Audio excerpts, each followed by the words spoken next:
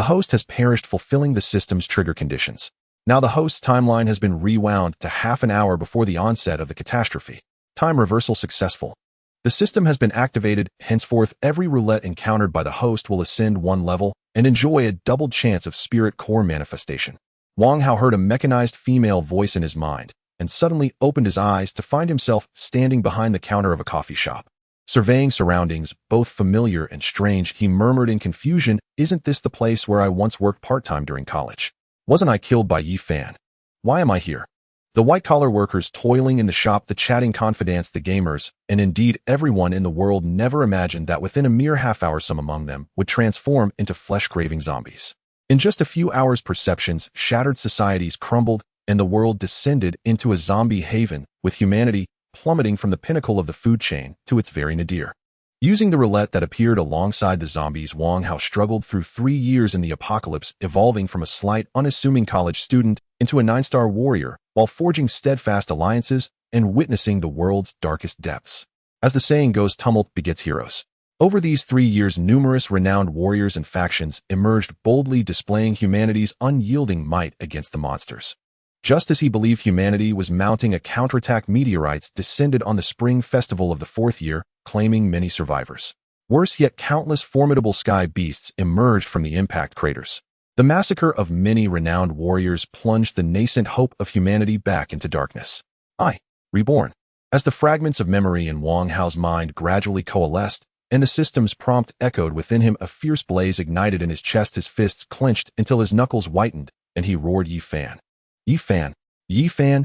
In the wake of the falling meteorite, Wang Hao's close comrade Yao Wang chanced upon intelligence that claimed to shatter the current level system and confer formidable power. Thus he and several friends set off towards the ruins to confront the sky beasts.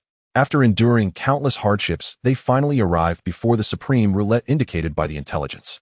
The group had dwindled from 7 to only Wang Hao, Yao Wang, and Yi Fan. Yet to their astonishment, on the roulette lay but a single reward, meaning only one could grow stronger. At that moment, Yi Fan, who had always exhibited affability, revealed his true colors by betraying Wang Hao and ruthlessly slaughtering Yao Wang before their eyes. He coveted the reward for himself. Hee. In a fit of raging bitter laughter, Wang Hao exclaimed, "Yi Fan really puts on an act. How else could he feign friendliness with us for over a year despite despising me and Yao Wang, exploiting us while leaving no trace of culpability? Impressive, truly impressive. But you could never have imagined that I have been reborn. In the humiliation you inflicted upon me, I shall repay tenfold. No, 100-fold. A work-study student who once shared a part-time job with Wang Hao, upon seeing his fearsomely distorted expression and incoherent mutterings, timidly asked Wang Hao, "What's wrong? Do you need me to ask our supervisor for a leave on your behalf?" Time was running out for Wang Hao. He needed to reach the closest roulette he knew before the disaster struck. But first he had to secure a weapon. Operating a roulette required a spirit core, and there was a certain chance that a zombie's head might yield one. Wang Hao removed his apron, stepped out to scan a shared bicycle road along the street for 3 minutes, until he found a hardware store where he purchased a grinder and a steel bar, asking the owner to sharpen one end to a fine point. Before leaving, he also bought a pair of work gloves to protect his hands from the steel bar's edge. Next came procuring supplies. In the early days of the outbreak, with zombies everywhere, and even armed warriors unable to survive outside, many were trapped indoors, and without pre-stock supplies they were doomed to starve. In his previous life, Wang Hao suffered such excruciating hunger that he once mistook other people's thighs for chicken drumsticks. Wang Hao dashed into the nearest convenience store, grabbed a conveniently bought backpack, and stuffed it with instant noodles, sausages, chicken legs, duck legs, self-heating rice, self-heating hot pot, and more, so much that the zipper nearly gave way. 15 minutes later, he emerged on the 2nd floor of an abandoned building. A few homeless individuals had made this place their home, some sleeping, others picking at their feet or scratching their backs. Upon seeing Wang Hao, they merely glanced at him, likely mistaking him for a homeless child or an inadvertent passerby. Wang Hao positioned himself where everyone could see, donned his work gloves, and swung the steel bar a few times as a test. He knew better than anyone that chaos would soon erupt among these homeless individuals. Someone might soon turn into a zombie, and on this very floor, an ordinary roulette that rotates once per spirit core might materialize from thin air. Wang Hao knew of the existence of a roulette here because in his former life a rogue named Wang had used such a roulette to build his own faction and seize the local resources. Later, through a chance encounter, Wang Hao joined a Wang's faction. It was then that he first discovered the wondrous phenomenon of the roulette. 4. Wang Hao glanced at his smartwatch as when the clock struck 1600 the world trembled violently, and the sky was bathed in a sanguine red hue. Two homeless individuals suddenly collapsed, convulsing and frothing at the mouth. Their skin rapidly lost its color as bluish veins turned black, while sharp teeth and claw-like fingernails revealed a beastly transformation. What the hell? What's wrong with them? Others leapt up in fright and dashed out in panic, glancing back at the two with grotesque visages, mistakenly assuming a sudden outbreak of illness and hurriedly pulling out their phones to call for help. Meanwhile, similar incidents occurred across the globe, even as those around carried on with their daily routines. Only Wang Hao was aware. They were nothing but sheer misfortunates. While others might at least struggle or even perish in the apocalypse, these souls were deprived of that chance altogether, having been singled out as the first to succumb to the zombie mutation. It feels truly unfamiliar. Suddenly I feel so weak. Clutching the steel bar tightly, Wang Hao's gaze burned with unyielding intensity. With the catastrophe only just beginning, and given his physical limits which might at best let him overpower a feeble, roughly 100-gene woman, his margin for error was minimal. He had to kill the zombies swiftly or risk a disastrous setback. Not to mention that the optimal moment to strike was when the two were mutation. In Wang Hao's experience, if they hadn't fully turned into zombies, the chance of a spirit core residing in their brains was nil. Roar! Roar! As Wang Hao contemplated the two, now fully mutated, convulsed upright, suddenly spitting as they charged toward everyone present. At that very moment, Wang Hao's gaze turned icy as with a swift lunge he hurled the steel bar, its sharpened tip plunging into the zombies' eye with ruthless precision. There is but one way to kill zombies: destroy their brains. At this stage, when one's strength is insufficient and the weapons are not sharp enough, targeting the zombie's eyes proves the most effective method. The zombie's eyeball was punctured by a piece of rebar, unleashing streams of dark, tainted blood. Yet it did not fall, though instead the assault only roused a fiercer, more savage rage. Damn! His strength waned. In his previous life, Wang Hao was a 9-star warrior whose skills ranked among the top 100. Even if one strike faltered, a swift kick could sweep a zombie off its feet. Wang Hao leveraged the momentum of a falling zombie to swiftly draw a rebar. Then, raising it high, he thrust it once more into the gaping wound of another zombie. One forceful stroke, twice, then a third time. Only after the third blow did the resilient zombie finally fall silent. Meanwhile, another zombie pounced on a vagrant, biting a huge chunk from his neck and spitting out several thin, blood-soaked arrows. The agonized shrieks it emitted sent onlookers into a panicked, frenzied descent down the stairs. Wang Hao remained remarkably composed. With one swift kick, he sent a zombie sprawling. As it roared and struggled to rise, a rebar abruptly impaled its eye, forcing it back to the ground. Perhaps due to the angle, Wang Hao needed only 2 forceful thrusts to dispatch the zombie. Huff! He exhaled heavily as he turned to gaze at the vagrant, now undergoing a grotesque transformation. Damn it! His physical condition was truly lacking. After slaying merely 2 zombies, he was already gasping for breath. The blood streaming from the vagrant's neck rapidly shifted from red to black, and with creaking joints it suddenly lunged at Wang Hao. He had prepared well in advance. Exploiting the rebar's length, he first pierced the zombie's eye, and after dispatching it, Wang Hao collapsed onto the ground. Gasping heavily, his breaths ragged and raw, he noticed that chaos had engulfed the outside world. Cries for help, screams, zombie roars, explosions, and clashing impacts melded into an unending, deafening cacophony. The once harmonious and beautiful world had in an instant descended into a hellish nightmare. Catching his breath, Wang Hao raised his rebar to batter a zombie's head, only to find that nothing but bone offered any resistance. Zombies do not invariably yield crystal cores. In a past life, someone had noted that the chance of a zombie producing a crystal core was roughly 10%, meaning only 1 in every 10 might do so. Such odds proved deadly in the early days of the apocalypse, when everyone was merely an inexperienced zombie slayer. Killing even 1 or 2 zombies demanded tremendous effort. For some struck by misfortune, even after slaying 10 zombies, not a single crystal core might appear. In his previous life, Wang Hao averaged 1 core for every 5 or 6 zombies, thus the failure of 1 was of little concern. He immediately moved to smash another zombie's skull. Sensing he had struck something hard, Wang Hao swiftly pried with his rebar, and a blood-stained gray crystal core tumbled to the ground. Fortune smiled upon him. Only 2 zombies had yielded a crystal core. Emboldened, he struck the final zombie's skull, and astonishingly, another crystal core emerged. He mused, "Are my hands always this bloody?" Out of merely 3 zombies, 2 crystal cores were procured. Wait. Wang Hao suddenly recalled the system triggered upon his rebirth, which mentioned that the crystal core drop rate was doubled. The reason for his blood-soaked hands was clearly the system's favor. This was exhilarating. While luck might allow others to obtain 1 core for every 3 or 4 zombies, Wang Hao needed only to dispatch 1 or 2. Not only did this save effort, but it also hugely elevated the efficiency of acquiring crystal cores. If the crystal core drop rate is truly doubled, does that imply that every wheel I encounter will be upgraded by one level? Upon that thought, even after 3 arduous years in the apocalypse, the unflappable Wang Hao couldn't help but get excited. The ordinary wheel had transformed into a 1-star wheel. From 1-star to 2-star, and then 2-star to 3-star. The progression might seem trivial, but higher-level wheels are exceedingly rare, with those above 6 stars, even guarded by formidable bodyguards. If the system feature were genuine, Wang Hao could establish a tremendous early advantage. It's just that I wonder, once the wheel's level changes, will the conditions for spinning also change? If they do change, then this feature would be rendered useless in the early stages. Only when months later opportunities for advanced crystal cores arise would it prove beneficial. Wang Hao scanned his surroundings. He noticed a gray ordinary wheel situated at his right rear. In the heat of slaying zombies, he hadn't even realized when it had appeared. The wheel was divided into 4 distinct sections: weapons, ordinary equipment, ordinary supplies, ordinary, and ordinary enhancement potions.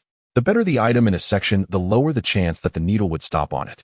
For instance, the finest enhancement potion only had a 3 chance, whereas the most trivial supplies boasted an 81 probability. Based on Wang Hao's hundreds of spins, he dubbed the odds penguin probability, seemingly 3, but in truth perhaps even lower. Just think about it. How many lifetimes must be sacrificed just to secure a potion? Moreover, the conditions for spinning the wheel escalate with each attempt. For instance, the first spin requires 1 crystal core, the second 2. The third spin demands 3 crystal cores. And so on. Wang Hao then approached the wheel and reached out to press the activation button, marked Gray Crystal Core X1. In an instant, the wheel transformed into a green 1-star version. The number of sections expanded from 4 to 8.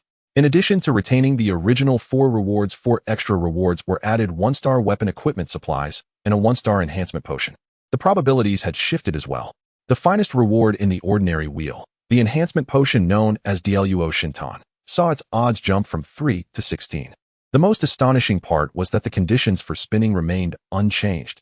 What does that mean? It signifies that Wang Hao could use a gray crystal core to spin the 1-star wheel. Absolutely astounding, Wang Hao exclaimed. Even though the 1-star monsters have yet to appear, I can already spin the 1-star wheel. At that moment, the system's voice resonated in his ear. Host, aside from you, no one else can see or spin the upgraded wheel provided by the system. Moreover, once the host moves beyond a 1-meter radius of the wheel, it reverts to normal. The wheel has returned to its normal level. The host will receive additional rewards upon promotion to 3 stars. Please continue your efforts. Others cannot see the upgraded wheel. This is excellent. The ability to elevate any level 1 wheel is utterly overpowered. If exposed, it would undoubtedly attract deadly consequences. Now Wang Hao was quietly amassing wealth on his own, and he was quite content. Let's see how lucky I am, he mused as he tossed a gray crystal core into the slot above the wheel's activation button, which suddenly burst into light. A 1-star wheel. Essentially, any result would do. Yet for Wang Hao at this juncture, the most beneficial prizes were undoubtedly the 1-star weapon, followed by the ordinary enhancement potion. A 1-star weapon would let him fell zombies as effortlessly as slicing through melon, and the potion could metamorphose his very being. Let me have a 1-star axe, Wang Hao declared as he pressed the activation button. The wheel's needle began to spin, gradually accelerating to a peak before decelerating and finally coming to rest on a particular section. Click. Then from the bottom of the wheel, a test tube filled with red liquid suddenly detached and fell. On the very first day of his rebirth, fortune smiled upon him. What luck! A single spin landed me a standard enhancement elixir. Wang Hao burst into unrestrained laughter and hurried to retrieve the vial, uncapping it before downing the entire dose in one swift gulp. The liquid dissolved on his tongue, transforming into a warm current that surged through his limbs and meridians. His height rose from 1.78 meters to 1.83. Flaccid flesh tightened into sinewy muscle, carving sharp athletic contours across his frame. His former kidney deficiency and muscular atrophy vanished entirely. Now his body thrummed with raw, uncontainable power, so potent he half imagined replacing oxen to plow entire fields. Wang Hao couldn't help but murmur in awe. After all, this was merely a Tier 1 roulette. The odds of landing a standard enhancement elixir here were deliberately high. On an ordinary roulette, the probability would plummet to a mere 3%, meaning even with exceptional luck it might take 10 or more gray crystals to yield the same result. The chaos outside has just begun. Now's the perfect time to venture out and gather some crystal cores. Wang Hao noticed the prompt above the roulette's activation button had changed to Gray Crystal 2. After a moment's contemplation, he turned and strode away. Just before descending the stairs, however, he paused, glanced back, and found the roulette had reverted to its standard configuration. Yet the standard enhancement elixir he'd won remained firmly in his possession. Damn, A surge of shock and elation flooded his mind. He had vastly underestimated the system's capabilities.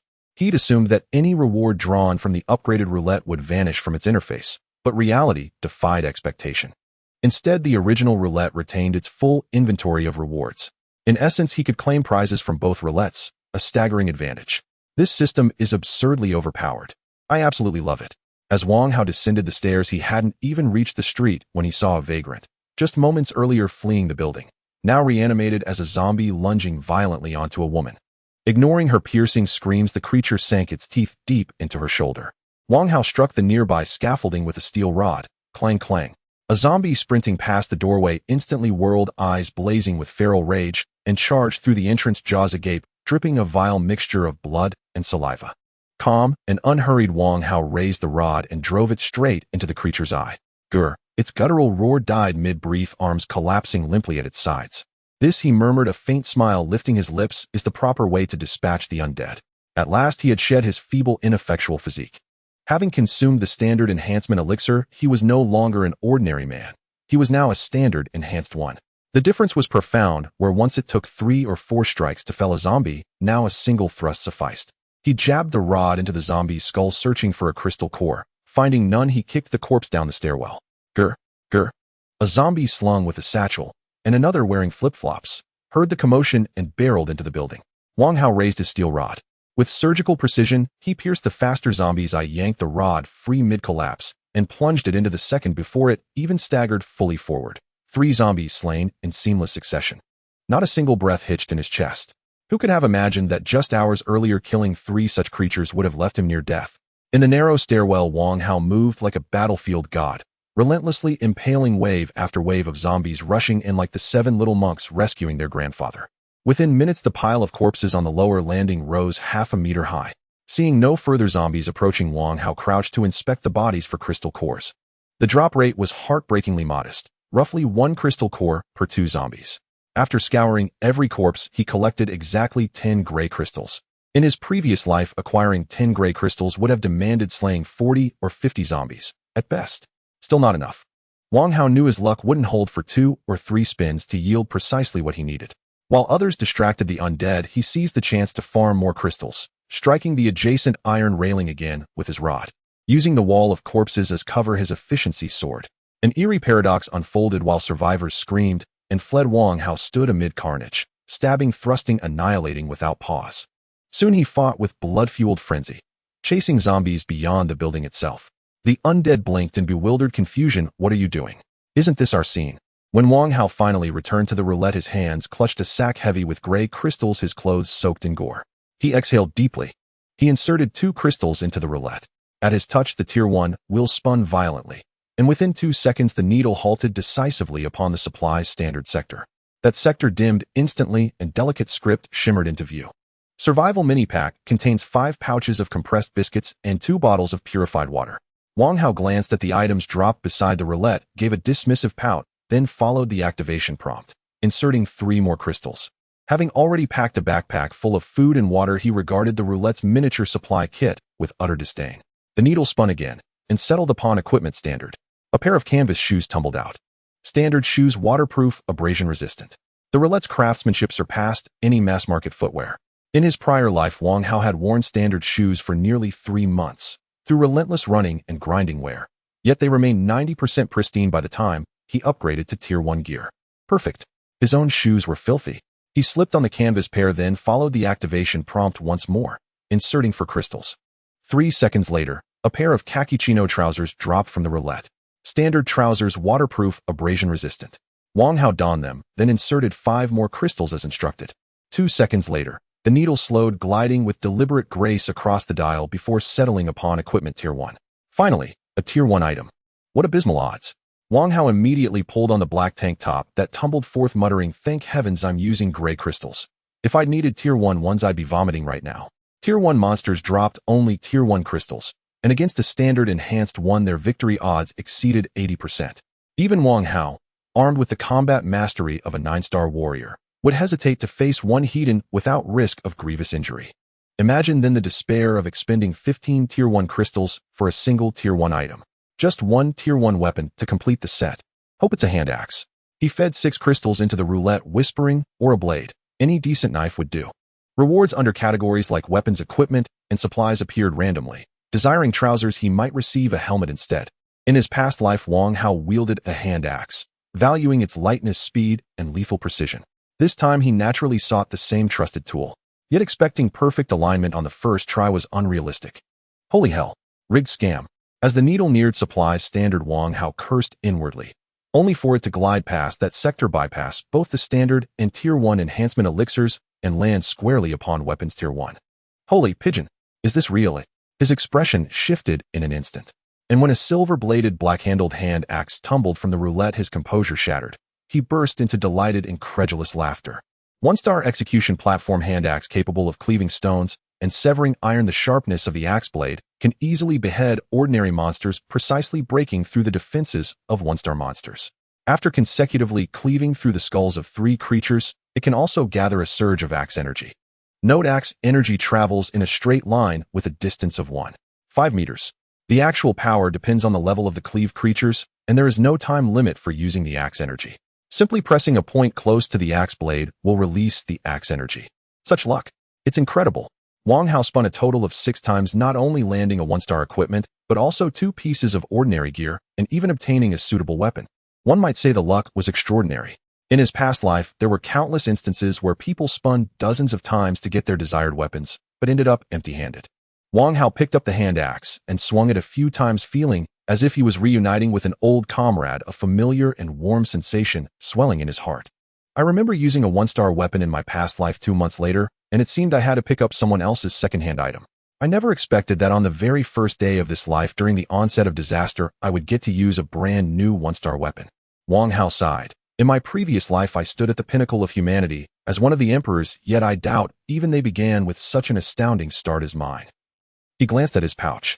There were still about 11 crystal cores left. He had everything he wanted. Continuing to spin the 1-star roulette would yield at most 1 more turn, which was not cost-effective. It was better to take advantage of his current good fortune to spin the ordinary roulette. Even if he didn't get an elixir, obtaining some supplies would still be beneficial. Items like a large-capacity power bank or mobile Wi-Fi would be quite practical. Of course, if luck favored him, getting a bottle of enhancement potion would be a windfall. It is known that enhancers have a foundational potion concept. The better the foundation, the more outstanding one's physical qualities would be among peers. If one managed to keep up with skills and experience, they could even fight above their level. The maximum limit is 10 potions per level. In his previous life, Wang Hao was unaware of this concept and lacked the means to build a strong foundation. At that time, he was just happy to have a single potion. In this new life, he possesses a unique advantage, so he must strive to maximize the foundation of every level. In the past, I encountered peers who had a foundation of 3 potions, and under similar skills and equipment, I was almost completely dominated by them. That was truly unbearable. I also want to enjoy the experience of dominating my peers. Wang Hao stepped back, allowing the 1-star roulette to revert to the ordinary roulette. He tossed the crystal cores from a distance, using steel rods to activate the roulette, allowing him to avoid touching it, and thus double his rewards from the roulette. By the way, does this count as a bug exploit?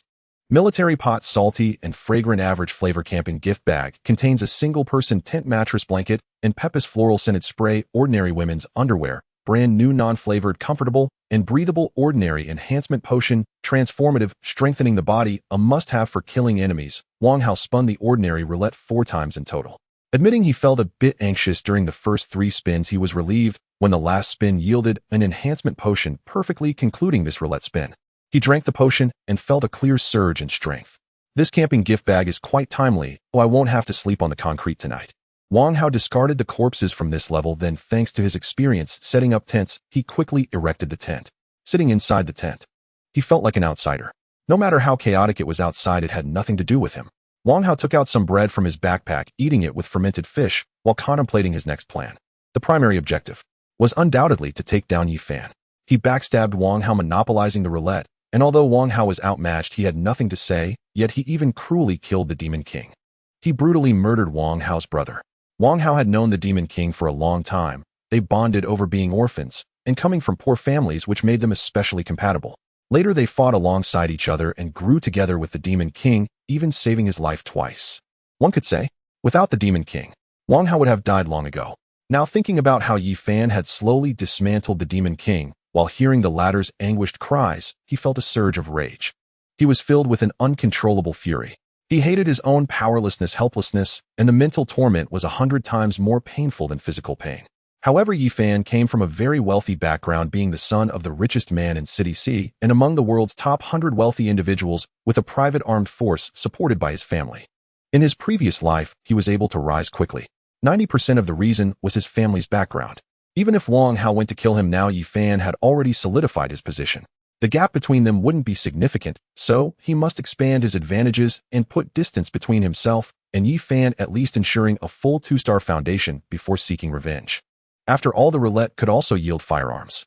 Yifan's subordinates would each need a firearm, and when dozens of guns were aimed at Wang Hao, he wouldn't have enough strength to counter them. What could he do? Throw himself to his death. I do know the locations of many high-level roulettes, but without the corresponding level of Crystal Core's ID, just be staring blankly if I went there. Wait a minute. Wang Hao suddenly recalled a rumor from his previous life and pondered. Someone claiming to be a friend of the Lucky Empress among the 4 emperors once drunkenly revealed that the reason the Empress could always spin the roulette for good items was because she has a lucky ring. She mentioned where the ring is. Where? Wang Hao racked his brain.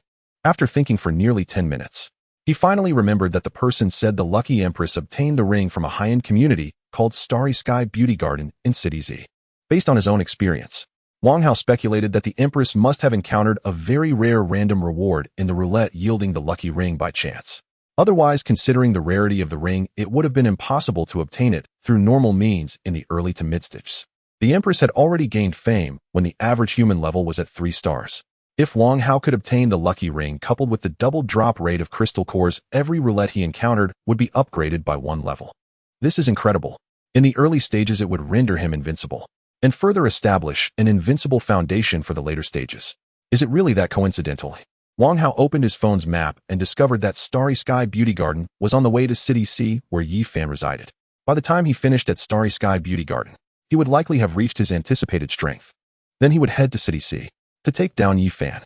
While Wang Hao was deep in thought, he suddenly heard footsteps and heavy breathing from below, followed by 3 men scrambling up the stairs. It's him. Wang Hao squinted. Among the 3 men, he recognized 2. One of them, a young man in a floral shirt and beach shorts wearing silver hoop earrings, was Wang, the first leader Wang Hao had followed, who established his power through the roulette here and monopolized the resources of this area. The fierce-looking man beside him was his cousin, known as De Zhuang. Wang Hao had a very poor impression of both, as a Wang liked to paint a rosy picture for others while getting them to work hard, only giving them a bit of the rewards. De Zhuang, on the other hand, liked to flaunt his authority in front of others, having his subordinates clear the way for him, while he remained in the middle. So it's a student from our school. Director Li stared at the backpack behind Wang Hao, sensing it likely contained food, murmuring, "It seems he knows a lot. We can ask him to guide us later." Wang Hao transformed the roulette into a 1-star roulette and began to insert crystal cores. Common strengthening potion. Common strengthening potion. Wow. Is the output rate of this roulette so high? After 2 spins, he got 2 bottles of potions. Vitality cookie, 1 star, below 2 stars. Eating 1 can eliminate fatigue and restore stamina to its best state. Powerful spinach dry, 1 star, strength increased by 50 for 15 minutes. Common vest. 1 star, strengthening potion. Common strengthening potion. Common shoes and socks. Common stockings, black. Wang Hao spun a total of 9 times, consuming 45 gray crystals with 16 remaining. He was quite lucky this time, obtaining 3 bottles of common potions, 1 1-star potion, and cookies that were very useful in actual combat. Wang Hao glanced at the gray crystals in his hand and decided to spin again. Common dagger. All right, I thought I could get another potion. Wang Hao stepped back and reverted the 1-star roulette back to the common roulette, throwing in a crystal core from a distance. Camping starter pack. Common strengthening potion. Common green hat. To live well, 1 must wear a bit of green on their head. Feeling comfortable, he got a bottle of common potion after just 3 spins. Moreover, he also got a camping starter pack, which resolved where he would sleep tonight. However, this green hat was somewhat eye-catching. There's too much stuff. The ordinary backpack can't meet my needs. I wish I could get a 1-star backpack instead. Wang Hao opened his bag to organize the rewards, while Director Li and others watched his every move. Suddenly enlightened, they realized that's how the roulette works. They had studied the roulette, but only knew it could produce rewards. They didn't understand how to activate it nor where to obtain the crystal cores. Let's go over there. Director Li led the group toward Wang Hao. However, Zhang Mingyao did not follow. She walked toward the plastic chairs outside and sat down, only to see Li Zhenxin sitting beside her. Mingyao, what's wrong? Nothing. Zhang Mingyao replied coldly. He doesn't look like a person who is easy to talk to. I've never asked anyone for anything since I was a child.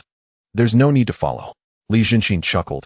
It should be just these 2 days. Whether your family and my family can come to rescue us, we'll have a reply soon. Although the probability is high, if not, I'll go out to kill zombies and find food to come back. With me around, there's no way I'll let you suffer even a little. Li Jinxin liked Zhang Mingyou's cold demeanor, feeling that no woman he had ever met could compare to even 1/10 of her.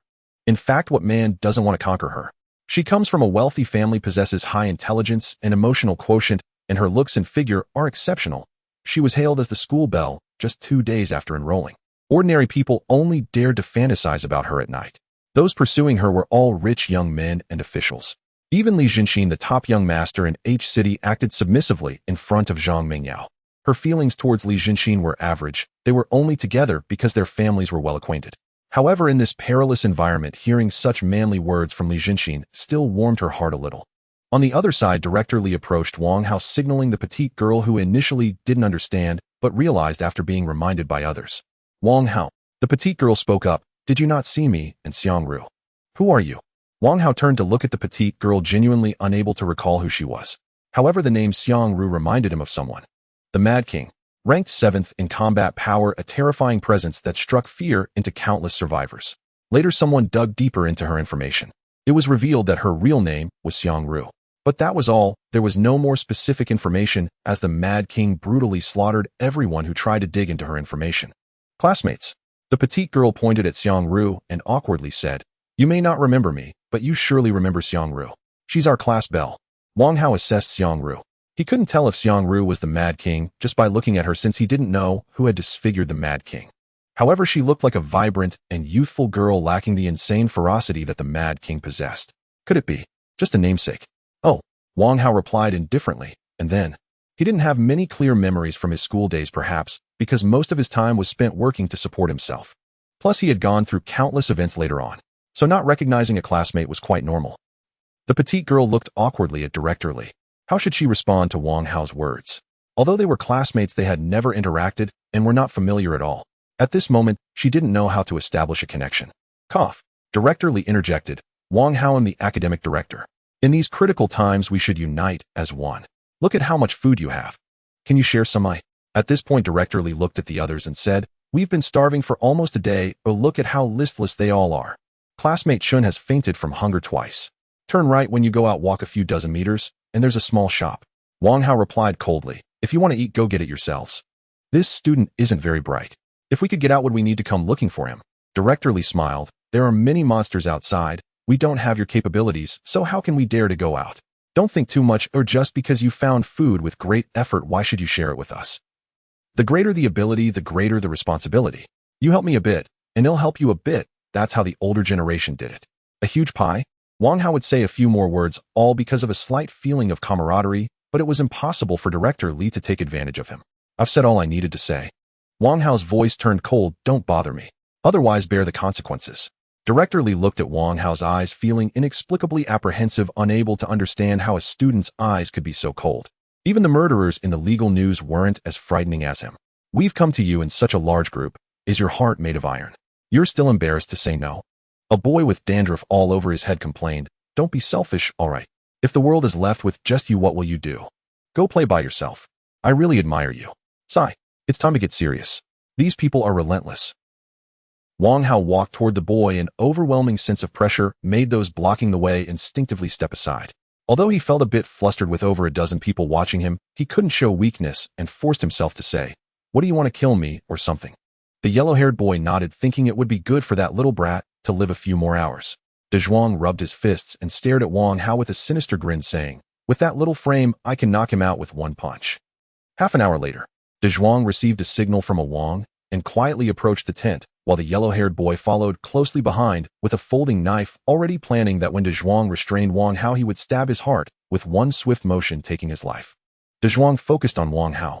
Suddenly, like a hungry tiger pouncing on its prey, he lunged forward, but at that moment De Zhuang was startled to see Wang Hao open his eyes, looking nothing like someone who was asleep. The smile curving up on Wang Hao's lips sent chills down De Zhuang's spine. This is bad. It's a trap.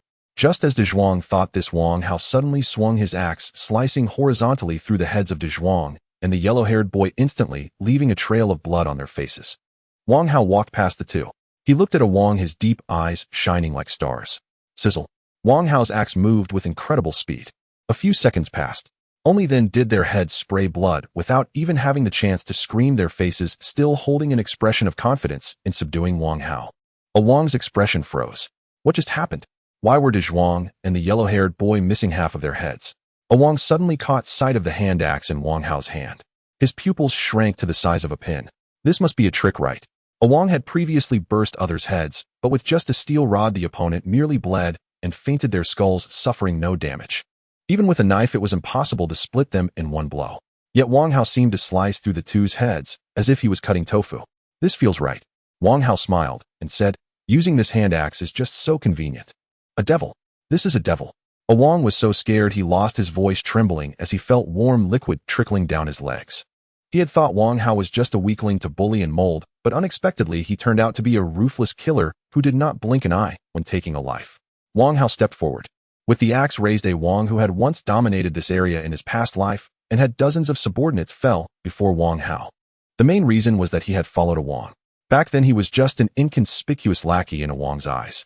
Wang Hao returned to the tent where 3 corpses were still bleeding outside, yet he lay down and fell asleep as if he were an outsider. There wouldn't be many more days of such peaceful sleep.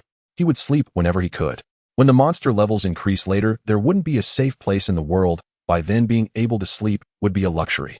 The next day, after finishing breakfast, Wang Hao shouldered his supplies and stepped over the pile of corpses. Today, the number of zombies on the street was nearly half of what it was yesterday. About 20 to 30, it seemed. There's a roulette on the 3rd floor of Nku apartment. I forgot which room exactly. Wang Hao walked quietly along the wall, following the phone navigation to his destination. Most monsters are very sensitive to sound, and if one doesn't know how to be quiet while moving outside, even 10 lives wouldn't be enough. So in the later stages of the apocalypse, everyone became a killer. Moving silently was more ghostly than a ghost. There were even experts who could hear the sound of organs beating. As Wang Hao was about to pass an intersection, he stopped and watched a zombie with a computer bag lowly roar as it walked out of the passage. He raised his axe. He split the zombie's skull. Wang Hao suddenly noticed a gray crystal entangled in nerve fibers, and with a flick of his hand axe, the gray crystal was smoothly extracted from the zombie's head, tracing a parabolic arc in the air before landing in his hand. Having a proper weapon makes a real difference. With the same physical strength, he needed 1 second to kill a zombie with a steel bar yesterday, but today, using the hand axe, he killed and extracted the crystal in just half a second. Wang Hao took off the zombie's backpack, emptied all its contents, and opened his own bag to store the crystals. He continued to move forward. On the way, he specifically hunted down solitary zombies. By the time he reached his destination, he had collected a total of 24 gray crystals. He entered Nku apartment and suddenly heard a series of low growls coming from the fire escape, and he pushed the door open.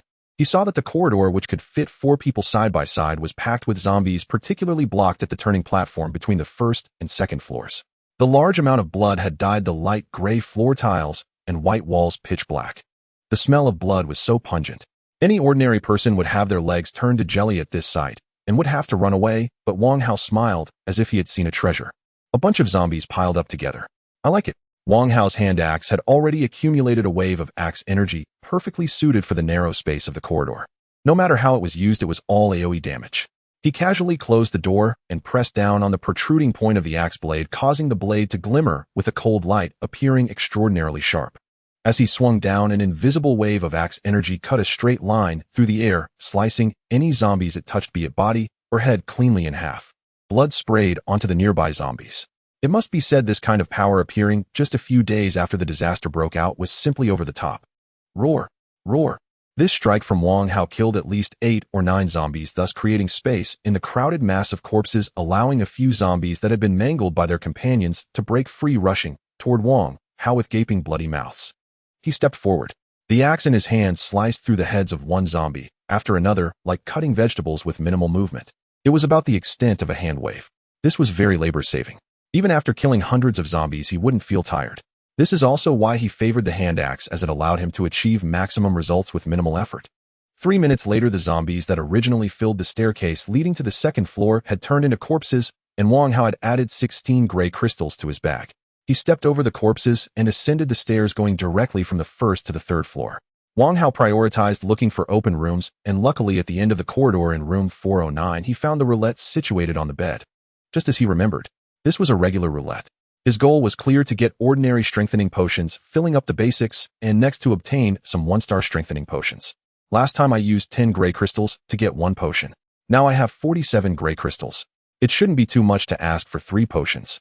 Wang Hao touched the roulette and the layout and rewards on it instantly changed. Following the prompts, he inserted the crystals. 30,000 mAh power bank. Ordinary strengthening potion. Normal shoes. Raincoat. 1-star strengthening potion. 1-star black rhinoceros pants. Men's pants. High defense, great resilience, resistant to scratches, waterproof and bulletproof, essential gear for outdoor adventures. Ordinary strengthening potion. Super strong antibiotics medicine. Wow, today's luck is quite good. Most of the rewards he received were useful to Wang Hao. Wang Hao put on a 1-star black rhino pants paired with a 1-star shirt. As long as he protected his head, it didn't matter how close the zombies got. Continuing to gamble with the 1-star roulette was meaningless, as there were many areas in the 1-star roulette making it unlikely for him to land on the desired reward. It would be better to spin the ordinary roulette. Even if it was a free chance, at least he could spin it 4 times. Wang Hao stepped back, letting the 1-star roulette revert to the ordinary one. He tossed the crystal cores into the air. Ordinary triangular pants. 10-meter phone charging cable. Portable electric fan. Ordinary strengthening potion. 47 gray crystals turned into 3 bottles of ordinary potions, 1 bottle of 1-star strengthening potion, and 1-star equipment, along with several small rewards. This round was a huge profit. Wang Hao's basic luck was not bad. If he truly obtained the lucky ring, the frequency of his grand meals would be frightening. The feeling of becoming stronger is truly exhilarating. Wang Hao drank 3 bottles of ordinary strengthening potion in succession, exhaling with satisfaction, feeling energy surging throughout his body. He tried throwing a few punches. Each punch pierced through the air fast as a gale. No wonder he used to be overwhelmed by ordinary survivors with just 3 bottles of potions. Now with 5 bottles of basic potions, he was already quite close to 1-star level, significantly stronger in all aspects compared to when he only had 1 bottle. The next destination is... Wang Hao glanced at his phone memo and murmured, Yunfan tennis court. He could have used a roulette to grind for potions, but the efficiency of finding a new roulette was higher given the low drop rate of crystal cores. The old roulette required 8 crystal cores for a single spin.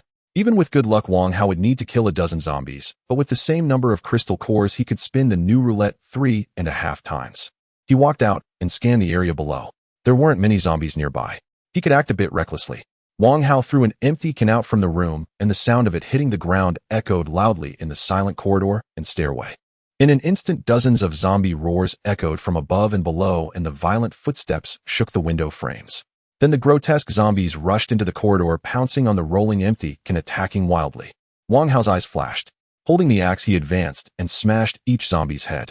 1 by 1 gray crystals shot out with the gushing foul blood, tracing small arcs in the air as they fell into Wang Hao's open backpack. Zombies were truly not weak. They were fearless and violent, with the passive ability to injure and infect. Humans would be wary of this passive ability when facing zombies, often restraining themselves. Achieving 7 out of 10 in their full strength was already impressive. Now they seemed weak. It was simply because Wang Hao was too strong, capable of kicking a zombie several meters away, and his focus was solely on the zombies' heads. Often the zombies hadn't even made a move before their heads were half gone. On the 4th floor of the building opposite the apartment, a chubby boy happened to witness Wang Hao's massacre, waving his hand back in shock, stuttering, Sister, come quickly, come see this." "I don't want to see it." The long-faced girl slumped on the sofa weakly replied, "I haven't eaten for almost 2 days. If I see those bloody, disgusting scenes, I might throw up my bile." "Oh, why hasn't the rescue arrived yet?" "Someone is killing zombies," the chubby boy said anxiously. "Don't be silly." The long-faced girl waved her hand, saying, "I've seen how powerful zombies are. Their sharp teeth alone can scare someone to death. At this time, if someone dares to go out, I think he's impressive, fearless, full of guts, let alone killing zombies. If there really is such a strong person, I could kneel before him." Those still alive were gripped by the fear of being dominated by zombies, and if there were any cracks in the ground nearby, they would quickly want to hide in them. They didn't even dare to glance outside, fearing that a zombie might jump into their home. Someone is killing zombies. Only a fool would believe that. "Come see for yourself." The chubby boy eagerly wanted to share his shock, pulling the long-faced girl to the balcony. She lethargically followed the direction pointed by the chubby boy. Her beautiful eyes widened in surprise. At that moment, Wang Hao was killing a zombie with each step. The exceptionally sharp hand axe easily chopped off half the head, and the thick, foul blood splattered on him without making him blink. There really is someone killing zombies. Moreover, it's an even more perverse slaughter. Who exactly is the monster? The long-faced girl exclaimed, how can this possibly be a human? Not just the two siblings. Others who could see Wang Hao's rampage were equally stunned, unable to believe that someone could be so formidable. What kind of axe does he have? Chopping a zombie's head is like chopping tofu, it splits open in one stroke. Or is it that zombies lack calcium? He seems not to be human. Uncertain, let me keep watching. Ugh, he's so impressive, ugh, so disgusting. Wow, while we are hiding, he is out there killing zombies directly. I'm impressed. Ugh, why do I feel like I could do it too? On the 5th floor of the building diagonally across from the apartment, a strong man with glasses stood behind the door, holding a stick with a small knife fixed at the top, taking deep breaths. After seeing Wang Hao's rampage against the zombies, his confidence surged, thinking that if Wang Hao could do it, he could too. After all years of bodybuilding wasn't for nothing. When I go out later, I can't panic when I encounter zombies, as stabbing their eyes should be enough to kill them. The glasses man prepared himself mentally, cautiously opened the door, and just as he was about to peek out, the door was suddenly slammed open by a zombie. It bit down on the glasses man's shoulder. The fierce roar seemed to say, are you taking deep breaths at the door? Am I deaf? Wang Hao was unaware that someone was watching him. At this moment, he rushed from the corridor to the stairway. Seeing a horde of zombies pushing their way up, he pressed down on the protruding point of the axe's blade and suddenly unleashed a cold, fierce axe energy. All the zombies in a straight line were split in half.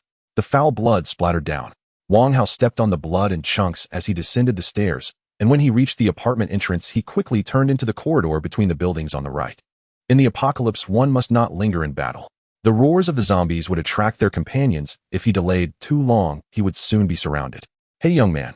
As Wang Hao passed a 3-story building, a plump ant on the 2nd floor balcony saw him and exclaimed with a bright look, you're brave. It's so dangerous outside, yet you dare to walk out. Come save me. Let's go together. Wang Hao didn't even turn his head and continued on his way.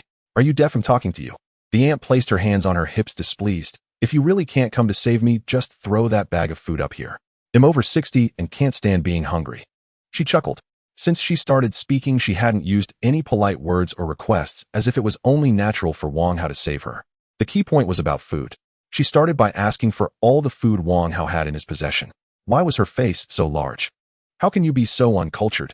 The ant, having received no immediate response from Wang Hao, pointed at him and scolded, don't your parents care about you? Or are you one of those who was born but not raised? Forget it. If it's going to be troublesome, then so be it. Wang Hao's eyes suddenly turned cold as he turned around, breaking the lock on the iron gate of the small courtyard, and with another swing of the axe, he smashed the door lock. What are you doing? Hey, who let you in? Do you believe I will report you? The ant exclaimed in shock as a horde of zombies surged into the passage, flooding into her yard, screaming, ah, quick, close the door. Respecting the elderly and cherishing the young is a traditional virtue. However, some elderly people have been spoiled, taking the kindness of others for granted, and as soon as someone treats them poorly, they immediately turn hostile. At this moment, the zombies that rushed into the small building split into 2 groups. One group chased after Wang Hao, who had run up to the rooftop, while the other group followed the sound and charged into the 2nd floor. The ant couldn't even run fast enough and was quickly knocked to the ground by several zombies, her piercing screams temporarily overpowering the groans of the undead. Blood gushed forth violently. Wang Hao, having reached the edge of the rooftop, leaped down. This small building was several meters high. A regular person would have fallen straight down. They would either die or be crippled. If others saw Wang Hao's actions, they would surely think he was panicking, but don't forget Wang Hao was an enhancer. Upon landing, he paused for just a moment before scaling the wall and moving on. His legs didn't even feel numb. Bang, bang, bang. The zombies that chased out from the rooftop followed Wang Hao closely and crashed down onto the concrete ground, creating a series of loud thuds. The unluckiest were those who jumped first. Those who jumped later crushed them into a pulp. Wang Hao took advantage of the jump to shake off the horde of zombies, reaching the Yunfan Tennis Center located about 400 to 500 meters away by 5:30 in the afternoon. Upon getting closer, he discovered that the door of the tennis center was locked. There was also a fat man sitting against the wall nearby. At that moment, he noticed Wang Hao and hurriedly grabbed a nearby tennis racket, standing up nervously while staring at Wang Hao. Is he human or a monster? If he's human, he's covered in blood with a terrifying gaze, but if he's a monster, he's surprisingly quiet. Not like zombies that scream and shout, clawing at the air.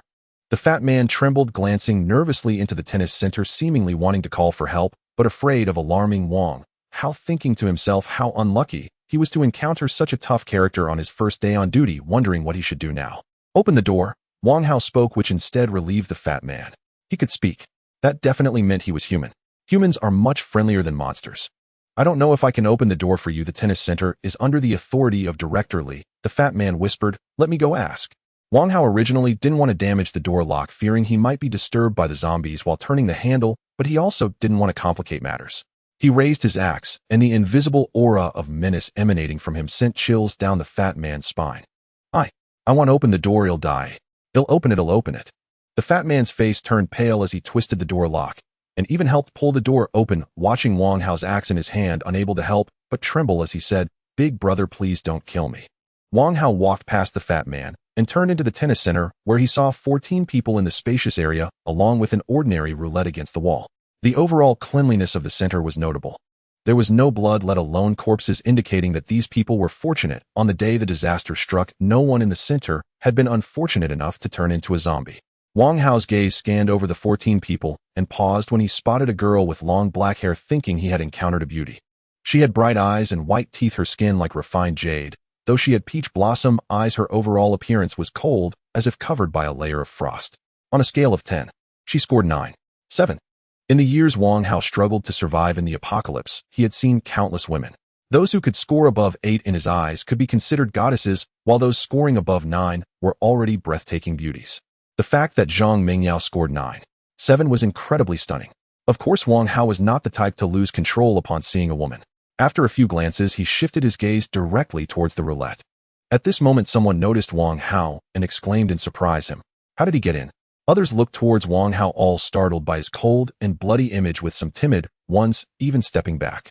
Is he human or a ghost? So terrifying. Fat man. A tall and handsome youth standing next to Zhang Mingyao glared at the fat man at the door and said, Who let you casually let someone in? The fat man looked elsewhere, remaining silent. He thought to himself that Li Jinxin could talk without feeling the pressure. Why didn't he try to confront him? Just facing him made him anxious. The moment Wang Hao raised the axe, he suddenly felt as if he was facing a titan.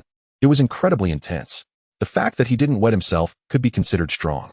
Oh, a petite and quiet girl exclaimed in surprise, Isn't he Wang Hao? How did he become like this? It feels like he's changed into a different person. I didn't even recognize him when I first saw him. The serious-looking Director Lee asked, Do you know him?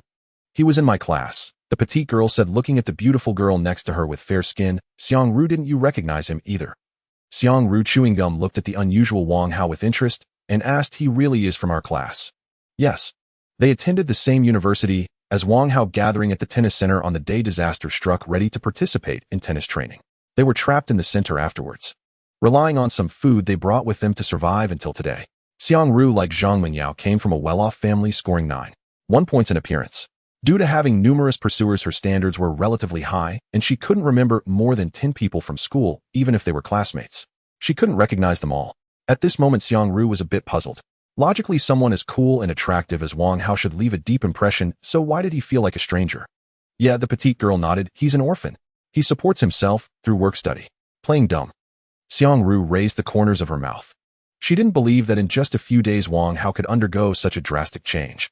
Therefore, his ordinariness in school must have been an act, and she couldn't help but grow curious about whether Wang Hao was a killer, was working and studying a cover for contract killing, going abroad as a mercenary during summer and winter breaks. Others were shocked to learn that Wang Hao was a student from their school. They were surprised as, aside from his youthful face, he exuded a cold and steady aura, making it hard to see any resemblance to a student. The difference is huge. He seems reliable, though people are afraid of comparisons. When compared to them, it's like, well, never mind. The girls recalled those boys, thinking back to the day the disaster struck, when they were so frightened their faces turned pale, almost crying out for help, and how they were reluctant to take turns standing guard at the door. In contrast, Wang Hao dared to move outside alone. Looking at the blood on him, he was very likely to have killed zombies. Sigh. One can only say that without comparison there's no harm. So it's a student from our school. Director Lee stared at the backpack behind Wang Hao, sensing it likely contained food, murmuring, It seems he knows a lot. We can ask him to guide us later. Wang Hao transformed the roulette into a 1-star roulette and began to insert crystal cores. Common strengthening potion. Common strengthening potion. Wow. Is the output rate of this roulette so high? After 2 spins, he got 2 bottles of potions.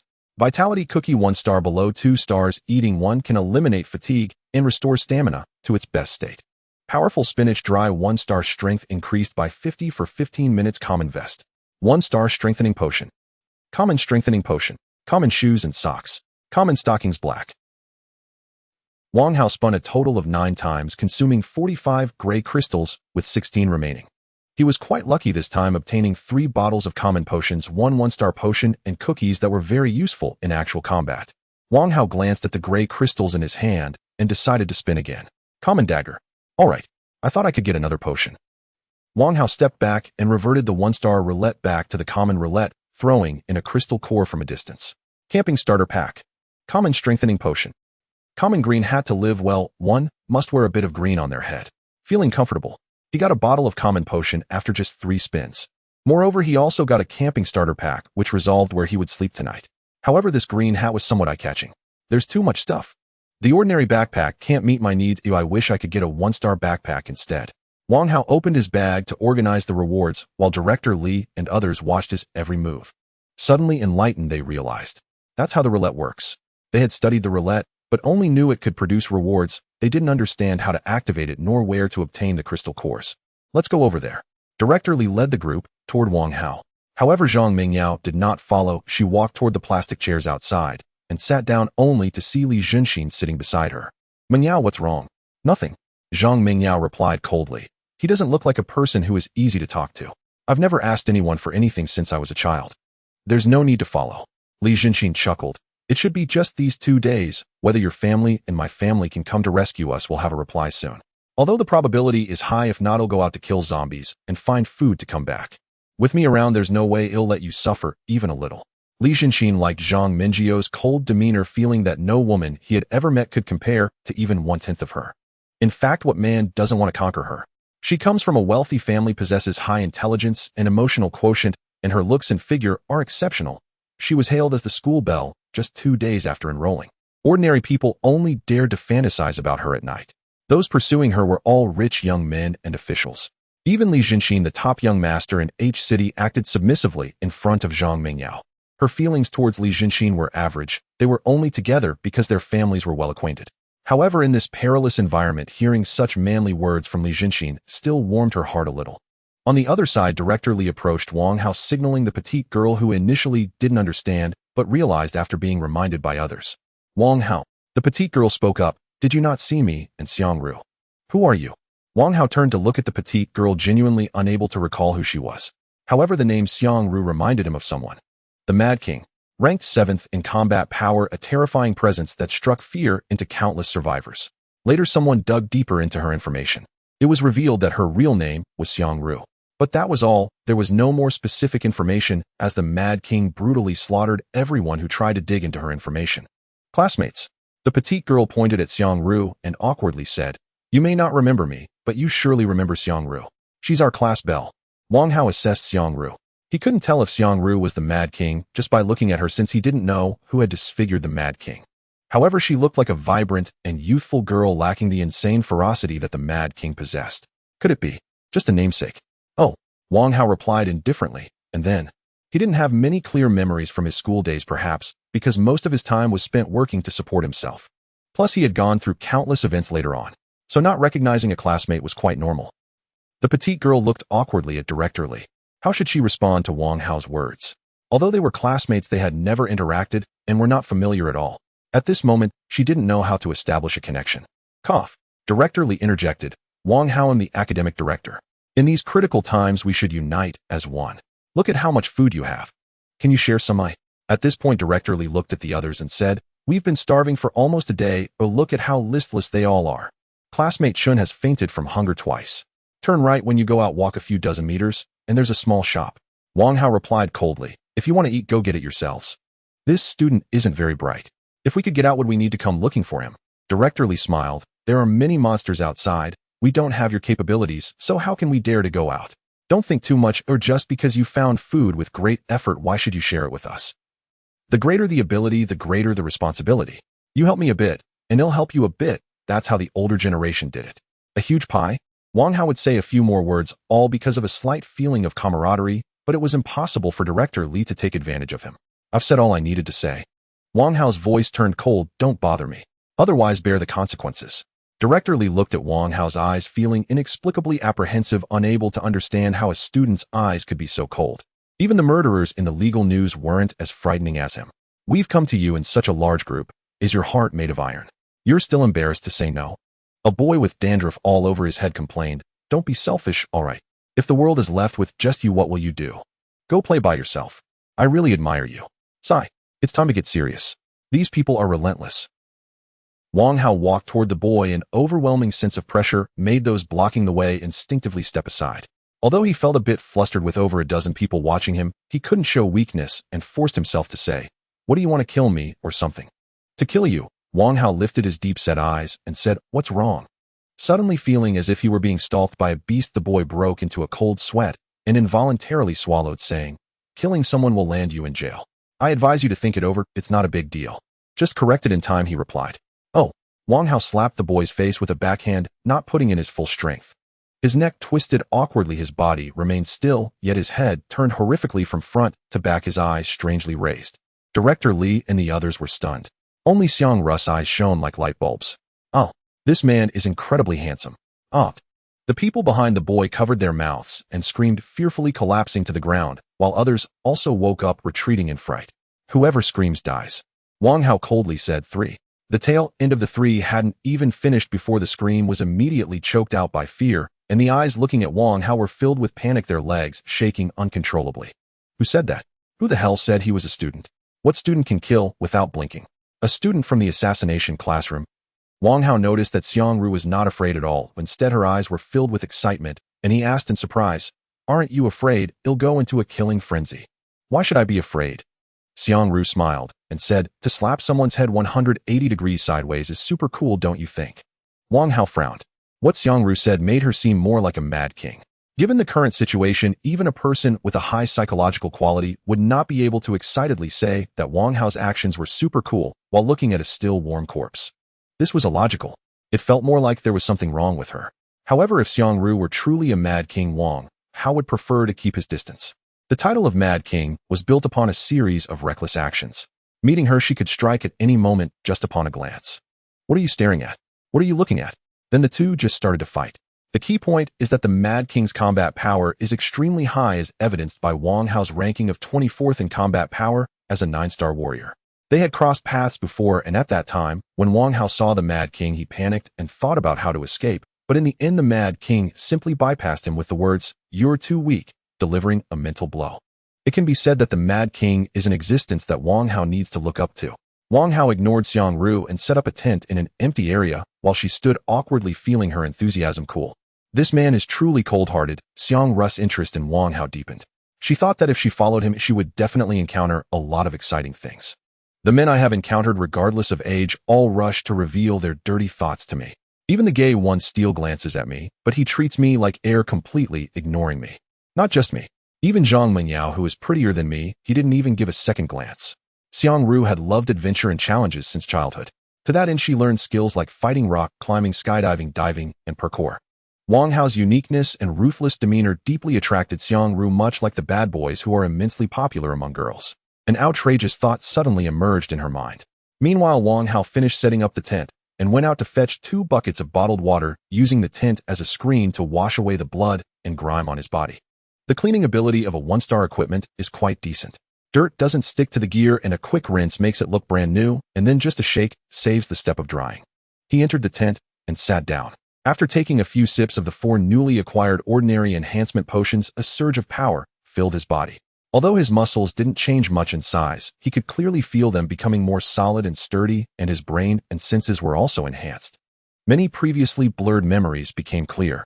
He looked at the people several dozen meters away and could see one boy's distinct hair, and he could even hear them whispering, their voices so soft that if one didn't get within half a meter, they wouldn't be able to make out the words. He must be possessed by a ghost. How can a person have that much strength to turn someone's head with a single punch? Is he going to kill us? I'm so scared. The chubby guard at the door felt his heart pounding and exclaimed, I knew he was extraordinary. Just that one look of his can create an almost suffocating sense of oppression. Anyone who has experienced it would feel scared, and yet they ask why I let him in. As if I had a choice. How lucky I am to be clever, or I would be dead right now. Including the ones I've had before, Wang Hao has already consumed 9 bottles of ordinary enhancement potions. If I can go out tomorrow and collect some crystal cores, and then spin out another bottle of ordinary potions from the roulette, I'll be able to max out my ordinary enhancement foundation. The concept of maxing out the foundation was proposed by one of the emperors among the 1 emperor and 4 kings. At that time, he was already a 7-star warrior. According to the average combat power of people back then, it meant that only starting from 3 stars could someone reach a maxed-out foundation, but Wang Hao was still an ordinary person and was almost reaching maxed-out ordinary foundation before even becoming a 1-star warrior. In terms of combat power, he could match any unclassed 1-star warrior. This is quite terrifying. One must understand that the barriers between levels are quite evident and the differences are significant, with few being able to fight above their level based solely on their own qualities. At the latest by the day after tomorrow, I can max out my ordinary foundation and then rush to City Z to pocket the lucky ring early.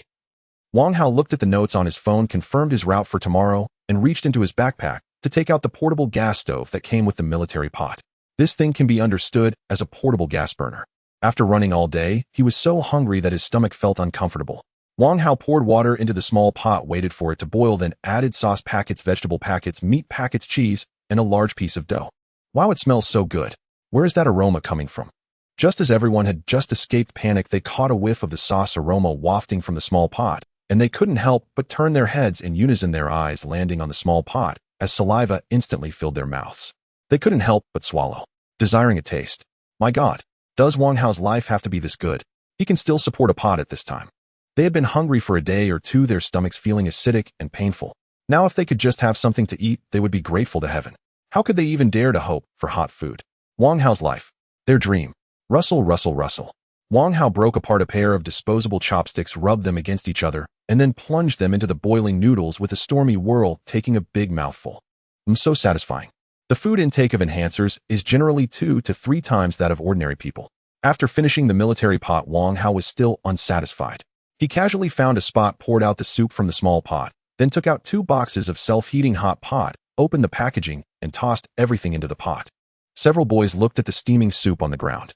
Unable to control themselves, they licked their lips. It's over. Why do I want to go lick a spoon? A few of them were on the verge of tears, thinking to themselves, I'm so hungry. If only Wang Hao would give me a bite, I'd even call him dad. He's just showing off. We have nothing to eat, but he does, flaunting his capabilities. Zhang Mingyao frowned. The scene of Wang Hao killing that man greatly impacted her. She couldn't understand why, after gaining power, he had to be so aggressive. Even if he didn't want to help others, there was no need to kill, right? Suddenly Zhang Mingyio's phone vibrated in her pocket. She took it out and opened the message, her beautiful eyes brightening. There's news. It says someone will come to rescue us tomorrow morning. We need to be prepared and not shout too much when the time comes. Finally, news has arrived. Li Zhenxin glanced at Wang Hao and smiled. It's a relief. I won't have to stay with this murderer any longer. Zhang Mingyao lightly nodded. She just wanted to distance herself from Wang Hao, this ticking time bomb. The night grew deep. In the gym, a pin drop could be heard. Wang Hao, who had been asleep, suddenly opened his eyes and grabbed a hand axe, watching as Xiang Ru approached stealthily. She realized she had been discovered and exhaled, saying, how can a poor student have such a keen sense of vigilance? I held my breath to come over. I hadn't even gotten close before you noticed me. Wang Hao sat up and asked, what do you want to express? You're a killer hiding behind the identity of a student, or a master descending from the mountain, right? Xiang Ru chuckled. I once encountered martial artists skilled in lightness skills while climbing remote mountains. Xiang Ru was truly unique. While others kept their distance from Wang Hao, she eagerly sought to approach him. I don't really want to hear your nonsense. Wang Hao said coldly, you can leave. Xiang Ru bent down and entered the tent. Wang Hao raised his hand axe, resting it across her pale neck, squinting and saying, you don't think I wouldn't kill a woman, do you? Xiang Ru was not afraid and smiled back. Her body trembled, but it wasn't from fear, it was from excitement, clearly enjoying the feeling of standing on the edge of danger. Madwoman. Wang Hao was certain that Xiang Ru was the crazy king.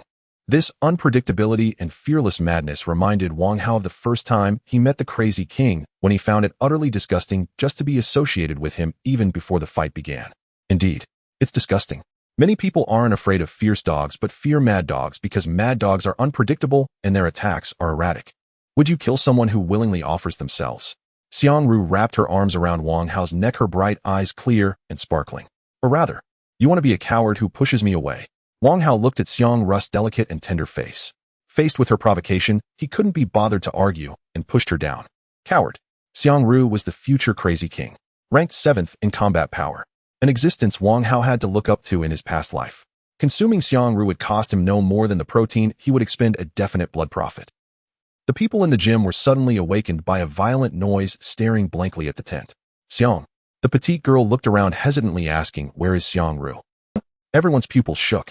Among those present, Xiang-Ru was missing, which meant that the woman accompanying Wang Hao in the tent was indeed Xiang-Ru. No, my goddess. How long has Xiang-Ru known Wang Hao? And she gave herself to him. This scene was too shocking. If heartbreak made a sound, the sound of boys' hearts breaking in the gym could probably attract zombies from hundreds of meters away. So women really do prefer bad boys. A guy with darker skin felt uneasy. Last time, a wealthy second generation worth over 100 million handsome and tall pursued Xiang-Ru, and she didn't even give him the time of day. Why is it Wang Hao of all people? What? Xiang-Ru used to act so pure and never gave any guy a good look. A girl with thick lips and small eyes sneered. Turns out he's just a loser. Li Jinxin looked at the tent feeling sour inside and thought Xiang-Ru comes from a good family. How could she choose a murderer? Isn't it good to choose me? No matter how powerful Wang Hao is, he still has to do it himself. I can command others, doesn't that make me better than him? If Xiang-Ru chose a tall, rich, and handsome guy, no one would say anything, but her choice of Wang Hao was like a school beauty dating a thug. It's self-demeaning. Wang Hao was gradually unable to cope. Xiang-Ru, who was clearly a new car, seemed to be trying to conquer Wang Hao in this aspect, behaving extremely crazily. Fortunately, Wang Hao was an enhancer. His qualities were high. Otherwise, he would probably have to wave the white flag in just a few moves. The next day, Wang Hao woke up looking slightly fatigued, while Xiang-Ru, who had been sleeping soundly, woke up as if afraid he would run away. Dad. Xiang-Ru lazily stretched and smiled. You're really amazing. You can just call me by my name in the future. Wang Hao took out some food and drinks from his backpack along with the ordinary equipment and weapons he had casually collected earlier, putting together a set for Xiang-Ru. Although you didn't mention any conditions, I won't treat you poorly. This should be enough for you to live quite comfortably for the next 2 to 3 months. Xiang-Ru tilted her head and asked, do you think I'm a burden? You don't want to take me with you? Wang Hao nodded. Although Xiang-Ru would be the crazy king in the future and was worth investing in, there were too many uncontrollable factors about her, and Wang Hao wasn't very keen on keeping her around. I want to follow you. Xiang-Ru stated frankly, I like adventure. The reason I took the initiative is that I believe I can get you to accept me with just a few words. That's unrealistic. You don't have to see me as a burden. I can take care of myself on the road, and if there's danger, I won't call for help. You don't need to worry about me. Wang Hao opened a bottle of water and said, what if I refuse you? You won't be able to leave this tent today? As Xiang-Ru spoke, she began to undress. Wang Hao quickly shouted for her to stop. He wasn't afraid of Xiang-Ru using other threats against him, but if she really tried to squeeze him dry, his kidneys might ache. I need to go to the Huimin convenience store later, Wang Hao pondered. If you can keep up with me, it's no problem to let you join the team. But if you fall behind, we'll still be friends if we meet again later. Xiang-Ru said confidently, smiling. Okay, let's eat. Wang Hao opened the tent, washed up quickly, and returned with a bag of bread, eating while looking at his backpack, which had shrunk by half. The food was running low. This time he could replenish supplies by looking for the next roulette. Zhang Mingyao, don't you like it? Xiang-Ru raised her chin. Wang Hao looked at Zhang Mingyao, who seemed to be waiting for something while holding her phone. Anyone straightforward would not refuse Zhang Mingyao. But I don't like forcing things. Then she's no different from a corpse. You just need to stay a few more days. Xiang-Ru laughed lightly. I can make her take the initiative to find you. Look at that. This is simply the perfect subordinate template. Capable of self-care with potential and doesn't get jealous, helping the boss to win beautiful women. Wang Hao was about to say something when he suddenly saw Zhang Mingyao stand up and quickly walk towards the entrance of the gym, followed by a group of 4 individuals appearing outside, each one muscular and stained with blood. By their gaze, they seemed to be martial artists. Is this Zhang Mingyao, the leader of the 4? A man with a pockmarked face gasped. This area isn't safe. Oh, we've lost several brothers coming here. Is Li Jinxin here? We need to leave now. Li Jinxin hurriedly replied, I'm here. Director Li and the others slowly approached, hearing what the pockmarked man said, and quickly surrounded him, urging him to lead them away. Since we already have people with us, I won't be a burden. How much do you want? Is 200,000 enough? The pockmarked man raised his dagger and hissed. Whoever speaks will bear the consequences. Everyone saw the blood on the dagger and promptly fell silent. Chang Xiaoho, you two are responsible for protecting the target. As the pockmarked man spoke, he suddenly heard rustling sounds from the right. His expression changed and he took off running to the left, while his companions hurriedly pulled Zhang Mingyao and Li Jinxin along, leaving Director Li and others bewildered. What happened? The zombies at the gym entrance had all been dealt with. Why were they running? In the next moment, their question was answered as a flat creature the size of a fist and entirely black and orange crawled out from the corner on the right, its 2 long antennae waving like high-frequency signals. Everyone's faces changed dramatically. Director Li and a few others reacted quickly and rushed back into the gym. The remaining individuals were just beginning to react when the flat creature quickly crawled over, raising its spiked forelimbs and piercing a boy's chest. Before he could scream, the creature swiped to the right, tearing open his chest and slicing through 3 others, spraying bright red blood into the air. Off. Off. Those unharmed screamed as they ran back into the gym, while the victims groaned, reaching out for help with fear in their eyes. Close the door. Quick, shut the door. The people in the gym hurriedly closed the door, but before they could breathe a sigh of relief, a sudden sound of breaking glass came from the upper left, and another flat creature fell from the sky, crashing onto a plastic chair with glass shards scattering everywhere. Mutated cockroaches. Wang Hao raised an eyebrow. Cockroaches tend to appear in groups, and encountering one often means there are many nearby.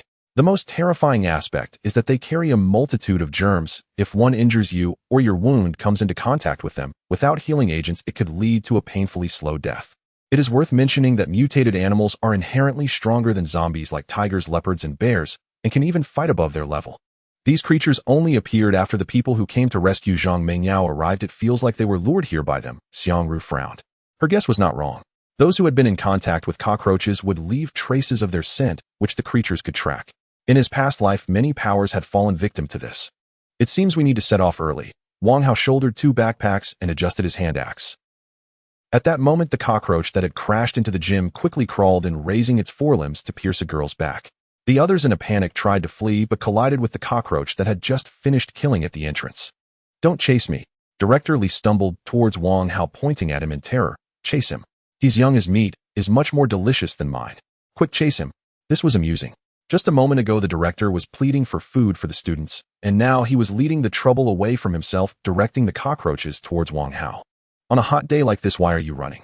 Let me give you a refreshing experience. Wang Hao stepped forward, gripping Director Li's face and forcefully throwing him out. The cockroach executed a perfect tandem, with Wang Hao suddenly raising its forelimbs to pierce through Director Li's back. You. Li spat blood. With anger and hatred in his eyes, he stared hard at Wang Hao. The cockroach flung Director Li aside, noticing that Wang Hao did not flee like the others. It surged towards him with even greater ferocity. It aimed to pierce through both him and Xiangru with its forelimbs. Wang Hao stepped forward, calmly sidestepping the thrust of the cockroach's limb. Then with a quick motion, he cleaved its head with the axe. Wang Hao noticed a light spot within the cockroach's head as he retrieved his axe, drawing out a gray crystal from the filthy blood. This was what they called silky smooth. From the kill to collecting the crystal, it took less than 1 second. Moreover, data showed that the drop rate of mutated animal cores was 710 higher than that of zombies, which was naturally beneficial for Wang Hao. He walked out of the gym. The cockroach at the entrance, gnawing on a human head, sensed the pressure and charged over rapidly. Wang Hao sidestepped back half a step, causing the cockroach's straight thrust to miss him, the resulting gust causing his clothes to flutter. He pressed his left foot to the ground. In the moment of approaching the cockroach, he swiftly turned and cleaved its head. Clean and neat. My God. Xiangru watched Wang Hao's graceful figure like a fangirl, feeling that every one of his movements was akin to a performance. It was highly entertaining. One could say that not a single movement was superfluous. The people in the gym, still in shock, looked at the cockroach's corpse on the ground, then at Wang Hao, finally understanding why Xiangru was willing to offer herself. While others were being chased by cockroaches, barely avoiding kneeling down to plead for their lives, Wang Hao, however, was the one chasing and killing them. Was Xiangru not cautious? Shameless. Trash. Heh. Most of those who scolded her were already dead, yet she had latched onto Wang Hao's leg, ensuring her survival, not to mention a secure life. They regretted, they were frustrated. If only they could go back to last night, they would have done everything in their power to please Wang Hao. Roar, roar, roar. The commotion in the gym attracted quite a few zombies. As Wang Hao stepped forward to slay a zombie, he caught a glimpse of Xiangru fleeing and wondered what this crazy woman was up to. On the other side, Zhang Mengyao and the others had not escaped safely. 20 meters away, they were ambushed by 2 cockroaches, resulting in 2 deaths on the spot. Zhang Mengyao, pressed against the wall, was horrified to see several ferocious zombies rushing in from both sides. Her face turned pale as she exclaimed, "Zombies, zombies are here. May the young lady seek her own blessings." Pockmarked Man and Xiao Ho were locked in a fierce battle with the cockroaches and had no way to break free. Hearing the commotion, Zhang Mengyao ran towards the gym. A female zombie with half a scalp missing seemed to hold a grudge against her, pursuing her, while the pockmarked man was busy fighting off other zombies, and she couldn't outrun the zombie. The zombie lunged fiercely, knocking Zhang Mengyao down. In panic, Zhang Mengyao pushed against the zombie with her feet, and her peripheral vision suddenly caught sight of Li Zhenxin rushing over, and she shouted, "Li Zhenxin! Quick, help me pull it off." Li Zhenxin ran without looking back. In a life-and-death moment, who cared about Zhang Mengyao? If he wanted her body, he had to survive first. Despair and helplessness rose in Zhang Mengyao heart as she faced the frenzied zombie, which was only 2 centimeters away from her stunning face. Tears of pain streamed down her cheeks, But just at that critical moment, a figure suddenly appeared behind the zombie. Xiangru. Zhang Mingyao widened her beautiful eyes. Xiangru grasped the zombie's waist with both hands and forcefully threw it backward, causing the zombie to arc through the air before its head heavily smashed onto the ground behind her. She quickly pulled up Zhang Mingyao and hurried to catch up with Wang Hao. Zhang Mingyao. Xiangru pointed at Wang Hao and said, "Open your eyes and see clearly. What is a man?" Zhang Mingyao looked over in confusion. A shock pierced through her heart. Wang Hao was actually slaughtering zombies. Although his movements were simple slashes and cuts, he precisely split open the zombies' heads. Clearly the number of zombies they faced was several times that of Zhang Mingyao and her group, yet he moved as if walking on flat ground unaffected. Why? Why was it that the zombies which struck fear into everyone were so easy for him to kill, as if he were merely chopping vegetables? Get away. Zhang Mingyao suddenly heard a scream and turned back to see the man with freckles and the small monkey being overwhelmed and torn apart by a horde of zombies, blood spraying everywhere. This scene felt like a bucket of cold water splashed on Zhang Mingyao's face. Nothing had changed. The zombies and cockroaches were still as terrifying and hideous as ever. The reason they did not stir up a storm in front of Wang Hao was simply because Wang Hao was too strong. The Mad King saved Zhang Mingyao just because of my words. Wang Hao noticed the two of them surprised by Xiangru's actions, but did not dwell on it, nor did he accommodate them in his actions, immediately carving a bloody path. He ran into the nearest office building. The nearby zombies were increasing due to the screams of the freckled man and his group, and he planned to use the same trick again, jumping off the building to shake off the horde. Otherwise, getting entangled with them would lead to great trouble. Big schoolflower, if you want to survive, give it your all. Xiangru firmly patted Zhang Mingyao's shoulder, then turned to follow Wang Hao. I don't want to die. I certainly don't want to die in such an ugly way. Zhang Mingyao gritted her teeth and followed Xiangru into the fire escape, climbing the stairs. Each time she was exhausted and gasping for breath, wanting to give up, she saw the horde of zombies flooding into the stairwell and immediately found strength again. The three of them reached the rooftop on the 6th floor one after another. Wang Hao saw that the rooftop he was on was only a little over 2 meters away from the neighboring building's rooftop and directly fixed his gaze on the edge before exerting himself to jump across. No way. Xiangru's first thought was to jump after him, but as she got closer and saw the distance, she quickly hit the brakes, looking in shock at Wang Hao on the opposite rooftop and saying, "What kind of jumping ability is this? To jump that far from a standstill, even with wind resistance." The key point is that he jumped while carrying weight. Incredible. The situation was urgent. Xiangru didn't have time to be astonished. She retreated to the rooftop door and turned back to see Zhang Mingyao's pale face and the horde of zombies closely following behind. She shouted, "Run with your head down and give it your all. If you hesitate for even a moment, you're done for." Zhang Mingyao was already speechless, her mind blank, running wildly after Xiangru. Seeing her jump, she followed suit. Suddenly, a strong wind blew. Zhang Mingyao realized in shock that she was in midair with the ground several stories below her. If she fell like this, wouldn't it be? Zhang Mingyao screamed, but thanks to her running start and the distance not being too far, she landed safely on the opposite rooftop. Xiangru rolled gracefully to her feet. Roar, roar, roar. Ordinary zombies had no concept of jumping. They chased after Zhang Mingyao, directly running off the rooftop and plummeting to the ground like dumplings. Zhang Mingyao was completely dazed. How did I jump over? Who am I? Where am I? How was that? Xiangru looked at Wang Hao and smiled. I told you I can handle myself. Have you practiced? Wang Hao replied with a faint smile. Though the two could keep up, a large part of the reason was Wang Hao leading the way, allowing them to just run. However, at this moment, many people were crouching down, too afraid to show their faces, while Xiangru dared to encourage the burden while racing against the horde of zombies. Even daring to jump off buildings without a second thought. The most impressive thing was that she casually said to Wang Hao, "How was that?" One could only say, "No wonder it's you. The Mad King." "I am the parkour god," Xiangru confidently declared. In the parkour circle, no one doesn't know Xiangru. The test isn't over yet. Wang Hao nodded. You don't need to rush to show off. He sat down on the spot and took out a small can of soda from his backpack. There were too many zombies downstairs now. He would wait for them to disperse before looking for the next roulette. "I will conquer you," Xiangru said, and walked towards Zhang Mingyao, taking out a piece of gum from her pocket and handing it to her.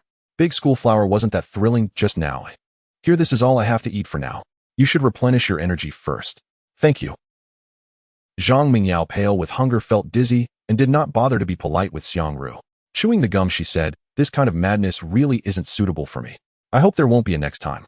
Pausing, she looked at Xiangru and said, "I don't even count as a friend, so why are you willing to risk your life to save me?" "To please Wang Hao," Xiangru stated bluntly, I may not necessarily succeed in this, but I want him to see that I've done it. It's only natural that you find it hard to accept and understand, but you've also seen the cruelty of this world. The relationships between people aren't as friendly as the news portrays. If you don't choose to rely on the strong, how will you survive when even lifting a bucket of water is a struggle? Wang Hao heard what Xiangru said, scratching his head. He didn't know whether to call her considerate or insecure. In fact, she need not pimp herself. After passing the test, Wang Hao would naturally cultivate her. Zhang Mingyao fell silent.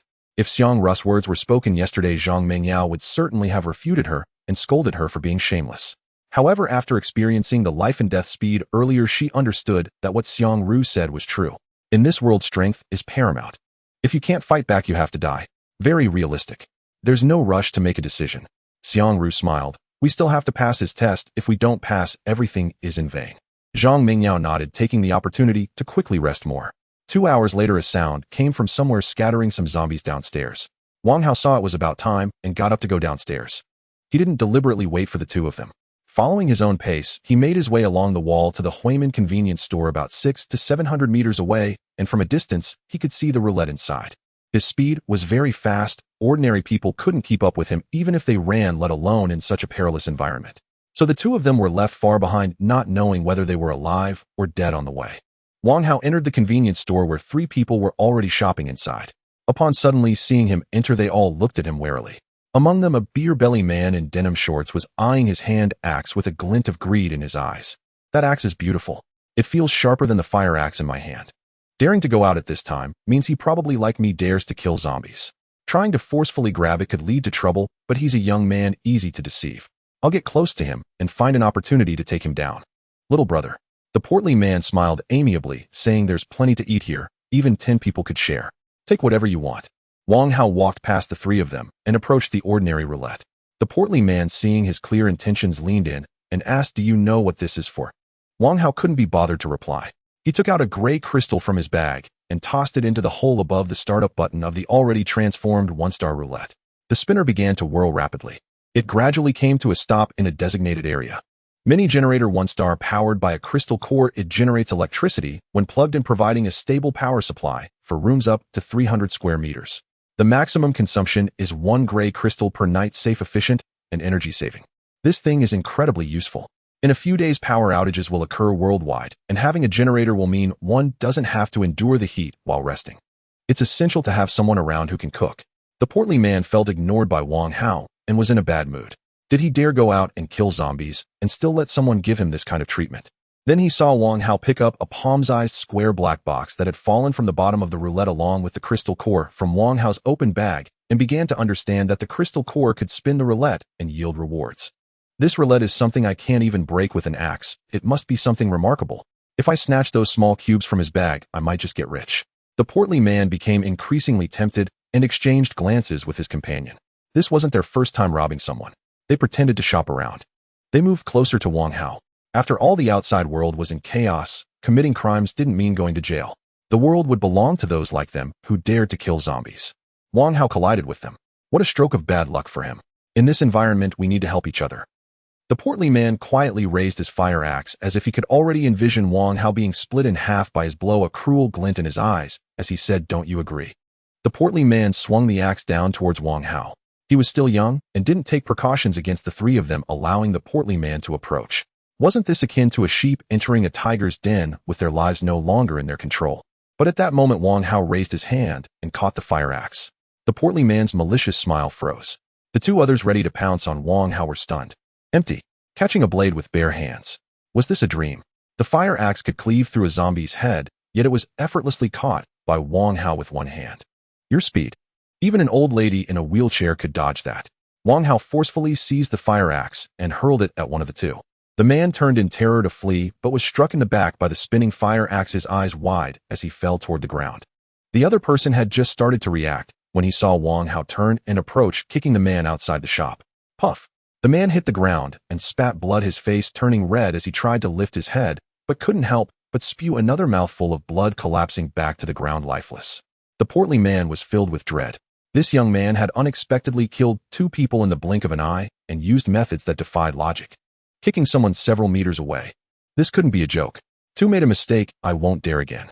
The portly man looked at Wang Hao, terrified, stepping back as he stammered, "Big brother, give me another chance. I have an elderly mother at home waiting for me to bring food back." Wang Hao found some rope and bound the portly man's hands and feet, saying, "Make a sound, and you die." The portly man nodded, vigorously relieved that he wouldn't be killed. "As long as I'm not killed."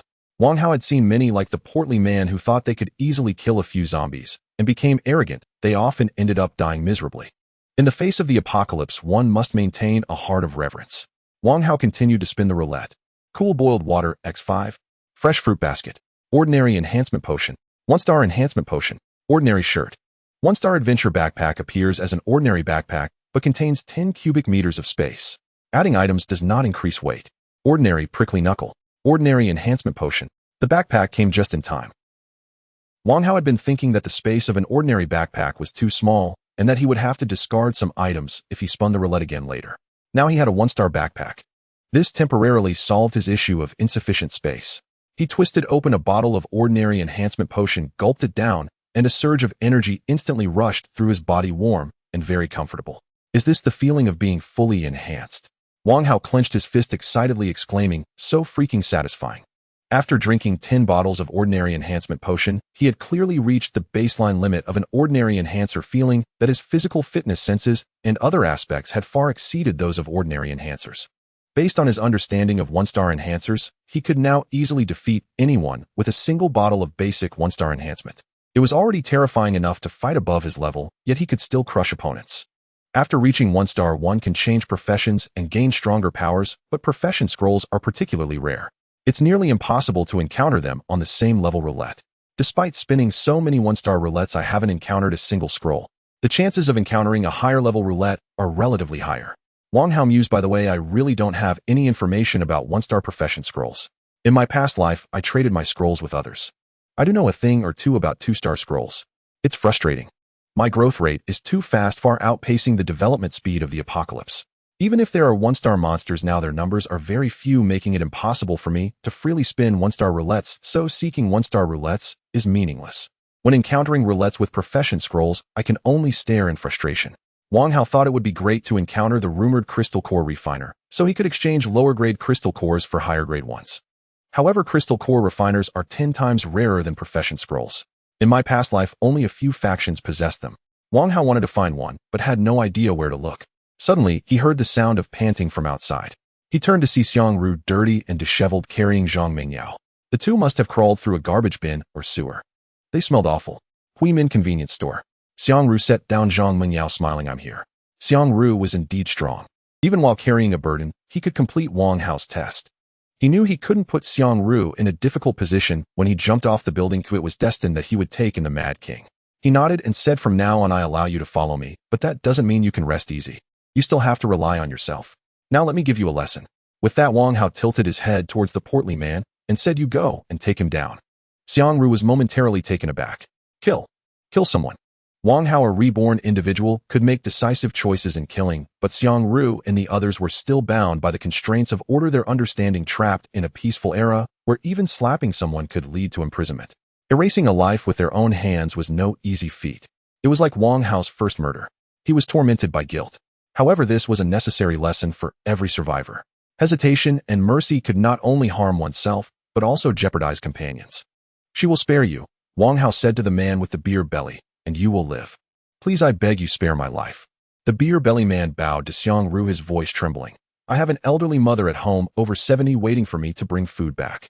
If I die, she will starve too. I will definitely be a good person in the future. If I harm others, I won't have a good death." Zhang Mingyao showed a look of reluctance. What terrible crime had this man committed to be so despised? Could she not spare him? Xiang Ru was only stunned for a moment before she stepped forward, grasping the fire axe embedded in the companion of the beer belly man. She could still see the excitement in her eyes as she strained to pull out the axe and approached the beer belly man. "Don't kill me." The man with the beer belly, who had once exuded confidence and disdain towards Wang Hao, repeatedly bowed and pleaded, "Don't kill me. Don't kill me." Xiang Ru raised the fire axe with trembling hands. She struck decisively. The beer belly man's voice abruptly stopped, and his head oozed a thick yellow-green liquid, shocking Zhang Mingyao into covering her mouth. Xiang Ru laughed silently, striking the already dead beer belly man again and again with the axe. Ugh! Zhang Mingyao felt nauseated and kept retching at the sight, spitting out bitter bile. What kind of family background could raise such a mad woman? Wang Hao knew that the trial of killing would not hinder the future Mad King, but he didn't expect Xiang Ru to pass so easily. He was curious about what Xiang Ru had experienced. This was no longer a mere love for adventure. It was psychological distortion.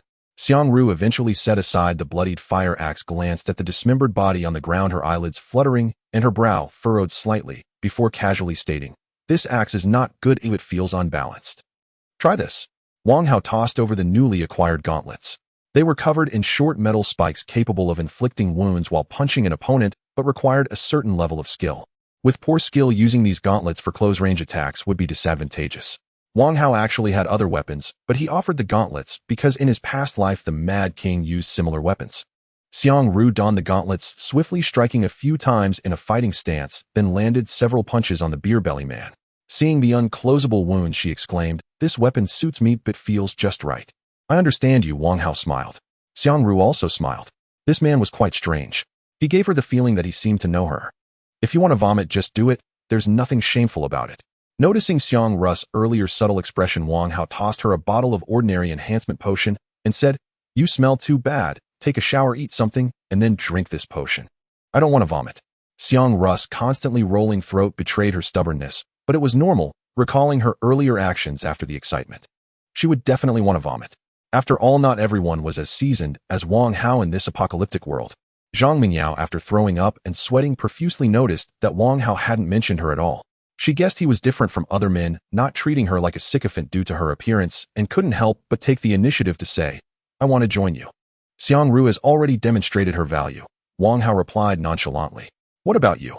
Zhang Mingyao appeared well prepared and stated directly, "I see you're looking for a roulette. I know the location of one." "What do you mean?" Wang Hao inquired, surprised. "Whether you go to the stadium or come here, your purpose is clear, which is why I guessed you were looking for a roulette." "I know of a roulette that is different from these," Zhang Mingyao pointed out, glancing at the roulette behind Wang Hao. "Not the same. Tell me more." Wang Hao raised an eyebrow. He had thought Zhang Mingyao would follow the script provided by Xiang Ru, using herself as leverage, but unexpectedly the school beauty was a shrewd thinker. She had deduced Wang Hao's needs through observation and was offering targeted advice. Xiang Ru was also somewhat surprised that Zhang Mingyao would skip the script she had given. "I saw this in my family group," Zhang Mingyao said, taking out her phone and displaying a photo to Wang Hao. "The roulette is located at Xiangyu Garden in my family's villa, about 2 kilometers from here." Wang Hao's eyes widened. The frame of the roulette was gray, indicating it was a common roulette, but what was different was the presence of a question mark among the rewards. Random rewards. Indeed.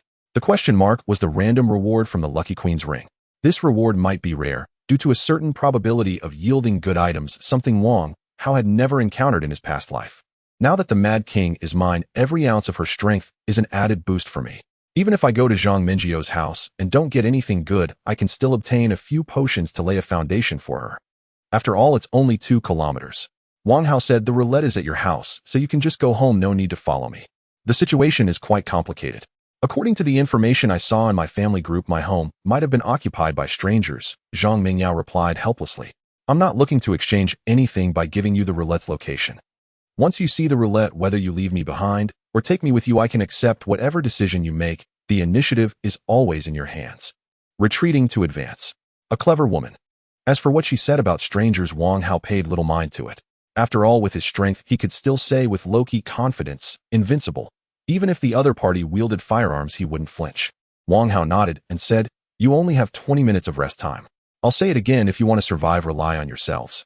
Zhang Mingyao and Xiang Ru were both starving, disregarding their goddess image, using both hands to grab food from the shelves. Wang Hao counted the crystal cores he had on hand. Still 17 gray crystals left. He initially wanted to spin the ordinary roulette in the store, but upon discovering the random rewards, he realized he couldn't spin it and needed to save the crystal cores. Because of the roulette's nature, the rarer the reward, the lower the probability. A dozen crystal cores might not be enough to spin for random rewards. Wang Hao secretly pondered, "I should collect more crystal cores on the way to Xiangyu Garden, preparing for the death-defying gamble for random rewards." He took out the fruit basket he had just spun, peeling an orange to eat. So sweet. Being able to eat fresh fruit at this time is truly a very happy thing. Zhang Mingyao and Xiang Ru, having eaten and drunk their fill, found some bottled shampoo and shower gel from a small shop to bathe. However, Zhang Mingyao avoided bathing in front of Wang Hao, while the wild Xiang Ru did so without a care. She even beckoned him with her finger. What a provocateur, challenging Wang Hao. He ate his orange, seemingly oblivious. He wasn't cowardly, rather he felt that Xiang-Ru was too fierce. Once she got started, he knew he wouldn't be able to leave today. Suddenly, 3 zombies were drawn in by the sound of water from outside. The 2 quickly stopped. Wang Hao took the opportunity to teach, saying, "The zombies' weakness is their brains. You can just hit their heads as long as you ensure your own safety." As he spoke, he walked to the door, swung his axe, and swiftly dispatched the 3 zombies. The drop rate was decent. 2 spirit cores emerged from the 3 zombies. When Wang Hao turned back and unintentionally glanced at Zhang Mingyao, it was like being struck by a flashbang. All he could see was one word so white. Zhang Mingyao suddenly realized Wang Hao was looking at her. She quickly crossed her arms, her face flushing bright red. Wang Hao averted his gaze, unzipped his starry backpack, and emptied the supplies from his original computer bag into the new one. The backpack filled up completely with the supplies the beer belly man and others had packed before he arrived. Even if the 3 of them were to feast, the amount in the backpack would suffice for half a month. "Is your strength so great because you consumed this potion?" Xiang-Ru finished washing and downed the potion, clenching her fist as she felt her strength surging. She exclaimed, "I feel like I can punch a cow to death." "That's just an illusion," Wang Hao chuckled. "Right now you're comparable to 2 strong men, but you're not quite at the level of punching a cow to death yet." "That's still quite strong," she replied eagerly. "I feel full of energy now," Xiang-Ru said, eager to start. "We can set off any time." "No rush, we should balance work and rest," Wang Hao replied. "You also saw me collecting the small cubes from the zombies' brains known as spirit cores. Not every zombie has them, it depends on luck. Pay attention while you kill zombies," Wang Hao advised. Xiang-Ru made an O sign with her hand, then put on her knuckles and practiced throwing punches to adjust to her newfound strength. 13 minutes later, after a brief rest, the 3 left the shop and encountered a male zombie with a mangled jaw approaching them. Xiang-Ru didn't even need Wang Hao to call her. With a swift step, she punched the zombie in the left eye. The barbs on her knuckles instantly pierced its eyeball, and it screamed as it flew back half a meter. Zhang Mingyao was taken aback. Was that potion really that powerful? Due to her years of training, Xiang-Ru's physical strength surpassed that of ordinary men. Normally, she would only manage to push back or knock down a zombie, but after taking the potion, she could actually punch one away. "I wish I had a potion too. At least I could protect myself," Zhang Mingyao thought enviously. Unfortunately, only Wang Hao had the ability to distribute potions, and he wasn't the type to casually hand them out. It wouldn't be easy to get a potion from him. Xiang-Ru, who had been avoiding zombies, felt quite frustrated. Now that she had strength, she became particularly excited, chasing after the zombies to punch their heads, smashing them one after another, then searching through the blood with her bare hands. "TCH, she said, "no spirit cores." Xiang-Ru pouted as she actively sought out more zombies to kill. She was skilled in combat, and with her ordinary enhanced physique, she was incredibly fierce, either throwing them down or slamming them to the ground. She dodged the zombies' claw swipes, punching them in the head repeatedly. "Brother, how are you sure you didn't make a mistake?" Xiang-Ru questioned. "I've killed 7 zombies and haven't seen a single spirit core." Wang Hao laughed. "These things depend on luck. During normal times, it's common not to see a spirit core even after killing over a dozen zombies. But when you're lucky, the drop rate of spirit cores is 100%. After saying this, he stepped forward, swinging his axe to cleave a zombie that came rushing at him, and then he casually waved the axe blade, extracting it from the hard object he encountered. "Oh, I seem to be a bit lucky." Wang Hao retrieved his hand axe and used 2 fingers to pinch the gray spirit core that was flying in a parabolic arc towards him. He turned it in front of Xiang-Ru, skillfully maneuvering it between his fingers, raising an eyebrow. "I just killed 1 zombie and got a spirit core. I'd rather believe in your cushion." "I really don't believe him this unlucky," Xiang-Ru said defiantly as she walked into a residential building, going upstairs to start a massacre with zombies having their heads smashed rolling down the stairs. Slowly she began to feel disheartened. She had killed 30 to 40 zombies and only obtained 3 gray spirit cores, while Wang Hao averaged 1 spirit core for every 3 zombies. She felt a bit gloomy. Can luck vary so much between people? Xiang-Ru was indeed unlucky, averaging 10 zombies killed for 1 spirit core. However, more importantly, Wang Hao had a buff that doubled the spirit core drop rate. Comparing her drops to his was just asking for frustration. The 2 continued to walk and kill. By 5:01 p.m. they arrived at Shanyu Garden, and Wang Hao's backpack was already full with the number of gray spirit cores likely exceeding 100. Shanyu Garden is one of the most upscale villa areas in the city, boasting a grand layout, beautiful greenery, and an air of sophistication. Poor people probably never had the chance to pass through here. Even during the disaster, there were barely any zombies in the garden and nearby, making it a great start for the wealthy in this post-apocalyptic world. "Lead the way," Wang Hao said. Zhang Mingyao stepped forward to guide Wang Hao and the others to her home, encountering many zombie corpses with heads blown open along the way. It seemed that someone had discovered the correct way to open the roulette. 7 minutes later, the three stopped in front of a detached villa with a yard of over 100 square meters. Wang Hao noticed a shadow flash by the second-floor window of the villa and suddenly recalled what Zhang Mingyao had said earlier about a stranger. Understanding dawned upon him. Ding! Zhang Mingyao pressed the doorbell beside the iron gate. After waiting for a moment, it connected, and she hurriedly leaned in and whispered, "It's me, Mingyao." The person who answered the doorbell seemed hesitant. When Zhang Mingyao repeated herself, a gentle female voice that seemed to be taken aback came through the doorbell. "Mingyao, you're still alive, that's wonderful. Come in quickly and remember to close the door. Be careful of those monsters." With that, the iron gate opened with a clatter. "That was my second aunt's voice," Zhang Mingyao said with a frown. "However, my second aunt is an executive and usually remains calm in emergencies. But why does her voice sound a bit urgent? What do you think we should do?" Wang Hao asked with a meaningful tone. Zhang Mingyao was surprised that Wang Hao would ask her. After pondering for a few seconds, she replied, "Did we not see many zombie corpses on the road? Perhaps they were killed by the stranger who entered my house. I think we should be cautious. He'll scout ahead. If anything seems off, you have space to escape as well." This is the power of genes. Zhang Mingyio's family is involved in business, and most of the people around her are high-ranking officials, which has influenced her thinking to be different from that of ordinary people. Cautious, yet possessing a broad perspective. A good candidate for a leader. However, Wang Hao, combining Zhang Mingyio's analysis with what he just saw, could roughly guess the situation inside the villa. With his strength, there was no need for caution. He could just charge in. He said nothing more and walked straight into the yard. Just as he approached the villa, he suddenly heard a faint sound. He raised his hand, signaling Xiang Ru and Zhang Mingyao to stop. On the other side, behind the villa's door, two armed men stood in a half-arc, pointing their guns at the man at the door, along with three others wielding machetes and a strong man standing behind them. His name is Chen Daji. He used to be a security guard in the garden. After the disaster broke out, he quickly stabilized himself with a few colleagues and dared to kill zombies the very next day. Once familiar, he rushed directly to the Zhang family, having long coveted Zhang Mingyao for many years, fantasizing about her every night. Zhang Mingyao was too beautiful.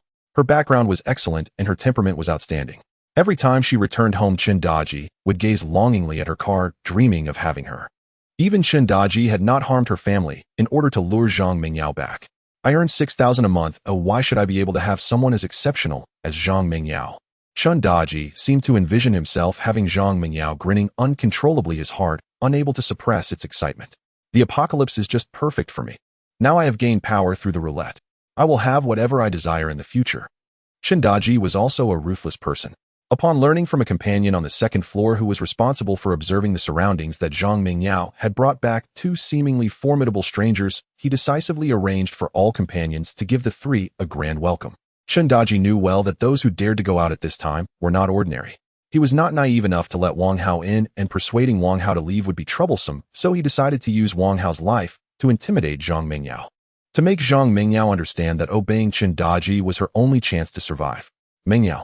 Zhang Mingyio's family stood in the corner of the living room with her second aunt, feeling anxious, hoping desperately that Mingyao would sense something was wrong and not return. If she did, hell awaited her. These people were heartless. Not only did they kill zombies, but they also slaughtered many people in the family. My. Chen Daji suddenly felt that something was off. Had it really taken Zhang Mingyao this long to walk from the door to the villa? Zhang, take a look at the window. Chen Daji's words were not finished. Suddenly, the living room window shattered. Xiang Ru, amidst the flying shards of glass, closed in on Chen Daji's subordinates, laughing maniacally surprise. Following that, Xiang Ru swung her fist clad in knuckle dusters, striking one of the armed men in the eye. Blood gushed forth. His eye became a blood hole. As the man screamed, Xiang Ru violently twisted his arm, breaking the arm holding the gun. The intense pain caused him to drop his weapon. Xiang Ru punched the man away. The companion holding the rifle watched as the man fell to the ground at his feet, now silent. A jolt ran through him, and in that moment, he reacted with all his might, aiming his gun at Xiang Ru. The two were more than a meter apart. At this distance, shooting was quick and accurate. Even if Xiang Ru was a strengthened individual with outstanding qualities, she couldn't possibly outpace a bullet. She was doomed. At that critical moment, the villa's door was suddenly kicked open, and Wang Hao rushed in like an arrow, closing in on the armed man. With a swift motion, he brought down his axe.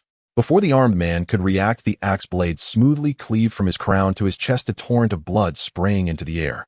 Xiang Ru was not idle either. She lunged at the three men wielding machetes. They were not strengthened individuals and soon fell at her feet. Everything happened too quickly, from Xiang Ru breaking the window to all of Chen Daji's companions being killed. Only 2 or 3 seconds had passed. Chen Daji's eyelids trembled. He couldn't comprehend how Wang Hao and Xiang Ru managed to strike first.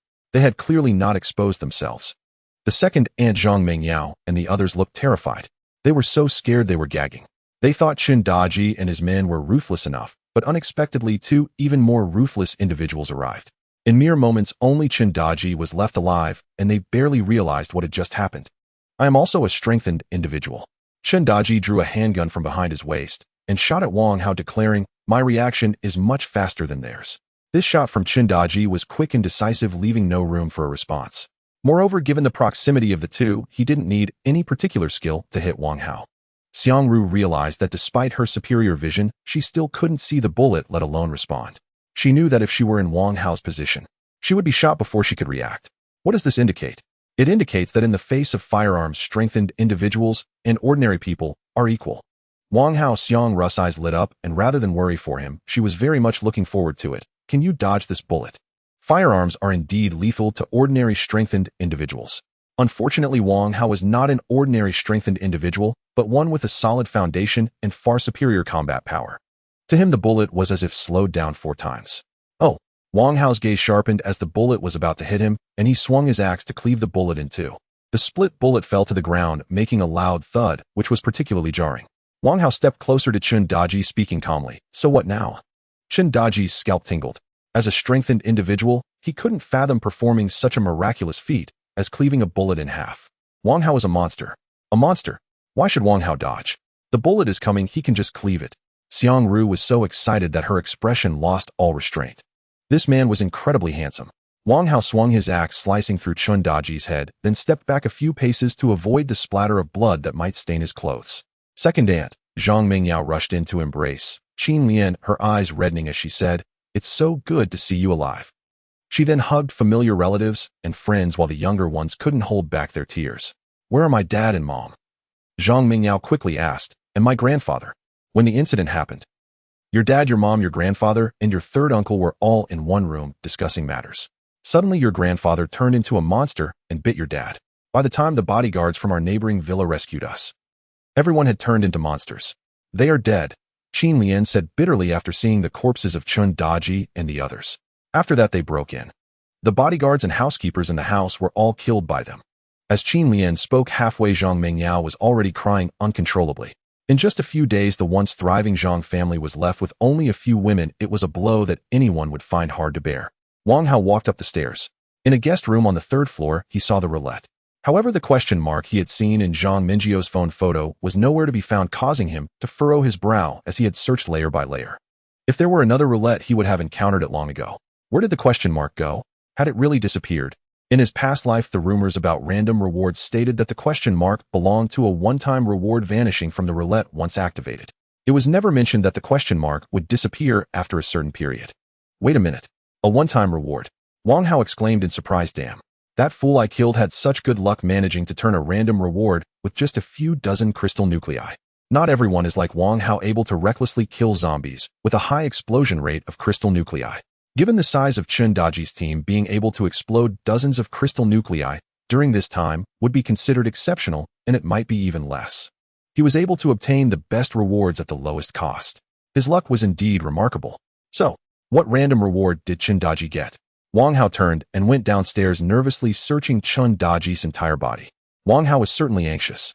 Encountering the first random reward in both his past and current lives, he feared that if it turned out to be ordinary firearms or cold weapons, those worthless items, he would truly be at a loss. He would genuinely spit blood. Xiang Ru gave him a strange look and asked, "Do you have this peculiar hobby?" "Stop talking nonsense," Wang Hao retorted. "Help me search the other corpses. See if there's anything special." Xiang Ru carefully searched Chen Daji's companions and shrugged, saying one person only had a height of 2 centimeters. That's rather unusual. Wang Hao found nothing either. His face turned a bit grim. He was losing his composure. The first question mark he had encountered in his life had been so wastefully squandered by Chen Daji. Wang Hao's expression flickered as he suddenly remembered something and looked at Qin Lian and the others, asking did they have any backpacks. Yes. Qin Lian replied without hesitation. I saw each of them carrying a bag. Wang Hao recalled the large bags he had encountered when he went upstairs to the roulette and quickly ascended to the 2nd floor's secondary bedroom to open the backpack. Soon the backpacks were all opened. Apart from one bag containing an object resembling a sitting panda, the rest were filled with food and drink.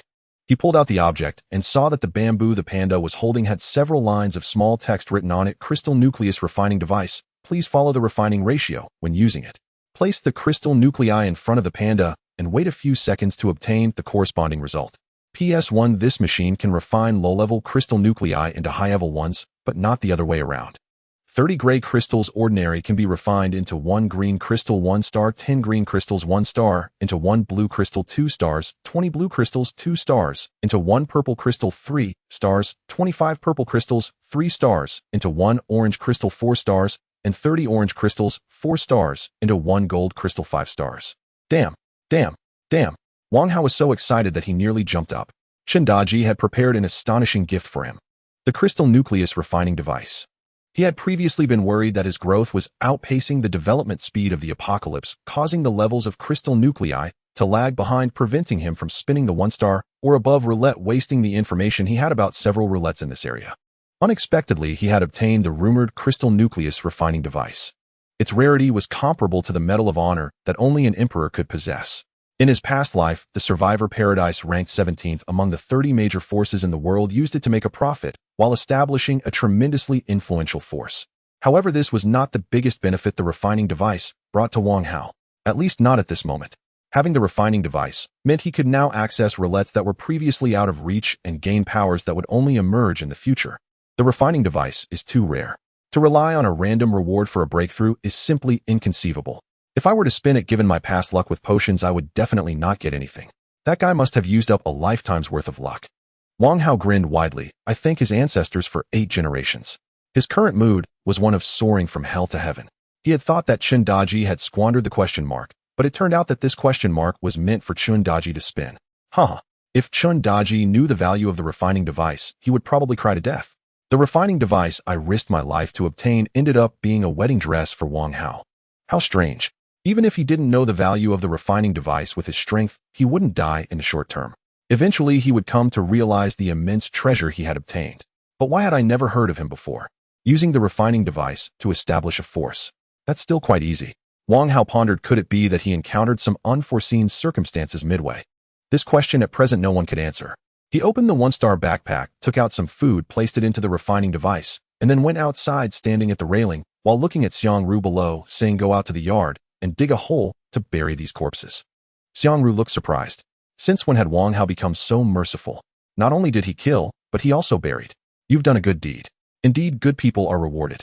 Wang Hao returned to the ordinary roulette, looking at the prompt on the activation button for Gray Crystal X6, and reached out to upgrade the roulette. He had gathered a backpack full of gray crystals. He had originally planned to spin for the question mark, but now it was no longer applicable. He invested the crystal nuclei into the 1-star roulette. Ordinary steel knife. 1-star wind men sneakers enhanced based on ordinary shoes, effectively increasing speed and jumping ability. 1-star rice ball X2 for enhancers below 3 stars. Eating 1 rice ball can sustain 1 for 3 days. Ordinary jeans. Ordinary enhancement potion. 1-star enhancement potion. Ordinary enhancement potion.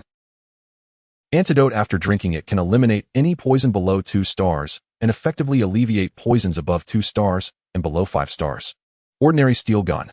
Ordinary pistol. A total of 55 gray crystals were consumed. His luck was decent. Most of the rewards were useful to him.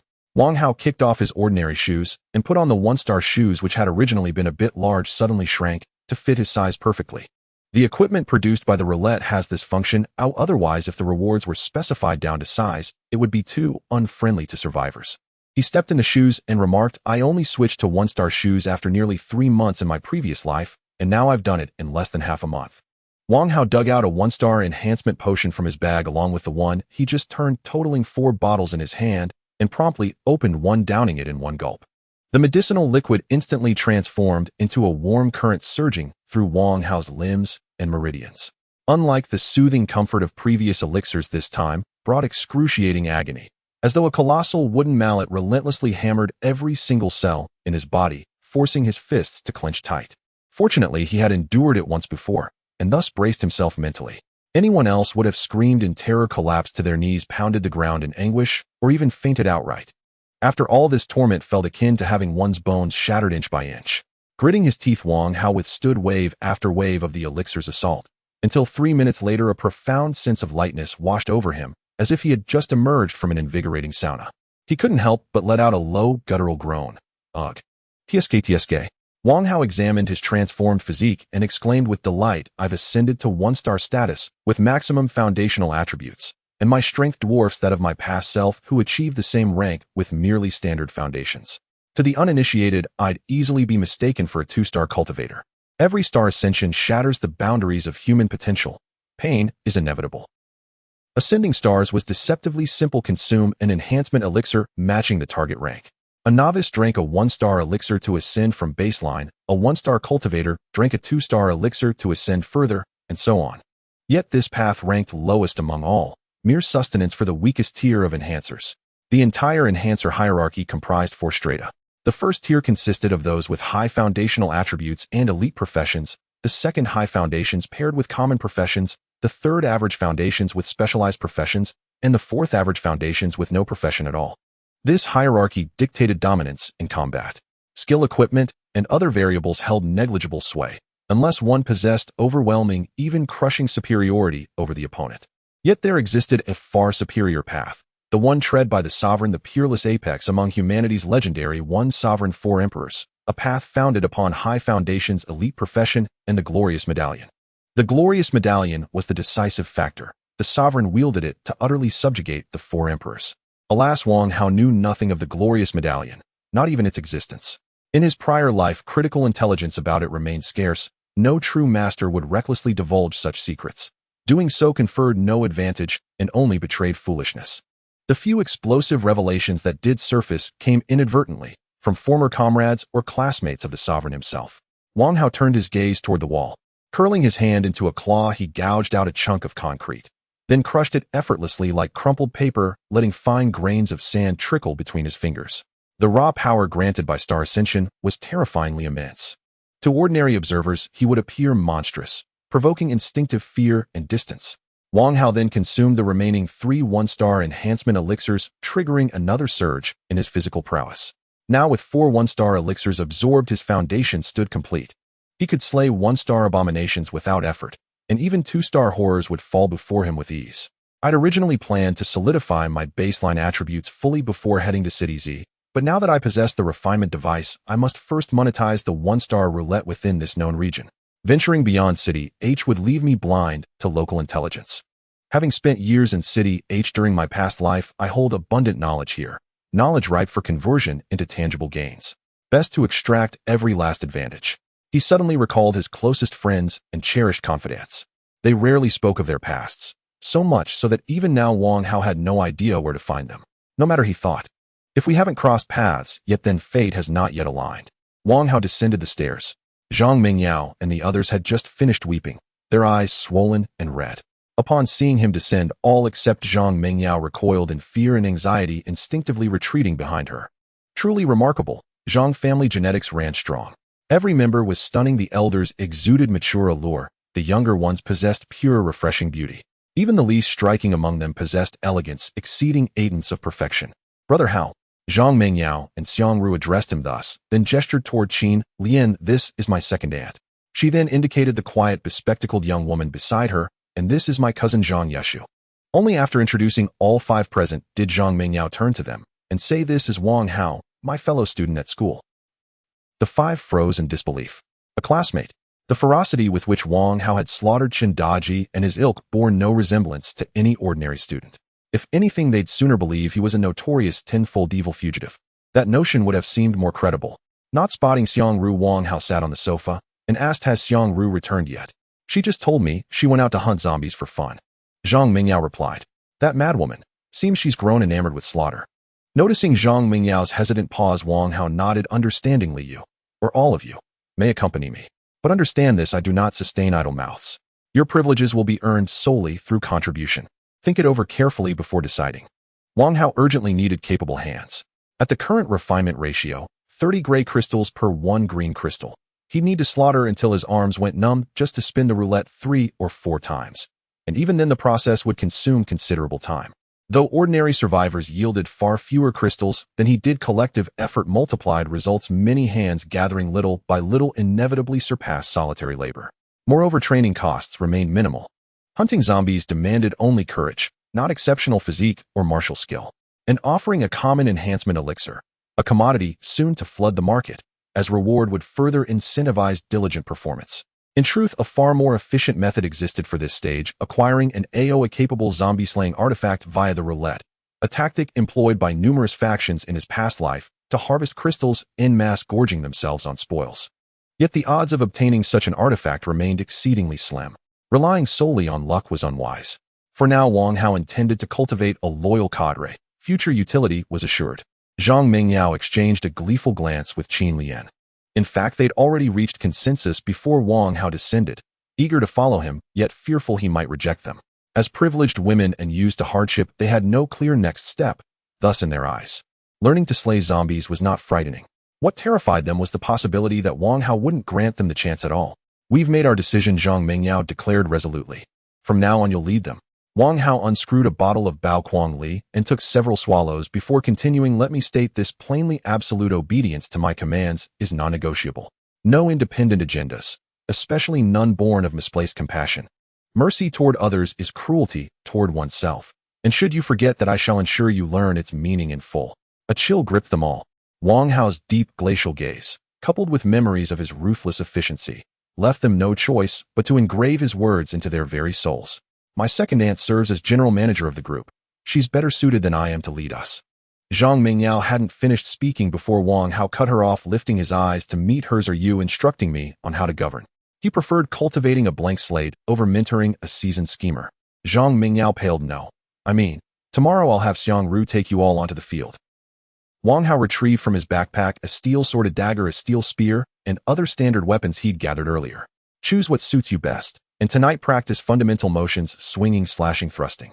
The several women nodded in confusion. Zhang Mingyao had laid the groundwork. Accepting it in her heart was one thing, but actually doing it was another matter entirely. Going from a life of luxury where they didn't even lift a finger to having to personally wield weapons and face the terrifying bloodthirsty zombies was a jarring transition to accept, especially Qin Lian. As the general manager of a conglomerate overseeing tens of thousands of people, she was worth a nine-figure sum, mature and capable, with looks and figure that could easily earn her a score of 9. If she were 10 years younger, she would perfectly fit the mold of a female CEO in the city. Now, however, she found herself under the command of a student. If this had been said to anyone before, no one would have believed it. Wang Hao took out the leftover fruit and 2 boxes of self-heating hot pot, placing them on the table, and asked the others who here can cook. Everyone shook their heads. Coming from wealthy families, they had maids. They had barely stepped into a kitchen. You can't even boil noodles. Seeing them shake their heads again, Wang Hao leaned back against the sofa and said, wash the fruit with mineral water, then follow the instructions. Prepare the self-heating hot pot. Got it. He had originally planned to use the hot pot as a base and cook noodles, but now he had to settle for a simpler task to save his own effort. The group quickly divided tasks. Some washed the fruit, others studied the instructions, while a few searched for scissors to cut open the hot pot ingredient package. Before long, Zhang Yeshu handed him an apple. He took it and bit into it, watching the several wealthy young ladies busying themselves for him, feeling both enjoyment and a feast for the eyes. In his past life, he had endured hardships. Finally able to relax, a meteor had fallen. Truly, life was a struggle. Now that he had leisure, he naturally intended to unwind properly. Brother Hao, Zhang Yeshu adjusted her glasses nervously and said, my mother has shoulder periarthritis, and I learned a set of massage techniques. Do you want me to help you with a few massages? Wang Hao nodded. Are you still in school? I study at Tsinghua University. I just returned home after participating in a national competition. Zhang Yeshu began to massage Wang Hao's shoulders. Tsinghua University was a top-tier institution. Countless parents dreamed of having their children admitted there. It was one thing for the girl to be beautiful, but to find out she was also an academic achiever was unexpected. My level is just ordinary. I can't get into Tsinghua, but I can study with the students from Tsinghua. Wang Hao gradually closed his eyes. The girl's technique was quite impressive.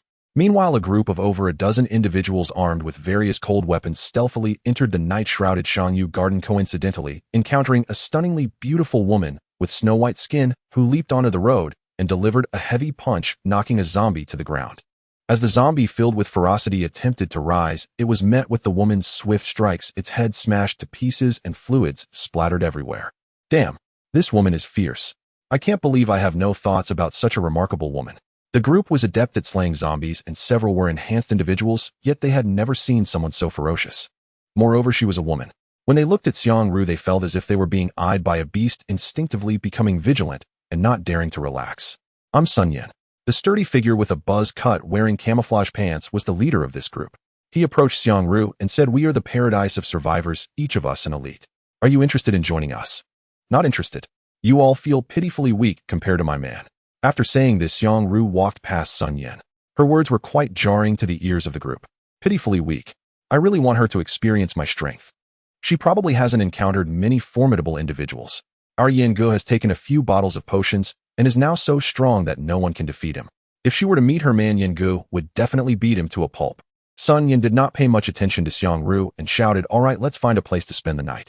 Tomorrow we need to collect crystal cores. Now is the time before many people discover the effects of the roulette.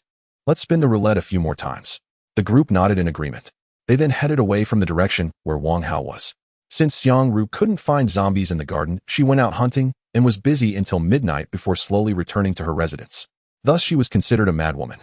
Others, due to limited visibility, easily encountered monsters that preferred to move at night, and after nightfall, they would find a place to rest. However, she had no such concerns and charged out headfirst to hunt zombies. Xiangru ascended to the master bedroom on the second floor. Gently pushing the door open, she saw Wang Hao lying on the new sheets. Her gaze grew increasingly passionate, and she hurried into the bathroom to wash off the blood on her body, changing into a silk dark green sleep dress she had picked up on the way. After coming out, Xiangru like a mermaid slipped into Wang Hao's bed.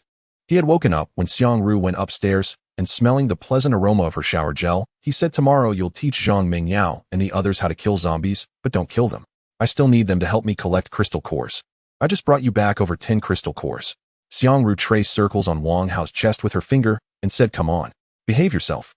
Don't bother me while I'm sleeping," Wang Hao said in a deep voice, "or I'll chop your hand off. I'm sorry I did something wrong. Please punish me severely." Xiangru spoke as the scene turned too violent. The following 4,000 words are omitted. The next day, Wang Hao, looking somewhat fatigued, left with Zhang Mingyao and the others preparing to head to TV a few kilometers away to find a one-star roulette.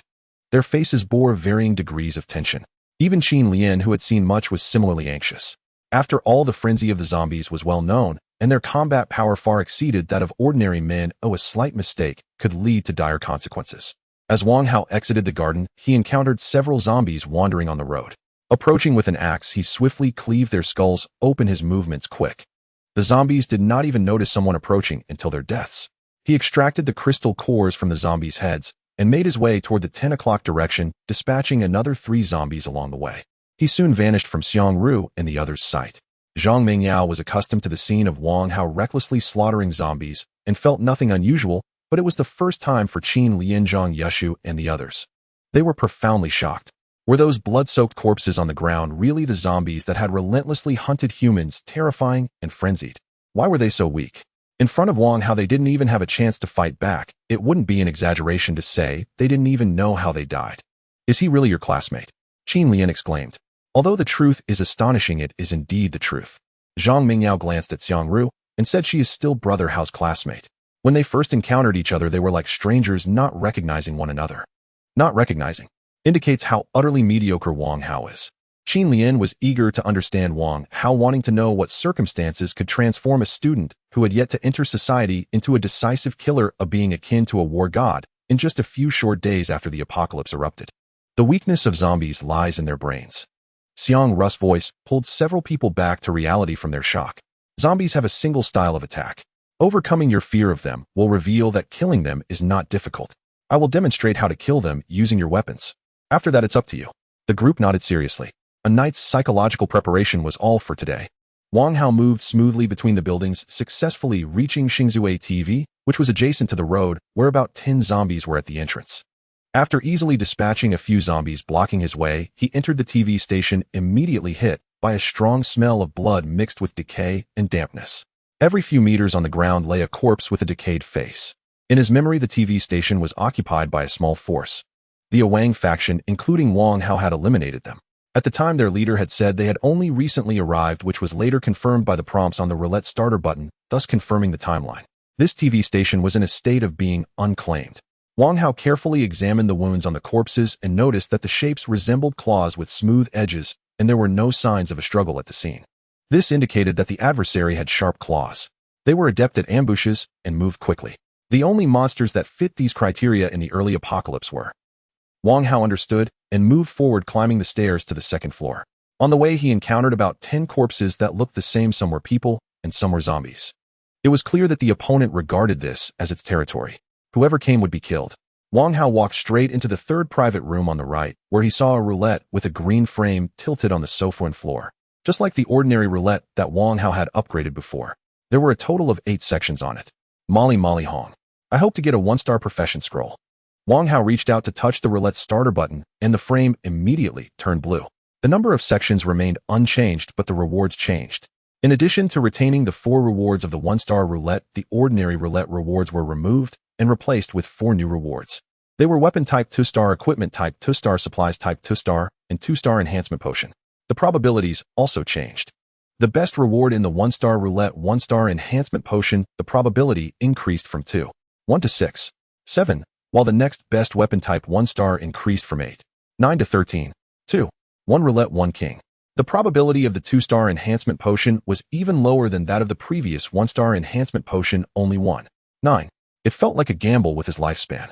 Damn, Wang Hao sighed. The number of sections had not changed, meaning there were no Easter eggs, like profession scrolls or question marks, but it was what it was. Being able to convert 1-star crystal cores into a 2-star roulette was already quite satisfying.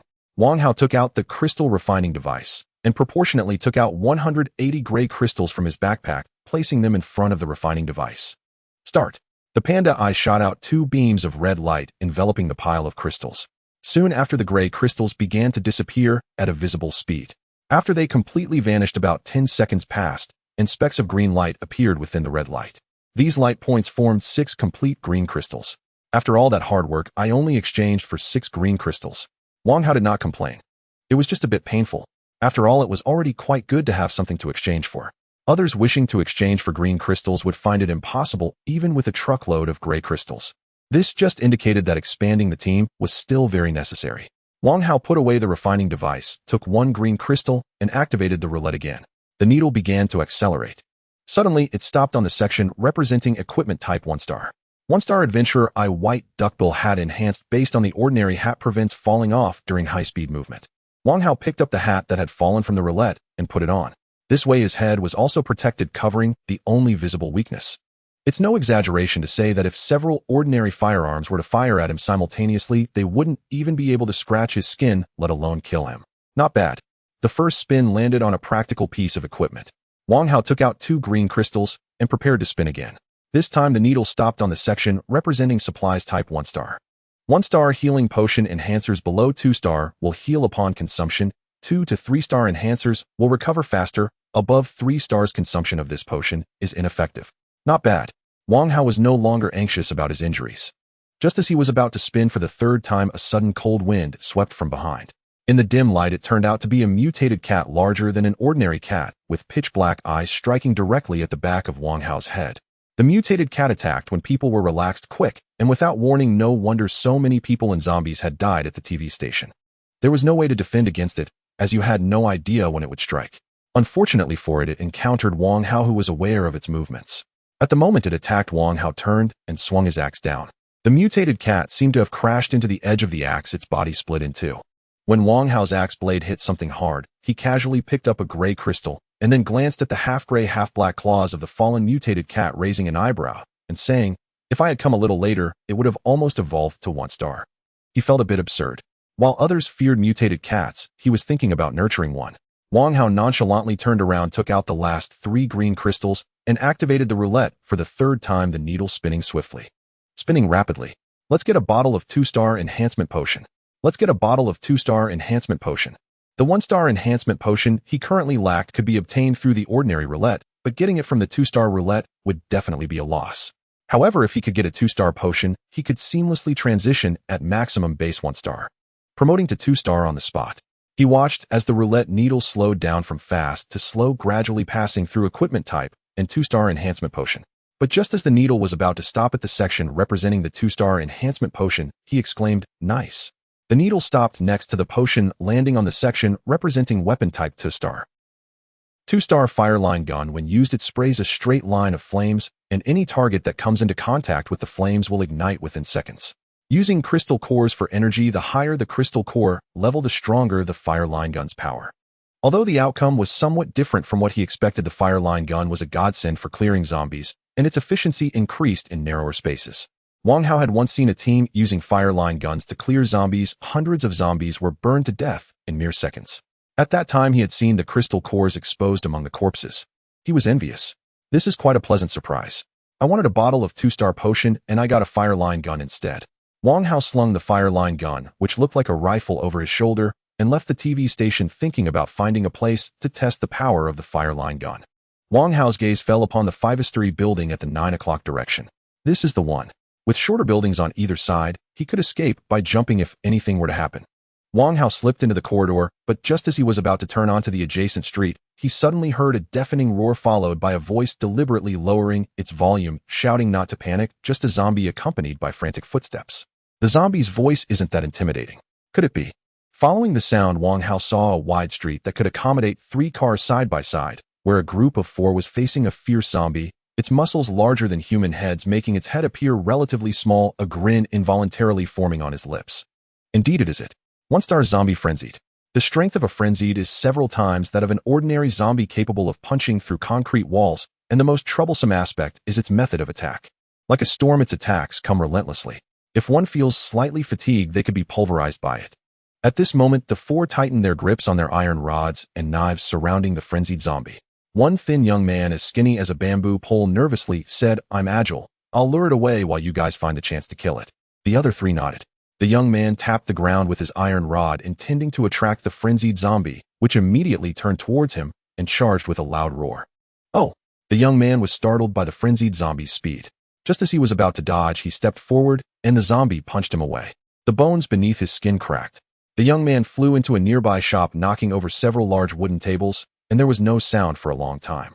A 1-star's impact is not something an ordinary person can withstand, especially a zombie with such overwhelming strength. The other 3 were stunned. How is this zombie different from the ones we encountered before? 1 punch and it kills. This is too terrifying. Reality is not turn-based. The frenzied zombie wouldn't wait for them to react, charging immediately towards another person after sending the young man flying. It intends to devour them all today. Help me. The person targeted by the frenzied zombie fled in panic, suddenly feeling a fierce wind behind him, and the world before him spun violently. The remaining 2 saw yet another companion sent flying by the frenzied zombie and ran even faster, terrified, shouting what kind of monster this was. Humans are no match for them. The 2 suddenly saw one person not only not running, but actively approaching the monster, thinking to themselves, is he insane, seeking his own death? Does he not see how those 2 just died? Roar. The frenzied zombie, spotting Wang Hao, was like seeing a plump duck voluntarily offering itself, excitedly raising its thick arms, creating a shocking sound as it charged at Wang Hao, who simply raised his hand and effortlessly caught its fist. The frenzied zombie seemed momentarily stunned. This human caught my punch. Its punch was powerful enough to kill someone just moments ago. Is that all? Wang Hao scoffed lightly, throwing away the axe in his hand. The axe spun through the air, cleaving through the frenzied zombie's head. It fell backward. Its body twitched in unwillingness. Wang Hao's combat power was far beyond the norm. Despite both being 1-star, he had dispatched the frenzied zombie in a single encounter. If merely spoken of is hard to understand, this strike illustrated the fundamental disparity in strength. The fleeing 2 did not hear the zombie's roar, instinctively turning back for a glance, which left them frozen in place. What? That person killed that powerful monster. The 2 would never forget how the frenzied zombie had just killed their companion, feeling powerless against its might. Upon seeing Wang Hao, they had assumed he was going to his death, but unexpectedly he was there to hunt. This young man was terrifyingly powerful. Wang Hao stepped forward, gripping the axe, stirring it within the frenzied zombie's head, exhaling when he felt it hit something hard. Lucky me. A green crystal exploded out. To be honest, it was hard to come by a 1-star zombie, and if it hadn't dropped a green crystal, it would have felt quite unsatisfactory. As he retrieved the green crystal from the zombie's head, Wang Hao suddenly noticed zombies emerging from the nearby building and corridor, attracted by the commotion caused by the frenzied zombie. Dozens of footsteps. The scene was still quite frightening. Come, a bunch of idiots. Wang Hao shouted as he ran towards the designated location. Zombies, having never encountered such audacious humans, felt provoked and angrily chased after Wang Hao. The sounds of zombies roaring in response echoed nearby. The ground trembled. The 2 who had hidden in the nearby shop were shocked beyond measure, wondering what that person was doing and why he was attracting zombies. In just a few seconds, at least hundreds of zombies were chasing after Wang Hao. This scene would intimidate even an army. This is what it means to be someone beyond others. One person murmured, "What kind of nonsense is it to go out and kill zombies? He's directly attracting zombies to kill." Thanks to the one-star shoes, Wang Hao moved as if walking on the wind, moving at an incredible speed as the zombies charging from all directions failed to even brush against his clothes. He dashed into the 5-story building, pushed open the fire exit, and as the horde of zombies crashed through the door, they violently squeezed into the stairwell. Wang Hao gripped the fireline gun, took out the green crystal he had just extracted, and inserted it into the slot near the stock. As he pulled the trigger, the green crystal spun, rapidly emitting light, and a straight fire line shot out towards the horde of zombies. Zombies struck by the fire line instantly turned into flaming beings, the fierce flames rapidly spreading to the unaffected zombies nearby. The stairway from the first to the second floor instantly became a sea of fire. They have no sense of pain and continued to roar as they charged towards Wang Hao, but large chunks of their flesh were burnt to ashes by the high temperatures. Even the hard bones were reduced to dust with a single squeeze.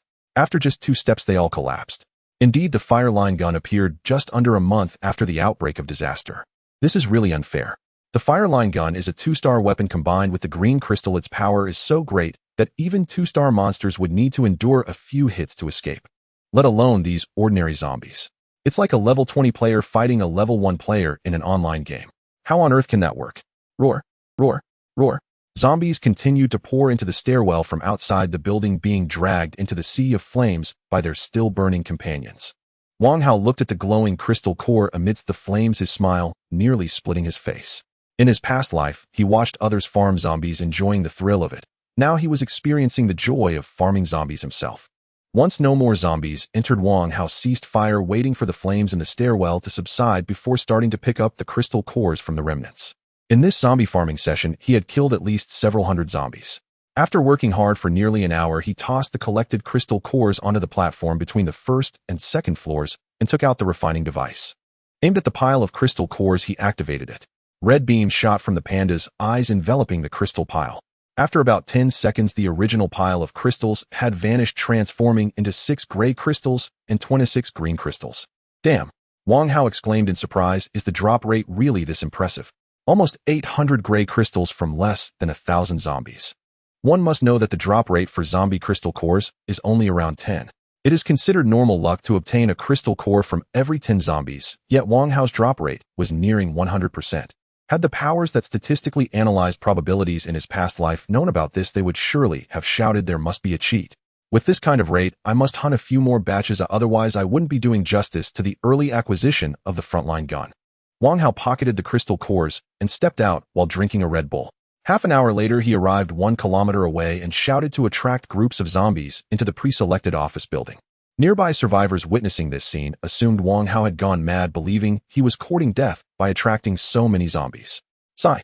Another person driven insane by the apocalypse, a disheveled man, stood on the balcony of room 303 at a hotel, shaking his head. He chose the most miserable way to die. Those monsters will devour him down to the bones. In the second floor of an office building, the leader of a small team, seeing that all the nearby zombies had been lured away by Wang Hao, excitedly blew him a few kisses from afar, exclaiming, "Brother, I love you. I was just worried about how to get past the zombies downstairs, and you just came out to help me. Your death will be meaningful. I will never forget you." Then the leader shouted to his companions, "Quickly grab your weapons, and let's head out." However, just when everyone thought Wang Hao was walking to his death, the thunderous and ear-splitting roars of zombies gradually diminished, calming down until silence descended. Then, covered in ashes, Wang Hao walked out of the office building alone. Not a single drop of blood stained him. The survivors were bewildered. What was going on? Where were the zombies? He had entered the building akin to stepping into a dead end. How could he possibly emerge unscathed under the pursuit of hundreds of zombies? Ignoring the astonished gazes around him, Wang Hao swiftly headed to the next location, employing the same tactic to lure zombies into buildings to kill them. At 1812 in the evening, he had slayed a total of 3 batches of zombies today. It should have been 4, but one batch was too numerous and overwhelmed him. Nonetheless, he was satisfied. The number of crystal cores he had collected was quite impressive. Refined into green crystals, he had a total of 89 in hand. This meant he had killed thousands of zombies. Hiss. Truly terrifying. One person killing so many zombies. If he were to share this, he would surely be seen as a braggart. The survivors in the areas he had visited would rejoice, as for the next few days, there would be almost no zombies in their vicinity. Wang Hao returned to the TV. He invested 15 green crystals and spun the 2-star roulette 3 times. One-star tent can be folded to the size of a palm for easy carrying. When fully opened, it covers an area of 60 square meters, equipped with a double mattress and quilt, and features a defense mechanism that triggers automatically against attacks below 3 stars. One-star Sentinel. Set up, it can monitor a radius of 500 meters and will promptly notify the owner in the event of a danger source. 2-star Hainatu backpack contains 88 cubic meters of space. Adding items does not increase weight, and includes a freshness feature to keep perishable items like vegetables and fruits fresh. Not bad. All 3 are good items. In fact, all the products from the 2-star Roulette are useful for Wang Hao at this stage. It's just a matter of practicality. The 1-star tent goes without saying. No matter where he goes, it guarantees a place to sleep, and it can be folded, unlike before, when moving locations required him to leave behind a tent. The Sentinel is generally unnecessary. No monsters have come close to me lately, but being prepared never hurts. It's always better to be cautious. Wang Hao's favorite was the 2-star backpack because he was tired of the hassle of needing to free up space in his backpack as his items multiplied. 88 cubic meters is quite ample. It will meet his needs for the coming months. Green crystals are difficult to obtain. Just 6 spins on the 2-star Roulette should suffice. Beyond that, unless landing on 2-star potions or 2-star weapons, it's not worth it. It's better to spin a new 2-star Roulette for better value. The next 1-star Roulette is at. Wang Hao opened his phone's notepad and muttered, Jinlan First High School. I still have 74 green crystals left. It's getting dark soon. There's no way I can run today. Tomorrow I can do 2 more 1-star roulettes. Hopefully I can hit a profession scroll. If luck is lacking, a 2-star potion will do. Wang Hao transferred valuable items from the 1-star backpack to the 2-star backpack, deciding he didn't need to carry food and drinks himself. He would find a subordinate to carry those. After packing up, he retraced his steps. Meanwhile, on the other side, not far from the Xiangyu garden on the side of the road, Xiangru leaned against a telephone pole, watching Zhang Yeshu gripping a steel gun tightly face a zombie whose belly was ripped open with its dry gray intestines exposed, lunging at her with a fierce snarl. Qin Lian and the others nervously watched the battle silently, urging her not to panic, to stay calm. Zhang Yeshu's hands trembled, her face pale, looking as if she were about to break down. As the zombie raised its claws to strike, she gritted her teeth, and following Xiang Ru's teachings, thrust the steel gun into the zombie's eye, then quickly withdrew. This action would prevent a failure to kill it on the first strike, allowing for a counterattack from the zombie. As expected, Zhang Yeshu's strength was too weak. The zombie did not die and lunged at her with even more ferocity. But by then she had already prepared for a second strike and thrust the steel gun directly into the zombie's brain. Thick foul blood dripped down the gun barrel. Zhang Yeshu pulled out the gun and, in a wild frenzy, stabbed the zombie repeatedly until Qin Lian rushed over to hug her gently, saying, "It's okay, Yeshu." Only then did she gradually calm down, tears streaming down her face in pain. "You all know how to kill zombies now. You've graduated." Xiang Ru stretched lazily and commented with boredom, "Teaching how to kill zombies for almost a day is more exhausting than going to kill zombies myself." Although Zhang Mingyao and the others had initially grasped the skills to kill zombies, they had also faced misfortune, losing a younger sister to a zombie's claws. The group was down to 5. "You've worked hard." After witnessing the killing of zombies, Zhang Mingyao realized Xiang Ru's prowess, admiring her ability to quickly learn and proficiently kill zombies. "It's nothing, just a bit boring." Before Xiang Ru could finish her sentence, a group of people emerged from the corridor diagonally opposite. They also noticed the few girls. Their eyes lit up. Wow. Did they just encounter a gathering of celestial maidens? Qin Lian's competent charm, Zhang Minjiao's breathtaking beauty, Zhang Yeshu's serene purity, etc. Each girl possessed her own unique beauty. Just pulling one out could easily overshadow a multitude of stars. Compared to Xiang Ru's absolute allure, the girls directly incited a wave of desire from the men who could hardly wait to rush over and cherish them. Yen Gu, a bald man wielding a steel knife, grinned greedily. "We can't just let them go, can we?" Sun Yan's gaze was fixed on Zhang Mingyao, thinking to himself that this woman was truly extraordinary. He had encountered countless women, yet none could compare to her. If he could possess her, his life would not have been lived in vain. "No, she is worthy of me. It is her honor. No woman is hard to deal with." Sun Yan glanced at Xiang Ru and instructed, "When we approach, you all rush forward and use all your strength to kill her. Whoever dares to show mercy, don't blame me for being ruthless." The bald man nodded and turned to explain a few things to the stronger members of the group. Xiang Ru recognized Sun Yan and his group as the survivors she had encountered the previous night. From their eyes, she keenly sensed a hint of danger. "Go," Xiang Ru decisively said. "Return the way we came." She did not dare to delay. Zhang Mingyao quickly led the group away. "Charge." Seeing they had been exposed, Sun Yan's group decided to chase recklessly. They quickly caught up with Xiang Ru, then split into 2 teams. Sun Yan, the bald man, and 3 others decisively surrounded Xiang Ru. The other 9 pursued Zhang Mengyao and her group. Noticing this, Xiang Ru wasted no time closing in on a burly man and landing an uppercut that struck his descending steel knife. Both were ordinary enhancers. Their strength was evenly matched. The burly man's knife momentarily halted in midair, but at that moment the advantage of Xiang Ru's gauntlets became evident. Absorbing the recoil, she seized the man's wrist with force and hurled him towards the approaching bald man and his companion. Immediately after, Xiang Ru turned to confront the long-haired man behind her. He wielded a dagger and slashed at Xiang Ru. She leaned back to dodge, evading several of his wild strikes which lacked skill and were easily seen through by Xiang Ru, who nimbly evaded them. Xiang Ru seized upon the long-haired man's anxious opening and kneed him, sending him flying. Although Sun Yin and his 4 companions were all ordinary enhancers, their fighting ability was at the level of street thugs. If Xiang Ru, who had trained in a combat system and learned Muay Thai, could split the odds into multiple 1v1 duels, they would stand no chance against her. They could not stop Xiang Ru.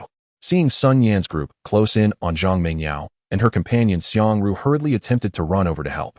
However, the unwilling long-haired man suddenly surged forward, his face twisted into a fierce snarl, and he slashed at Xiang Ru's abdomen with his knife. Die! Xiang Ru scoffed. Just you.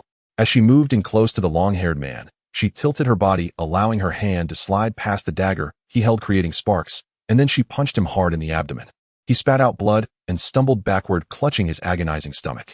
Had he not been wearing ordinary clothes from the roulette shop, Xiang Ru's gauntlet steel spikes would have left several bloody holes in his belly.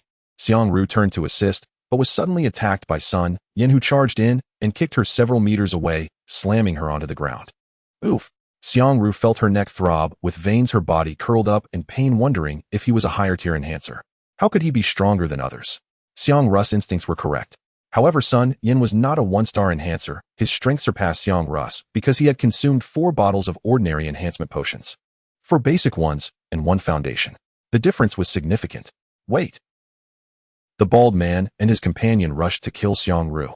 Just then the long-haired man shouted angrily, turned, and spat out a mouthful of blood-tinged saliva, striding over to Xiang Ru and viciously kicked her, sending her rolling on the ground.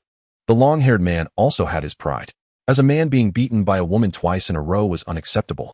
He couldn't let this slide without retaliation. Damn it! The long-haired man charged at Xiang Ru, mercilessly stomping on her again and again, crushing her hands covered in dust, causing her to spit blood, continuously muffled screams escaping her lips. The long-haired man's face twisted further in rage. What good is being able to fight? You're still being stomped like a dead dog by me. Ha! Xiang Ru laughed loudly.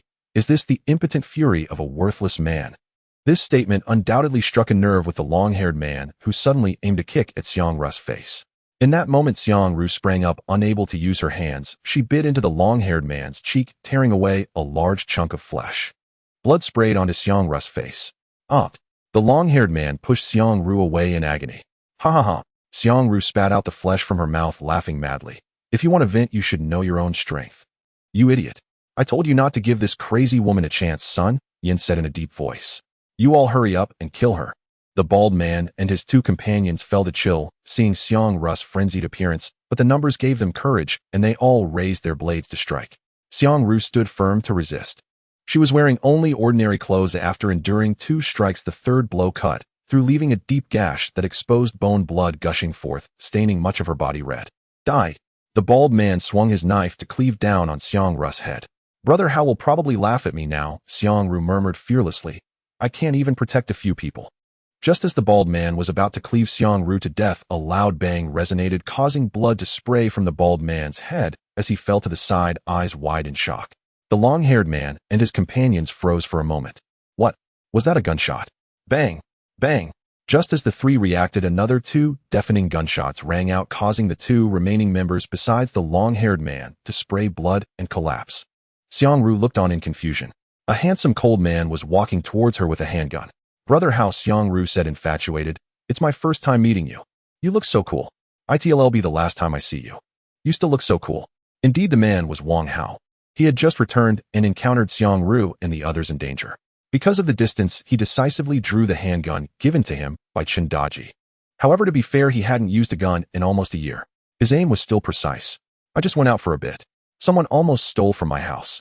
Wang Hao aimed the gun at the remaining 2, moving it back and forth. It's best if you don't move. My gun is both accurate and fast. The long-haired man was terrified. Sun Yan's expression grew serious, realizing that he must be the so-called king of soldiers everyone talks about, with exceptional marksmanship, taking down the bald men with a single shot each. Damn it, this crazy woman has backing. This won't end well. Wang Hao reached into his backpack, pulled out a healing potion, and tossed it to Xiang Ru, saying, "You take care of your own revenge." Xiang Ru drank the potion. The wounds that had been numb with pain suddenly began to itch. Looking down, she saw that the deep wound exposing bone was healing at a visibly rapid pace, and there were no scars left. Even the severed hand had healed. This scene seemed like a miracle to Xiang Ru, but to Wang Hao it was quite normal. Healing potions can heal the injuries of enhancers below 2 stars. Healing an ordinary enhancer is not a difficult task. Are you scared? Xiang Ru stood up, twisting her neck and stretching her limbs, looking coldly at the long-haired man. Now I will smash your mouth first. What? The long-haired man was taken aback. Wasn't this woman just beaten to the brink of death by me? Why does she seem fine after drinking a potion? Let's talk things out. Let's talk. The long-haired man was terrified and flustered, but before he could finish his words, he saw Xiang Ru rushing over, landing a punch on his mouth. The long-haired man fell to the ground with a grunt. Xiang Ru swung her fists, smashing the long-haired man's mouth. Sun Yan felt a chill in his heart, realizing that if he sat back and did nothing, he would be next. He recalled just now when he barely managed to see the bullet. If he had reacted quickly, he could have dodged the first shot from that person. I could counterattack him. Even if I couldn't dodge, as long as I wasn't hit in a vital spot, I would still have a chance. Time was pressing, and Sun Yan couldn't think too much. He prepared himself and immediately dashed forward like a bolt of lightning towards Wang Hao. He opened fire directly. A bullet accompanied by a gust of wind shot towards Sun Yan's face. At that moment, Sun Yan was more focused than ever, the bullet appearing to slow down in his eyes, and he quickly spun around. He narrowly avoided the bullet. I dodged it. Sun Yan was overjoyed and continued charging towards Wang Hao, saying, "Do you think you've won? You fool. You will pay for my brother's death." Wang Hao exclaimed softly. He hadn't expected that someone would have already downed more than 4 potions by now. As Sun Yan approached Wang Hao, he envisioned himself splitting Wang Hao in half with a single strike, and couldn't help but grin sinisterly. You may not know. Shooting is my weak point. Wang Hao put away his handgun, drew out a hand axe, and swung it down directly. Sun Yan felt a cold flash before he could react. His head and neck were split apart, yet his face still bore a victorious smile. Wang Hao walked past Sun Yan. Half a second later, he suddenly spewed blood and fell, his expression finally changing from a smile to one of pain and shock. He surely couldn't comprehend why he had died inexplicably after drinking 4 bottles of ordinary enhancement potions. Ha! Xiang Ru had already beaten the long-haired man into a pulp, rising to face Wang Hao bloodied and covered in chunks of flesh, and said with a light laugh, "Now that you see me like this, you won't be able to lift your head again." Wang Hao approached and lifted Xiang Ru's chin, leaning down to kiss her lips. "The horde is coming. We can talk about it later."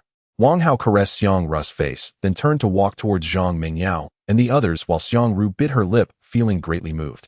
How interesting. Is this the kind of romance that belongs to Wang Hao? On the other side, Sun Yan's group had already stopped attacking the few women when Wang Hao fired the first shot. They witnessed the 5 strongest members of their team fall one by one, especially when they saw the mightiest Sun Yan easily killed. They were shockingly stunned.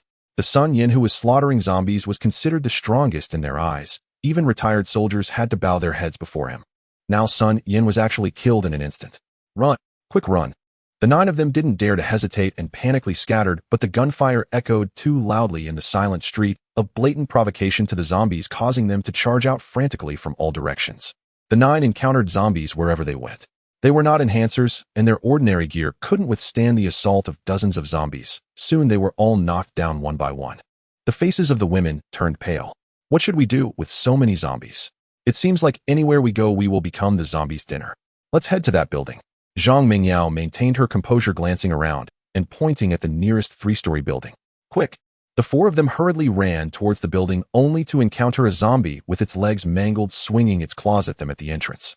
Qin Lian immediately stabbed her knife into the zombie's eye and forcefully pushed it further, and stopping only when it ceased moving. The other 3 didn't idle either. They worked together to break the lock on the building's iron door.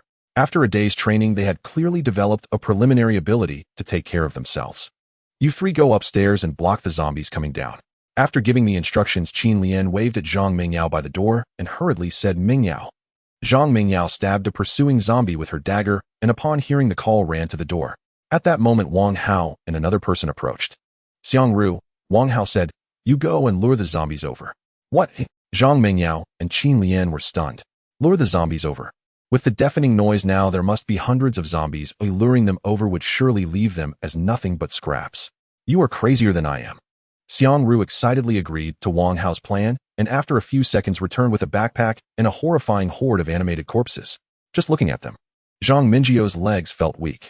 Unable to comprehend what Wang Hao intended to do, did he think he could take on hundreds alone? Is that even possible? Even with Xiangru, there were only two of them. Two people killing hundreds of zombies. This was an impossible task to fathom. Wang Hao took out a flamethrower, and as Xiangru ran behind him, he fired a straight line of flames. The zombies struck directly, became engulfed in fire, and then he swept to the left, evenly distributing the flames to the right. In an instant, the horde turned into a sea of flames. Before the zombies could reach Wang Hao, they became charred remains collapsing to the ground, only to be trampled by the zombies that followed. Zhang Mingyao and Qin Lian were left speechless. This was unscientific. A flamethrower had actually slaughtered hundreds of zombies. Just moments ago, they had been terrified and tense, even thinking Wang Hao was being reckless. They never expected that the disaster-level crisis in their eyes was merely a trivial incident for Wang Hao, who resolved it effortlessly. This man is too powerful. After going out, you have completely changed.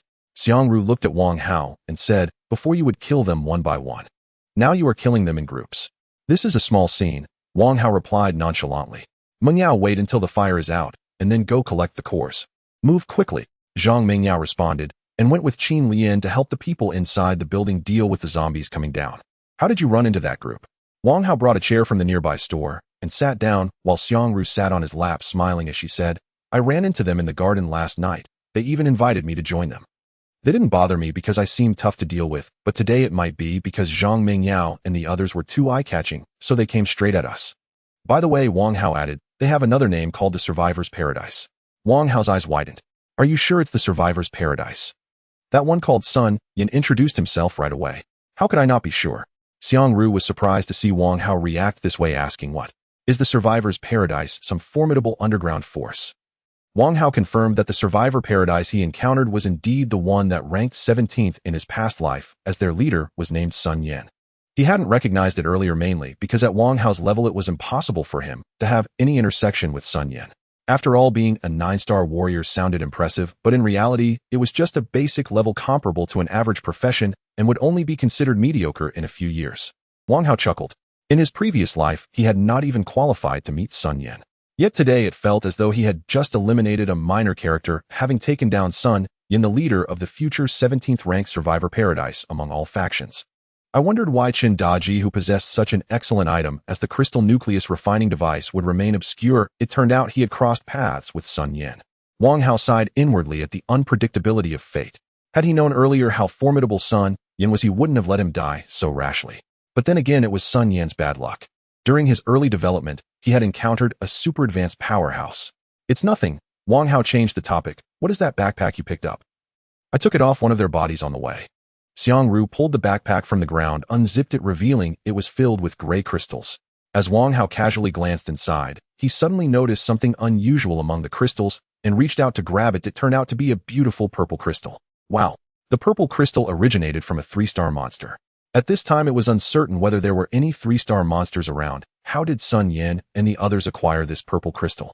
Random reward. This was the only possibility Wang Hao could think of. These prominent figures from his past life were indeed fortunate, if Wang Hao hadn't interfered, considering the roulette from the Zhang family. Sun Yin had received 2 random rewards. Damn. In his past life, Wang Hao had become a 9-star warrior without ever experiencing the benefits of a random reward. But what good was Sun Yin's good fortune? In the end, it was still Wang Hao who reaped the benefits. The purple crystal is immensely valuable. I'll go spin the 4-star roulette. At the very least, I'll get a 3-star reward. Wang Hao put away the purple crystal, having already decided its use. However, before that, he needed to fulfill the information regarding the 1-star roulette in his possession. The flames gradually dissipated as the two conversed. Zhang Mingyao saw it was about time and called Qin Lian and the others to come forward with the backpack, searching through the charred remains of the corpse for crystal nuclei. All that had transpired here was also being observed by nearby survivors, some in shock, others in disbelief, as they looked at Wang Hao.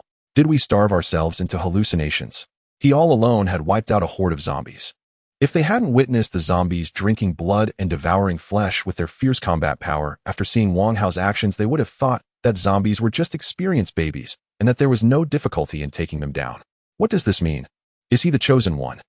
On the 5th floor of the opposite building, a fashionable young man with headphones hanging around his neck felt unbalanced and said, "Why does he get those powerful weapons while I don't? What makes him better than me? How disgusting. What are those cubes?" A girl from the adjacent apartment noticed the actions of Zhang Mingyao and the others and pondered, could it be that the reason that guy is so powerful is that he ate those cubes? The more she thought about it, the more she felt it was true. Otherwise, it was hard to explain Wang Hao's inhuman attributes. He must be in heaven. A man with a handlebar mustache from the 6th floor leaned out, his gaze frequently drifting towards Xiang Ru Zhang Mingyao, and Zhang Yeshu, filled with envy as he remarked, "He has several beautiful women with him. Each one looks like they walked out of a painting. This is amazing." 20 minutes later, the girls finished collecting all the crystal nuclei. The more people, the faster it was. The comparable amount of work that had taken Wang Hao nearly an hour was done in no time. Approximately 523 crystal nuclei, Zhang Mingyao reported, with an error of no more than 20. "Let's head back." Wang Hao pushed Xiang Ru off his lap, got up, and nodded. "On the way, let's bring back a few buckets of water as well." "Okay." Zhang Mingyao and her group surrounded Wang Hao to clear the path. Although he didn't need protecting, they couldn't let the big brother do all the fighting against a few zombies. In this case, what did they want them to do? Just as they walked out a couple of 100 meters, several survivors suddenly rushed out from the buildings on both sides, followed by more people coming out one after another. They surrounded Wang Hao and his group, smiling ingratiatingly. The fashionable young man, feeling unbalanced, also joined in, smiling apologetically at Wang Hao. "Big brother, I'm a good listener. Whatever you ask me to do, I will do it. You've already brought a few people, you don't need me. Please save the child. We haven't eaten for almost 2 days." A woman with a child knelt down crying. Others chimed in, trying to appeal to Wang Hao's emotions and reason to get onto his vehicle. "Brother Hao," Zhang Mingyao asked for Wang Hao's permission. "Do you really need me to teach you how to handle such a trivial matter?" Wang Hao replied indifferently. "Right now we can barely stand on our own. Bringing in others is one thing, but I'm afraid that if there are too many people, it will lead to chaos. It's easy to be dragged down, and food is also a problem with more mouths to feed. The pressure will be immense." Zhang Mingyao quickly weighed the pros and cons in her mind, glanced at the crowd, and said coldly, "We won't take anyone. Please go back. This is a warning, not a discussion. If you block the way, don't blame us for being ruthless." With that, Zhang Mingyao drew her dagger, and the others also brandished their weapons. The majority of people were frightened and retreated. A scruffy-faced man, possibly driven mad by the apocalypse, pointed at Wang Hao and scolded, "You have the ability, what's wrong with helping us? Will it kill you? Can't you be a little less selfish? Isn't mutual assistance and unity just a phrase eaten by dogs?" After saying that, the uncle stirred the crowd, shouting, "Come on everyone. Let's see if they dare to act. Do they even deserve to be called humans?" Wang Hao's gaze was icy. These people simply wanted to take advantage of him. They dared to come downstairs, but wouldn't walk 100 meters to the convenience store. He could accept these people now. But what if he encountered 100 or even 1,000 later? Could he kill millions with a single breath, or what? His face was broad enough to protect everyone, and right now he was still in the novice stage, where fighting single zombies was just practice to adapt quickly to the rhythm of the apocalypse. In a month after the heavy rain, when monsters ran rampant, even the weakest zombies would have their combat power increased by 100, directly squeezing out the survival space for ordinary people. According to statistics from forces in his past life, nearly 1/3 of survivors died within 3 days after the heavy rain ended. I've never seen anyone be so selfish. If I had their ability, I would absolutely protect everyone. We are humans, not zombies. I don't believe they dare to act recklessly. Encouraged by the uncle, a few people began to cheer, and others also stirred, trying to morally bind Wang Hao. Zhang Mingyao struggled internally several times, realizing that if she hesitated, her score in Wang Hao's heart would plummet. A qualified leader would not allow any irrelevant factors to influence their judgment. She closed her eyes, took a deep breath, and then suddenly opened her beautiful eyes, her gaze sharp and resolute, her voice chillingly cold, as she said, "Kill." Zhang Yeshu was closest to the uncle. Although the concepts established during peacetime did not allow her to take action, thinking of Xiaoqin's death and the brutality of a team that did not tolerate anyone lagging behind, she resolutely thrust the steel gun into the uncle's heart. The uncle's eyes widened in shock. It seemed he did not expect them to truly dare to act. The others were rendered speechless and retreated step by step. The confidence that had just been present on his face was gone. "Let's go." Zhang Mingyao led the group to continue forward. "What kind of strong medicine did you give them?" Wang Hao looked at Ru, surprised. "Their progress is astonishingly fast. I just taught them how to kill zombies normally. Having one crazy person like you around is enough for me," Xiang Ru said innocently. "However, their significant changes are probably related to the death of one of them. That person died from hesitation." Wang Hao understood. The group returned to the villa around 8 in the evening, passing by a water shop, and bringing back a truckload of bottled water. You can take whatever food and drink you want. Wang Hao looked at the exhausted women and said, anyone who wants to take a shower can go first. The women were quite surprised. Now that supplies were so precious, when Chun Daji was managing them, the daily rations were so meager that even children couldn't get enough to eat. Showering was out of the question. This made Wang Hao's generosity seem unreal. If you follow me, it's impossible that even such a simple need as being full wouldn't be met. Wang Hao saw the looks the women gave him and knew what they were thinking, saying directly, you must have heard Meng Yao talk about the medicines. If you perform well, I certainly won't be stingy. Wang Hao had been with several factions and concluded that leading with brute force did not last long, as those beneath would easily turn against him. The best method was a combination of grace and intimidation without too many smiles or loudness. The women's eyes brightened. If they could get a bottle of enhancement potion, they would become as agile and strong as Xiang Ru, feeling much more confident when going out. Meng Yao, leave half of those crystal cores with me. Bring the rest tomorrow and pay attention to see if there are any roulette wheels along the way.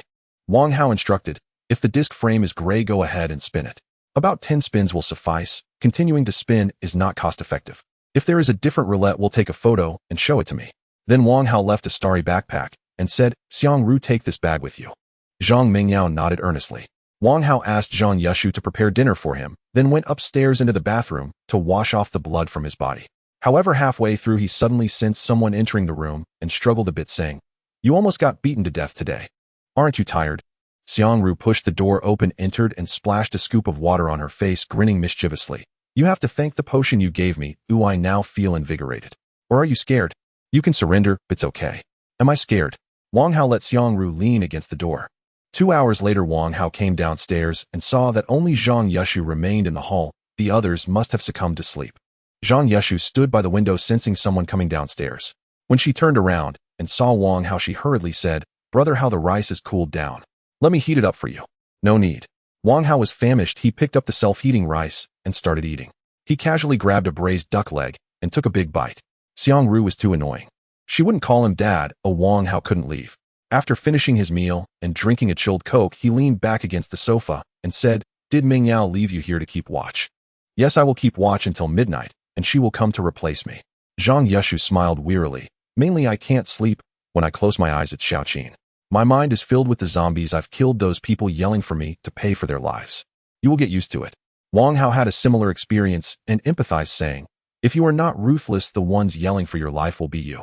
Brother Hao, you are amazing. You can remain calm in any situation. Zhang Yushu, having endured the cruelty of the apocalypse, admired Wang Hao, even more unable to imagine that he was only a few years older than her, but possessed the courage of a war god. Wang Hao chuckled. In his past life, he was not the most powerful, but at this stage it could be said he was like a cheat. Can I lean on you for a while? After Zhang Yushu finished speaking, fearing Wang Hao would misunderstand, she hurriedly explained, I don't mean anything else. I'm just afraid. Wang Hao opened his arms. Thank you. Thank you, Brother Hao. Zhang Yushu nestled into Wang Hao's embrace like a swaying boat, finding refuge in a harbor, feeling unprecedentedly secure. The zombies chasing her and the dead also disappeared. Wang Hao lay on the sofa, inhaling Zhang Yushu's faint fragrance, suddenly hearing her steady breathing, and chuckled softly. Less than 30 seconds had passed. She fell asleep too quickly. Wang Hao unknowingly fell asleep as well. When he opened his eyes, it was already the next morning. Zhang Yushu in his arms slowly opened her eyes due to his movements and looked up to see Wang Hao's handsome face smiling blissfully. Cough, cough. Zhang Yushu heard the coughing sound. Her smile froze and stiffly turned her head. She suddenly saw Zhang Mingyao and the others in the living room looking at her with strange expressions and immediately gasped, covering her face and fleeing upstairs. So embarrassing. Aunt Qin and the others saw me sleeping with Brother Hao. Wang Hao did not feel embarrassed. He got up and went to the bathroom. The taller, mature woman Chuning followed him and holding a plate, saying, Brother Hao, here is a hot towel. It will feel very comfortable when you wipe your face with it. Wang Hao wiped his face with the towel. Yes, it was indeed comfortable. He felt the pores on his face open up. He put down the towel. He noticed someone had already squeezed toothpaste for him and prepared a cup of mouthwash. For a moment, he felt as if he were not in an apocalypse, but living a noble life. Finally experiencing the joy of the wealthy. No, wait. Wealthy people might not necessarily enjoy the treatment of being surrounded by countless goddesses as soon as they open their eyes. I don't even want to work hard anymore. Doesn't living this fairy tale life feel great? After washing up, Wang Hao came out eating the breakfast prepared by Qin, Lien turning his head to look at the bright sunny sky outside, feeling as if he were dreaming. But I still can't be slack. Yi Fan is a very clever and scheming person. In his past life, his family was destroyed by the Gun King among the 4 emperors for choosing the wrong side. It is said that he was one of the strongest opponents at that time, and his sensitivity to the apocalypse must be stronger than ordinary people. Now who knows how far he has developed? Wang Hao thought of Yi Fan's prowess as if a bucket of cold water had been thrown on his face, secretly resolving, I must quickly improve my strength and seek revenge for the betrayal. Thinking of Yi Fan, Wang Hao heard the echo of the Demon King's cries in his ear along with Yi Fan's mockery. You, an orphan with no parents, think you can stand on equal footing with me, Yi the young master. If it weren't for the foolish elders of the Yi family taking sides, you wouldn't even be worthy to carry my shoes. Wang Hao felt his entire body engulfed by the painful memories of Yi Fan's trampling, coldly crushing the bread in his hand, causing the atmosphere in the room to suddenly chill. This made Qin Lian's heart tighten, wondering if she had stepped on a landmine. Yi Fan, I will crush your pride with my own hands. Wang Hao's nerves tightened again as he saw Qin Lian's anxious expression. He clapped his hands and said, I've just thought of something unhappy. It has nothing to do with you. Then Wang Hao stood up and looked at Zhang Mingyao, saying, if you don't come back by evening, just find a place to spend the night. Zhang Mingyao nodded, okay. Wang Hao grabbed his backpack and headed out, following the phone's navigation to the vicinity of Jinlan No. 1 high school. The 1-star roulette he remembered seemed to be in the high school section. Which classroom exactly? He would have to search room by room. As Wang Hao approached the entrance of the high school, he suddenly heard rustling noises from above as he passed by a small shop. Without thinking, he jumped back just in time as 3 fist-sized black shadows fell from the sky, landing where he had just stood. This is the difference between an old hand and a rookie. A rookie would instinctively look up upon hearing a noise. If it was something manageable, that would be fine, but if it were a powerful monster, it would be easy to get caught off guard. Wang Hao's immediate jump was the most prudent action. Cockroaches are still disgusting. Especially the flying mutated cockroaches. The sudden sensory stimulation is terrifying. I've been disgusted by them more times than I can count. Wang Hao got a clear look at the true form of the shadows. He swung his hand axe while the 3 cockroaches, perhaps angered by their failed ambush, screeched and raised their spiked forelimbs, charging at him in a fan-shaped formation. Just as Wang Hao was about to move, 4 men armed with steel knives and spears suddenly rushed out from the upper corridor. Among them, a young man with naturally curly hair took the lead, taking several large steps towards one of the cockroaches, thrusting his spear into its head. The young man was clearly an enhancer. This strike pierced straight through the cockroach's head. The other 3 teamed up to take down the second cockroach, while the third cockroach, seeing its companions fall one after another, immediately changed its target, in anger, raising its forelimbs like long spears and aiming directly at one of the 3 men. The young man quickly turned his head to attack the cockroach. Zhang Jingyi. Wang Hao recognized the young man in surprise, saying, what a coincidence. What are you doing here? In their past life, the 2 had teamed up for a while before parting ways due to differing philosophies. After that, Wang Hao hadn't heard any news of him. He was a refreshing stream in the apocalypse, always eager to help others, believing that humanity should unite to overcome disasters. Even months after the apocalypse began, that spirit had not changed one bit. At that time, Wang Hao admired Zhang Jingyi. He charged into the apocalypse with pure enthusiasm. Zhang Jingyi stirred the cockroach's head with his spear and looked up at his companions, asking, don't you have any crystal cores? None. His companions shook their heads. What bad luck. I've killed 7 or 8 cockroaches and haven't found a single crystal core. Zhang Jingyi pulled out his spear and looked at Wang Hao. Friend, are you okay? I hadn't even had a chance to get into trouble before you all killed the cockroaches, Wang Hao replied with a light laugh. The tall man, already frustrated from not finding any crystal cores, exploded upon hearing Wang Hao's nonchalant tone, pointing at him and saying, what's your problem? We saved you, and you don't even know to say thank you. In their view, if it weren't for them, Wang Hao would have already been eaten by the 3 cockroaches. After all, even Zhang Jingyi, as an enhancer, would find it very difficult to face 3 cockroaches and could even end up losing, let alone Wang Hao, a mere novice. It's okay, it's okay. Zhang Jingyi patted the tall man's arm and explained to Wang Hao, he's just like that. He's not a bad person. It's quite dangerous to be out here alone. Hey, do you want to join us for mutual support? No need. Wang Hao still didn't want to team up with Zhang Jingyi in this life. They could each go their own way and be perfectly fine. I won't force you if you don't want to, but there are a lot of mutated cockroaches around here, and many people have been eaten by them.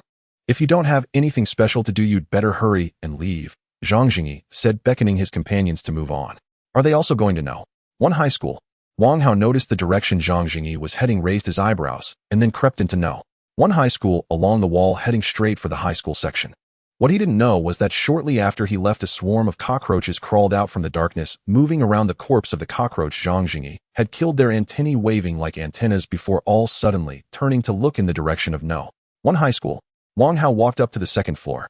Perhaps the zombies had been lured away or for some other reason, but as he walked he encountered nothing but corpses with no living beings in sight. As he walked he scanned the classrooms through the windows. Soon he ruled out the second floor and turned to head up to the third floor. Is your hand covered in history? It smells so bad. What's the use of switching socks? I was wrong. Yinjia, don't hit me again. Wang Hao heard a girl angrily scolding a boy as soon as he went up, and with a glance he followed the sound to the second-to-last classroom. There he saw an ordinary roulette on the back row desk. Zhao Meiyin with green hair was stepping on a small fat boy's heels with canvas shoes and repeatedly hitting his head with a pair of socks. Wang Hao raised his eyebrows. He didn't remember there being an ordinary roulette here, but that made sense. Years had passed between his previous life and his rebirth, and he had experienced so much that he couldn't even clearly remember the specific location of the one-star roulette. Moreover, forgetting an ordinary roulette wasn't surprising.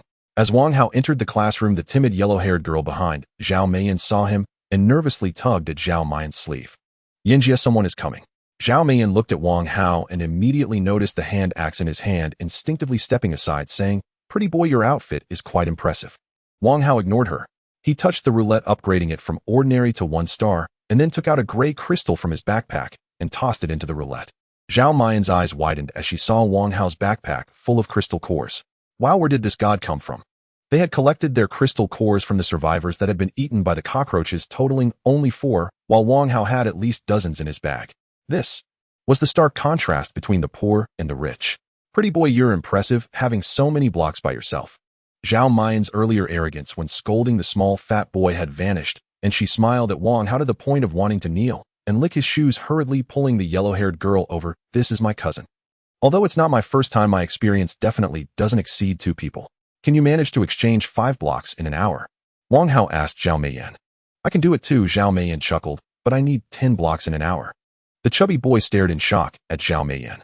I was by her side acting like a sycophant, yet I didn't gain a single compliment from her, and was instead subjected to constant scolding. The guy didn't say a word. Did she just take the initiative to approach him? He'll give you one. Wang Hao casually flicked a gray crystal away and said, you all get lost from my sight right now. He had acquired a corpse-cleaning artifact. The speed at which he earned gray crystals had increased significantly. 3 to 5 gray crystals felt just like the 0.5 yuan per piece from before. He could squander them freely. All right. Zhao Meiyin quickly caught the gray crystal, seemingly afraid that Wang Hao would change his mind, and pulled the 2 girls out of the classroom. 1 gray crystal didn't matter to Wang Hao, but for them it was something they had to risk their lives for. Suddenly Wang Hao's surroundings quieted down. He continued to spin the wheel. Hot pot set includes hot pot base, fresh vegetables, meat, various frozen products. Please consume promptly. Regular strengthening potion. Compressed biscuits X10. Mixed fruit bread X5. Energy bar X2. Regular strengthening potion. 1-star strengthening potion. Wang Hao spun the wheel a total of 20 times, consuming 207 gray crystals, and obtained 3 bottles of the 1-star strengthening potion he desired. 10 material rewards. 4 equipment rewards, and 3 weapon rewards. This was the advantage of not lacking crystal cores, and unlike before, when harvesting crystal cores was difficult, spinning the wheel no longer exceeded 10 times. Wang Hao drank down the 3 bottles of potions. Every cell in his body was continuously splitting and strengthening, and he felt incredibly invigorated, almost desperate to find a place to unleash his power. Now I have a total of 7 basic potions. With this body, I feel like I can easily overpower a 1-star professional with inferior foundations. Wang Hao reveled in the sensation of becoming stronger. Being able to overpower professionals was undoubtedly a terrifying matter. One should understand the significant gap between those who have and have not changed professions at the same level. The difference could be described as heaven and earth. I can finally have hot pot when I go back. I'm tired of gnawing on bread and eating self-heating rice every day. Wang Hao collected all his rewards and upon exiting saw Zhao Meiyin and the other 2 girls pressed against the wall still there. He didn't pay them any mind and continued to search for the 1-star wheel. How many times did he spin the wheel? Zhao Meiyin mumbled. It seems like 20 times. The blonde girl hesitated. Where did he get so many blocks? Does he have some method we don't know about? Zhao Meiyin recalled the pile of rewards Wang Hao had just received, enviously saying, 20 times. I struggle to spin even twice. By the way, does he like fencing? With 2 beauties like us, he doesn't even glance our way. Suddenly Zhao Meiyin noticed the chubby boy beside her and lightly tapped his head, saying, look, he's a guy too, and he's with a couple of beauties. He's full of sparks. You're so scared to even pick up a block. The chubby boy shrank his neck. He thought to himself, I'm impressive, I'm still chasing after you. Am I stupid? Sister Ian, hasn't your cousin sent any news? The chubby boy inquired. The day before yesterday, he said he was following a very powerful boss, and once he establishes himself, he'll call us over. Zhao Meiyan opened her phone and said, I estimate there will be news soon. My cousin used to handle everything in the village, a one-man show. He's quite impressive. It's still easy to get familiar in front of his boss. Wang Hao layer by layer finally found the one-star will he remembered in the 6th floor office. Looking at the rewards on the wheel, he rubbed his hands and said, professional scroll, I am willing to trade 10 years of singlehood as a Demon King for a professional scroll. Demon King, are you being polite? Wang Hao held his breath. He pressed the activation button for the wheel. He only remembered 4 one-star wheels. If this one was given for free, he would have to run over 10 kilometers to find another wheel. What if it's not there again? That would really drag out the pace. The round frame of the wheel instantly changed from green to blue. The rewards on it refreshed, and a scroll suddenly appeared among them. The number of sections increased from 8 to 9. Wang Hao was ecstatic. Demon King, I adore you. The second one-star will has yielded a professional scroll. What fortune! Who would not envy such luck? However, the probability of obtaining the professional scroll was 1/5 lower than the 1/9 for the 2-star strengthening potion. Wang Hao took out 74 green crystals and murmured, as long as the professional scroll appears, I'm fine with burning through these green crystals. Even if I can't get a scroll after using them up, I can accept it. After all, a hard investment will eventually yield results. It's better than having no place to invest at all. Now his mindset was much more relaxed. He wasn't as eager as before. He exhaled and tossed the crystal cores into the wheel. 1-star alloy knife. Not bad. The first spin landed on a 1-star weapon. Canned pork 1-star X2, made from the meat of 1-star mutated pigs, satisfying the dietary needs of 1 to 2-star enhancers. 1-star strengthening potion. 1-star strengthening potion. 10-person large pot rice 1-star, contains rice, assorted ingredients, pork, chicken, and more, ready to be enjoyed upon opening. 2-star strengthening potion. Damn. Wang Hao was overjoyed to see the potion that dropped from the wheel. His mouth couldn't help but split into a grin. The 2-star potion had a 1/9 probability, and he had obtained it after only 6 spins. Today's luck seemed to have taken off since unexpectedly encountering the ordinary wheel. Even if he didn't get anything good now, it wouldn't be a loss. Exchanging 74 green crystals for a 2-star potion was a direct trade. He was more than happy to do so.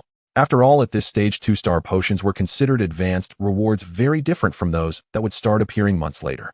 Now that he had a 2-star potion, it meant he could level up on the spot, ensuring his strength was ahead of everyone else. Luck has reached such a level. I wouldn't mind spinning out a 2-star axe as well. Wang Hao had become greedy. He continued to toss crystal cores into the wheel. 1-star breakthrough hand, I mini submachine gun. 2-star Guardian 2 black vest. Portable Wi-Fi 1-star 10 gigabit speed, ready to use, providing smooth network access anywhere and anytime. Note for individual use only. Portable base station 1-star signal enhanced 10-fold, compact and lightweight, providing stable signals anywhere and anytime. Note for individual use only. 1-star professional scroll, meet the requirements of a 1-star enhancer to change professions and gain immense power. The specific profession will be randomly determined based on the luck of the individual who draws the scroll. Damn. Wang Hao was dumbfounded. He initially thought wanting a 2-star axe was already being greedy, but he didn't expect his ambition was still too small. He directly spun out a scroll. First the 2-star potion, then the scroll. Today's luck was explosive. Perhaps the luck of the goddess of fortune was similar to this. The requirements for changing professions were quite simple. As long as one reaches the star level corresponding to the scroll, for example, a 1-star professional scroll requires a 1-star enhancer or above to use. There are essentially 2 professions, melee and marksman. The strength of a profession depends on its talent. Upon changing professions, one randomly receives a talent such as enhanced strength, speed, or stamina, with each attack infused with a martial aura similar to axe energy, fighting to the end team spirit, super long range, and never missing, among others. The strength of a talent is judged by the extent of its enhancement to combat power. For instance, in his past life, Wang Hao encountered a sniper whose bullets could curve, making it difficult to defend against surprise shots, which provided a tremendous boost to combat effectiveness. This definitely belongs to a powerful profession. Talents are largely determined by luck. One can change professions once for every star increase. In my past life, I changed 9 times, but the talents I got were either useless or mediocre.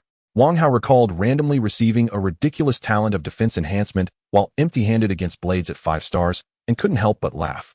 Damn it. At that time, his romantic interest laughed so hard that his face turned green.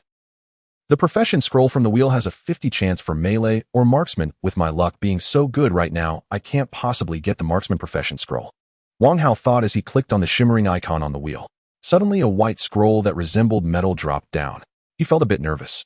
It better be a marksman's, otherwise it would explode.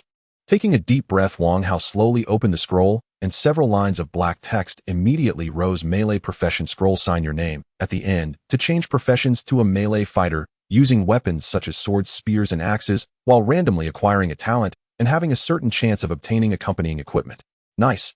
It didn't blow up on me. Wang Hao eagerly took the pen that came with the scroll and signed his name in the designated area. Suddenly, the text on the scroll erupted with bright light, blinding Wang Hao. When the white light in his eyes gradually faded, and he could see clearly, both the scroll and pen had vanished, replaced by a silver dragon-woven ring and a piece of paper filled with writing. It read, "You have successfully changed professions to a 1-star warrior random talent, stronger when encountering the strong. Stronger when encountering the strong, a warrior gains certain enhancements in various attributes. When facing a more powerful enemy, theoretically, with no upper limit to the enhancements, the stronger the encountered enemy, the stronger the warrior becomes. Congratulations on obtaining the warrior's accompanying equipment, Silver Dragon Ring. 1-star Silver Dragon Ring function grants a weapon a specific trait based on the weapon held by the warrior. Touching the ring will bring up the trait description. A virtual screen akin to those from futuristic worlds popped up, displaying Silver Dragon Ring level 1-star function 1 grants weapon traits. Currently, the weapon used by the wearer is a hand axe, granting the explosive axe trait, which allows the wearer to trigger an instant 3D printing function by swinging the hand axe, printing an identical hand axe to throw, which will explode upon landing, dealing damage to surrounding targets. Function 2 None kill count 0, 500. Wang Hao couldn't count how many times he had been shocked today. His mouth was agape. The Silver Dragon Ring turned out to be an equipment that could upgrade itself. This was something he had never heard of before. The traits granted to weapons were also incredibly powerful, effectively giving Wang Hao an AoE skill. Does this count as a reversal of fortune? In my past life, I was unlucky. In this life, everything is going smoothly. Wang Hao felt exhilarated.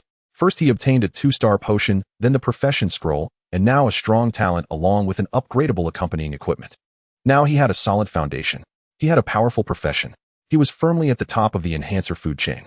It's worth mentioning that building a foundation and changing professions are not mutually exclusive. After changing professions, one can continue to build a foundation if it is not fully maxed out, unless one advances to the next star. This means entering the next stage. Naturally, one can no longer build a foundation. Now I still have 8 green crystals. Wang Hao drank the 2 bottles of 1-star enhancement potions he had just acquired. His foundation rose from 7 bottles to 9 bottles. Now he was just 1 bottle short of maxing out his foundation. He stored all the rewards he had obtained and prepared to hunt zombies, planning to splash on a 1-star potion to conclude the day satisfactorily. As he walked downstairs, Wang Hao happened to bump into Zhang Jingyi and a few others who had just come out from the building across, accompanied by 2 disheveled girls. Zhang Jingyi nodded at Wang Hao and turned to lead his group towards the school gate. But at that moment, a cockroach suddenly crawled over the school wall, landing and turning its antennae towards them. This cockroach was obviously different from any Wang Hao had seen before, being dark red all over with longer and sharper barbs on its many limbs. 1-star cockroach. Wang Hao squinted and said, it has commanding capabilities and never acts alone. Its appearance signifies a large group of cockroaches nearby. No sooner had he spoken than a swarm of 1-star cockroaches suddenly appeared behind the 1-star cockroach, swiftly crawling past it, charging towards Wang Hao and the others with clear intent. Zhang Jingyi and the others' faces changed drastically. The 2 girls had never witnessed such a horrifying scene, their lips and legs trembling in fear. Run! The group attempted to flee back to the teaching building, but turned to find hordes of cockroaches crawling out from behind the building and the greenbelt. The terrifying scene was 10 times worse than waking up at home to find a floor covered in cockroaches, making their scalps almost explode. The scale of this was at least hundreds. With just a few of them, they were no match for this swarm of cockroaches, fearing they would be eaten down to the last bone. What do we do? What do we do? I was perfectly hiding in the classroom. Oh, why did I agree to follow you? My death is tied to you. The 2 girls collapsed in fear, their eyes filled with despair. You all take them upstairs. Zhang Jingyi realized that if they continued to delay, they would truly be unable to escape. Decisively said, I'll hold them off. Just in time. Saves me the trouble of luring the zombies. Wang Hao pulled out his firing gun, reloaded a green crystal into the chamber, and as he squeezed the trigger, the green crystal spun rapidly. Whoosh! A dazzling projectile shot out, hitting the cockroach that charged up close as Wang Hao spun in place, sweeping fire. In an instant, the cockroaches were engulfed in flames. Their piercing screams pierced the eardrums of those present. The tall-shouldered men were about to run when they suddenly saw this scene, completely stunned, unable to believe what they were witnessing. It was Wang Hao all alone. A single gun blocked the path of a swarm of over 100 cockroaches. It is worth noting that a single cockroach can bring despair to most people, while 5 or more can leave even enhanced individuals helpless. Over 100. This is simply a catastrophe. He was actually this formidable. Zhang Jingyi stared at Wang Hao in shock, recalling their first meeting. He didn't even need to lift a finger to help, as just a few cockroaches might not have even troubled him. It was truly hard to discern. This handsome young man turned out to be so terrifying. Zhang Jingyi saved me. The tall-shouldered man remembered the words he had exchanged with Wang Hao. He couldn't help but shudder. If it hadn't been for Zhang Jingyi stopping him, then preventing him from continuing, he would likely have already crossed the bridge of oblivion. Chirp, chirp. Chirp, chirp, chirp. The cockroaches fell flat in droves, turning into nothing more than charred remains under the increasingly intense flames. Even that one-star cockroach, once it touched the flames, only struggled a little longer than an ordinary one. In the end, it was still doomed to die. Wang Hao put away the flame gun and looked at Zhang Jingyi, who had just walked over, and sincerely admired him, saying, "I was blind and couldn't see how powerful you are. You cleared the area all by yourself. Thank you for saving our lives. Go help me dig out the crystal cores, and this favor will be repaid." Wang Hao smiled. "No problem." Zhang Jingyi sincerely thanked Wang Hao. Without his words, facing so many cockroaches would have felt like no way out. Without a second thought, they agreed to his request. Others might have had objections before, but now there were none, as Wang Hao was the boss, and pleasing him was never a mistake. As the fire subsided, they split up to dig for crystal cores. "It's toxic." One person digging into the first cockroach's corpse pulled out a gray crystal and complained, "We kill a few monsters and don't see a single crystal core, but helping others dig out cores, and the first one yields a reward. Messing with my mindset, right?" Wang Hao's double crystal core drop rate buff takes effect from the monsters he kills. He doesn't have to dig them out himself for it to work. So they were able to dig out the crystal cores. It wasn't that their luck was high, but because Wang Hao had the buff. "My luck isn't as good as yours." The tall-shouldered man dug out a gray crystal from the cockroach remains and said, "I only got mine on the third one." He was obviously self-mocking. A gray crystal from 3 cockroaches was quite a decent drop rate. The more others dug, the more baffled they became by the crystal core drop rates, wondering if those with impressive abilities had a bonus. Wang Hao's drop rate was simply absurdly high. "Hey there, handsome." One of the 2 girls, who considered herself quite attractive, approached Wang Hao and said, "Can I follow you? I'm very obedient. I'll do whatever you ask." As she spoke, a flirtatious smile appeared on her lips. This man was impressive and not bad-looking. If she could cling to him, she would surely reach the pinnacle of life, and then it would just be a matter of considering what to eat each day. But she might go hungry. "Get lost," Wang Hao said coldly. "Don't be so unfriendly," the girl replied, fidgeting. "Do you think I look bad? I just haven't showered in a while. I'm dirty. Once I clean up, I promise I'll catch your eye." Wang Hao reached out and pinched the girl's face, a choking sensation instantly flooding her heart, followed by a voice that sounded demonic in her ear. "Do you think I'm joking with you?" I'm sorry. The girl felt the chilling intent in Wang Hao's words, akin to witnessing a sea of blood with floating corpses, fear gripping her as her hands trembled and her legs shook. In that moment, besides the urge to survive, all other thoughts vanished. She looked at Wang Hao with wide eyes filled with terror and stammered, "No, please don't kill me. I promise to keep quiet and disappear immediately." Wang Hao casually tossed her aside. The girl fell several meters away, ignoring the pain as she crawled behind her companions, trembling with her head buried between their feet. Before long, Zhang Jingyi and the others had finished searching all the cockroach corpses and came over with 2 backpacks to hand to Wang Hao. He received them and weighed them in his hands. Based on experience, these 2 backpacks likely contained around 70 to 80 gray crystals. "Thanks." Wang Hao transferred the gray crystals into his 2-star backpack, nodded at Zhang Jingyi, and then stepped outside the school gate to continue grinding for gray crystals. This is a superpower house, but unfortunately he's a lone wolf and unwilling to take others along. Zhang Jingyi still hoped Wang Hao would join his team, sighing inwardly as he instructed. The noise from just now likely attracted quite a few zombies. "Let's go upstairs and hide for a while before heading out." The group lifted the 2 girls and turned back to the building. 3 hours later, Wang Hao stood once more before the 1-star wheel, looking over the 24 refined green crystals in his backpack. He thought to himself that spinning the 2-star wheel now required 12 green crystals. Though the probability of getting a 1-star potion was higher than that of the 1-star wheel, spinning twice without a reward could be quite damaging. Today was an invincible day. He could completely spin the 1-star wheel. Weighing the pros and cons, Wang Hao tossed the green crystals toward the 1-star wheel, and the pointer spun rapidly before suddenly stopping with a snap. It came to a halt. A bottle of potion fell out of the wheel. Wang Hao was bewildered. Were my relatives hidden inside the wheel? It was as if it couldn't even be bothered to go through the motions, directly delivering the best reward from the 1-star wheel. Today's luck is invincible. Even the Queen of Luck would have to stand aside. Wang Hao picked up the one-star enhancement potion and downed it in one gulp. The potion turned into a warm flow coursing through his limbs, but this time he felt almost nothing, as if it was a dissatisfying experience, not like before when he felt completely energized. Without any hesitation, he took out the 2-star enhancement potion and drank it. Wang Hao's body shook. It felt as if all his bones were being shattered and reassembled, continuously repeating this process with each instance more painful than the last, to the point where even breathing felt like his nasal passages were being sliced open and his head throbbed painfully. Even someone battle-hardened like him couldn't help but cry out. This process lasted for 6 minutes, and when it ended, Wang Hao was drenched in sweat. Many previously vague memories, even those he couldn't recall, became incredibly clear, and his brain felt more agile than ever.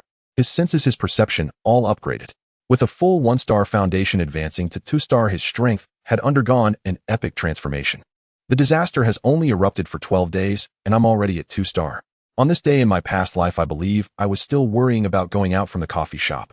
Wang Hao clenched his fists and said, at this stage at least 90% of people are not enhanced individuals. This is outrageous. Wang Hao's luck was running wild today, successfully obtaining the planned rewards, advancing his plan to set out for City Z to seek the lucky ring, which could commence tomorrow morning. Once the lucky ring is secured, Wang Hao can go and take down Yifan. Damn it, I can't believe I've missed my shot. Wang Hao pondered. Forget it, the reward from the 1-star is not appealing to me. They'll keep the green crystal to exchange for blue crystals and spin the 2-star vocational scroll when I have time. He returned to the villa along the same route. On the way, he encountered several teams heading out to search for supplies or hunting zombies for the crystal cores in their heads. The internet is still up. The news about the crystal cores and the wheel should have spread. In his past life, it was around this time that humanity fired the first shot in retaliation. Survivors could be seen strutting down the streets, and the bizarre sight of them fighting over a single zombie brought a sense of hope. Humanity overcame the disaster. Unfortunately, a month later, the cruel reality would remind them who their true father was. When Wang Hao returned to the villa, Ru and the others had not yet come back. He took a bottle of Coke from the fridge and lay on the sofa to drink. Rarely had he felt so leisurely. He picked up his phone to catch up on shows he hadn't watched before. As evening approached, Zhang Mingyao and her group returned, dragging their weary bodies. They were startled to see the empty snack bags, sunflower seed shells scattered on the table, and Wang Hao, who was lounging on the imported sofa, casually looking at his phone. Isn't it supposed to be the apocalypse?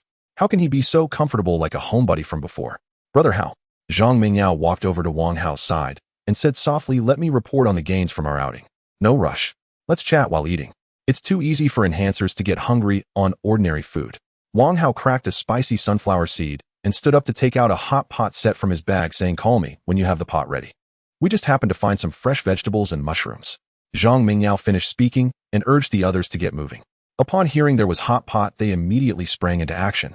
The tired girls perked up. Some moved tables while others moved chairs, and soon a dual-flavor hot pot was set up with the aroma of beef tallow wafting through the air. The girls all washed up before sitting at the table, each one beautiful and captivating, turning the large table into a setting with only Wang Hao as the male. This life was simply exquisite. Wang Hao picked up a slice of fatty beef, dipped it in sesame oil, and then put it in his mouth. The combination of beef tallow and sesame oil with cilantro was simply divine. It was fragrant. He noticed that none of the girls had moved their chopsticks and swallowed his saliva, understanding, don't be too reserved. Just relax and enjoy. Eat up quickly. Only then did the girls start to move their chopsticks. They came from wealthy families and understood etiquette, and although Wang Hao said nothing as the leader, everything revolved around him. They could only eat once he started. They couldn't just loosen up because of his few polite words. Goddesses are indeed goddesses, their demeanor was truly graceful.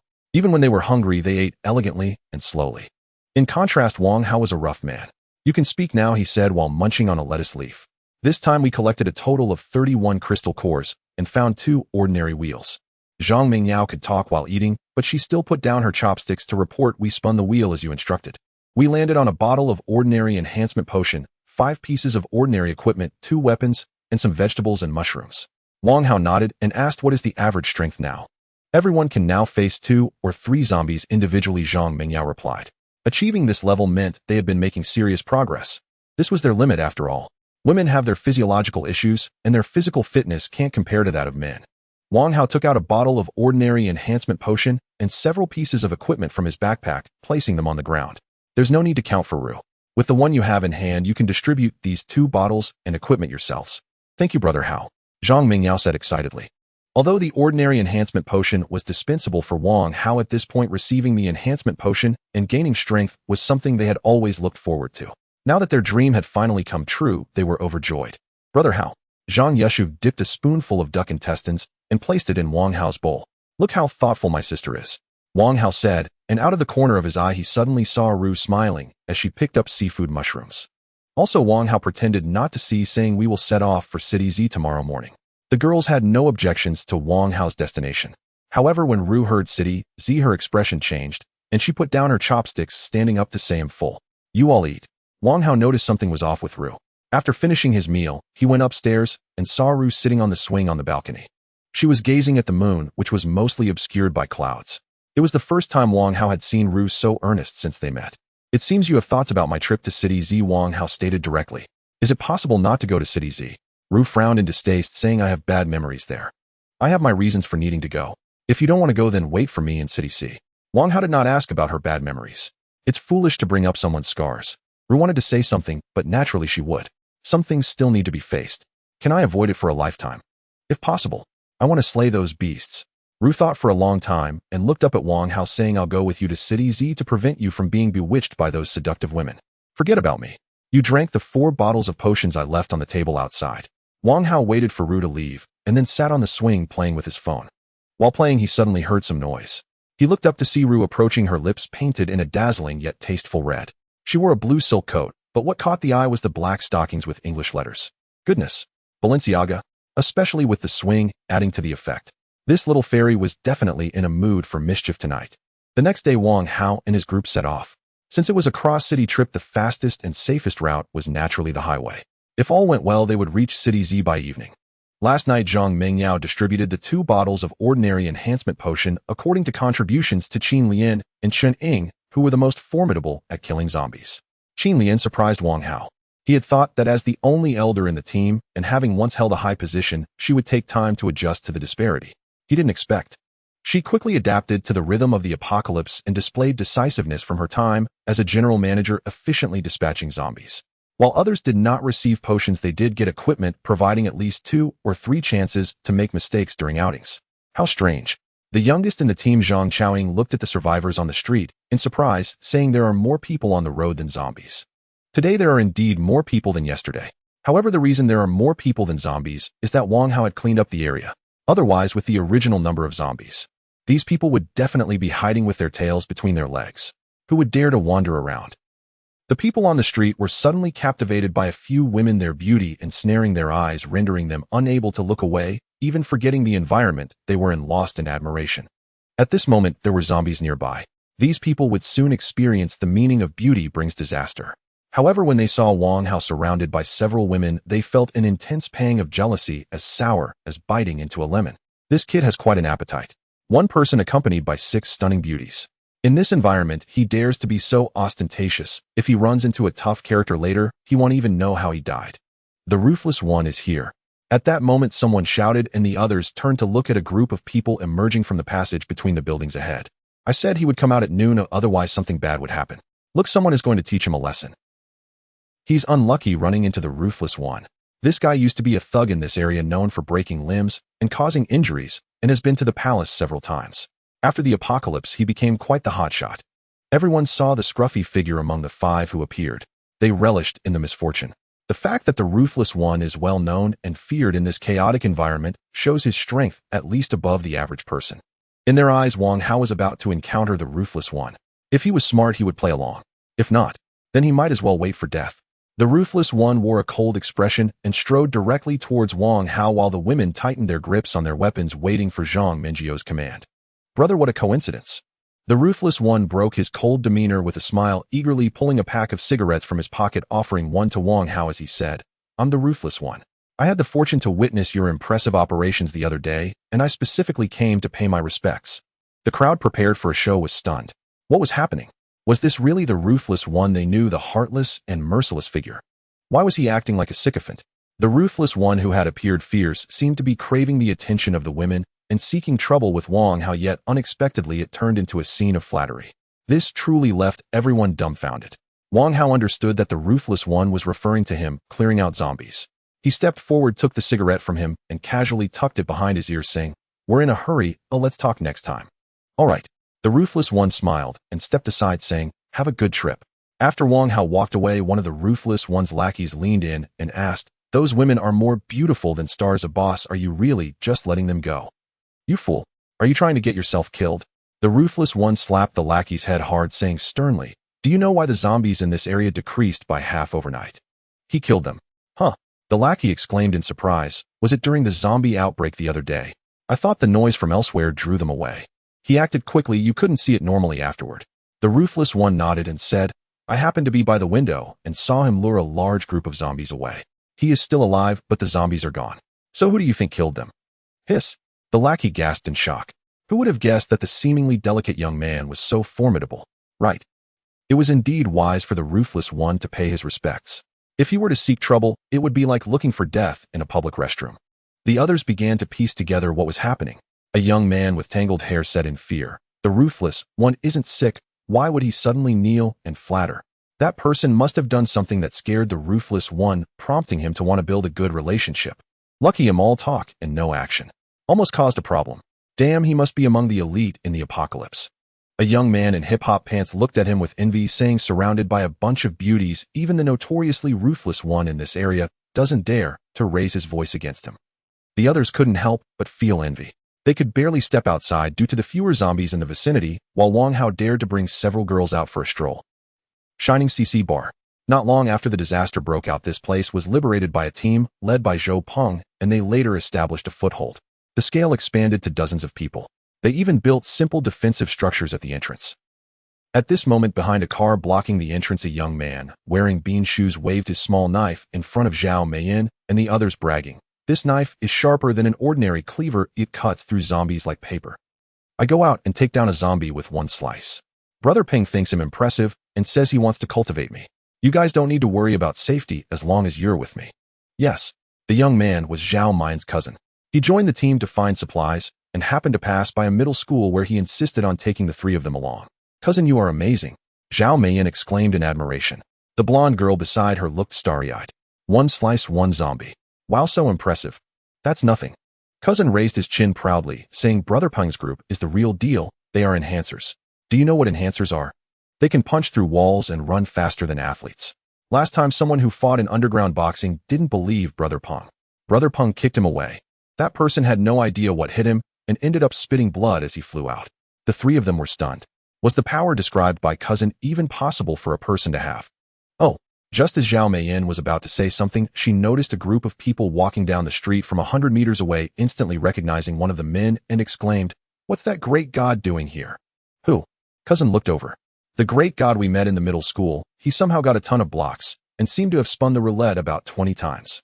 Zhao Meiyin recalled and couldn't help but envy, saying that thing is called a multi-block. I even saw several bottles of the potions you mentioned. 20 times. Cousin was taken aback. Although he had never spun the roulette, he heard that Zhou Peng could only spin it 8 or 9 times before it wouldn't move anymore, but that person spun it 20 times. Not to mention anything else, he must have quite a lot of good stuff on him. Cousin, hurry and go meet Brother Peng with me. This is a major accomplishment.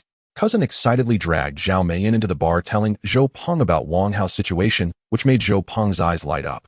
Spun 20 times. A backpack full of crystal cores. However he dared to be so arrogant, bringing several girls with him. He must have something up his sleeve. It might not work to just take him down directly. Zhou Peng pondered carefully, thinking that crystal cores were hard to come by. One would likely need to kill several zombies to obtain one. If he could seize that person, he would at least obtain their equipment, especially if that person really had a backpack full of crystal cores. Wouldn't that be a great bargain for me? You go do this. Zhou Peng instructed Cousin, saying, if successful, I'll get you a full set of equipment. From now on, you will be the backbone of the team. Cousin was overjoyed at the words, saying, this is easy. Wang Hao was unaware that he was being targeted. At this moment, he crossed the street and looked at Qin Lian, who was stabbing zombies ahead, asking, Mingyao, how far do we have left? About 2 kilometers. Wang Hao nodded. If we can drive, that would be great. It would greatly shorten the time to reach City Z. As they were passing by an apartment, a passionate voice suddenly erupted from the second floor, Jiangnan Leather Factory. The Jiangnan Leather Factory has gone bankrupt. The bastard boss owes 350 million and ran away with his mistress. Today, wallets originally priced over 100, 200, or 300 are all just 20 bucks, 20 bucks, 20 bucks. Everything is 20 bucks. The few girls felt their scalps tingle. Creating such a commotion in the apocalypse right above their heads was clearly an intention to harm them. Quick hide. Wang Hao suddenly heard a faint voice from the second floor and said, Xiang Ru, go upstairs and control those people.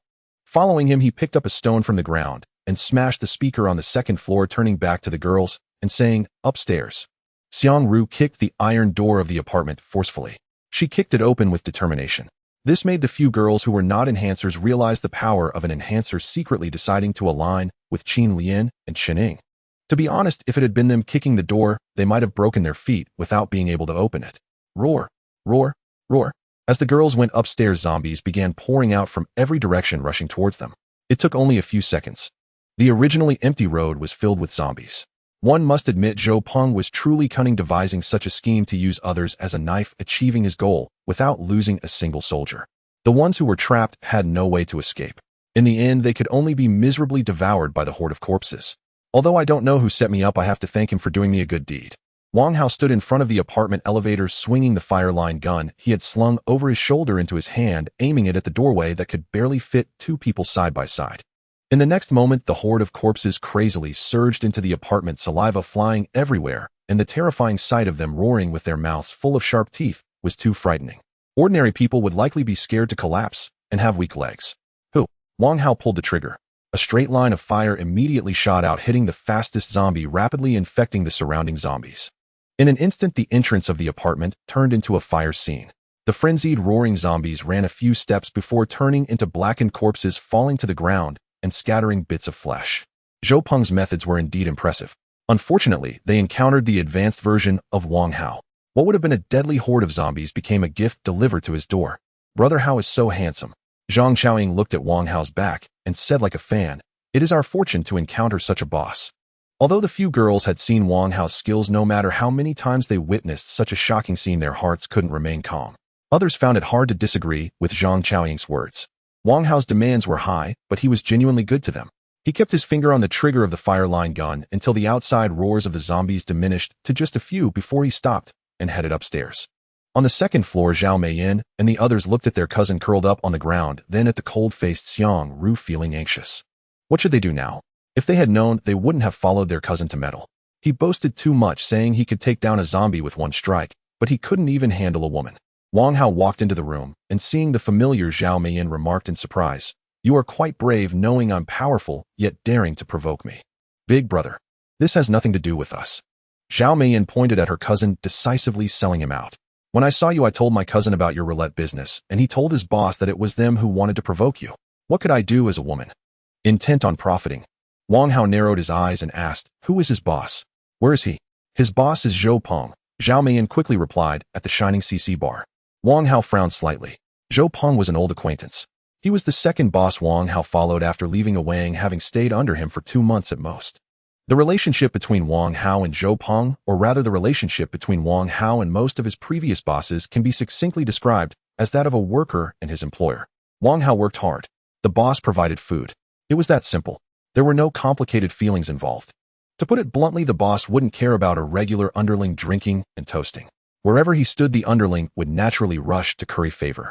Therefore, once Wang Hao gained a foothold, he didn't want to look at others' faces anymore, nor did he want to share the spoils of war that he had fought for with his life. The other party still had the attitude of, you must remember my kindness. Unfortunately, by the time Wang Hao united his friends and beloveds to form his own power, the world structure had already stabilized. His newly established power faced all sorts of pressure from the old powers being relentlessly exploited. At that time, he thought about how he had missed many opportunities and shouldn't have wasted time under a boss with no future. Big brother. I'm not very familiar with him. Since I'm cooperating so well, can you not hold this against a little woman like me? Zhao Meiyin batted her eyelashes and smiled sweetly. For free, my cousin, and I will accompany you for a few days. How about that? She was calculating something beautiful in her heart. Although the women beside Big Brother and the few who entered later were all stunningly beautiful, what if Big Brother was used to delicacies and wanted something plain? If I served him well, wouldn't I soar? Sigh. I should have thought of ways to win him over back in school. Her cousin glared at Zhao Meiyin, a surge of fury rising in his heart. Suddenly, he erupted and punched Zhao Meiyin in the face. Damn it. Half an hour ago, you were still calling me cousin, and now you act like we aren't familiar. Your attitude is worse than the scoundrels in the alley. You are useless, only boasting. Dragging me into the fire pit, am I wrong for wanting to survive? Zhao Meiyan spat blood onto her hand, saw the bits of teeth in the blood, and clawed at her cousin, shouting, "Bastard, I'll fight you."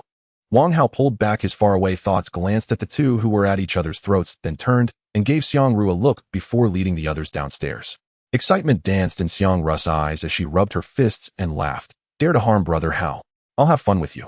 The room was filled with cries of pain and agony. The few girls couldn't help but shiver, thinking that falling into the hands of this insane woman was worse than being killed by Wang Hao. "You all gather the crystal cores here. They'll be back soon." After saying that, Wang Hao took out his phone to navigate to the bar's location and walked over quickly. "Let's move quickly too. Let's finish collecting the crystal cores before brother Hao returns." Zhang Mingyao called to the others to start gathering the crystal cores. In his previous life, Wang Hao had parted ways amicably with Zhou Peng with no lingering grudges. However, upon their reunion in this life, circumstances had shifted. Zhou Peng not only coveted Wang Hao's possessions, but also sought his life. There was no way he would spare Zhou Peng. Wang Hao spotted the sign of the bar, and the lookout noticed him as well. Under the instruction of the enforcer, one was about to climb over a car used as a makeshift barricade to inquire about his intentions, but heard Wang Hao declare loudly, "I only seek Zhou Peng's life. Who dares to block my path? Kill whoever stands in the way." The group exchanged glances. Was this person joking? To boldly claim he wanted the life of their boss. Scared out of your wits. He must think he's quite handsome. The enforcer sneered. "Xiao Jie, show him a thing or two." Xiao Jie brandished a dagger, leaping over the car and approached Wang Hao. "Kid, this isn't a place for you to act wild. Go to hell." With that, Xiao Jie lunged a knife towards Wang Hao's chest. It was ruthless, aiming for his life right off the bat. "You have missed my limited mercy." Wang Hao was not one to kill innocents indiscriminately. If they heeded his warning and departed, they might save their lives. But if they refused, then Wang Hao would have no choice but to unleash a bloody massacre. He charged forward, swinging his axe across Xiao Jie's face, and the mocking smile on Xiao Jie's face was abruptly severed, half of his head falling to the ground. The wound was terrifyingly smooth. Those behind the car watched in shock as blood sprayed, and Xiao Jie fell silently, their faces frozen in horror. What had just happened? How did Xiao Jie die? "Hey, enhancer! He is an enhancer!" the enforcer exclaimed in terror. "I'll notify Peng Ge. Quick, he's alone. You 7 or 8 should attack together." The people present were all seasoned in the underworld, not easily intimidated by Wang Hao. Besides, they had the advantage of numbers. An enhancer was only 2 or 3 times stronger than an ordinary person. They felt emboldened. Gripping their weapons tightly, they climbed over the car, surrounding Wang Hao, and charged at him with fierce momentum. He swung his axe to deflect the weapons aimed at him. Knives, guns, dual-bladed axes. Upon colliding with his axe, they were effortlessly cleaved apart, fragments crashing to the ground. The assailants were dumbfounded. What was this? What was happening? The weapons they wielded were standard issue from the Roulette, known for their sharpness and durability. Why were they so easily rendered useless against Wang Hao's axe? No, even regular weapons shouldn't be sliced through so easily. Unfortunately, their perspective remained limited to ordinary weapons, oblivious to the existence of superior armaments in the world. If they had known, they would have understood that a 1-star axe could effortlessly sever ordinary weapons. Wang Hao offered them no respite. With swift strikes, he cleaved through their heads and calmly advanced. After a few breaths, the sound of blood spraying filled the air behind him. "Let me see how strong the former boss is now." As Wang Hao entered the bar, the enforcer burst into the private room panting. Zhou Peng, in the midst of discussing matters with his brothers, was startled and hurled an empty bottle at him, shouting, "Do you have no sense of decorum?" The enforcer raised his hand to block, and with a crash, the bottle shattered. Wincing in pain, he replied, "Peng Ge, someone has barged in and is killing people outside. What do I care about that? One person. What's there to fear?" Zhou Peng retorted, "Can't you rally your brothers? He is an enhancer." The enforcer shouted, "Enhancer?" Zhou Peng's expression changed. It seemed he had no vendetta against any enhancer. Just as he pondered this, the door to the private room was suddenly smashed open, and a crowd rushed in, staring in horror at the entrance. "Ah, a monster. Damn it, he kills without batting an eye."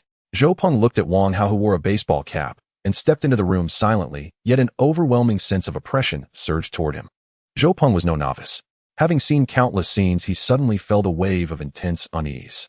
Moreover, Wang Hao was alone, yet he intimidated dozens into submission. If there had been any escape route, they might have retreated to the depths of the earth. "Bro." Zhou Peng feigned calm. "It seems like we're meeting for the first time. You let someone borrow a corpse to kill me, and you've already forgotten." Wang Hao said indifferently, "I'm in a hurry. Oh, let's make this quick." "Is it him?" Zhou Peng recalled what his cousin had said about the great grudge, cursing his cousin for being useless. He had already instructed him on what to do. Yet he had failed to accomplish it. In Zhou Peng's view, if his cousin had succeeded, the massive horde of corpses would have been enough to cause Wang Hao to die hundreds of times. A flurry of fists could kill a master. An enhancer was not invincible. With hundreds of zombies attacking simultaneously, even a few hits would be enough to take Wang Hao's life. Make it quick. Zhou Peng's eyes glinted with malice as he suddenly drew a handgun from behind his waist, aiming it at Wang Hao, and pulling the trigger. I'll show you who's the madman. With a loud bang, a bullet shot from the gun's barrel, the rapidly rising temperature distorting the air along its path. The distance between Zhou Peng and Wang Hao was minimal. At most a meter. Zhou Peng, being an enhancer himself, was acutely aware that at this distance, even an enhancer would struggle to react. Wang Hao was still young. No matter how powerful he was, he would surely be shot in the head and die in agony. However, to Zhou Peng's astonishment, Wang Hao sneered, "I didn't expect you to become so weak that your thoughts have turned naive. Too slow." The bullets fired from an ordinary handgun appeared to Wang Hao a 2-star enhancer, as slow as someone tossing a rubber eraser. Wang Hao couldn't even be bothered to move his axe. He simply extended his thumb and index finger to catch the incoming bullet. Those present were terrified. What? You caught a bullet with your bare hands? Zhou Peng's pupils constricted in shock. What kind of monster had he provoked? It was simply outrageously powerful. Wang Hao released his grip, allowing the bullet to drop to the carpet, then took a swift step forward and swung his axe, severing half of Zhou Peng's head. Zhou Peng gazed up in despair, blood gushing from his wound, collapsing sideways onto the ground. Who could have imagined that the man who now had no strength to fight back against Wang Hao was someone he had once looked up to in his past life? Back then, Zhou Peng as the boss could have killed Wang Hao with just a word. You can leave your equipment, weapons, and crystal cores on the ground and roll out. Wang Hao stated expressionlessly, while you're at it, help me strip the dead of their equipment. If you try any tricks, I won't mind killing a few more. The display of prowess Wang Hao had just shown had already planted the seed of fear in everyone's hearts. Seeing him so terrifying, they were relieved to hear his words, no longer daring to play tricks. Soon Wang Hao was the only one left in the private room.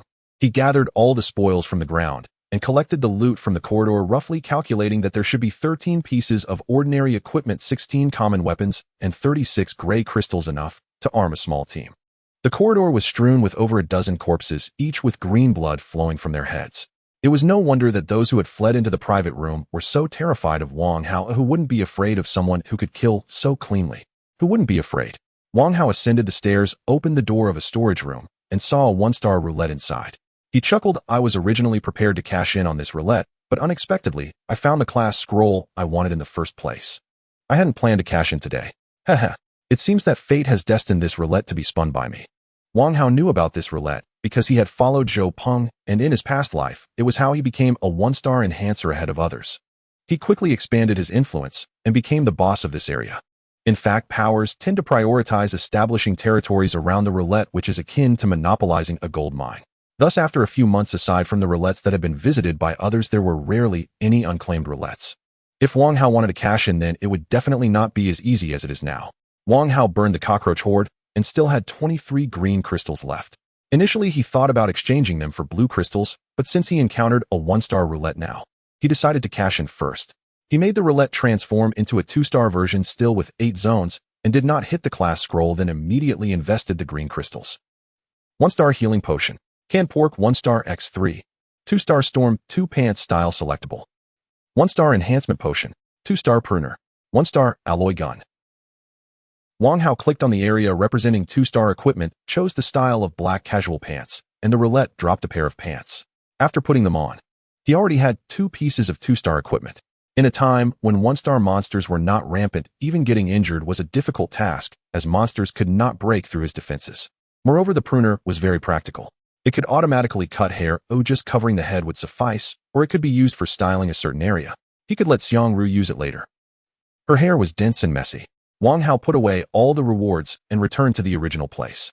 Just as he approached, he heard a furious roar of a corpse followed by a painful grunt. He realized that they had encountered a 1-star zombie. At that moment, several girls watched as Xiangru was violently thrown by the 1-star zombie, feeling greatly shocked. How was this zombie different from the others? Even the strong Xiangru was knocked away in just a few exchanges. Xiangru fell to the ground, coughing up blood. Despite the pain of several broken ribs, she stood up looking at the raging zombie and said, it's true that brute strength can overcome skill. Meng Yao, you all should leave quickly. I can't take it on. I can barely last a moment. We are a team. If you want to run, then run. Zhang Meng Yao calmly said, so far the environment has remained balanced. There's no way a monster we can't handle would appear. We need to focus on attacking its eyes and joints. Those places can restrict its movement. The raging zombie, however, would not wait for them to finish speaking. It roared and swung its fist toward Xiangru as the girls surrounded it. They stabbed its eyes with guns and slashed its joints with knives. Zhang Mingyao's direction was correct. The zombie's eyes burst, oozing foul blood, and its legs were cut, nearly kneeling to the ground. But it was a one-star monster. It was unrealistic for ordinary weapons to deal a fatal blow in one hit. The raging zombie, in a fit of fury, swept away several girls with its fists, and they crashed heavily to the ground several meters away. Some were lightly injured, only breaking a few bones and groaning in pain, while others suffered internal injuries, vomiting blood and fainting. The raging zombie fixed its gaze on the nearest Qin Lian and strode towards her. Her face, covered in cold sweat, turned pale as she tried to move, only to be pierced by excruciating pain. She could only watch helplessly as the raging zombie approached her. At that moment, she felt the suffocating sensation of impending death. "I'm right here, you idiot." Xiangru dashed towards the raging zombie, but the distance between them was too great for her to save Qin Lian in time. Seeing the raging zombie was just a few steps away from colliding with Qin Lian, she anxiously shouted, "Come at me." The raging zombie seemed not to hear, continuing its charge. At the critical moment, a cold shout suddenly rang out from outside Xiangru, "Don't move." Xiangru heeded the voice and halted urgently. Just as she turned her head, she saw a white hand axe spinning through the air, cleaving into the zombie's shoulder. Boom! The hand axe exploded. The tremendous force shattered the raging zombie into pieces, with large fragments falling to the ground, trailing long wisps of smoke, and the shockwaves splattered blood and debris all over Qin Lian. Xiangru's eyes widened in shock. What kind of power was this? It instantly turned the raging zombie into fragments. Qin Lian and Chun Ying's beautiful eyes trembled. It was this man again. So reliable.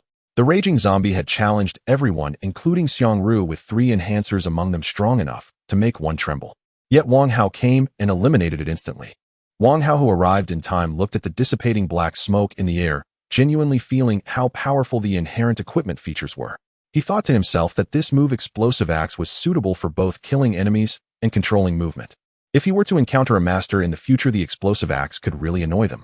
Wang Hao took out a healing potion, unscrewed the cap, and fed Xiangru a fifth of it, then distributed the remaining potion to the others. The effect of the 1-star healing potion was excessive for them. Drinking a bottle when not at the brink of death would be a waste. Sharing it was just right. When Wang Hao reached Qin Lian, he noticed her staring at him and asked, "What's wrong? Is there something on my face?" "It's nothing." Qin Lian smiled softly. Earlier, she had thought that Zhang Chaoying and the others admired Wang Hao out of sheer admiration for strength, but just now, when she was in despair, his appearance was like a ray of light shining into her heart, dispelling the gloom of impending death. At that moment, she understood why they were so infatuated with Wang Hao. That sense of security in that moment was something no woman could resist. "It's so strange," Qin Lian thought to herself with a smile. "I actually have feelings for a child. This is definitely something I wouldn't have thought of before." As the general manager of the group, seeing Wang Hao, a young man in his 20s, was like a college student looking at an elementary school student. Immature. Interesting. After Wang Hao finished feeding the healing potions, those who had fainted gradually woke up. Among them, Zhang Chaoying thought she was already dead and in hell, crying out that she didn't want to die, causing quite a humorous scene. Brother Hao, Zhang Mingyao asked curiously, why did that zombie just now feel several times stronger than the others? "You have never encountered a 1-star wheel. Human beings and monsters are categorized from weak to strong, divided into 1 to 10 stars. What you encountered just now was a 1-star zombie. Anyone below that level would need either excellent initial conditions or equipment or rich combat experience to defeat it. You have none of those. It's not surprising that you cannot defeat it. The wheel is not so considerate. The level system has been clearly explained to you. Or rather, it has made everything clear to you. The apocalypse. Is it still called an apocalypse?" What Wang Hao said were experiences summarized from countless people who have hit landmines. For Zhang Mingyao and the others to survive great dangers, the existence of stronger special zombies among the regular ones would gradually spread. In fact, when people see a 1-star wheel and the 1-star reward on it, they all have a concept of levels. However, currently, everyone except him is in the pioneering stage. Learning from failures is unavoidable. Of course, Wang Hao does not have this trouble. Most of the landmines were already triggered by others in his past life. In his rebirth, he only needs to enjoy the benefits brought by pioneering. After listening, several women pondered thoughtfully. It seems that being able to kill zombies is merely the beginning. "Brother Hao, what star are you?" Zhang Chaoying asked curiously. "Chaoying," Zhang Mingyao said sternly, "don't ask recklessly." Zhang Chaoying lowered her head in guilt. "No need to be so serious."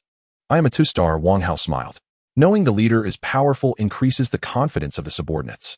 There is nothing wrong with stating one's level. The foundation is what truly matters, and relying solely on levels is very dangerous. On the surface, Wang Hao is a 2-star. Who would have thought that he is actually strong enough to easily defeat a low-tier 3-star? The expressions of the women were quite telling. 2-star. 2-star. Ordinary enhancers have not even become widespread yet, and Wang Hao is already a 2-star enhancer. Isn't this a bit too outrageous? Let's end the class here for now, Wang Hao said with a light smile. Have you finished collecting the crystal cores? I've collected them all. Zhang Mingyao showed her 1-star backpack and said, about 278 gray crystals with an error of no more than 20. Today was just average luck. Normally it would yield over 350 crystals. Wang Hao nodded and said, keep it for now. Let's continue on our way. Yes. The group set off again, killing their way to the nearest highway, then finding 2 cars with Qin Lian and Chun Ying driving towards Z City. Just as Zhang Mingyao found out, the highway typically does not have heavy traffic. The process was very smooth.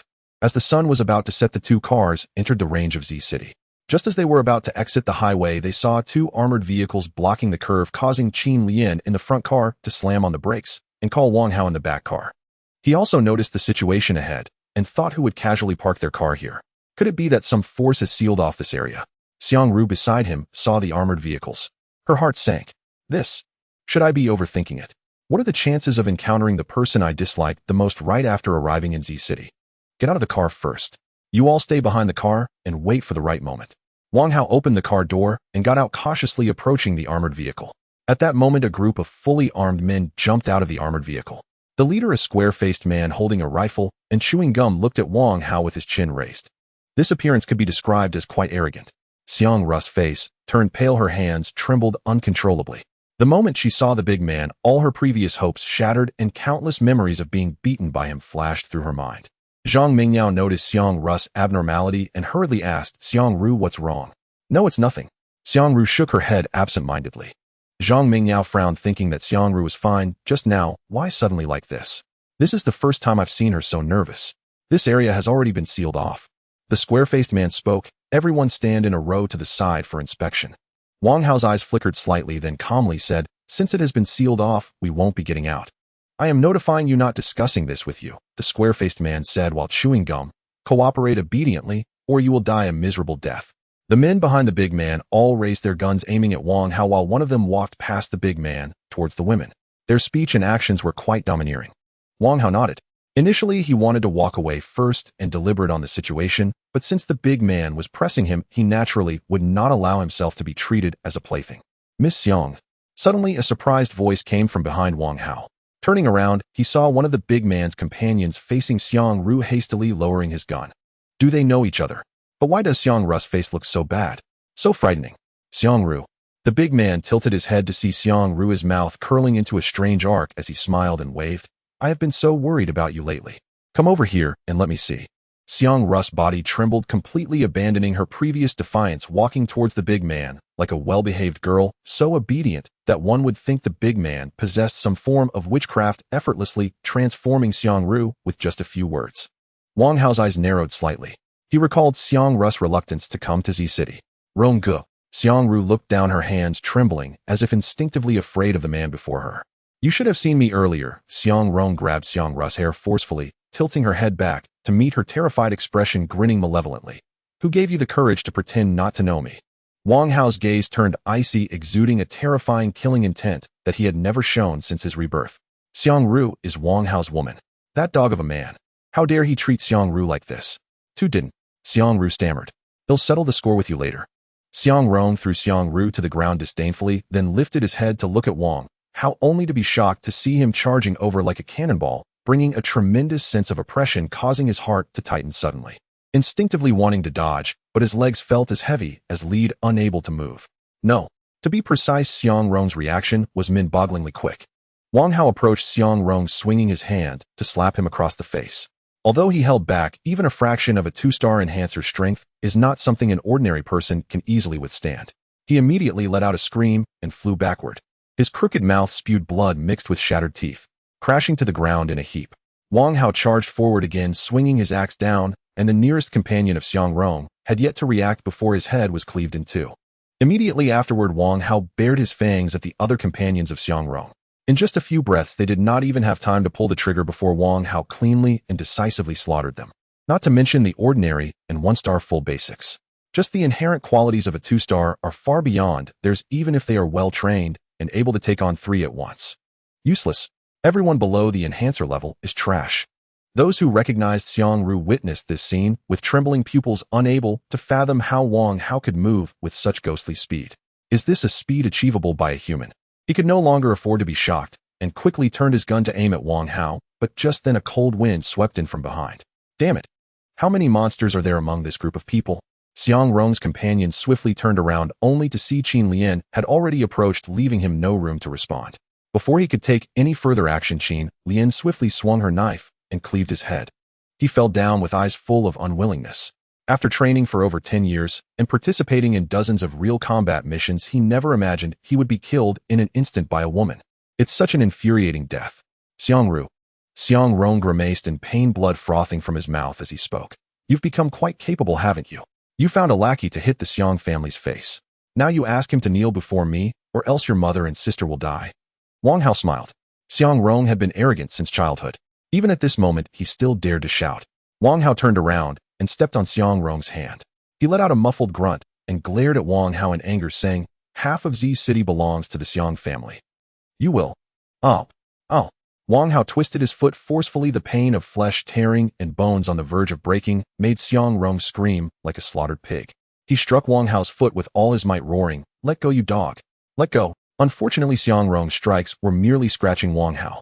He looked down and smiled, saying, "I think there's still room for improvement in your screams." Then he crushed Xiang Rong's hand.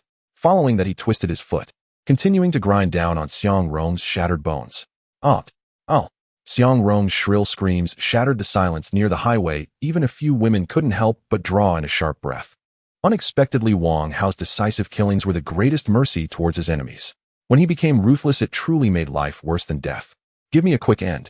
Xiang Rong, tortured by Wang Hao until he could barely breathe, pleaded with a dazed look, "Please give me a quick end." Wang Hao approached. Xiangru crouched down to look at her, but she dared not meet his gaze, flustered and evasively lowering her head. Wang Hao reached out and pinched Xiangru's face, forcing her to look at him coldly, saying, "As my woman. Being bullied like this, it makes me lose face." Xiangru began to speak, only to be ruthlessly thrown away by Wang Hao. The pain from hitting the ground brought her some clarity. "Prove it to me," Wang Hao said coldly. "You can still stay by my side." Xiangru stared blankly at Xiang Rong, thinking to herself her choice to return was to face her fears directly, not to let these beasts become her inner demons. Why, when faced with Xiang Rong, did she become timid and fearful? "I have grown up. He is weaker than me now. Why should I still fear him?" Xiangru's murky, beautiful eyes regained clarity as she approached Xiang Rong. He sensed her coming and immediately rallied, shouting, "Xiangru, it's still not too late. Do what you have to do. Do you want your mother and sister to die?" "Yes. Do what I have to do." Xiangru punched Xiang Rong, the astonishing power breaking his sternum and causing him to spit out a mouthful of blood. "Xiangru, you!" Bang! Xiangru! Bang! Xiang! Bang! Xiangru laughed maniacally. She continued to pound on every part of Xiang Rong's body, even to the point of losing control, directly biting at him in a bloody frenzy. After more than 10 minutes, Xiang Rong had turned into a puddle of meat paste. Meng Yao, Wang Hao commanded, "Rest here tonight." "All right." Meng Yao began to make arrangements. Xiangru calmed down, walked up to Wang Hao, and leaned her forehead against his chest, saying, "I'm sorry for bringing you shame. People make mistakes, but if you make the same mistake again, next time I will have to reconsider whether you are suitable to follow me," Wang Hao said flatly. Xiangru raised her head to look directly into Wang Hao's eyes, saying, "Aren't you curious why I am like this? If you want to say it, just say it." Wang Hao replied casually, "Rational men. Xiang family worships extreme male chauvinism. Women are just tools in their eyes. Since I can remember, I've been forced to learn etiquette, music, and arts to improve myself, striving to make the family see me as helpful. If I slightly displeased the men of the Xiang family, I would be beaten severely. I was whipped with a vine as thick as 2 fingers several times. The only places I'm familiar with aside from home are the hospital. I desperately learned various skills, thinking that one day I could escape this home with my mother and sister. Until one day in my first year of high school, my mother called me into the room and ordered me to serve an old man over 60. She even told my sister to persuade me, speaking of the benefits she gained from serving others. Later, I escaped the Xiang family alone. They cherished their reputation and did not dare to come after me openly. Just listening, one can understand Xiangru's pain. What could a child understand? Speaking was not fluent, and in a stage where her consciousness was not fully matured, she was subjected to inhumane abuse.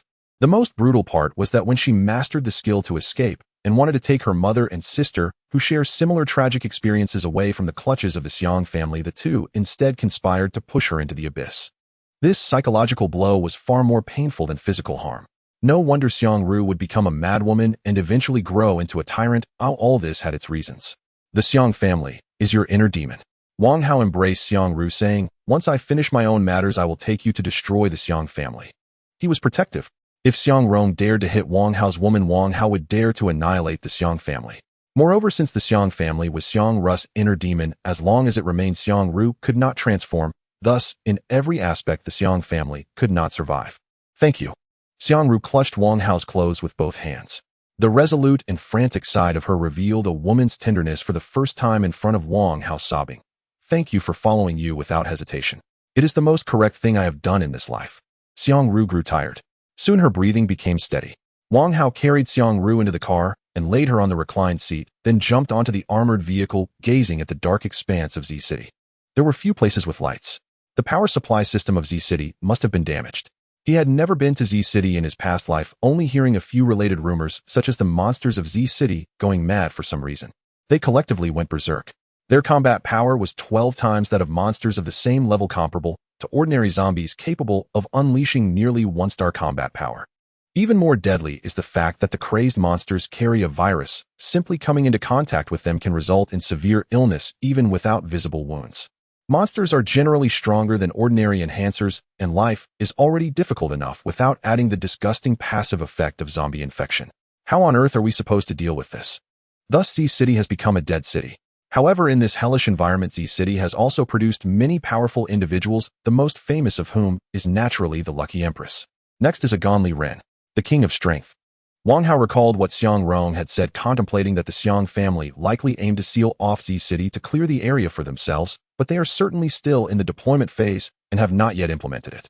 Because the Xiang family is not the Dragon Soul Hall, at this point in time, they can be quite formidable.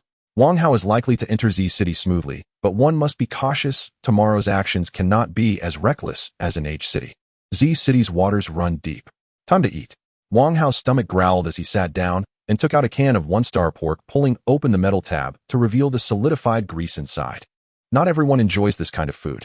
Just looking at it is filling.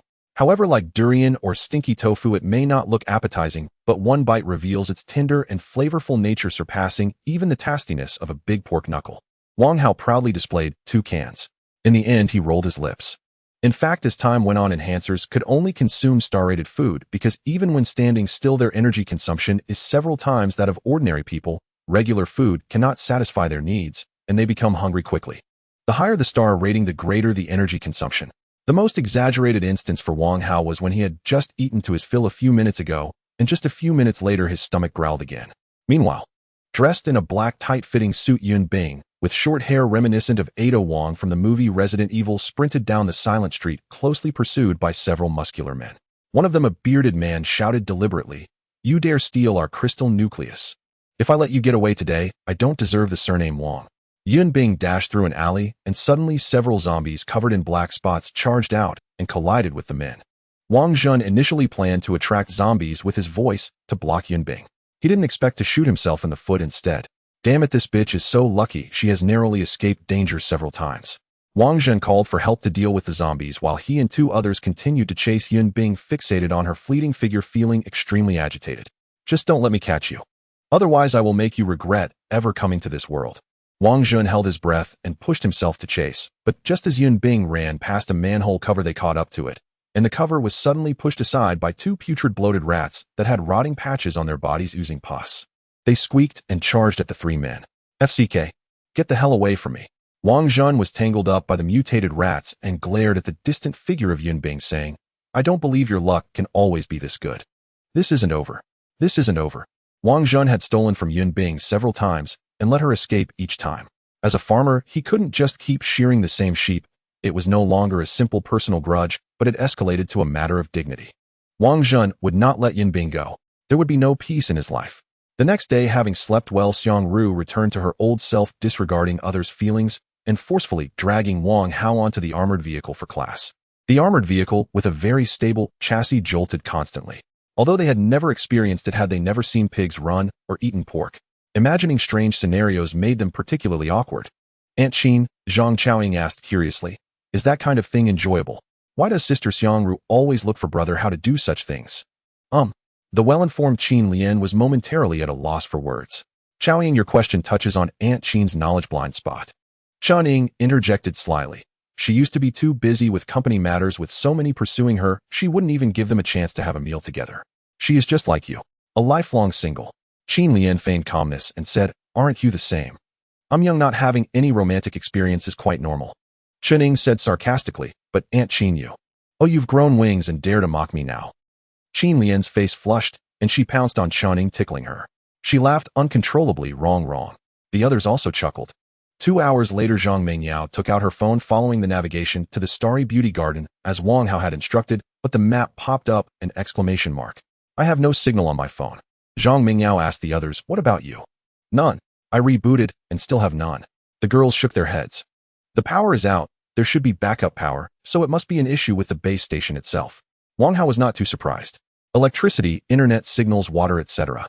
will all gradually collapse. Only when major forces begin to build corresponding facilities will things improve. Wang Hao opened the spherical portable base station and personal Wi-Fi, and his phone displayed an X signal that quickly climbed to full bars. The high-tech products from the Roulette company are indeed exceptional. Even in peacetime, phone signals often cannot reach full bars. Wang Hao opened the phone navigation, tossing a Bluetooth headset to Zhang Mengyao. When she put on the headset and heard the navigation voice, she exclaimed, why is there such a disparity in treatment? We all have no signal, yet you, brother, Hao, have one. I have a portable base station. Wang Hao smiled and said, but it can only be enjoyed by one person. The girls suddenly understood. Impressive. The base station can be carried around. Without further ado, they surrounded Wang Hao, forming a formation following the navigation to exit the highway and walk a few kilometers into the city. On the way, car accident scenes were visible everywhere. Blood and shattered bones. Strangely, there were very few zombies. After walking a few kilometers, the total number of zombies encountered did not exceed 20. The monsters can't find humans to eat. They will resort to cannibalism for evolution. Wang Hao speculated. With so few zombies, there must be something sinister at play. This area should have a large population of creatures like cockroaches that are highly mutated. As they exited the dim passage, they suddenly heard a deafening roar. Following the sound, they saw 2 men wielding shovels and watermelon knives fighting a zombie that was rotting in multiple places and oozing thick liquid. This zombie feels different from ordinary zombies, Zhang Mengyao said with confusion. But it doesn't resemble the one-star zombie we encountered before. Could it be another variant of a one-star zombie? Wang Hao raised an eyebrow. Right. This appearance is similar to what I heard in rumors, with the notable difference being that it isn't emitting black gas now. I didn't expect to encounter a crazed zombie so soon. It is a crazed ordinary zombie, stronger than ordinary zombies, but weaker than a one-star zombie.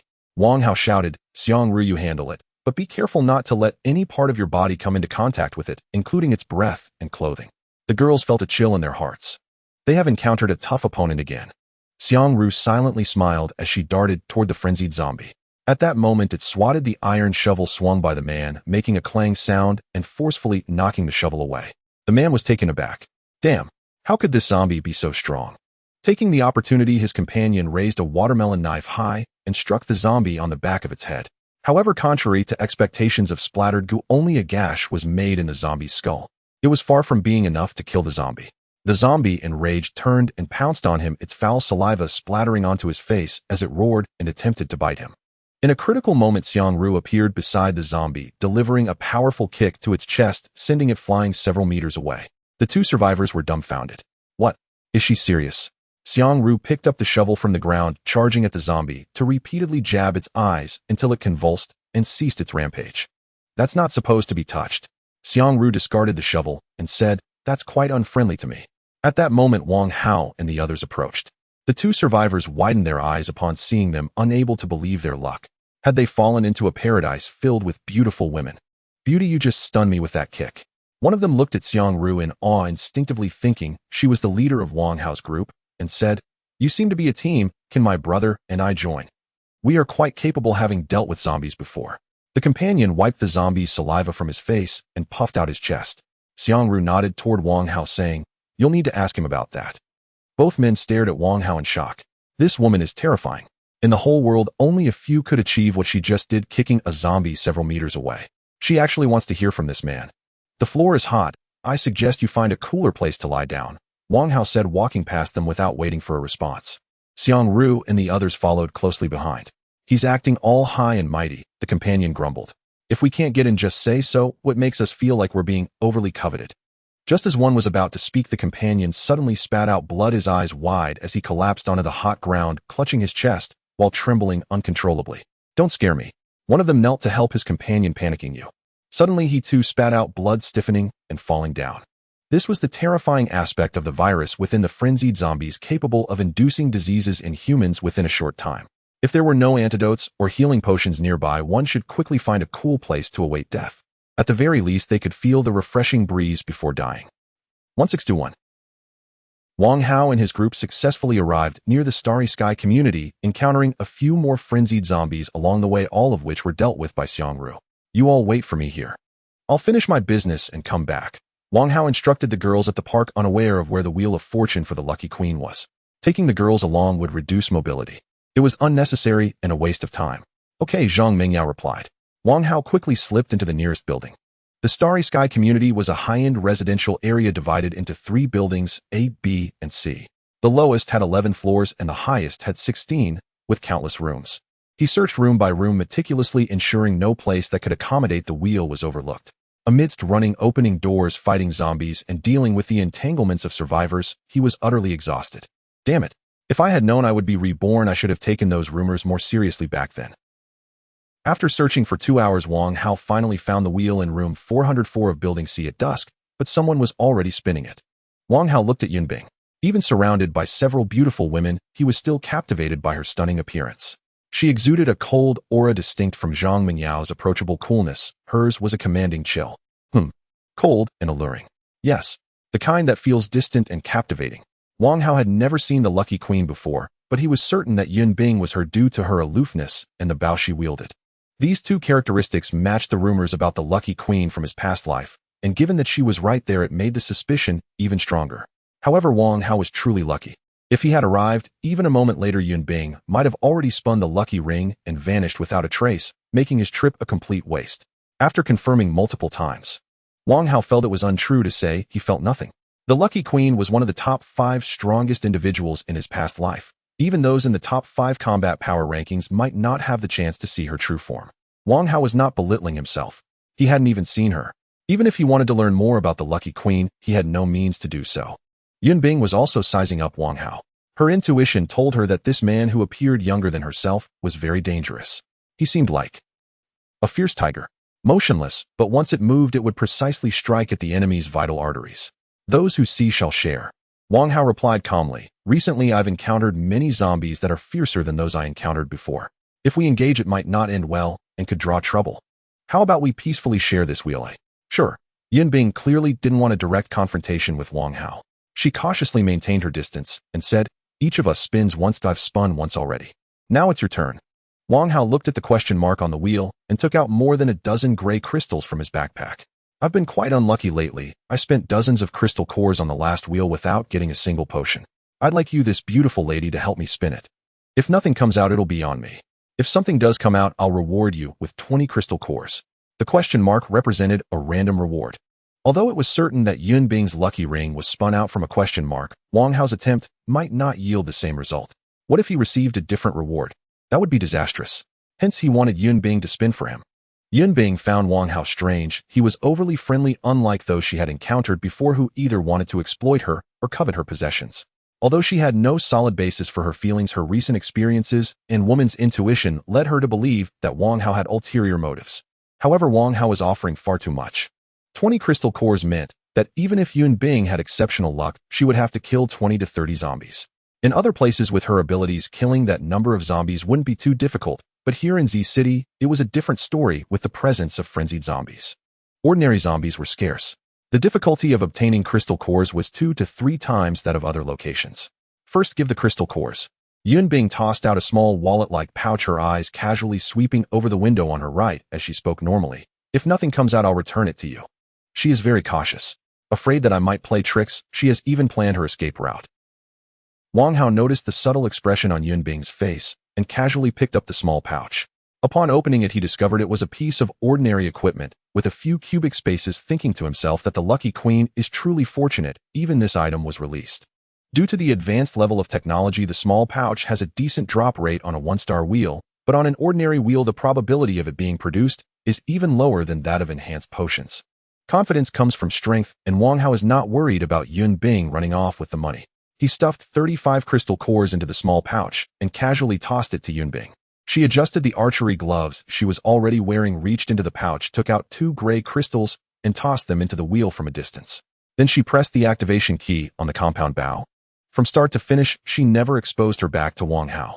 He watched the rapidly spinning wheel needle, gradually slowing down, finally stopping at the section representing weapons ordinary. A short-handled hammer dropped from the wheel. No delay. Yun Bing continued to insert 3 crystal cores. Wang Hao's gaze flickered, wondering how he would persuade her to hand over the lucky ring if she landed on the question mark. If it comes to it, just snatch it. The strategic value of the lucky ring is too great. When benefits are at stake, a little kid wouldn't care about moral boundaries or the rules of the martial world. Clack! The wheel needle stopped. A bottle of potion dropped from the wheel. Wang Hao scratched his head and said, "Beautiful lady, I'm being your cushion this time. I don't even need a hammer, so I lost 2 crystal cores." Yun Bing said nothing and continued to insert 4 crystal cores into the wheel. The needle spun rapidly, sweeping over each section before gradually slowing down, stopping at the supply section ordinary. Next to it, on the area representing the question mark, Wang Hao appeared calm on the surface, but inside waves were surging. He could see it. The lucky ring is merely icing on the cake for Yun Bing. Her luck is so extraordinary that a random reward of 1/6 probability produced it after just 4 spins. At that moment, a ring with a small note fell from the wheel. Wang Hao walked over, picked up the ring along with the hammer, and said nonchalantly, "So annoying, it seems like I'll have to be your cushion again." Yun Bing glanced at Wang Hao, feeling that he exuded an odd vibe, but she couldn't pinpoint what was strange about him. Having never encountered a question mark before, she didn't understand its significance, so she naturally didn't pay special attention to what kind of ring it was. In her view, the ring belonged to Wang Hao. She asked and learned about it, but what does that matter? Yun Bing continued to spin the wheel and surprisingly produced another bottle of enhanced potion. This incredible luck truly opened Wang Hao's eyes. Yun Bing spun again and surprisingly produced yet another bottle of enhanced potion. Wang Hao was stunned. After 6 spins, she produced 3 bottles of potion and a question mark, failing to hit the supplies category with over 90% probability. Truly worthy of you, the lucky queen. Wang Hao stepped forward to collect the potions that belonged to him and chuckled, "Thanks." He then turned and walked out of the room. He actually wanted to recruit Yun Bing. Having a queen as a subordinate would not only be a powerful asset, but also quite impressive. However, wanting something is one thing, whether Yun Bing is willing is another. After all, he couldn't just charm her into submission. The future queen isn't that easy. Overly attentive behavior from Wang Hao could arouse Yun Bing's suspicion, leading to unintended consequences, so he chose to go with the flow. Even if he couldn't bring Yun Bing into his team, being friends would suffice. After confirming that Wang Hao had truly left, Yun Bing frowned. This person is just too mysterious. She can't see through what he's thinking at all. Meanwhile, Wang Hao casually found a room, sat on the sofa, and took out the ring. He saw a small note on it that read, "Lucky ring enhances the wearer's luck for a certain period. Equip for 15 days to actively trigger Super Lucky. After triggering, the timer resets. Super Lucky greatly enhances the wearer's luck, lasting for 24 hours. Strong. Too strong. No wonder Yun Bing is called the Lucky Queen. Having already been favored by the goddess of luck, equipping the lucky ring would simply defy fate. This is to say that from the moment one is born, they face unfairness. No matter how hard one tries later, it's merely an increase in the lower limit. The upper limit will never match those favored by heaven. Just as the saying goes, the harder you work, the luckier you get." However, Yun Bing is lucky without even trying. Everyone has their reasons for becoming strong, especially the emperor and the 4 queens, those in the top 10 of the combat power rankings. Without luck, ability, or opportunity, none of them could achieve greatness. Wang Hao couldn't help but smile widely, feeling good. The lucky ring I've been longing for has finally arrived. At this moment, Wang Hao was in high spirits, especially when he thought about how Yun Bing personally delivered the lucky ring, which should have belonged to her, into his hands. He felt even more pleased. Wang Hao put on the intricately designed lucky ring on his index finger, and it automatically adjusted to fit. After waiting nearly 40 minutes, he returned to the wheel where the ring had been dropped, but by then Yun Bing had already left, and the question mark on the wheel was gone. His knowledge of Z City was limited to rumors. As for information like the wheel's location, even if he had heard of it in his past life, he had forgotten. After all, who would remember irrelevant things? You might remember what you ate today, but will you remember what the person at the next table had? No, unless they were using their pants to cover their head while eating. Therefore, since Super Lucky is not in use now, it's just going to gather dust. Might as well test its power. After all, it can be used again after 15 days. Wang Hao activated the lucky ring. A red light flashed across the ring body. This indicated that he had activated the lucky ring's additional feature Super Lucky. Come on, let me see something amazing. Wang Hao pressed the activation key on the wheel, and the frame of the wheel instantly changed from gray to green with the sections increasing from 4 to 9. Oh, my God. Wang Hao looked at the scroll in the right section and was taken aback. It had been mentioned that one-star wheels might produce professional scrolls, but after countless verifications by others, the probability was so low that survivors had almost ignored this possibility. It was commonly said that only 2-star wheels would yield 1-star professional scrolls. At this moment, a 1-star wheel actually produced a professional scroll. This was like getting a knife in a cow's backside, opening his eyes. This luck. Wang Hao felt like kissing Yun Bing in gratitude. He took out a gray crystal, tossed it into the wheel, and the needle began to spin rapidly before slowing down and stopping at the left section. 1-star War Eye Gauntlet Violent Design. Each punch is earth-shattering. After every 3 punches, an additional feature is triggered. Heavy Punch. Heavy Punch doubles power. A 1-star weapon is still acceptable, but weapons and equipment with additional features are a level higher than those of the same rank. Looking back at Wang Hao's journey, he had spun dozens of weapons and equipment, but upon reflection it seemed that only a few had additional features, highlighting how low the drop rate is. To hit something good right off the bat. This luck. It feels like he's cheating. Incredible luck, just as rumored, Wang Hao admired. The gauntlets are precisely the weapons used by Xiang Ru. Once she equips them, she can easily handle a 1-star zombie. Following this, Wang Hao continued to invest crystal nuclei into the roulette. 1-star beef can food x 10 mixed flavors. 1-star night eagle eye helmet. 1-star strengthening potion. 1-star strengthening potion. 1-star strengthening potion. 1-star shattered blade eye knife. 1-star profession scroll. 1-star impact eye cold gun. 1-star battle blade eye rifle. Before leaving City H, Wang Hao cleared out some zombies, and on the way to Shinkong Meiyuan Road, he killed quite a few more. He used gray crystals for the 1-star roulette, not needing to be as frugal as when turning the 2-star roulette. Good luck. Naturally, he had to spin the roulette wildly. 15 minutes later, Wang Hao spun the roulette a total of 20 times, consuming 210 gray crystals. He obtained 1 1-star profession scroll, 4 bottles of 1-star strengthening potions, 8 1-star weapon equipment, and 7 1-star resources. Did you notice anything? Exactly. No ordinary rewards. All 1-star rewards, rendering those ordinary rewards with a probability exceeding 40% on the roulette as mere decoration. Wang Hao watched as rewards only available through good luck dropped one after another from the roulette. It was quite exhilarating. This scroll is for Xiang Ru. Let's have a melee weapon. Wang Hao picked up the profession scroll, this time opening it without the tension of the last time, feeling completely unfazed, even considering picking his nose. He knew. Unrivaled luck forbids any accidents. Sure enough, when Wang Hao opened the scroll, a few lines of familiar black text immediately appeared. Melee profession scroll. Comfortable.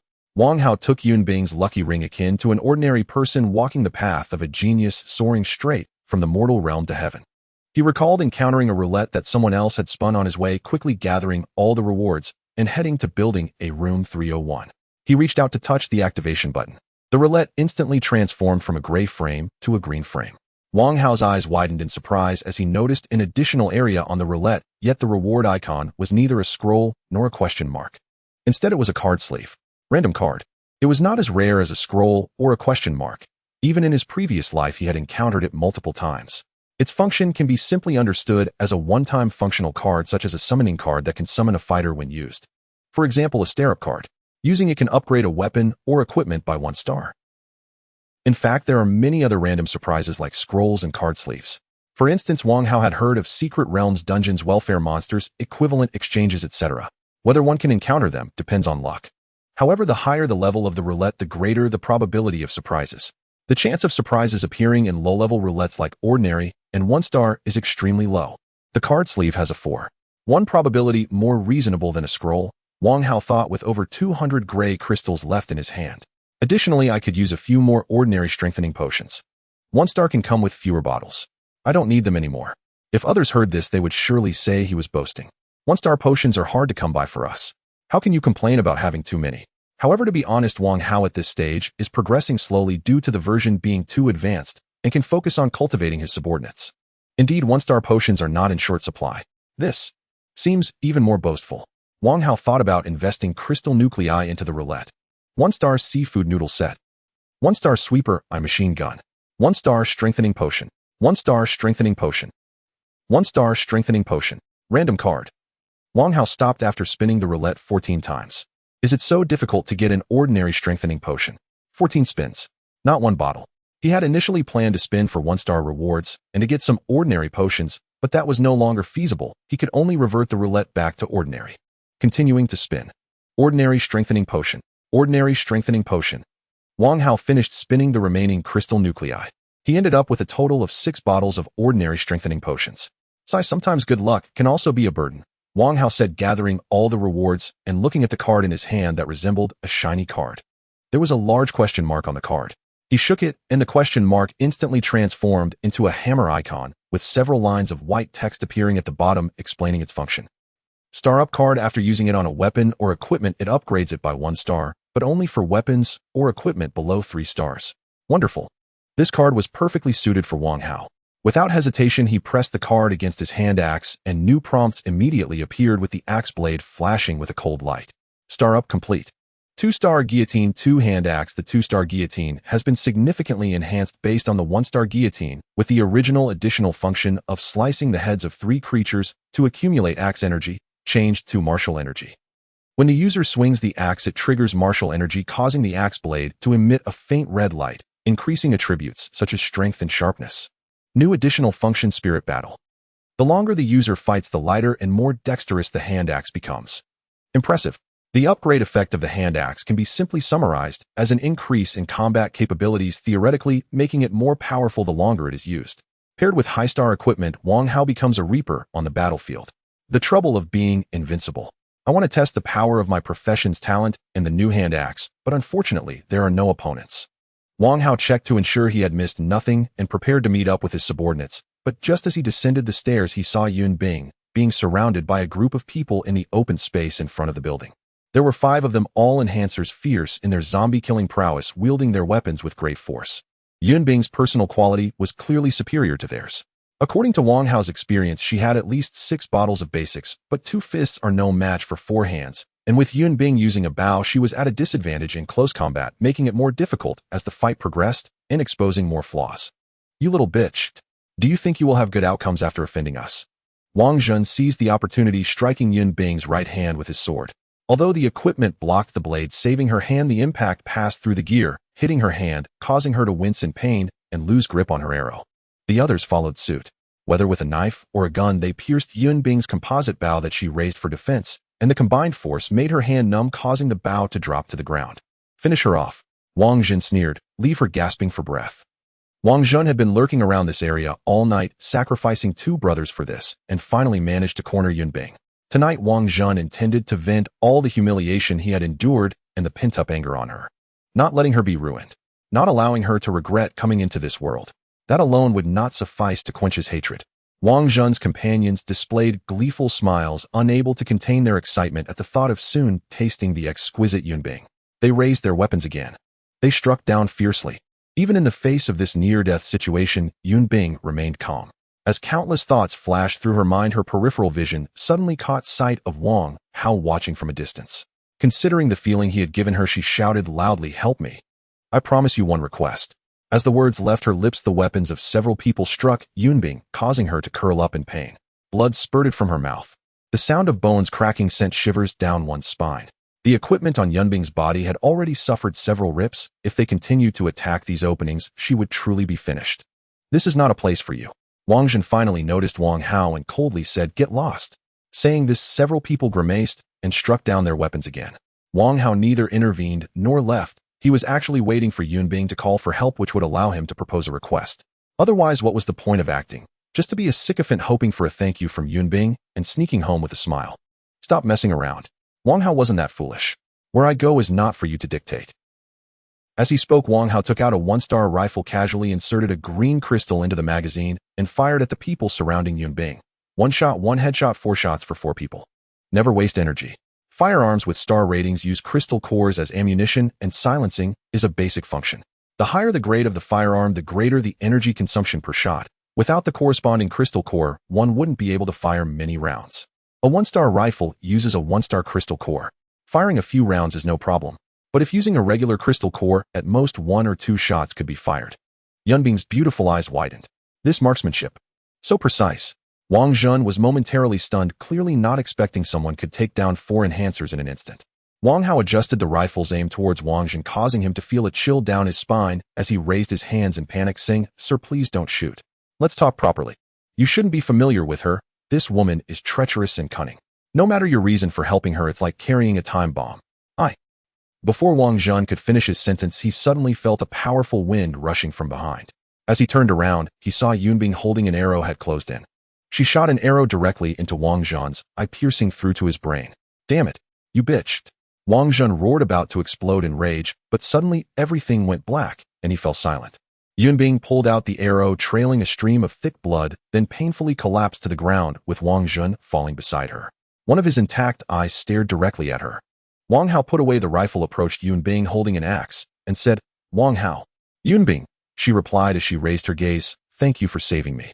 I'll keep my word. You can make a request at any time. I will try my best to fulfill what I can. Join my team." Wang Hao smiled.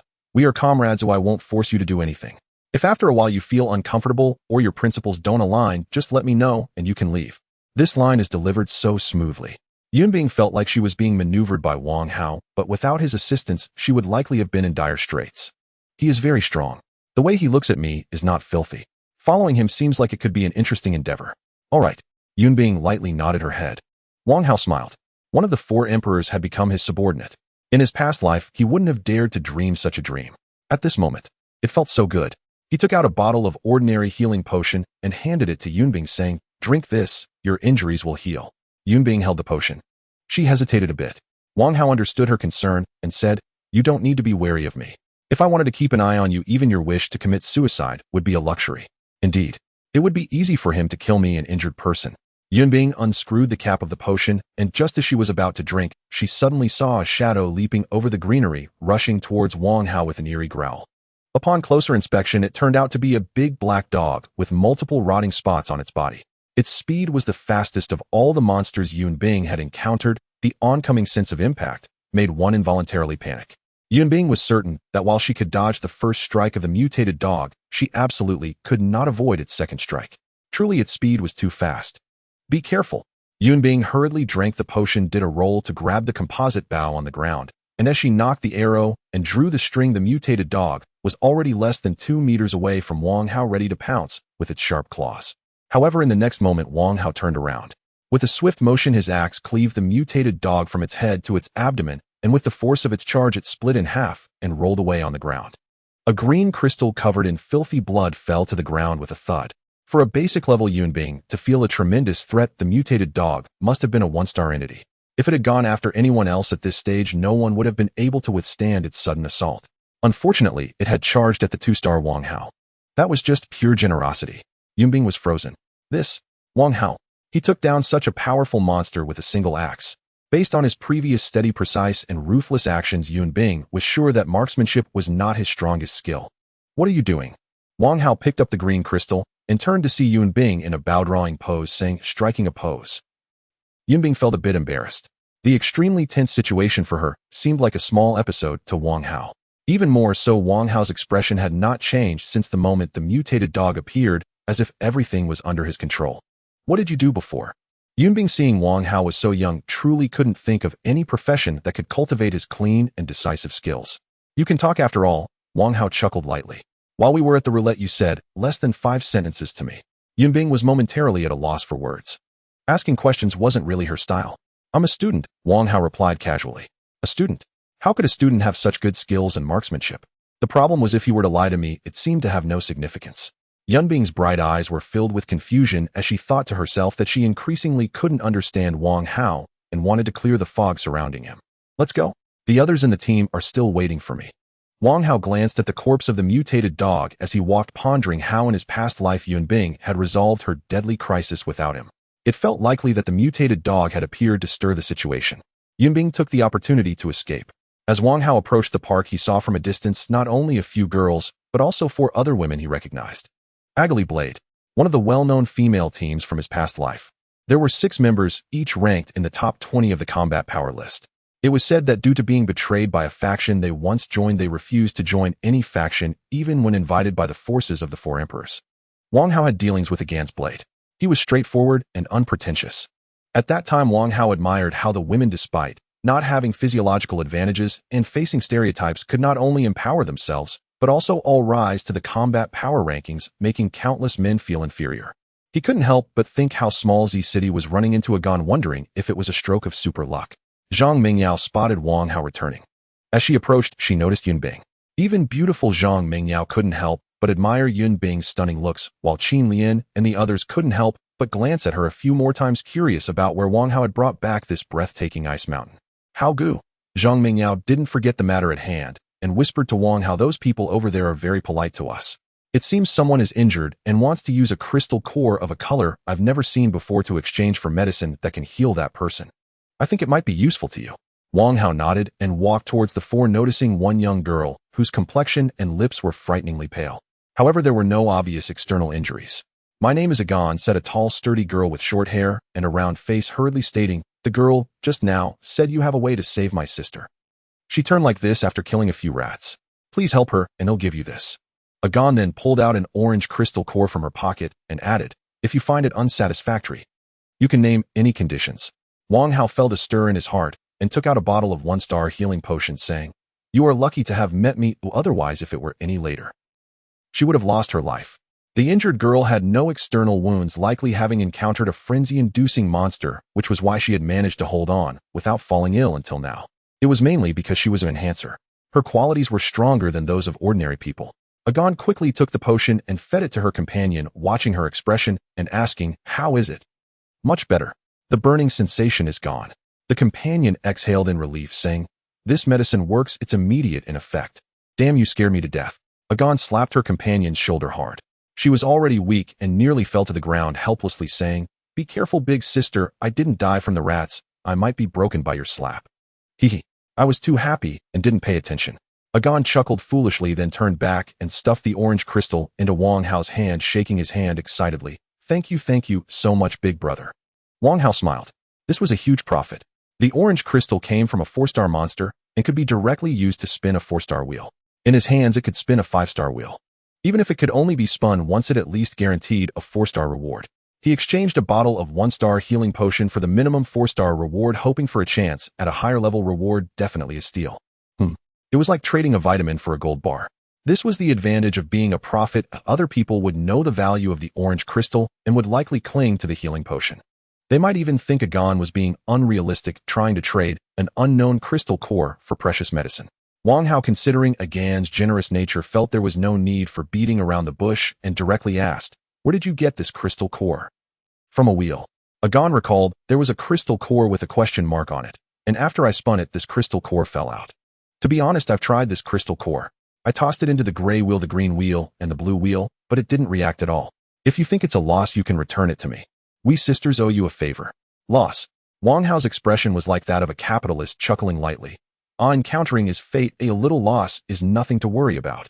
"But if you really feel bad about it," he added, "you can tell me the location of the wheel you just mentioned." Yun Bing's eyes sparkled. This woman was too honest, revealing everything. Based on the different colors of the wheels, one could infer a color representing a level. If the green and blue wheels couldn't use the orange crystal, it indicated that the wheel using the orange crystal was of a higher level than the purple wheel. Thus she had been fooled by Wang Hao. "No problem." Agon carefully described the exact location of the wheel. Wang Hao thought that after resolving the matter with Ru tomorrow, while the super lucky time hadn't passed, he would go redeem the wheel Agon mentioned. He then pondered for a moment and asked, "Are you interested in joining my team?" Agon scratched her face, glancing sideways at her companions. Wang Hao didn't expect them to immediately agree to join a completely unfamiliar team. He smiled lightly. "You don't have to rush to respond to me, but it's dark now. Let's find a place to spend the night first." Following that, he let Zhang Mingyao lead the way. "That's fine." Agon's side had an injured person and it wasn't suitable to continue moving outside, so they followed Wang Hao's group to a small building opposite the community. The large living room was shrouded in darkness. They could barely see with the faint moonlight. It was no wonder Agon had been fooled in her past life. She hadn't taken precautions against this stranger simply following him. It was lucky that Mingyao had foresight and collected a few packs of candles in advance. Chenning took out a pack of candles and called, "Come on, Xiao and Yashu, help me light them up." As soon as they lit the candles, the living room suddenly flashed with white light, and then all the lights turned on. "What?" A group of people stared in astonishment. "What a coincidence. We just came in and the power came back. What are you all thinking?" Qin Lian noticed Wang Hao beside her and laughed. The power is back. It's thanks to Wang Hao. Huh. The girls looked at Wang Hao and discovered a small box plugged into the wall socket within which a gray crystal was faintly glowing. Is this a generator? Zhang Mingyao hesitated. Wang Hao nodded. The small box was a one-star mini-generator he had obtained back in Chapter 14, and now it came in handy during the blackout. If the power consumption was not high, a gray crystal would last for a whole day. The girls were impressed. They couldn't believe a generator could be made this small. Just plug it into the socket to use. Wang Hao seemed like a treasure box like Doraemon with a portable base station for Wi-Fi at the front and a generator at the back, as if he had everything. Any single item he took out could leave them in awe. This is Yun Bing. Wang Hao introduced Yun Bing to the girls, then introduced each of the girls to her. However, due to her personality apart from Zhang Mingyao, Qin Lian, and Chuning greeting her, others harbored inexplicable hostility towards her. Thus, the atmosphere was not very harmonious. Wang Hao didn't have the leisure to care about what everyone was thinking. As long as they didn't fight among themselves, that was enough. He then took out a large pot of food for 10 and said, after running around all day, we must be hungry. Let's eat. Agon sat in a corner nibbling on compressed biscuits produced by the roulette when he suddenly caught a whiff of an enticing meat aroma. The four of them turned their heads in unison. Seeing Wang Hao's group gathered around a large pot of food, which was roughly the size of a small grinding stone, they were astonished. What kind of divine meal is this? At the bottom of the pot was rice topped with stir-fried spicy meat, sautéed mixed vegetables, garlic, stir-fried water spinach, twice-cooked pork, spicy chicken, tomato, beef brisket, and other dishes. This is too much. The voluptuous woman beside Agon stared wide-eyed. And it has my favorite dipping sauce dishes. Ordinary roulettes also produce hot dishes, but not everyone has a backpack that can hold dozens of cubic meters like Wang Hao. To save space in the backpack for crystal core equipment, they usually only bring compressed biscuits for food. They take up little space and are quite filling. However, the compressed biscuits are dry and hard to swallow, tasting like chewing on cardboard, especially compared to the delicious large pot of food that Wang Hao and the others had. It's like heaven and earth. I'm baffled. Where did he get such advanced technology like that generator and such a large pot of food? Another person asked in confusion, aren't we spinning the same roulette? We've encountered quite a few people. Everyone is the same, right? The ordinary roulette's outputs are within people's understanding, but Wang Hao's two hands are like showing an electric light to someone using a kerosene lamp. It's far too advanced, leaving people bewildered. The duck leg smells so good. Agon looked at the large pot of food nibbling on his biscuit. I can't say it doesn't taste good. It's actually quite delicious. The companions imitated him, but damn it, the more they ate, the less taste it had. Annoyed, they stopped eating and closed their eyes to sleep. So annoying. Others are eating with glistening oil on their mouths while we are gnawing on cardboard. On Wang Hao's side, Zhang Mingyao, Yun Bing, and others were eating elegantly like goddesses, while Wang Hao was stuffing himself, clearly very hungry. Slow down, brother. Hao Zhang Yeshu handed him a bottle of Coke. Yeshu, why do you act like Wang Hao's little wife? Xiang Ru teased. He's an enhancer. Are you afraid he might choke? Zhang Yeshu felt everyone's gaze on her, her pretty face turning red as she said, no, Xiang Ru, don't misunderstand. What misunderstanding? He's like a ruthless machine, fierce and enduring. I can't wait for someone to fight alongside me. Xiang Ru laughed. You're not fierce enough. You should bring Chuning along with you. Chuning, overhearing, hurriedly said, why are you bringing me into this, you crazy woman? Don't you like Wang Hao? Xiang Ru stared into Chun Ying's eyes. She felt a bit guilty under the gaze and stammered, I. At this moment, Zhang Yeshu had already buried her head, her face too red to be seen. The others silently ate, not daring to meet Xiang Ru's gaze, fearing the fire would burn them. After all, they were all daughters of wealthy families, unable to speak bluntly, and how could they compete with the fierce Xiang Ru?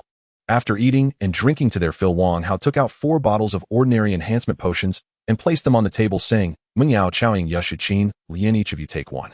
If anyone is lacking essentials like clothing or pants, just speak up. I need a new pair of shoes, brother, Hao Zhang Chaoying said, holding up her chopsticks.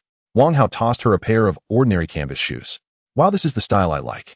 Zhang Chaoying happily changed into the shoes, but then hesitated and said, brother, Hao, my little knife isn't very good, and I often get blood on me. Can you give me a gun like Yeshu's instead? If you can't even handle a knife, how do you expect to use a long gun?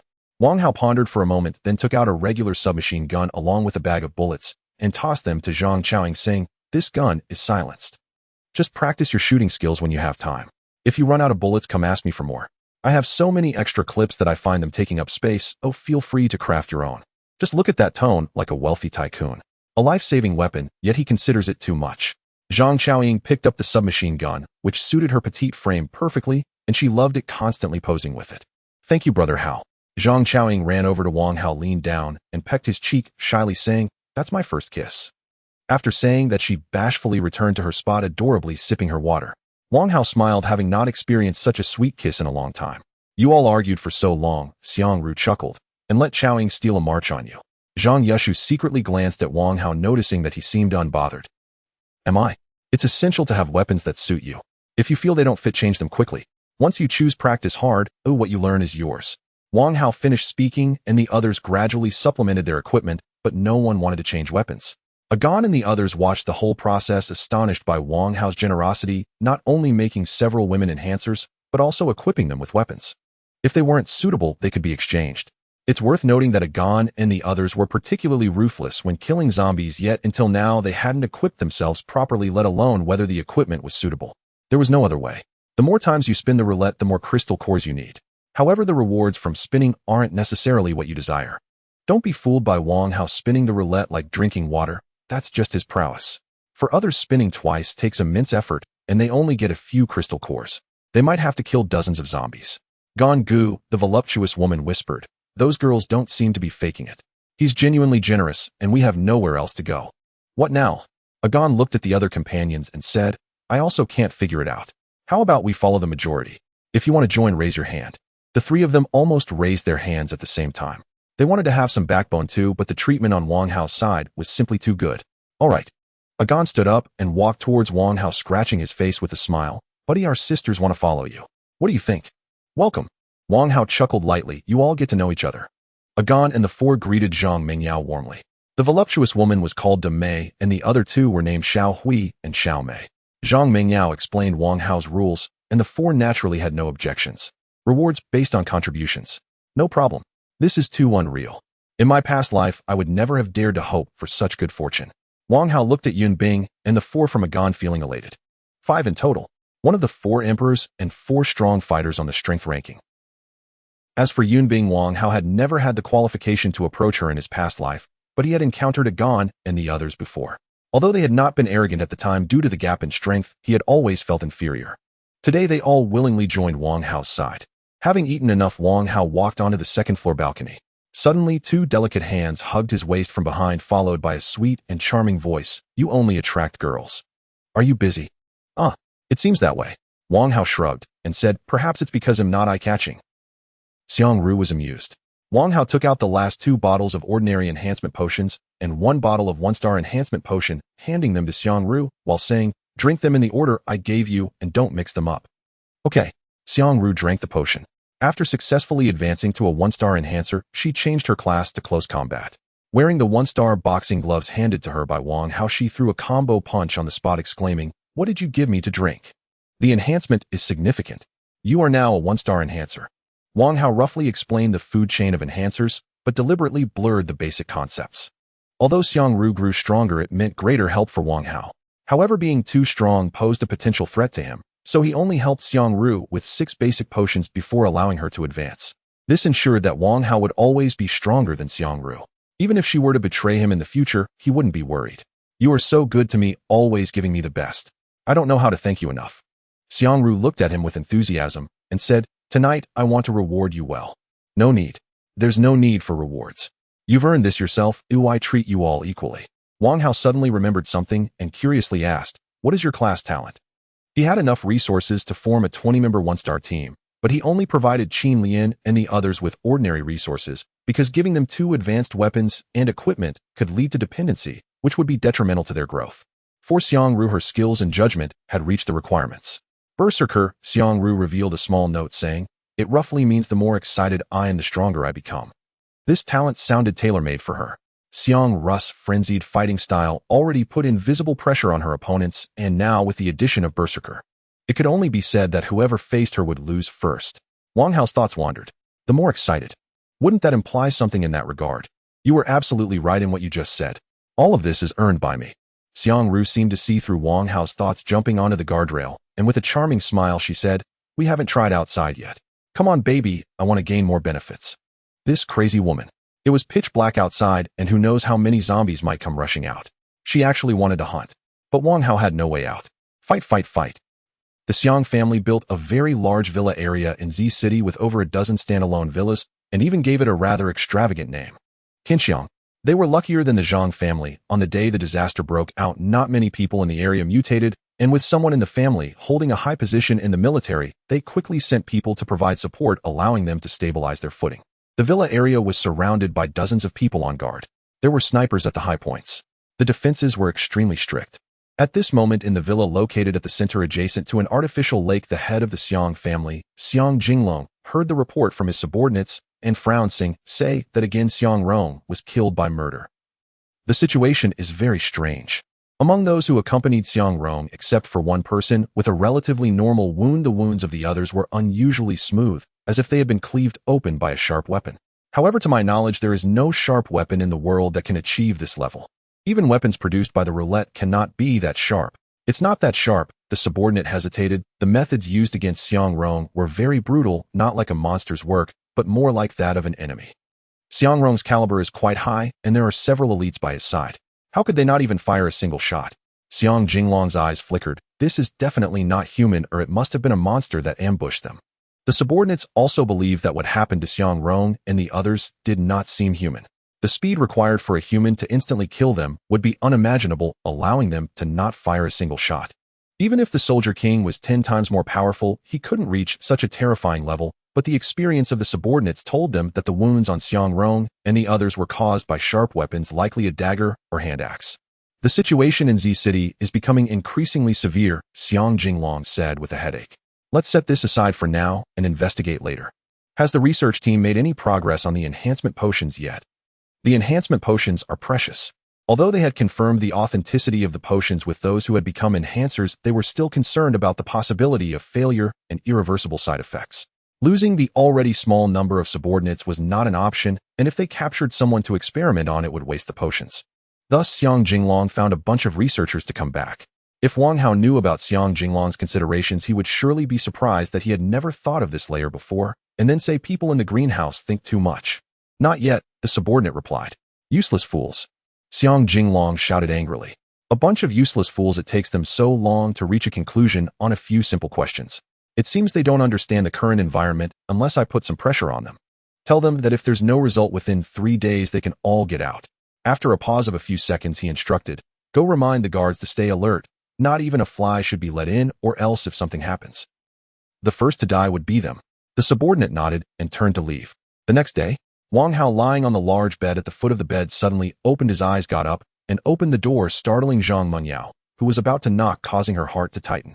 She thought to herself that brother Hao was so perceptive. As soon as I got close, he immediately reacted. What's the rush? Wang Hao tousled his slightly messy hair.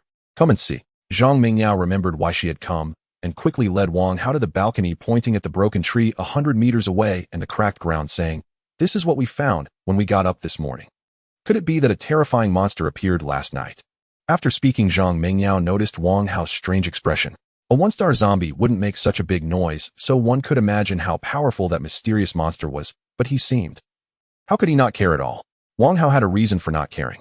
The tree and the big pit were the aftermath of his battle with Xiang Ru last night. Cough cough, everyone has different physical constitutions. Battles between enhancers can be intense and noisy, so what's the big deal? However, now being brought back to the scene by Zhang Mengyao felt very awkward. No need to be nervous, Wang Hao said nonchalantly. We're leaving soon anyway, so have them prepare to depart. Okay. Zhang Mengyao left. She wanted to know the truth. It seemed she might end up crying from her own nervousness. 1 hour later, a group of people reached the green belt. From here, they could clearly see the defensive fortifications at the entrance of the villa area, composed of sandbags, iron spikes, and armored vehicles behind, which stood a group of individuals armed with cold weapons or silenced firearms. The guards were extremely vigilant. It seemed that any angle of approach would trigger a chain reaction. As she gazed upon this place that had appeared countless times in her nightmares, Xiang Ru's expression grew complex, with many painful memories surfacing in her mind. Our mission this time is very simple. Charge at them. Wang Hao pointed at the villa area, noticing that Xiang Ru's hands were trembling and her complexion was pale. He understood that confronting one's inner fears was a challenge for everyone, and he solemnly asked, Xiang Ru, do you have any questions?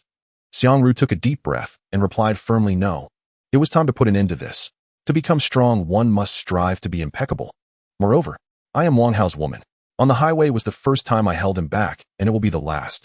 Agon and the others exchanged glances, wondering why they encountered such a major operation against someone's home on their very first day of joining. Is this reliable? The other side has guns and cover. If we charge and we'll be targets on the main road. Even if we are enhancers, we're not strong enough to ignore bullets. You guys cannot do this. Wang Hao briefly explained the combat plan to the others. 5 minutes later, Xiang Ru walked alone towards the entrance of the villa area. The moment she revealed herself, they noticed her.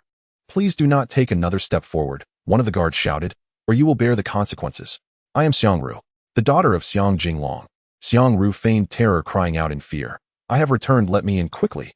The guard pressed his communication earpiece, relaying the message to his superiors.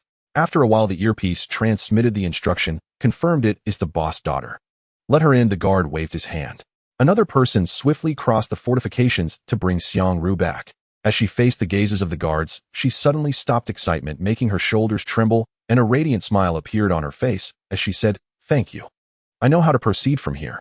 The guards who had fought on foreign battlefields and had blood on their hands felt goosebumps all over when they saw Xiang Ru's smile. This woman, extremely dangerous. Quick, hold her down. They reacted quickly, but Xiang Ru was faster.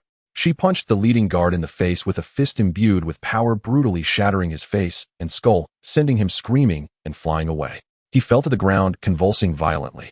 After a while, he fell silent. Open fire. The person managing the guard's command had their pupils constrict and decisively altered the order. Those who had initially prepared to pounce on Xiang Ru raised their firearms to shoot. Dozens of bullets instantly formed an orange rain of fire directed at Xiang Ru. There was no doubt about it. Facing such close range, shooting Xiang Ru, or anyone for that matter, would inevitably be turned into a sieve. Before, Xiang Ru could not see the bullets clearly, but after her star upgrade, they moved slowly and clearly in her eyes. Especially since most of the guards were using conventional firearms. In terms of performance, they were inferior to ordinary firearms, posing no threat to Xiang Ru. Huh? Is this the world in Wang Hao's eyes? Xiang Ru laughed heartily as she charged into the rain of bullets, her fists swinging left and right, knocking the bullets out one by one. To the guards, Agon and the others outside, her movements were so fast that they appeared to leave afterimages, and even her figure became blurred as the bullets clattered to the ground. Aside from Wang Hao, Zhang Mingyao and the others were left dumbfounded. Especially Agon and the 4 others who seemed to be watching a special effects movie, their faces filled with disbelief at how the stunningly beautiful girl was fighting like a god. Where did it go wrong? Why is it that everyone is an enhancer, yet she can deflect bullets while we can barely see them? Xiang Ru's strength must exceed that of ordinary enhancers, Yun Bing thought, looking at Wang Hao's back with flickering eyes. Where did he get so many 1-star crystal cores? 1 or 2 should not yield a probability of 2. 1 for 1-star enhancement potions. Moreover, the fact that he trained Xiang Ru means he is stronger than her. Yun Bing had encountered a 1-star roulette before, but lacking green crystals, she had to set it aside.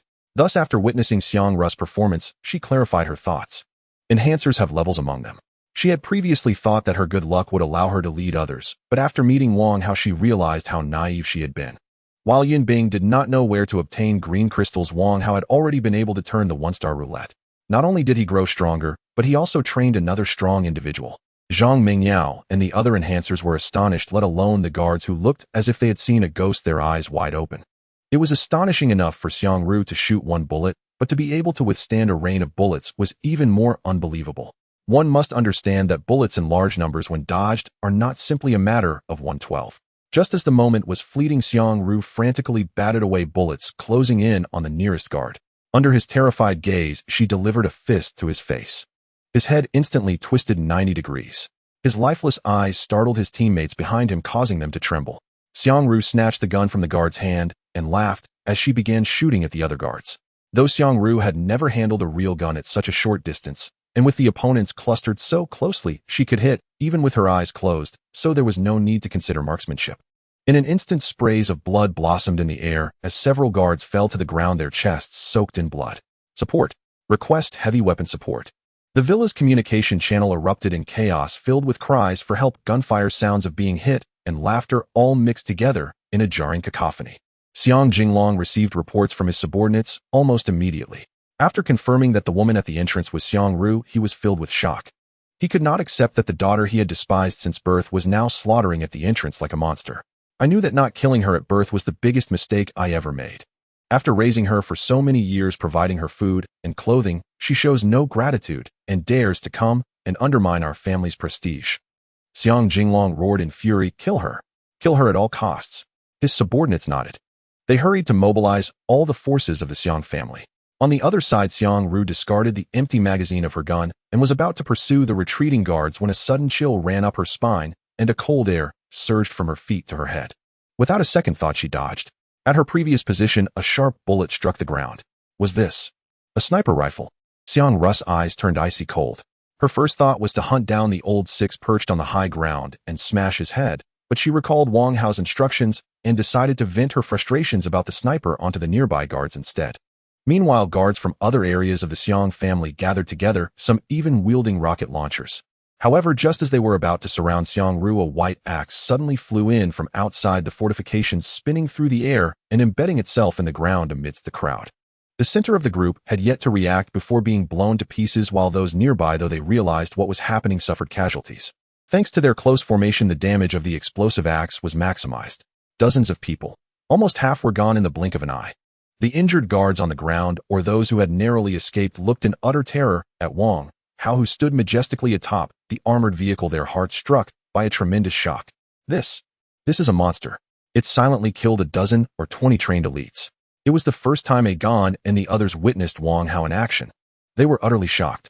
They had thought Xiong Ru was terrifying enough, but Wang Hao was even more fearsome. With a single axe, he wiped out a whole group. He was a battlefield reaper. We should move in, Zhang Mingyao called out. Stay coordinated. Focus only on the ones with cold weapons. The others nodded, following her into the villa area. Yun Bing, following Wang Hao's orders, circled to the right wing of the villa area, where she could clearly see the snipers lying in wait on the high ground. Their arrangements were all anticipated by that man. Yun Bing thought, his tactical awareness is impressive. He told me he was a student. It's too deceptive. Ordinary people and enhancers differ significantly in physical qualities. Even though the Xiong family's guards were elites, those who were better than Wang Hao couldn't withstand being attacked by two or more at once. The guards struggled to land a hit on Zhang Mingyao and her group, but their equipment blocked the attack. The outcome of the battle was predictable. In less than 10 minutes, the Xiong family's forces had fallen into a pool of blood. Gan's combat style has been ferocious since the beginning of the apocalypse, slashing fiercely with every strike. Facing her opponent brings real pressure. Wang Hao, after throwing the explosive axe, did not engage further, watching his subordinates push through the villa area as Yun Bing shot an arrow that pierced the sniper on the high ground. Being the boss feels great. Most of the time, he doesn't have to get his hands dirty. Brother Hao. Zhang Mingyao, after organizing the aftermath of the battle, walked over to Wang Hao, slightly fatigued, and reported, "We have taken control of the villa area. Sister Gan and the others are now dealing with the zombies attracted by the earlier commotion." Wang Hao nodded and said, "Well done. While clearing out potential dangers, we discovered 3 roulette wheels, 1 gray, 1 blue, and 1 orange." Zhang Mingyao continued, "We also found a lot of weapons and equipment in another villa along with the safe." Wang Hao's eyelids twitched. Damn, 3 roulette wheels. What an impressive start for the Xiong family. He couldn't help but smile. Initially, he came to the villa area to help Xiong Ru deal with her inner demons without any expectations, but this unexpected surprise occurred. Speaking of which, does the Xiong family have someone with real power? With such a beautiful start of 3 roulette wheels, if they continue down this path, even if they struggle in the future, they will at least be a dominant force. Why have I never heard of them? Even if Xiong Ru later wiped out the Xiong family, there should have been rumors about it. Did something happen to the Xiong family in between? Wang Hao did not dwell on this further, mainly due to the lack of clues. He turned to Zhang Mingyao and said, "Take me to see the safe. I want to see what is worth protecting so much." Zhang Mingyao nodded and led Wang Hao to a standalone villa. As soon as they entered, they saw a large living room neatly arranged with knives, guns, clubs, and clothing. Roughly counting, there should be 20 to 30 pieces, including the weapons of the dead outside. There were at least 50. This is quite strong at this stage. With good luck, one would need to turn more than 4 ordinary roulette wheels to gather this much. However, judging by Xiong Rong's style of operation, a significant portion must have been seized from survivors. Wang Hao noticed the safe in the corner. As he approached, Zhang Mingyao said, "I tried to open it, left a few marks. That's normal. This safe is clearly not ordinary. Good safes cannot be penetrated even by a barret, let alone by a common knife that is only 1 or 2 times sharper than usual." Wang Hao raised his axe and struck down. The axe blade met the safe, splitting it open like cutting through tofu, revealing the stacked potions inside. Zhang Mingyio's eyelids twitched. "The sharpness. Are you serious? Ordinary enhancement potions?" Wang Hao felt perplexed. Does this broken thing really need to be specially locked up? "Sister, shall we?" kidnapped a group of researchers. I heard that the Xiong family is researching the stability of enhancement potions, wondering if there would be side effects from drinking them. Zhang Mingyao hesitated. When the fight broke out, it seemed there were indeed no enhancers on the opposite side. Wang Hao smiled. The sheltered people really think too much. They even worry that the potions might be toxic. For someone like him living on the edge of survival, he wouldn't think so much. Seeing the roulette prompt, he would just drink it. However, it is normal for wealthy people to value their lives. If they let their subordinates drink it, they worry that their subordinates would become strong and turn against them. I have to thank the Xiang family for being so cautious. They made me a wedding dress. Wang Hao collected the enhancement potions from the safe, counting 9 bottles in total. He couldn't help but smile, thinking that raiding a family is indeed joyful. The weapons, equipment, and potions collected could make their team stronger. Now if they just recruit 20 or 30 more people, they could all be fully armed. Does the Xiang family not have any crystal cores? Wang Hao inquired. None, Zhang Mingyao replied. But the villa that Xiang Ru went to, we haven't searched it. The Xiang family has turned over so many weapons and potions. They must have crystal cores, though probably not many. Wang Hao recalled the helicopter parked on the Xiang family's villa. This area had few zombies and could easily take a large wave. Otherwise, without crystal cores, the roulette wheels that Agon mentioned and the Xiang family's wheels could only be looked at. Off. Wang Hao suddenly heard screams from outside, faintly mixed with a woman's curses. He didn't need to think to know that it was Xiang Ru passionately greeting her family. The Xiang family was a pivotal turning point in Xiang Ru's life. Once she overcomes her fear and passes this hurdle, she will undergo a transformation. This life of Xiang Ru will lead her to embark on the path of becoming a mad king ahead of schedule. Wang Hao walked out towards the main door, seeing the girls slaughtering zombies with numerous corpses already lying on the ground. Suddenly, a large number of zombies rushed up from the road. Among them were many feral zombies, their violent strides trampling the greenbelt. Leave the feral zombies to me. Standing on the armored vehicle, Yun Bing released the bowstring as the horde approached, the arrow whizzing through the air, accurately piercing the head of a feral zombie. Yun Bing's archery technique is renowned. It is incredibly challenging to hit a target when the crazed zombies are mixed among the ordinary ones, their heads swaying erratically. The archers who witnessed it couldn't help but give their thumbs up.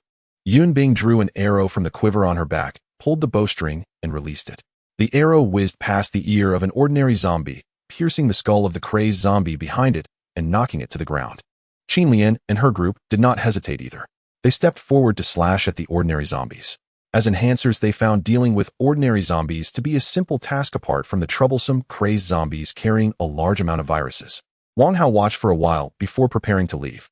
At that moment, he spotted 2 large decayed rats with pus oozing from several places, mixing into the crowd of corpses. Everyone fall back. Wang Hao called out. The women were puzzled by the sudden order, as everything was going smoothly. However, as the leader, they had to obey his orders regardless of their confusion and retreated to the defensive fortifications. Except for Yun Bing. Everyone grab your guns, Wang Hao instructed. Don't overthink it. Just hold the trigger down. The women quickly secured their weapons and turned to pick up guns from the guards of the Xiang family, learning how to shoot on the spot. They positioned their guns against the fortifications. The horde of corpses had closed in. Fire, Wang Hao commanded. The women pressed the triggers, unleashing a barrage of dazzling fire as zombies fell like they were in a sieve. Their aim was lacking. They compensated with firepower. The rats mixed in with the zombie crowd were also dealt with by Yun Bing. However, before the women could breathe a sigh of relief, a piercing shriek echoed from the road as a swarm of rats entered their line of sight. Indeed, Wang Hao narrowed his eyes.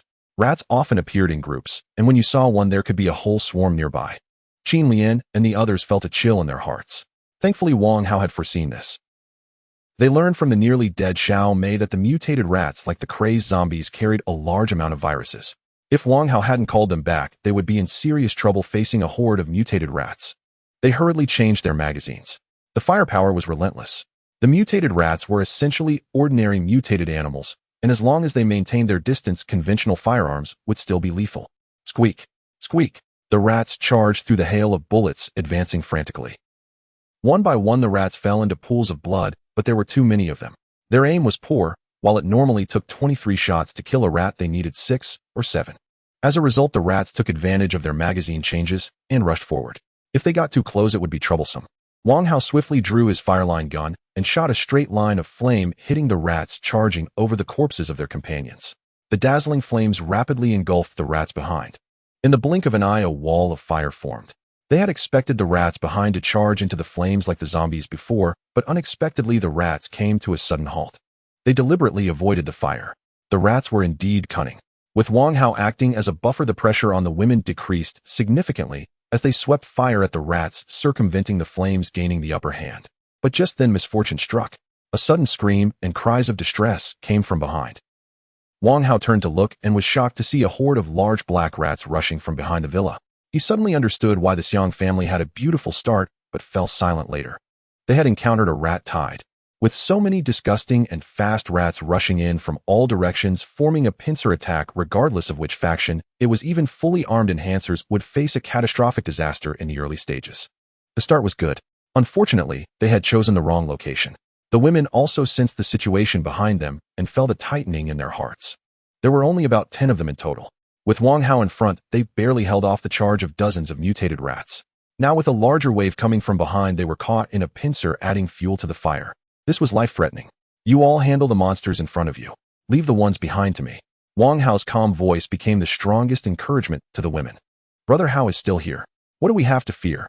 They confidently entrusted their backs to Wang Hao, focusing on dealing with the mutated rats in front of them, while Wang Hao pulled out a Star Sweeper Eye machine gun and inserted a gray crystal into the magazine slot, smiling. I am not the Xiang family. It's not that easy to deal with. Just as his words fell, mutated rats surged out from behind the villa, the greenery, and the rockery, their crimson eyes glaring as they charged towards Wang Hao, their sharp claws leaving clear marks on the ground. Wang Hao raised his machine gun. Did he intend to spray bullets? No. He fired single shots, targeting each one, scoring headshots with every shot. This precise killing was more efficient than spraying bullets. He chose the machine gun because it consumed less energy than a rifle. My goodness. As a gun changed magazine, she instinctively glanced back and immediately saw Wang Hao's exaggerated marksmanship, her eyes widening. He's a sharpshooter. Without comparison, there would be no harm. While it took them an average of 6 or 7 shots to kill a mutated rat, Wang Hao managed to take one down with a single shot. Using even one extra bullet felt like an insult to his shooting skills. Hundreds of mutated rats closed, and yet not a single one got close to Wang Hao. His shooting was honed under high-pressure conditions. He could hit faster targets, let alone ordinary rats that seemed to move in slow motion to him, equivalent to targets standing still for him to shoot. If he couldn't take them down in one shot, he might as well go to sleep. When you spend more time with Brother Hao, you'll discover that this is just his basic operation. Zhang Chaoying watched Agon and the others in shock, reminiscent of her own expression when she first met Wang Hao, feeling quite pleased. Right? It's not that we haven't seen the world. It's Wang Hao who is truly outrageous. What did he do before? Agon asked curiously while shooting. With this marksmanship, he must have been a soldier. Sister, you might not believe it if I told you, Zhang Chaoying replied with a smile. Brother Hao is a student and goes to the same school as Sister Meng Yao. In the same class as Sister Xiangru. The expressions of Agon and the others were quite something. A student. With such calm poise and impeccable marksmanship, you expect me to believe he was a sheltered flower. Has the gap between the north and south grown so large? Are they learning principles and structures of automatic weapons and dynamics of artillery and automatic weapons in class? The ammo is running low. Check your magazines. Zhang Mingjio's voice startled the women, bringing their focus back to the front line. As more mutated rats surged toward Wang Hao, simultaneously controlled bursts from his machine gun could no longer suppress them. He discarded the weapon and seized the incinerator rifle. Its searing beam lanced forth in a straight, blazing line, striking the swiftest rat heathen. Its fur curled violently, then blackened into acrid smoke. Amid shrill, piercing shrieks, it ignited into a writhing fireball. The other rats, cunning and evasive, veered around their doomed comrade. But at that very instant, a phantom figure darted in from the flank. A brutal kick slammed into the rat's side, sending it hurtling sideways, crashing into 2 others with bone-jarring force. Filthy sewer vermin. Do you truly believe you deserve to witness the sunlight above? Xiangru's bloodshot eyes blazed as she charged into the swarm, fists flying left and right, hurling one mutated rat after another through the air. Thick, inky black blood arced high into the void. It splattered across her body. Sensing this frenzied human, the entire swarm whirled as one and lunged toward her, a grotesque surging tide of fangs and claws. The sight was profoundly unnerving. Most would recoil in visceral dread. Even glancing upon it sent chills down the spine. Yet Xiangru showed not a trace of fear. Instead, exhilaration coursed through her. Veins stood taut and prominent along her pale neck. Come, devour me, hurry. I'm an enhanced one. My flesh must be far more savory than that of ordinary humans. She taunted the rats with manic abandon, engaging in unrestrained, ferocious combat. Her hands plunged deep into a rat's eye sockets, then wrenched its skull apart with savage force. Viscous steaming pulp erupted with a sharp, wet hiss. For a moment it became impossible to discern which was the true monster, the beasts or the woman. Wang Hao holstered both firearms and watched Xiangru carve through the swarm, murmuring softly, "This madwoman is like a suicide tank." One would break into a cold sweat just watching her. What unfolds here isn't a siege, it's a solo duel. She stands alone against the entire horde. Fueled by her innate occupational talent, she grew fiercer with every strike, sharper with every blow, unfazed even as countless virulent pathogens assailed her. Her ferocity knew no bounds. Minutes later, the ground around her was littered with mangled fragments of mutated rats. Not a single intact corpse remained. The earth itself had turned pitch black with congealed gore, while the air hung thick with a nauseating, suffocating stench. Zhang Mingyao and the others finished off the last rat and turned, only to behold Xiang Ru drenched head to toe in blood and viscera, her features all but obliterated beneath the carnage. Their hearts lurched. A flicker of primal fear stirred within them. Though they knew well Xiang Ru's legendary recklessness, each time they witnessed her thus it felt like staring directly into the maw of a ravenous beast. She radiated sheer, overwhelming presence. Yunbing, please handle any additional monsters drawn by the commotion. Zhang Mingyao glanced at the others. We'll collect the crystals. Everyone, avoid contact with corpses. Infection would be disastrous. Nodding silently, the women dispersed to pry open the rats' skulls. Wang Hao withdrew a vial of Tier 1 healing elixir and tossed it to Xiang Ru. Go wash up. You're truly unappealing like this. Don't be so particular about taste, she replied with a light, knowing smile. Mad she might be, but not foolish. She knew rat blood was toxic. Swallowing the elixir, she strode off to find water. Wang Hao vaulted onto the armored vehicle's roof and surveyed the surrounding terrain.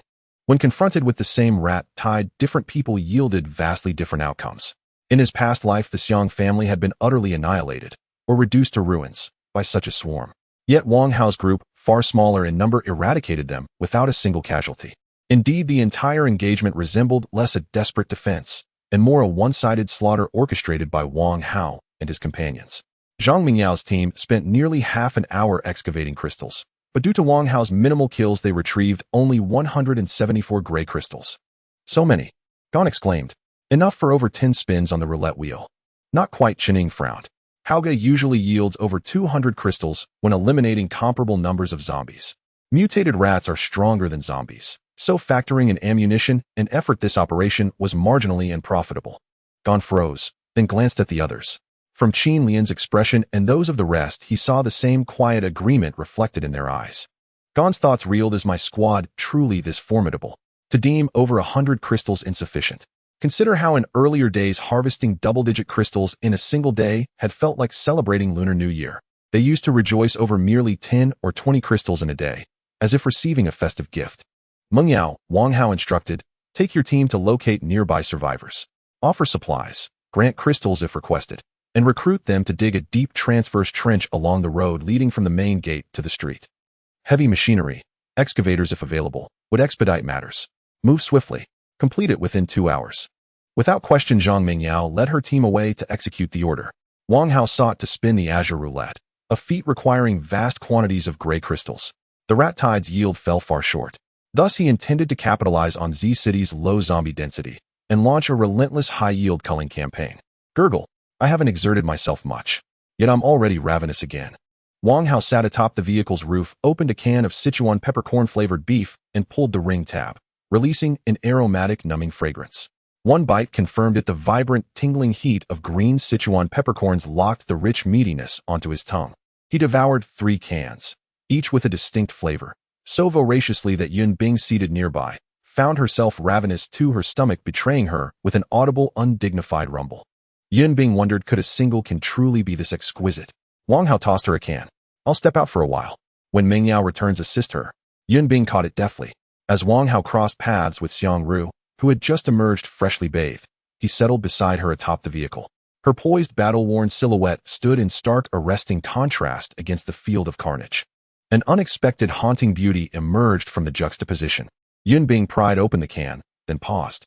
Realizing she lacked chopsticks and bound by lifelong decorum from eating with her bare hands, as Wang, how did she folded the lid into a V shape and scooped a portion of tender beef into her mouth.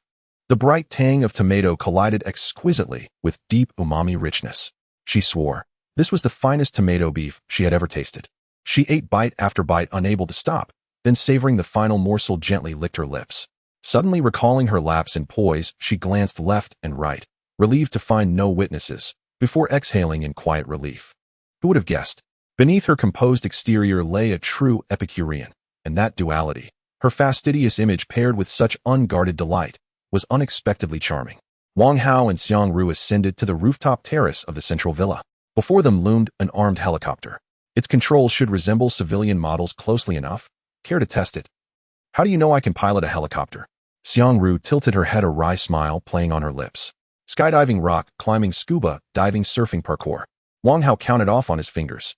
Surely piloting a helicopter poses no challenge for you. He'd already witnessed her astonishing breadth of expertise during her assessment. She was in his eyes truly omnipotent. He wouldn't blink if she claimed to command a nuclear submarine tomorrow. You still calculate this way? Xiang Ru stepped forward to open the helicopter door and sat in the pilot's seat, saying, "Well, you were wrong about me. Not only can I fly a helicopter, but I've also learned to fly planes like an old pilot. But I don't have a license.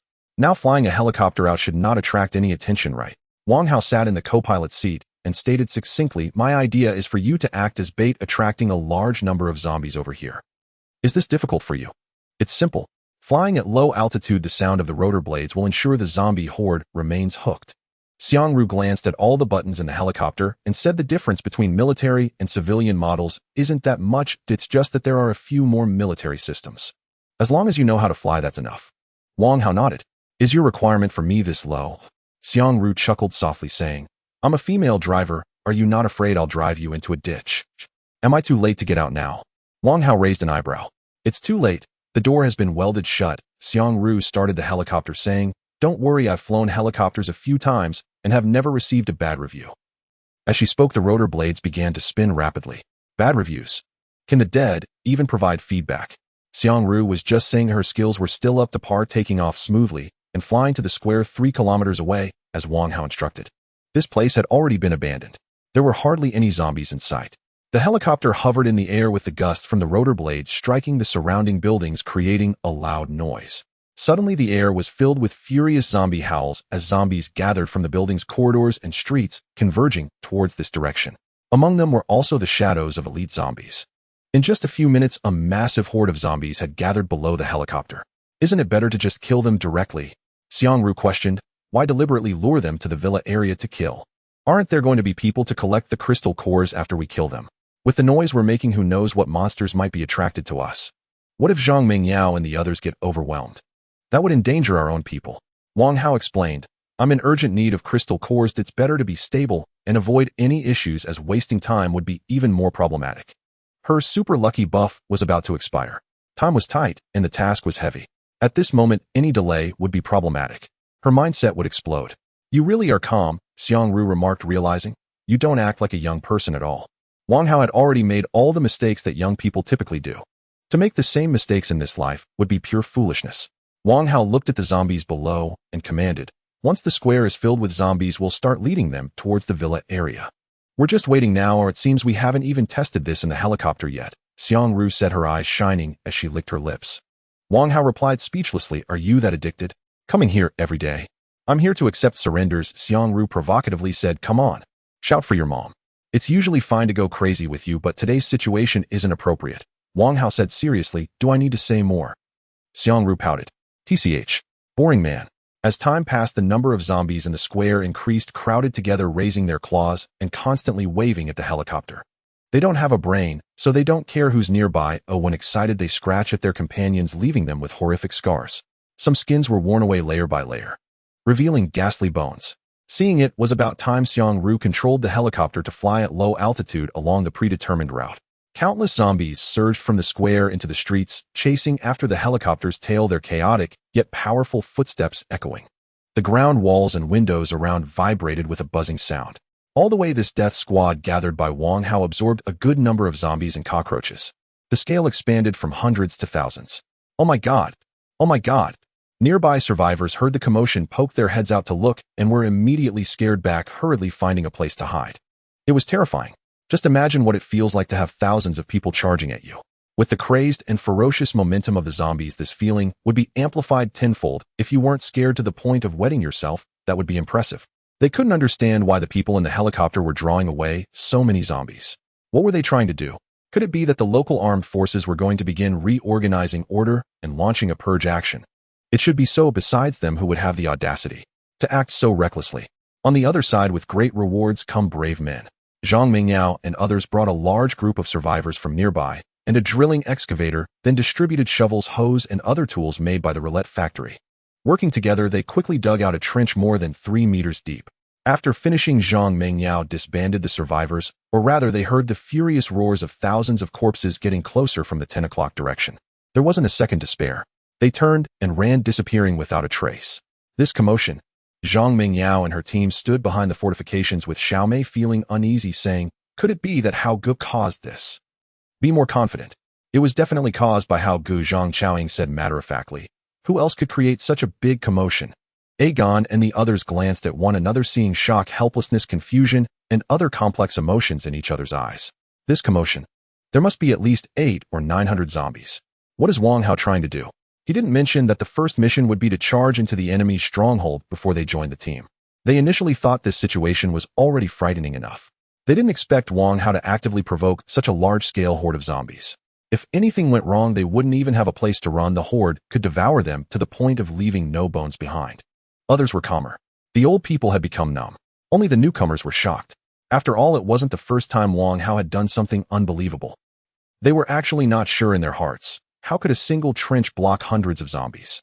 But they had already thought it through. Wang Hao was their leader. If they were to die, they would die together. Just as the women were having their own thoughts, a helicopter flew towards them and the co-pilot's door was open. Wang Hao held onto the door handle with one hand, letting the wind from the rotor whip his clothes. Hao Gu is back. Under the watchful eyes of the women, Wang Hao let go and jumped down from the helicopter. The sudden action made them hold their breath instantly. At this moment, Wang Hao was several meters above the ground.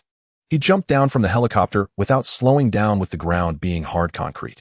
Even a superhuman enhancer might not withstand the impact at that moment. Did Xiangru not slow down beforehand? Or was Wang Hao too anxious? "It's fine, everyone stay calm," Zhang Mengyao said, remaining relatively composed. Hao Gu never does things without confidence. Others could no longer hear anything. Their hearts were about to leap into their throats. Bang! Wang Hao fell straight to the ground. His feet shattered the earth, and the sudden impact only bent his legs slightly without causing further harm. Hiss! Hiss! The group of women gasped in astonishment. What kind of body does Wang Hao have? He withstood the impact of a high fall, and even more exaggeratedly, he was completely unscathed. Though they were already enhancers, they understood themselves. If it were them jumping from the same height, even if they didn't die, they would lose limbs and be incapacitated for a long time. As Zhang Mengyao said, Wang Hao would not undertake any uncertain tasks. With his qualities surpassing 2 stars, a mere height of a few meters posed no problem, even jumping from greater heights. Before they could recover, a massive wave of grotesque zombies surged forward like a dark tide, carrying an overwhelming sense of oppression, as if encountering them would mean being mercilessly devoured instinctively, making them want to flee. Even Wang Hao appeared exceptionally small in the face of the vast horde of corpses. They had merely experienced more than ordinary people. Fundamentally, they were still newcomers to the apocalypse. Despite some being future powerhouses at this stage, they lacked Wang Hao's commanding presence. Why did Brother Hao get infected by Xiangru? Wasn't he always the steady type? Why is he so reckless now? Sister Chaoying was absolutely right. Compared to this grand scene, his previous confrontations were nothing. Not being frightened away could be considered a testament to their strong psychological fortitude. Wang Hao did not dare to slack off. He drew his fireline gun, unleashing dazzling flames that swept from left to right, constructing a blazing wall of fire on the wide road, continuously engulfing the incoming monsters. He pressed the trigger while retreating. A large number of burning zombies rushed through the sea of flames, collapsing helplessly. After a short distance, their bodies trampled into mincemeat by their companions, leaving a gruesome mess scattered all around. In the next moment, the zombies that broke through were ignited by the incoming flames, spreading like wildfire, illuminating the sky. Thick black smoke billowed up. Their ranks were too low. Although they had the numerical advantage, Wang Hao wielded a 2-star fireline gun, a powerful tool for exterminating zombies. With wall after wall of fire consuming them, they had already lost 2/5 of their strength before running 100 meters. Wang Hao stood at the edge of the deep trench, leaping across to the other side. Turning back, he saw the horde of zombies with their fiery trails clawing and chasing after him, only to step into the air and fall into the trench in groups. The first monsters to fall down were unfortunate, crushed into a paste. Wang Hao used the trench as a buffer, severing the hope of the horde reaching him standing in place and unleashing a barrage of firepower. Finally, half an hour later, the horde of thousands of zombies was reduced to just a few. "My goodness," Aegon exclaimed, "I'm sweating." "This is what it means to be Amanda," May said, her eyes sparkling so handsome. "Absolutely impressive." The women gazed at Wang Hao, standing tall like a gun, finally understanding what it means to stand against 1,000. Such courage, such tactics. It was utterly captivating. If his feat of facing 1,000 alone were to be shared online, no one would believe it was real, and they would claim it was a sci-fi film. At this stage, most people were still advancing towards the proficiency of killing zombies, while Wang Hao was already slaughtering them. He noticed the silver dragon ring on his hand was flashing with a faint light. He reached out to touch the ring, and a virtual interface suddenly popped up. Silver Dragon Ring Level 2 Stars Function 1 grants weapon properties. The currently equipped weapon is a hand axe, granting the explosive axe property, allowing the wielder to trigger a 3D printing function by swinging the axe, creating an identical hand axe, which can be thrown, and upon landing it will immediately explode, causing damage to surrounding targets. Function 2 enhances the overall qualities of the wielder. Function 3 None Kill Count 10325000. The flashing was a prompt that the Silver Dragon Ring was leveling up. It upgraded from 1 star to 2 stars. Additionally, the Silver Dragon Ring gained a new function, with the kill count increasing from 500 to a staggering 5,000. The moment Wang Hao finished reading the interface information, and energy surged from the Silver Dragon Ring into his finger, quickly splitting into countless fine streams, nourishing every part of his body, making him feel so good that he couldn't help but stretch. He had never seen any equipment that could directly enhance a person's qualities. The key was that the enhancement was significant. It was roughly like a threefold increase in base qualities. The long-lost feeling of becoming stronger. So comfortable. Wang Hao relaxed his muscles, turned to face the group of women, his expression as calm as if he had merely accomplished a trivial task, and said to Zhang Mingyao, "Once the fire is out, you can go collect the crystal cores. Gather them within an hour, and if there aren't enough people, find some more temporarily." Okay. Zhang Mingyao took Chen Ying and went to gather help. "Brother Hao," Zhang Yushu said, bringing over a lounge chair and placing it beside Wang Hao, "you should sit and rest for a bit." Wang Hao sat down. He exhaled comfortably. Without him saying a word, Zhang Yushu took the initiative to massage his arms, while Zhang Chaoying squatted down to help him with his calves. Hehe. Serving Brother Hao means no need to dig for crystal cores. Zhang Mingyao returned with the group, who had been digging the trench. By the time they returned, the fire had mostly died down. When the survivors saw the charred corpses and debris scattered all around, their mouths gaped wide open in shock and disbelief. Did they kill all these monsters? From the situation on the ground, there had been at least hundreds of zombies charging in while they were only a dozen people. Even if they were all enhancers and had dug a trench, it felt impossible to wipe them all out. Too powerful. They were already stunning in appearance, but their strength was equally impressive. As men, the survivors felt quite inferior. "You ladies are amazing," one person said with a forced smile. "We dug the trench, and in the blink of an eye you killed so many zombies. When we saw those bodies on the ground just now, we were left dumbfounded." The others nodded frequently. Indeed impressive. They panicked at the sight of 2 or more zombies, let alone encountering a horde. Even yesterday's experience would have terrified them. Although we wanted to help, Chuning looked at Wang Hao and said, "These monsters were all killed by our boss alone." One person. The crowd's eyes nearly popped out. Some even choked on their saliva. To annihilate a horde with just a dozen people had already shattered their understanding. They never expected something even more outrageous. One person annihilating a horde. Is this a sci-fi movie? Everyone was astonished as they followed Chen Ying's gaze, fixating on Wang Hao, suddenly struck by his youthful appearance, which felt increasingly surreal. A burly man couldn't help but ask, "He doesn't look like a ruthless person. Can he really kill so many zombies? Once you see his ruthless side, you will already be dead." Chen Ying cast a sidelong glance at the man and coldly snorted, "You don't need to know so much, just do your job well." The burly man fell silent. He had personally witnessed Chen Ying behead someone who spoke disrespectfully. This woman was truly ruthless. If you dare say another word, she really will take action. Others, hearing Chen Ying's words, looked again at Wang Hao, their eyes filled with envy. "I wish I could become a powerful enhancer like him. A few days ago I had several teammates, but now I'm the only one left. Let me tell you something even more distressing. An enhancer can't take on hundreds of zombies alone. He might be a super enhancer. He is like a modern emperor. Damn, he's really lucky. 2 beautiful women are giving him massages, and there are several goddess-level beauties under him. I just want to say his life is my dream." Just as everyone was feeling emotional, they suddenly heard Chen Ying's cold voice and hurried to work, fearing that if they didn't, they would end up crying over deducted wages. Strength in numbers. They finished digging out all the monsters in just over an hour, carrying away supplies worth 2 or 3 people's share, or a few gray crystals, walking away happily. Brother Hao. Zhang Mingyao led a few people carrying several suitcases and walked up to Wang Hao saying, "We killed a total of 1,200 monsters, collected 1,100 gray crystals, and 13 green crystals. All the crystal cores are brought to you." Yun Bing's eyes widened. This drop rate. Did she miscalculate? "Sis, did you make a mistake? It should be 2,200, not 1,200. Agon realized something and quickly said, No wait, 2200 is still exaggerated. You must have miscounted. 1200 monsters. Dropping 1100 gray crystals. That translates to a drop rate as high as 92. You must know that for ordinary people the drop rate for killing zombies is only about 10 and 92 sounds like a myth to Agon and the others. Even for the exceptionally lucky Yun being the highest rate she had seen was only around 60 or 70%. When I calculated this number I also thought I might have made a mistake, so I calculated it twice more. Zhang Mingyao took out her notebook which had the calculation formulas written in it stating the results were consistent even if there was an error. At most it shouldn't exceed 150. Yun Bing fell silent. Now even her previously unbroken luck seemed to be outmatched by Wang Hao.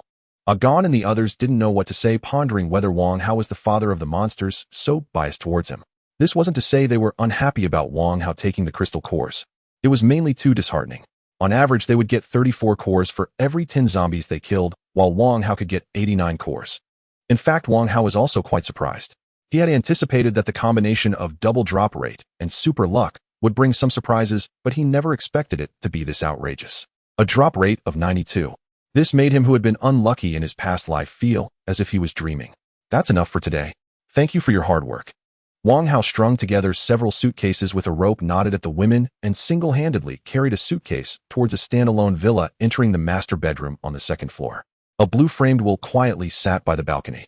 Wang Hao opened the suitcases one by one, taking out the crystal core refiner, and began refining at a ratio of gray crystals to green crystals through 1. In the end, he burned 990 gray crystals, refining 33 green crystals. Adding the 13 green crystals in his hand, he now had a total of 46. Wang Hao continued to refine, exchanging 40 green crystals for 4 blue crystals at a ratio of green crystals to blue crystals 101. He could spin the wheel twice. Let's get a surprise. Wang Hao rubbed his hands together, took a deep breath, and then pressed the wheel's start button, the frame's color instantly shifting from blue to purple as the rewards changed and an additional area appeared. Super luck.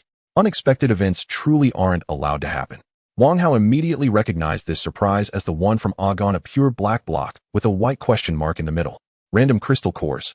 After spinning, it will drop a random number of crystal cores of random levels with a very small chance of producing twin cores of different levels, but Wang Hao had only heard of 1 or 2 rumors about these twins, and no one around him had ever spun one. Generally speaking, the higher the level of the wheel, the higher the chance of randomly obtaining high-level crystal cores. Agon could spin from the ordinary wheel's random crystal cores to orange crystals, which could be said to be incredibly lucky. Wang Hao had no thoughts about high-level crystal cores, as wheels above 6 stars would have accompanying guardian beasts that would stick closely, making it merely a matter of stuffing them with food. Obtaining a high-level crystal core was equivalent to getting a pretty stone. In that case, it would be better to get a blue crystal. Wang Hao scanned the other rewards on the wheel and thought, a 3-star wheel where the worst rewards are 2 stars. At this stage, as long as I can spin no matter what I land on, it's a win. I don't have high demands, at least 2 bottles of 2-star enhancement potions. With that thought, he tossed a crystal core into the wheel. The start button glowed, continuously outputting energy to propel the needle into rapid motion, conventionally climbing to the highest speed, before gradually slowing down, finally resting on an area representing a 2-star enhancement potion. Beautiful. He landed on the 2-star potion with a mere 7. 1 drop rate. Wang Hao gulped down the potion, and the liquid instantly transformed into a warm current, silently enhancing his cells. He clenched his fist. He could clearly feel his body strengthen by a few degrees. 2 bottles of 2-star potions are basic now. Wang Hao twisted his neck and said, the feeling of becoming stronger is truly exhilarating. Following that, he continued to toss 2 blue crystals into the wheel. The needle spun again, and just as he looked, it suddenly snapped and stopped at the area with the pure black block. Damn. In such a hurry to get off work, huh? It didn't even bother to spin fully, and just stopped. Wang Hao looked at the bottom of the wheel, still a bit hopeful that with his invincible luck, he would randomly get a crystal core of some level. That being said, if a 10-star crystal core were to come out, he would gladly accept it. Suddenly, the wheel made a sound of da-da-da-da-da and dropped 8 blue crystals and 1 golden crystal 5-star. Huh. Wang Hao's grin nearly split his face. He was already quite satisfied being able to spin the wheel twice, as there's a saying that goes, the early bird gets the worm, while the latecomer gets the discount. Opening new paths inevitably comes at a cost. Wang Hao had to slay over 1,000 zombies just to spin the wheel twice. That was the price, but he would be the first to eat the crab. Yes, the people behind him would have to wait until there were more 2-star zombies and could kill a dozen or 20 to achieve the same, but by then, they wouldn't even have the chance to eat crabs. Who would have thought? Super luck unleashed its power.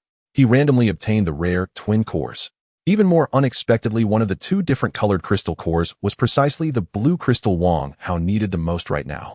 Not bad. I earned an extra gold crystal. With the 5-star roulette, the worst reward is still 4 stars. I can profit just by closing my eyes. Wang Hao chuckled, saying, sorry. You'll have to work a little overtime. He then tossed 3 blue crystals into the roulette. The pointer stopped spinning. 3-star Wind 3 Min's custom selection. Wind 3 has been enhanced based on Wind 2 moving like the wind, with its core automatically operating at high performance during rapid movement, providing the user with powerful momentum and explosive force. Wang Hao selected a style on the roulette.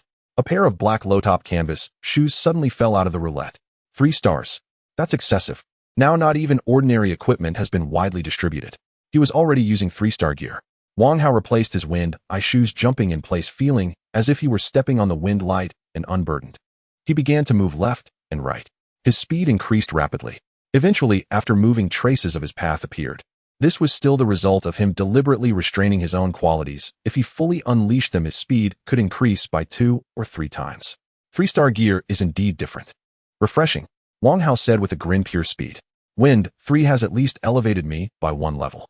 Now he had 6 blue crystals left. If he continued to spin, he could only do so once more. However, he also had another 2-star roulette position from Agon, which meant 6 blue crystals could spin 3 times. No need to force his luck with the old roulette. He turned to another villa. In the sweat room, he saw a 4-star roulette with an orange frame. Wang Hao pressed the start button, and the frame's color instantly changed from orange to gold, representing 5 stars, but the number of segments remained the same. Still 8. No surprise. But it's fine, but saves me from worrying. I don't even know when I'll come back to spin this roulette again. Wang Hao tossed an orange crystal into the roulette calmly, saying anything goes this time. A 4 or 5 stars are too advanced. There's no danger zone. The pointer spun rapidly for 2 circles under the propulsion of crystal energy. It stopped in the left sector. 5-star Heaven V, powered by the crystal core. It opens with a light touch, defending against and reflecting attacks received from the front. Wang Hao looked at the cracked ring that fell from the roulette, raising an eyebrow and saying, awesome, I got a Heaven shield. Right now, even missiles would struggle to hit me. The area has turned to ruins. I'm completely fine. The Heaven series is quite famous, often appearing in large battles, serving as frontline defense. Due to its pure defensive nature and ability to block only frontal attacks, it is likened to a shield, hence the name Heaven Shield. However, this does not mean that Heaven shields are common.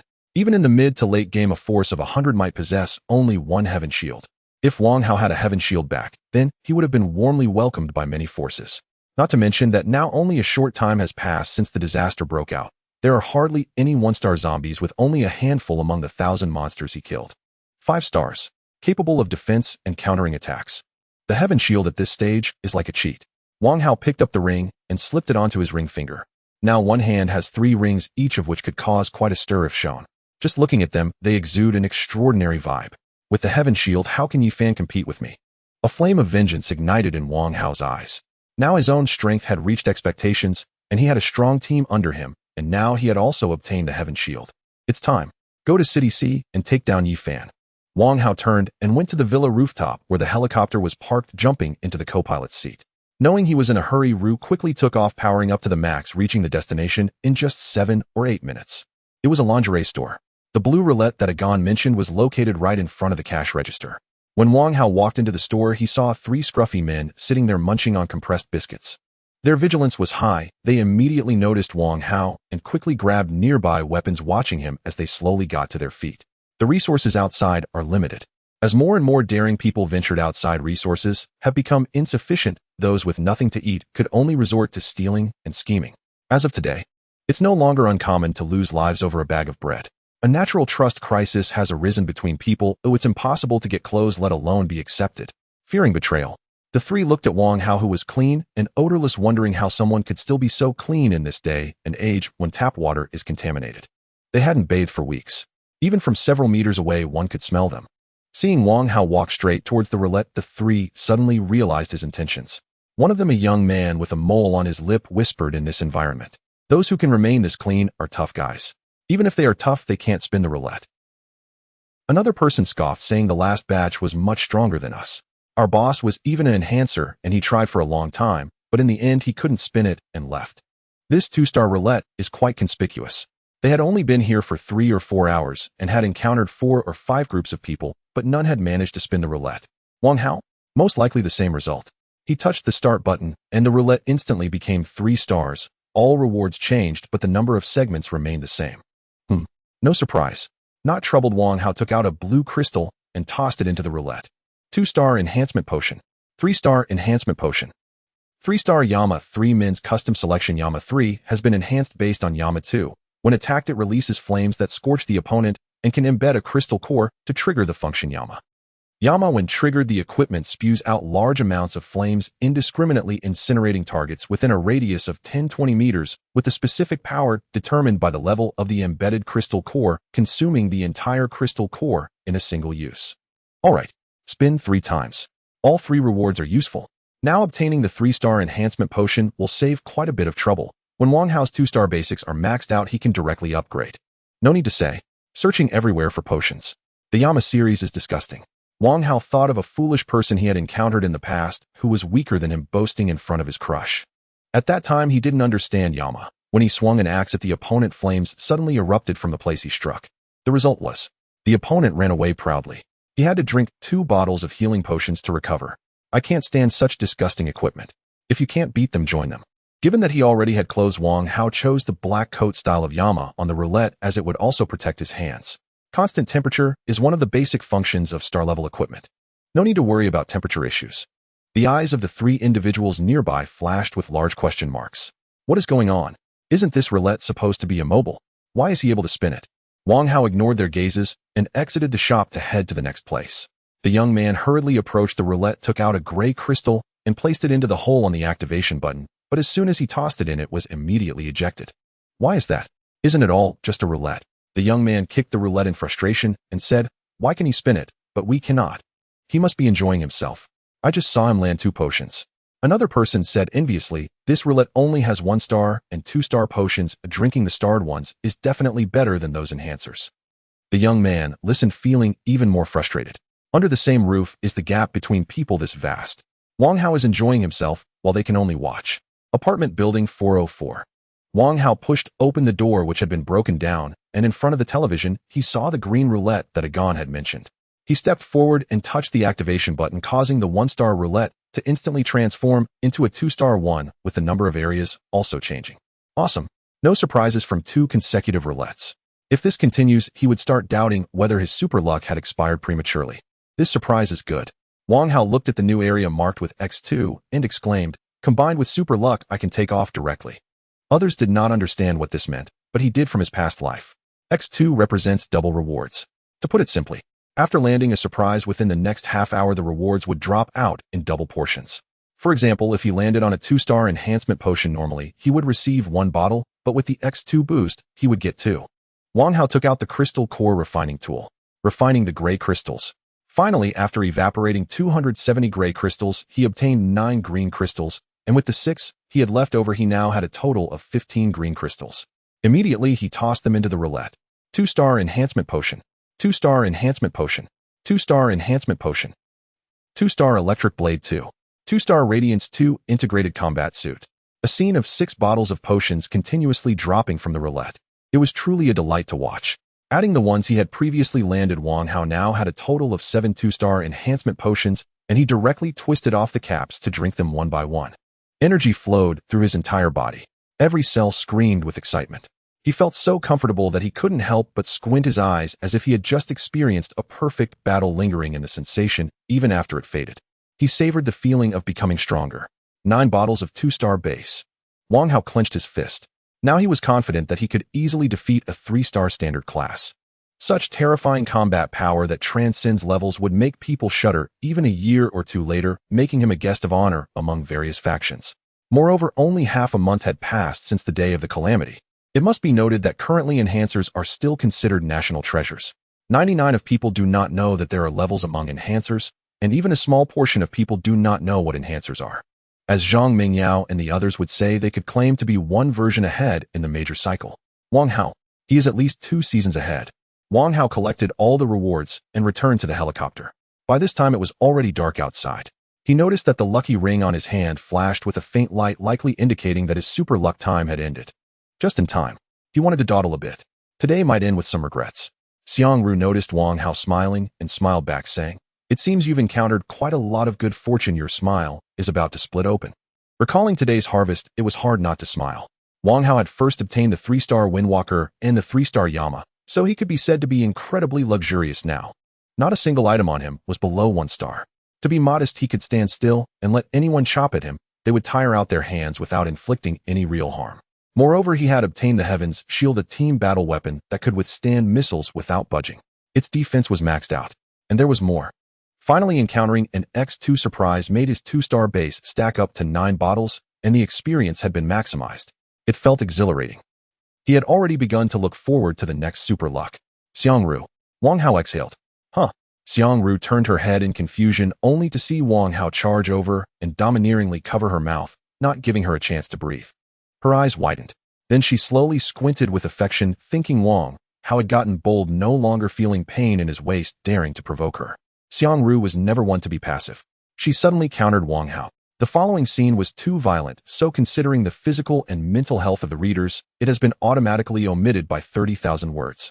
In the evening, in a several thousand square meters independent villa, Wang Hao and the girls happily had a hot pot meal with the supplies stored by the Xiang family, while also discussing the plans to depart for City C tomorrow. After a satisfying burp, Wang Hao went upstairs to lie down for a bit. As he passed a room with an open door, he caught sight of Qin Lian leaning against the balcony with a glass of red wine. Her curvaceous figure was captivating, especially in a purple nightgown. It was simply stunning. Wang Hao had a natural fondness for mature, elegant women with an air of sophistication and many stories in their eyes. In his past life, one of his close confidants resembled her, whom he often referred to as Sister Fong. Sister Fong was not like his woman.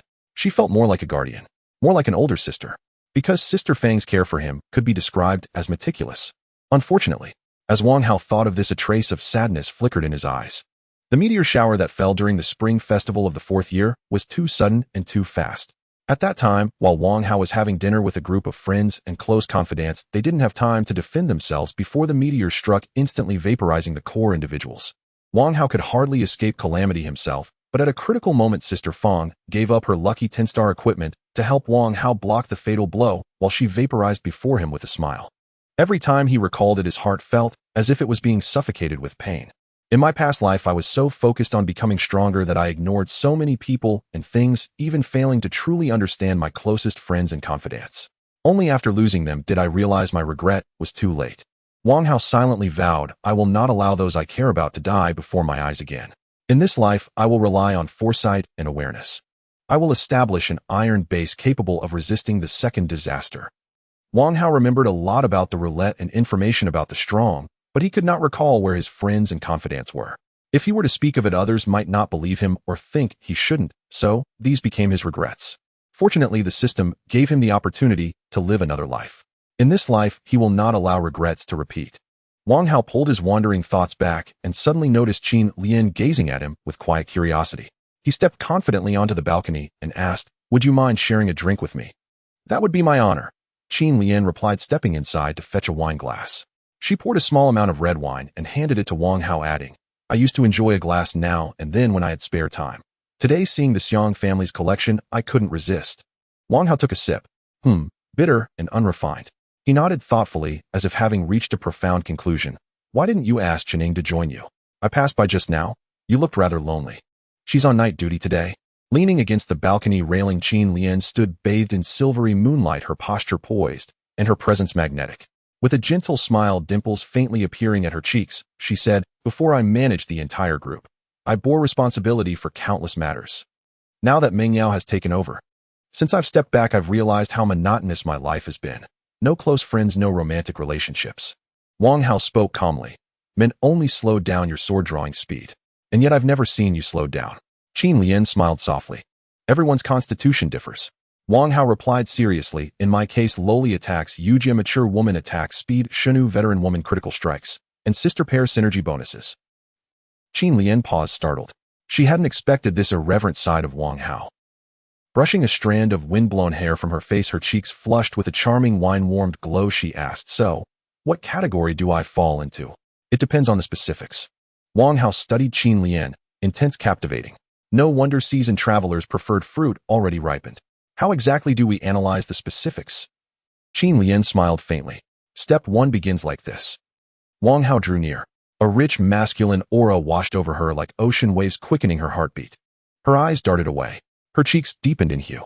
Wang Hao gently lifted her chin and lowered his lips to hers, soft, resilient, electric. Her entire body stiffened. I've had too much to drink. Qin Lian pushed him away and hurried off. Whoa, she's never even been kissed before. Wang Hao could easily tell whether she was feigning intoxication and was genuinely astonished. She was well past 30, yet truly untouched. In that moment, he felt an unexpected, almost absurd windfall. Wang Hao glanced around. This was Qin Lian's room. So why had she fled? Wang Hao awoke to the clatter of Xiang Ru's cooking. After washing up and descending the stairs, he found everyone already awake, each absorbed in their own tasks. Brother Hao. Brother Hao. The women all turned upon spotting Wang Hao and greeted him warmly. Through the expansive floor-to-ceiling window, he saw Zhang Chaoying practicing marksmanship in the courtyard, firing precise shots at wooden targets. Compared to when she'd first held a firearm, Zhang Chaoying's skill had now matured into true proficiency. As Wang Hao approached the dining table, Zhang Yushu emerged from the kitchen, holding a steaming bowl of noodles, placing it before him with hopeful anticipation. Brother Hao, this is breakfast I made for you. A simple clear broth noodle soup. How does it taste? You can even cook noodles? Wang Hao asked, surprised. Zhang Yushu chuckled bashfully. I followed a recipe. Brother Hao, you should have several more bites. Not bad, Demei teased. I just woke up. Had no idea what was going on. Walked into the kitchen and saw noodles already in the pot. Thought I'd grab a quick bite, chopsticks raised. Then my little sister walked in and nearly exploded. No. Zhang Yushu's cheeks flushed. I really must savor it properly. Wang Hao took a sip of the broth. Rich, fragrant pork lard aroma, utterly exquisite. Clear broth noodles carried the humble warmth of home. But in this apocalyptic world, a steaming bowl freshly prepared by a beautiful woman transcended mere flavor. Wang Hao slurped, rapidly finishing the bowl in moments. Nodding appreciatively, he said, truly impressive. I never imagined you possessed such culinary talent, Yushu. Brother Hao enjoys it. Then I'll make them for you again next time, Zhang Yushu beamed. Wang Hao rubbed his nose. I'm guilty.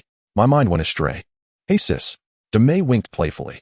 That calls for seafood-flavored noodles, doesn't it?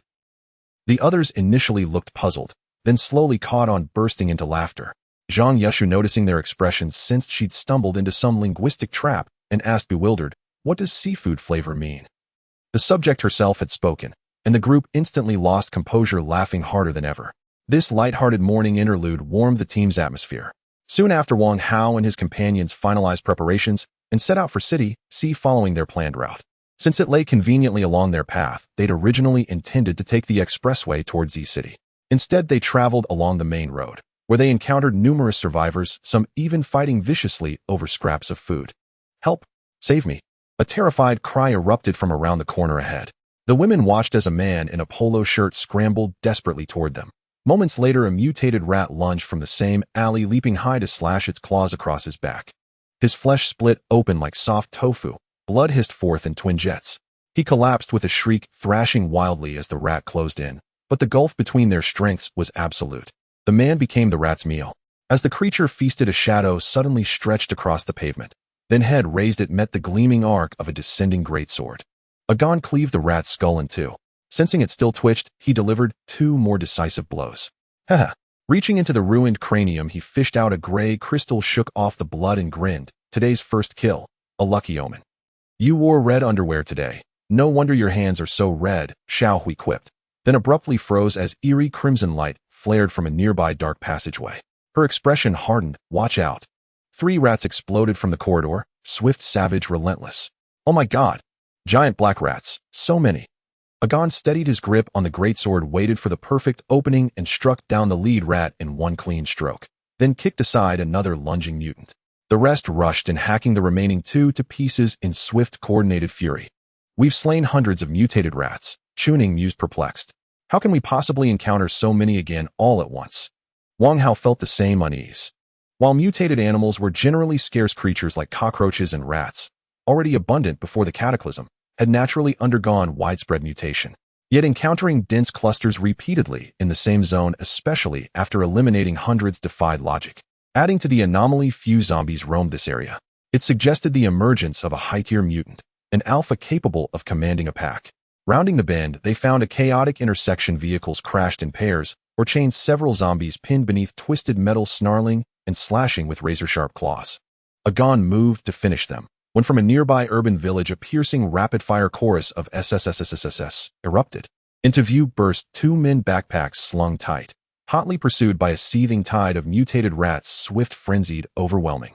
Their numbers were staggering, rotting flesh, exposed bone, and grotesque speed combined into a vision that sent chills down the spine. "What should we do, brother?" the young man exclaimed. "They are catching up to us." As the two entered the village market, they were delighted to find a small shop that appeared untouched, thinking they wouldn't have to worry about food and drink for the next few months, not realizing it was a den of mutated rats. Fortunately, the two reacted quickly. Otherwise, they would have already met their demise. The dark-skinned man's mind raced, contemplating how to escape, when his peripheral vision suddenly caught sight of Wang Hao and his group in the distance. With a glimmer of hope, he said, "Let's lead them over there. There are more of them, enough to hold the rats back for a while. A dead ally is better than a living enemy. If Wang Hao and his group die, it's better than the two of us dying. At worst, we can burn them 2 bags of spirit money later."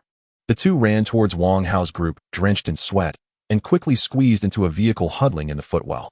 The swarm of rats following closely behind continued their pursuit. The rats redirected their attention towards them. "They are so despicable." Zhang Qiaoying stomped her foot in anger. "They intentionally led the rats to us." They were far from the rat swarm and should normally be safe, but as the two led the trouble their way, they found themselves in an open area, which undoubtedly put them in jeopardy. "We are all enhancers. We cannot lose." Zhang Mingyao was also furious, but complaining was useless. She quickly adjusted her mindset and faced the approaching rat swarm, saying, "Everyone cooperate." Wang Hao, intending to train them, did not pull out the fireline gun, but firmly gripped his hand axe, reaching back to pull out an identical white hand axe shining with cold light, and threw it into the oncoming swarm of rats. The hand axe exploded, releasing a terrifying blast that scattered the rat swarm. Yun Bing jumped onto the roof of a vehicle, continuously knocking arrows and shooting them through the heads of the rats. "Kill!" Zhang Mingyao led the charge. Agon and his 3 companions displayed great bravery, cleaving through the heads of the mutated rats in a spectacular manner, their fierce momentum significantly boosting morale. Moreover, they did not need to worry about their backs. Whenever a rat attempted to ambush them, it would be shot through the head. Their cooperation not only prevented over 100 mutated rats from gaining an advantage, but also caused continuous casualties within the swarm. The two hiding in the vehicle heard the commotion outside growing quieter and subconsciously thought that the rat swarm had dispersed after finishing off Wang Hao and the others. They couldn't help but crawl out. They happened to see the scene of their comrades growing more and more courageous. "What the?" the young man exclaimed in shock. "These women are amazing. Do you think it's a good thing for them to survive? Hurry and go." The dark-skinned man, though shocked, understood that Wang Hao would settle the score later. He hurriedly opened the door to escape, but at that moment someone blocked his path. The two looked at the smiling Xiang Ru. For some reason, they felt her smile was particularly dangerous. Xiang Ru grabbed the two and flung them to the ground in front of Wang Hao, saying, "Brother Hao, how should we deal with these 2 losers? I don't want them to die quickly." "Brother Hao." The two looked at Wang Hao in terror. How could these strong women who could kill rats that could leave nothing behind still have to obey someone? My God, how strong must Wang Hao be as their leader? "We were just panicking and didn't mean to harm you. Please, we are all human. Give us a way out, okay? You can make us do anything as long as it doesn't involve death." "What do you want me to do? I'm not good at torturing people. You just need to feed them a drop of rat blood, not too much, or it will cause them to die instantly. A drop will make them experience the torment of dying from illness." "I'm not good at torturing people," Xiang Ru said with a smile as she dragged the two away. A moment later, the sound of their wails, pleas for mercy, and screams echoed out.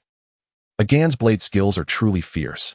Wang Hao watched Agan and the others, his gaze falling on Yun Bing, thinking to himself, "The queen fights so cleanly and with such style, even in battle. Isn't it obvious who has the qualities of a powerhouse?"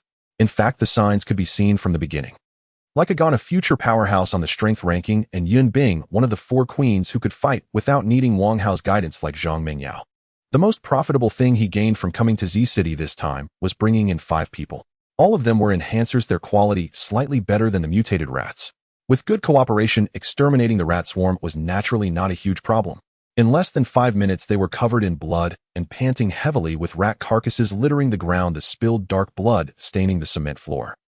The women were in a daze, seemingly unable to believe they could win against so many with so few.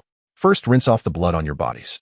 Wang Hao tossed out several bottles of healing potions, saying, "Then each of you drink half a bottle." Except for Yun Bing, the others suddenly remembered that the rats were poisonous. They hurriedly did as Wang Hao instructed. "Brother Hao." After catching their breath, Zhang Mingyao led her group to extract the crystals from the heads of the mutated rats. Due to their experience, they finished extracting all the bodies in less than 10 minutes, and then reported to Wang how we obtained a total of 49 gray crystals. Today's luck is good. The ratio of rats to crystals is nearly 3 to 1. Wang Hao nodded and said, "Well done." Zhang Mingyao smiled. To receive Wang Hao's acknowledgement meant that their efforts had not been in vain. Yun Bing stood on top of the vehicle watching out for the team. As her gaze scanned the area where the rat swarm was emerging, she suddenly spotted a creature twice the size of a rat emanating a green gas baring its teeth at them. In the next second, the monster rushed towards them at high speed so fast that it created a sense of pressure for Yun Bing. "Wang Hao." Yun Bing called out lightly, pulling an arrow from her quiver and raising her compound bow, shooting an arrow towards the monster's eye. Wang Hao looked over and found that he had never seen this monster before. It shouldn't be. Having struggled outside for a few years, he had encountered many monsters and learned about plenty of strange creatures through the Apocalypse chat room. So how could he have no impression of this monster that resembled a mutated rat? However, judging by the monster's speed, it was a 2-star creature. At that moment, the rat monster swatted away the incoming arrow with one claw, causing Yun Bing's eyes to widen slightly. The arrow she used was an ordinary arrow produced by the Roulette combined with her bow, capable of threatening 1-star monsters. Yet this rat monster easily blocked it. "I'll do it." Zhang Chaoying aimed her submachine gun at the rat monster's head, rhythmically pulling the trigger, firing in bursts. After swatting away a few bullets, the monster seemed to realize that the bullets posed no threat to it, barbarically pushing through the hail of bullets. "Ah!" Zhang Chaoying, frightened, turned to run. What kind of body does it have? Even bullets can't harm it. The others couldn't help but complain. Even Yun Bing couldn't harm it. "You go ahead. Isn't that just asking for trouble?" Puff, puff. The rat monster suddenly stopped as it got closer to the group, its belly contracting violently before suddenly releasing a spray of toxic liquid into the air. A mass of venom soared into the sky, falling upon Wang Hao and his companions like rain.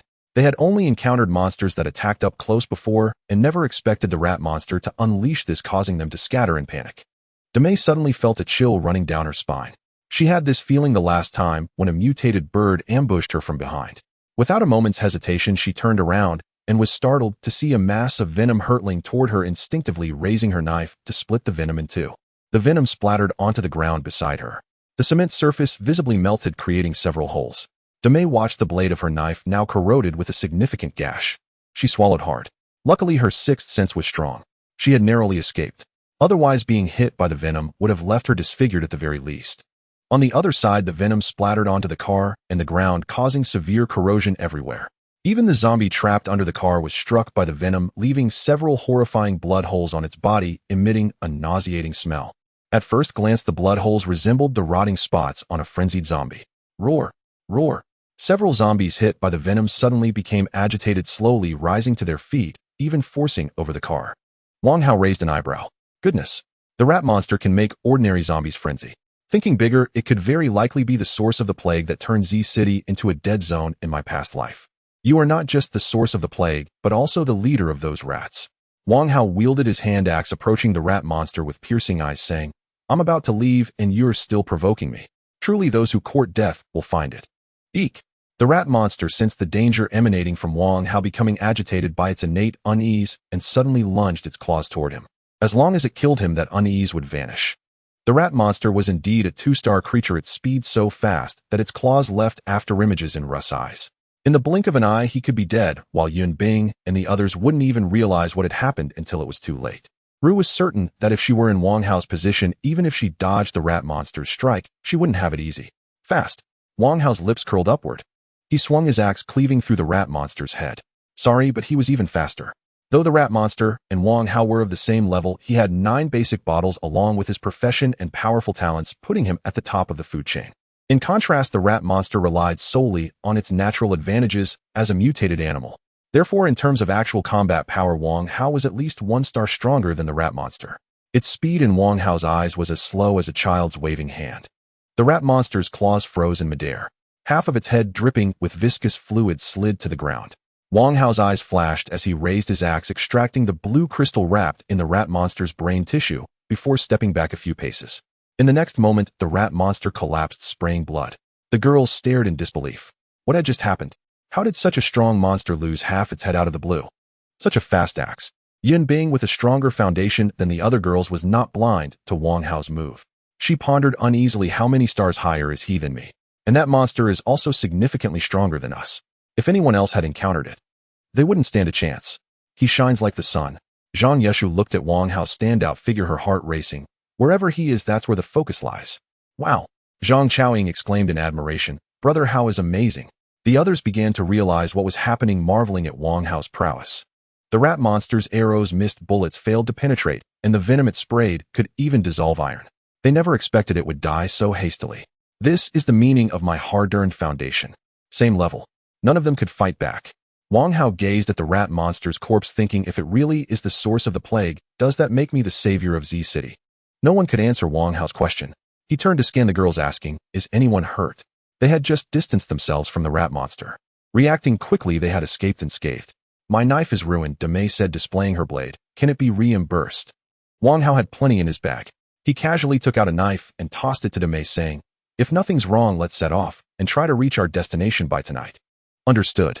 The group set off again, arriving at the highway by noon. They found 4 vehicles by the roadside, with a jeep driven by Xiaowei leading the way. However, before they could leave the Z City limits, 3 motorcycles carrying people suddenly appeared in the jeep's rearview mirror. They revved up their engines to catch up. It was clear they were up to no good. Xiaowei looked at Zhang Mengyao, who was sitting in the passenger seat. She understood, saying, ask Brother Hao. Brother Hao, these street punks seem to be looking for trouble, Xiaowei said into the walkie-talkie she had taken from the Xiang family. Chaoying. Wang Hao, resting his head on Xiang Ru's lap, barely opened his eyes, saying, if they dare to reach out, just smash them. Got it. Zhang Chaoying quietly readied her submachine gun. At that moment, the 3 motorcycles closed in, and the people at the back raised their guns, shouting, stop. Otherwise they'll shoot. They were seasoned criminals who had robbed many survivors on this stretch of road. To them, Wang Hao's group dared to drive, so they must have some skills, and undoubtedly their vehicle was loaded with supplies. If they could seize it, they would surely earn their leader's reward.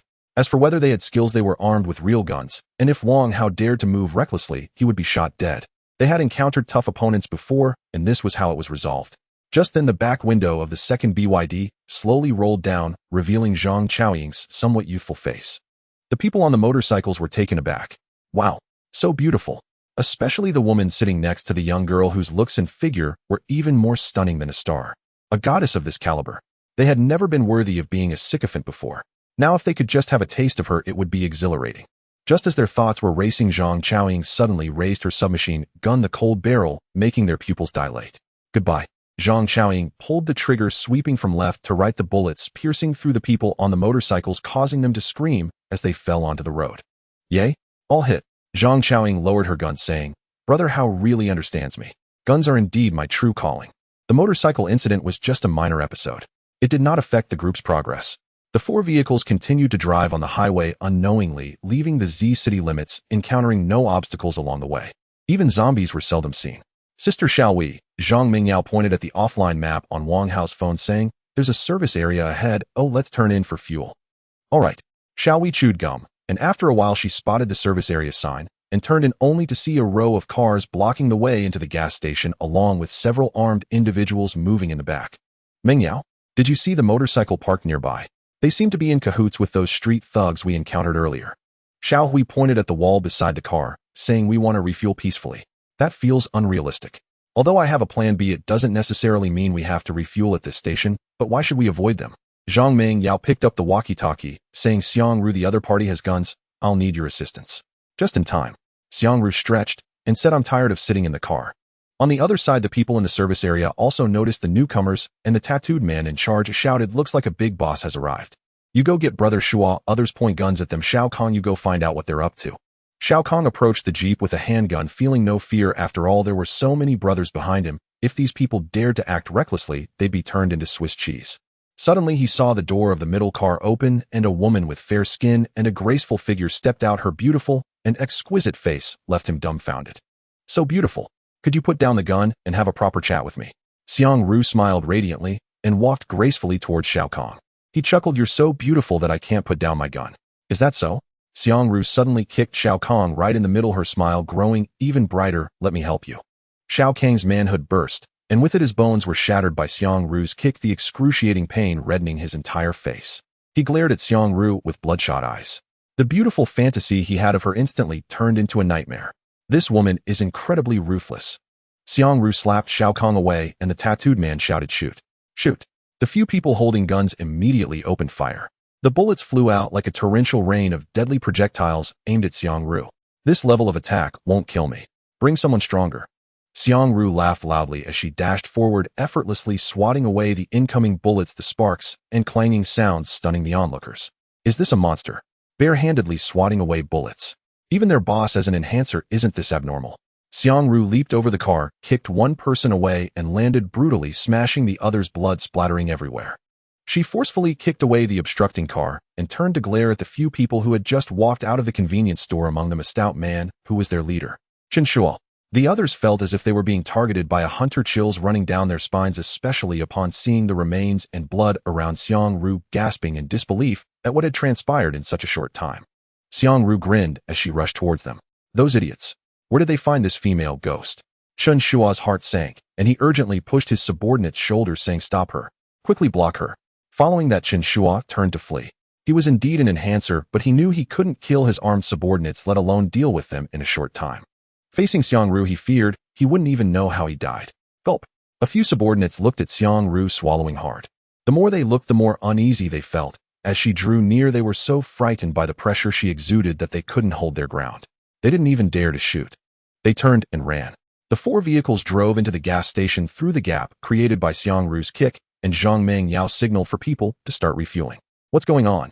Wang Hao stood up, stretching, raising an eyebrow. Where did Xiangru run off to? Qin Lian, who was driving, was speechless. Outside, a gunfight had erupted. Wang Hao was still acting as if he were an outsider. He really had a big heart. Wang Hao got out of the car, leaning against the car body, took out a cigarette, and was about to light it when suddenly he saw someone crash through the convenience store's glass door, landing on the ground, with flying shards of glass rolling over a few times towards him. Yi. Young master, you saved me. Chen Shua spat out blood, fearfully looking at Xiangru, who had just walked out of the convenience store, his gaze falling on an old man and a young man behind her, anxiously, saying, I'm willing to join you, just tell me what to do." Both of them exuded an air of sophistication. The older man stood with his hands clasped behind, wearing cloth shoes, looking like a master, while the younger man had his hair styled with wax and was dressed in luxury brands. At first glance, they were either wealthy or noble, clearly unscathed by the harshness of the apocalypse. Yi Xiaoyu originally came to recruit Chen Shua and his team, but now he had encountered a tough opponent, and naturally this matter would have no further development. After all, given his worth, it wasn't worth it for Yi Xiaoyu to confront Xiangru. This woman is remarkably strong. She single-handedly toppled Chen Shua's team of over 10. Yi Xiaoyu observed Wang Hao and the others and thought to himself, the others are unremarkable, their strength should be about the same as hers. If I can recruit them, they would definitely be a great asset. Oh, Xiangru teased, he seems uninterested in you. Sister, it was my subordinates who provoked you, but it has nothing to do with me. Chen Shua also noticed that Yi Xiaoyu didn't want to intervene. Just as he was about to plead for mercy, he suddenly saw Xiangru charging over and kicking Chen Shua's ribcage, saying, "Sister, do I look old to you?" Chen Shua's broken rib pierced through his internal organs as he spat blood, collapsing to the ground, filled with resentment toward his subordinates. Trouble comes from the heavens when one is sitting at home. These 2 people I didn't kill because they weren't in cahoots with those inside the convenience store. Xiangru walked up to Wang Hao, casually took the lighter from his hand and lit the cigarette he had in his mouth. Oh, Wang Hao took a puff. The flame circle of the cigarette glowed red and crackled. Yi Xiaoyu saw this scene, surprised that Xiangru actually lit a cigarette for Wang Hao, sparing a life and even explaining the reason to him. It should be noted that this action represented submission. It indicated that Xiangru's status was lower than Wang Hao's. Yet Xiangru single-handedly took down a group armed with guns. Such formidable combat power surely surpassed most enhancers. To anyone watching, it would seem she was the boss and could never be anyone's subordinate. "Hello, my name is Yi Xiaoyu." Yi Xiaoyu approached Wang Hao, neither servile nor overbearing, saying, "What should I call you?" Before the disaster struck, Yi Xiaoyu was already a wealthy young man with a net worth in the 8 figures, well known in the upper circles of Sea City, and many people addressed him respectfully as Young Master Yi. After the disaster, his status did not decrease, but rather increased. While others feared Wang Hao, Yi Xiaoyu did not. His pride wouldn't allow him to feel fear. "You don't need to know my name." Wang Hao had heard Chen Shua refer to Yi Xiaoyu, and connecting that with the proximity to Sea City, he noticed Yi Xiaoyu's wealthy demeanor and guessed he must be from the Yi family, without even raising his eyes, saying, "What's your relation to Yi Fan?" Yi Xiaoyu was displeased with Wang Hao's tone. So far, no one had dared to speak to Yi Xiaoyu in such a manner, even if the other party was an enhancer or managed dozens of people. Wang Hao was unfathomable. Beside him, Xiangru was fierce and formidable. So, Yi Xiaoyu dared to move about, naturally possessing confidence. If Wang Hao knew what was good for him, Yi Xiaoyu would gladly take him onto the Yi family's ship and help him soar. But if he overstepped his bounds, then there would be nothing left to discuss. He wasn't destined to take flight. If Wang Hao were to understand Yi Xiaoyu's thoughts, he would surely say that being superior was ingrained in the genes of the Yi family. In his past life, Yi Fan. In this life, Yi Xiaoyu. Each one felt that granting face to others was a privilege for those people. Respect is mutual. Yi Xiaoyu quietly stepped back, maintaining a safe distance from Wang Hao. Whatever was about to happen, he would be able to react in time, while frowning and saying, "With your attitude, we cannot continue this conversation.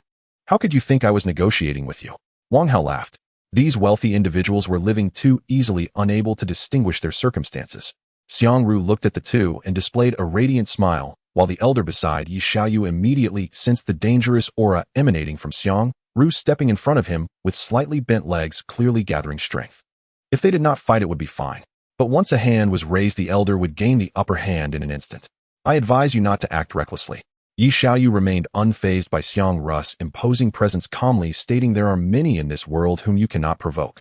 Wang Hao scoffed. "Isn't it just ancient martial arts? You make it sound like something extraordinary." Ancient martial arts were not as mystical as described in fantasy. To put it plainly, they were ancient techniques that killed with a single strike. They were quite popular over 100 years ago, but were later banned for societal stability. Today, only a few families continue to pass them on. Ancient martial artists understand every move and how to control their strength, maximizing their output, and becoming augmenters, gaining superhuman qualities. In the early to mid-stages of the apocalypse, they held a significant advantage, and the elder beside Yi Xiaoyu had trained for decades in ancient martial arts. This was the source of Yi Xiaoyu's confidence. Hearing Wang Hao's words, the elder's expression shifted slightly. "Since you know about ancient martial arts, you must also understand that there's a world of difference between augmenters who can wield it and those who cannot. Once a fight breaks out, no one will come out unscathed." "Oh." Wang Hao exhaled a puff of smoke. Xiang Ru's eyes widened, suddenly charging forward like a cannonball, launching a direct punch at the elder's face. He snorted through his nostrils, unleashing a leg that had long been charged with power. The elder was both an ancient martial artist and an augmenter. This kick concentrated all his strength into one point, powerful enough to shatter steel plates. Xiang Ru dared to go toe-to-toe with him. If he could preserve his life, he could go to a temple to give thanks. However, at the moment their fists and feet collided, the elder's expression changed drastically as a shocking sound of bones cracking echoed. He flew away like a kite, with its string cut, crashing hard to the ground and spitting out mouthfuls of blood. In a situation where they were of equal rank, he indeed had the upper hand. The problem was that Xiang Ru was a star. In the face of her absolute power, any technique the elder possessed was merely flamboyant. Yi Xiaoyu's expression froze. He lost. The elder lost. It wasn't that he had never fought augmenters before, he had maintained a 100 victory rate. Although Xiang Ru was strong, Yi Xiaoyu had anticipated a fierce battle between the elder and Xiang Ru, but never imagined the elder would be defeated so swiftly. "Is that all?" Xiang Ru sneered. "And you still dare to act tough in front of Brother Hao?" Following that, Xiang Ru charged at the elder, smashing his head to pieces. He no longer resembled the lofty figure from earlier. His death was grotesque, to say the least. Yi Xiaoyu panicked. They were all augmenters, so why was the gap so vast? What made him even more uneasy was that Xiang Ru was already this strong. How much stronger could Wang Hao the leader be? "Do you intend to take a missile, Hedon?" "I can cooperate with you," Yi Xiaoyu said, his current subservient demeanor contrasting sharply with his previous arrogance. He spoke cautiously, yet with a hint of anxiety, "But you must promise to let me go afterward." Wang Hao nodded. "I will let you go. What Xiang Ru does is beyond my knowledge." "Yi Fan is my cousin," Yi Xiaoyu stated. "Tell me about the Yi family situation." Wang Hao nodded. "The more detailed, the better. The Yi family is currently centered around our home, Chongqing Pavilion, having cleared out the surrounding area of about 2 to 3 kilometers. Additionally, we are collecting intelligence on the Roulette, and we already have several hundred subordinates. Most of them are equipped with weapons. Last I heard, there were about 40 to 50 augmenters. In order to survive, the Yi family has absorbed local armed forces possessing guns and rockets, and their defensive mode is modeled after military strongholds. It's particularly strict. Even I have to verify my identity 2 to 3 times before returning. Just as Wang Hao had thought, the Yi family had risen based on their foundation. Now the Yi family has taken on the shape of a sanctuary. To destroy them, one would need either a horde of tens of thousands of monsters charging at a single point, or hundreds of well-equipped individuals wielding high-tech weaponry to forcefully break through. In comparison, the Xiang family was merely a younger brother before the Yi family. Wang Hao had seized a good opportunity. If he had come earlier, his strength would have been insufficient. If he had come later, the Yi family would have become a true sanctuary, and their battle power would no longer be something a single person could contend with. No wonder Yi Fan considers himself extraordinary. If it weren't for unforeseen circumstances with this start, he wouldn't have been someone I could approach. The current Yi family is a mountain in the eyes of the survivors. Reliable and unassailable. Thinking of this, Wang Hao curiously asked, why aren't you staying safely in City C? What are you running around for? Is Yi Fan also going out? My father and the others want us younger generations to be self-sufficient. All the capable people near our home have been taken away, so I can only seek outside. Yi Xiaoyu shook his head. Yi Fan has talent in management. He is usually busy with family affairs and rarely goes out. Wang Hao found it quite convenient to encounter Yi Xiaoyu. He didn't need to seek out someone familiar with the Yi family for information upon arriving in City C. Wang Hao glanced at Xiangru. He casually flicked away the burnt-out cigarette, and then got into the car. Yi Xiaoyu let out a sigh of relief, thinking that this person inquiring about Yi Fan's news should have a vendetta against him, but what use would that be? The Yi family was a solid fortress. No matter how strong he was, what could one person do? I will remember this debt. Yi Xiaoyu couldn't stand the disparity in status, with Wang Hao feeling a chill in his heart. You better stay alive. I will find you to settle the score sooner or later. As Yi Xiaoyu was pondering, a sudden sharp pain struck the back of his head, and before he could comprehend what was happening, his consciousness plunged into darkness. He collapsed to the ground. Deep within his eyes remained resentment towards Wang Hao. I stood behind him for so long, and he didn't react. How weak he is. I don't know who gave him the courage to act pretentious in front of Brother Hao. Xiangru disdainfully curled her lip and turned to get into the car. City C is a first-tier city with a population reaching 16 million. Wang Hao spent some time in City C in his past life, but it was on the other side, and he had no interaction with the Yi family, so his understanding of City C is second only to H City, and he possesses several valuable pieces of information. One piece of information is about a dungeon. The rewards are extremely important, related to whether he can successfully establish a base and further expand his advantages in Rebirth. Therefore, if he can successfully take revenge, Wang Hao must quickly act on this information to prevent any unforeseen complications. At 1923, apart from a few places with lights, the rest of City C is illuminated only by the faint moonlight. It is a night in the apocalypse. It is so quiet that it sends chills down one's spine. In a foul-smelling alley, a woman with tangled hair and specks of snow clings to the wall, watching Wang Hao and his group walk by.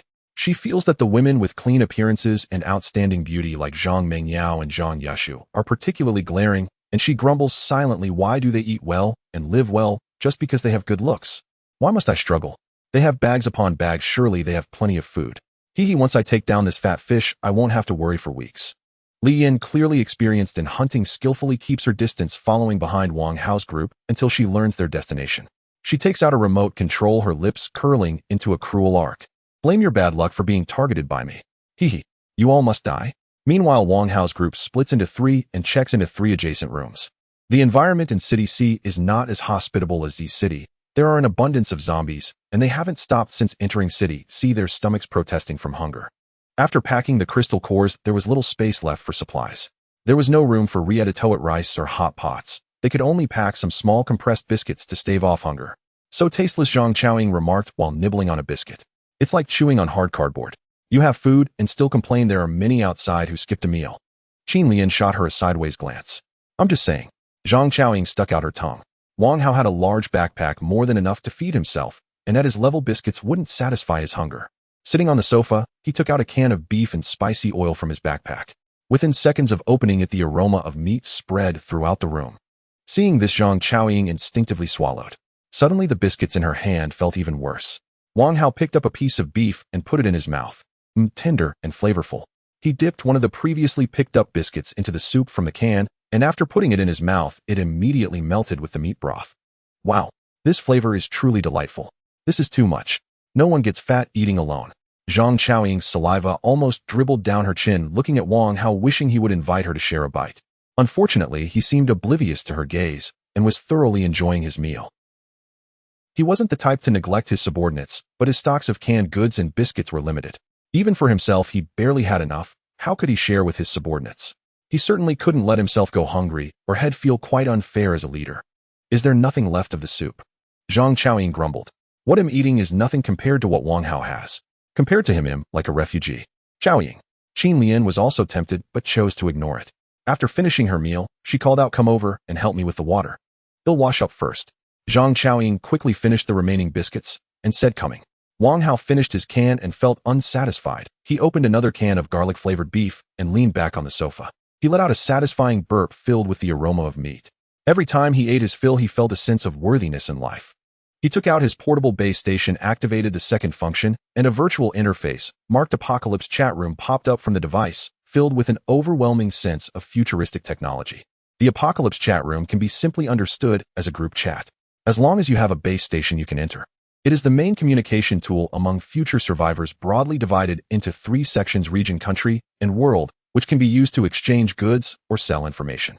When bored, one can also boast or engage in online dating there. Survivors commonly use the regional section since it defines a maximum radius of 10 kilometers. This makes exchanging items convenient. If someone exceeds the range, they automatically enter another chat room. Are they really developing this slowly? Wang Hao opened the regional section, found it devoid of any historical messages, casually posted, visited this place, then switched to the national section, which encompasses the entire country, but the interface was still empty, not a single person was there. He then turned to the world section. Still no one. The absence of people across all 3 sections implied that Wang Hao was the only individual with a base station in the entire world. That's why he said others were developing so slowly. He obtained the base station in Chapter 29, and now it was Chapter 61. Yet this most basic item had not been widely adopted. I was hoping to snag a deal. Let's see if there's anyone cute like Aegon who mistook good items for trash. Wang Hao put away the portable base station, pouted, and said, "Damn it, not even a ghost it seems. ITLL, take half a month for someone to discover this feature." Just as he was thinking, he suddenly heard a buzzing sound from outside. He grabbed his axe and opened the door, seeing the silent corridor devoid of corpses. A drone hovered in the air with a fist-sized cylindrical object emitting a breathing light dangling below it. The operator seemed to have seen Wang Hao through the camera, quickly tossing the cylindrical object into the corridor. Damn, a Bluetooth speaker. Wang Hao immediately realized what was happening. His leg muscles tensed as he dashed out, crossing dozens of meters in less than a second, reaching the cylindrical object and kicking it. But just then it abruptly began to play music. "Master, I can't hold on any longer. I've always had a dream of learning martial arts at Shaolin." Wang Hao kicked the small speaker until it burst. However, the loud singing was jarring in the quiet night. Even if it lasted less than half a second, the sound was akin to water splashing into hot oil. The building and vicinity erupted. Countless zombies began to converge on his floor. The owner of the drone was ruthless. Wang Hao had just arrived in City C and had no grievances with anyone. He had never met the other party, yet they immediately sought to take his life. At this moment, Zhang Mengyao and the others, hearing the commotion, hurriedly ran out of their rooms, all looking at Wang Hao with confusion. "Here is up to you all," Wang Hao said succinctly. "I will go chase down the one who has our people." With that, he dashed into the room and leaped off the 3rd-floor balcony, landing steadily in the alley behind the building. This is him. If it were anyone else jumping straight down like that would result in at least broken legs. The speaker has a remote control distance. She must be nearby. Wang Hao emerged from the alley, scanning the streets, buildings, and passageways, when he suddenly spotted a woman in the alley diagonally across the building retrieving a drone. Li Yan listened to the deafening corpse roars, a smile creeping onto her lips as she thought, which man is still so vigilant? He discovered the drone as soon as it went up, but it won't matter. In less than half an hour they would be devoured by the horde. Hee. All that food and drink on them belongs to me. Li Yan suddenly felt a bone-chilling coldness. She turned her head just in time to meet Wang Hao's gaze. The corridor was filled with zombies. How did he come down? Li Yan's face changed dramatically. She instinctively felt that Wang Hao was extremely dangerous and ran without a second thought. Wang Hao, upon spotting Li Yan, darted out of the alley, but unfortunately stumbled upon the approaching horde and tripped. But this only allowed Li Yan to survive a little longer. She wanted Wang Hao dead. If he didn't kill her, it would be an insult to the roulette wheel that had been spinning these days. On the other side, Zhang Mengyao divided the people into 3 teams. One team stood in the corridor, while the other 2 teams positioned themselves in the rooms, effectively distributing the pressure from the zombie horde. As soon as they got into position, a massive wave of zombies surged into the corridor. The overwhelming pressure felt like a terrifying tide, but fortunately the women were no longer the same as they were at the onset of the disaster. Zhang Chaoying calmly aimed for the zombies' heads, firing her submachine gun with precision, the orange-yellow flashes illuminating the corridor. One by one, zombies fell, spraying blood. Then they were trampled by their companions. Yun Bing's arms trembled as she continuously pulled back and shot arrows, her accuracy far exceeding Zhang Chaoying's, hitting nearly every target. Before the horde even reached the 4 of them, dozens had already fallen. Kill. Agon and Xiao Hui raised their knives, taking the front line ahead of Zhang Chaoying and Yun Bing. They fiercely hacked at the approaching zombies. This was why Wang Hao dared to let them face the horde. They were now fully capable of handling most situations. That said, Wang Hao slashed through zombies, chasing after Li Yan until he reached a storefront piled high with sandbags about half a person's height, several hundred meters away. Open the door quickly. Li Yin knocked on the door, turning to look at the pursuing Wang Hao, raising her chin and beckoning him with her finger. The provocation was quite pronounced. You dare to chase me? I'll make you die without knowing how you died. With that, the door was pulled open, and Li Yin quickly bent down and slipped into the store. Wang Hao entered nonchalantly, seeing a spacious area where a group of more than 10 people stood in a semicircle, each holding different cold weapons, glaring at him with predatory eyes. In a corner, there were a few men and women bound hand and foot. The looks they gave Wang Hao had a sense of, we are all fallen people in the same world. Sigh. Another one delivered right to the door. They could all imagine Wang Hao's fate. Most likely, he would be beaten senseless by a few people before his belongings were completely ransacked. Brother gang. Li Yin looked at the brawny man leading the group with a cold gaze, and said to Wang Hao, he is one of the team. I had my eyes on him. I don't know how he got out, but you helped me cripple his hands and feet. I'll give you a large portion of their supplies later. Chen Zhenggang tilted his head. A few people understood and moved towards Wang Hao. Li Yin cursed inwardly, thinking that once Wang Hao was beaten into a dead dog by Brother Gang's men, she would take the opportunity to vent her anger on him. What a fool. If he had obediently followed Li Yan's script, he would have died early and transcended early.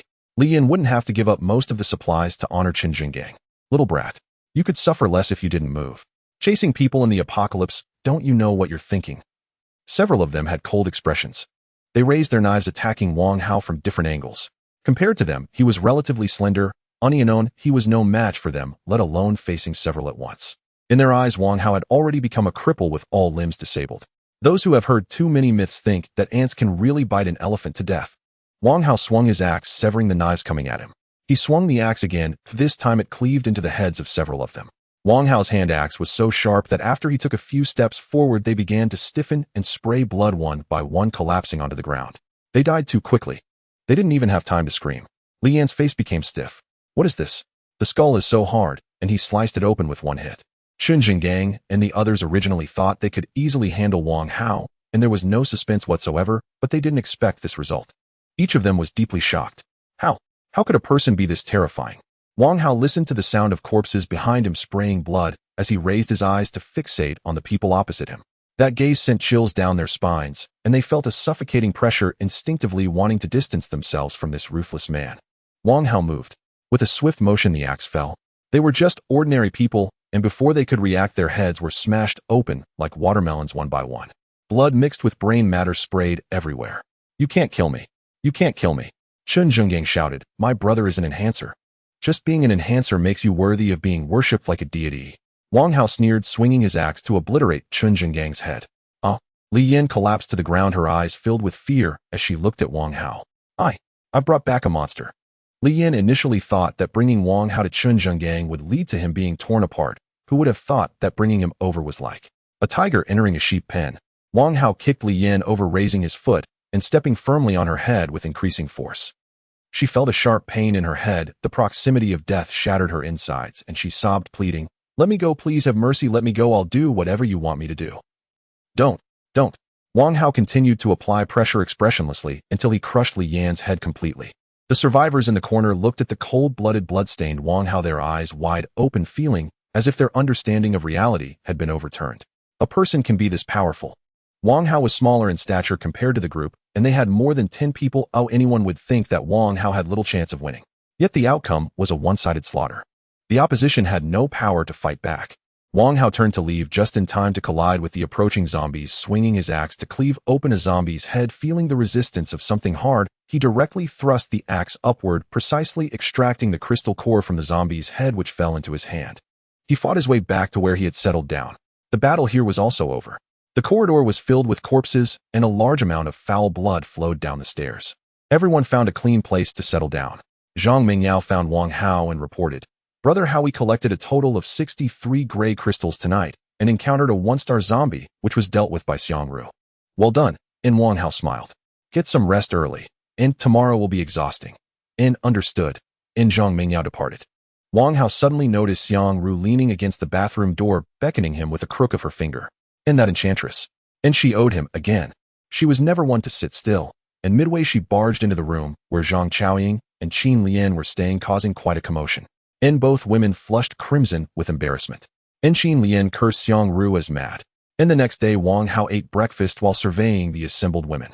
Today I will eradicate the Yi clan. You need not accompany me. Follow Mingyao's instructions. and your task is to hold off any zombies drawn by the noise. And the women exchanged uncertain glances. And they had overheard fragments of Wang Hao's interrogation of Yi Xiaoyu, and could roughly infer his deep-seated grudge against the Yi clan. They had expected a brutal, protracted battle. And instead, Wang Hao intended to take on the Yi clan alone. In the Yi clan, the undisputed hegemon of this entire region. Yet how could one man withstand dozens of firearms? Could he evade sniper rounds, or even rocket-propelled grenades? It was akin to a single civilian confronting an entire military battalion. It seemed scarcely believable. And how could anyone survive such odds? And Brother Hao, Zhang Mingyao said solemnly, "You must return alive. Should anything happen to you, I will avenge you without fail." The others knew Wang Hao well enough to recognize his unwavering resolve. They could neither sway nor dissuade him. Hearing Zhang Mingyao's words, they nodded in silent assent. Everything they possessed, this safety, this strength, was granted by Wang Hao. And should he truly fall, they would stop at nothing to annihilate the Yi clan. In a minor affair, Wang Hao had prepared meticulously for this day, his confidence unshaken, his resolve unbroken. And after finishing breakfast, he parted ways with Zhang Mingyao and the others, proceeding alone toward the Yi clan stronghold. As Yi Xiaoyu had predicted, Wang Hao encountered almost no zombies within the final 2 or 3 kilometers approaching the Yi clan's territory. Rotting corpses littered the streets, every shop he passed, regardless of its trade, bore unmistakable signs of violent looting.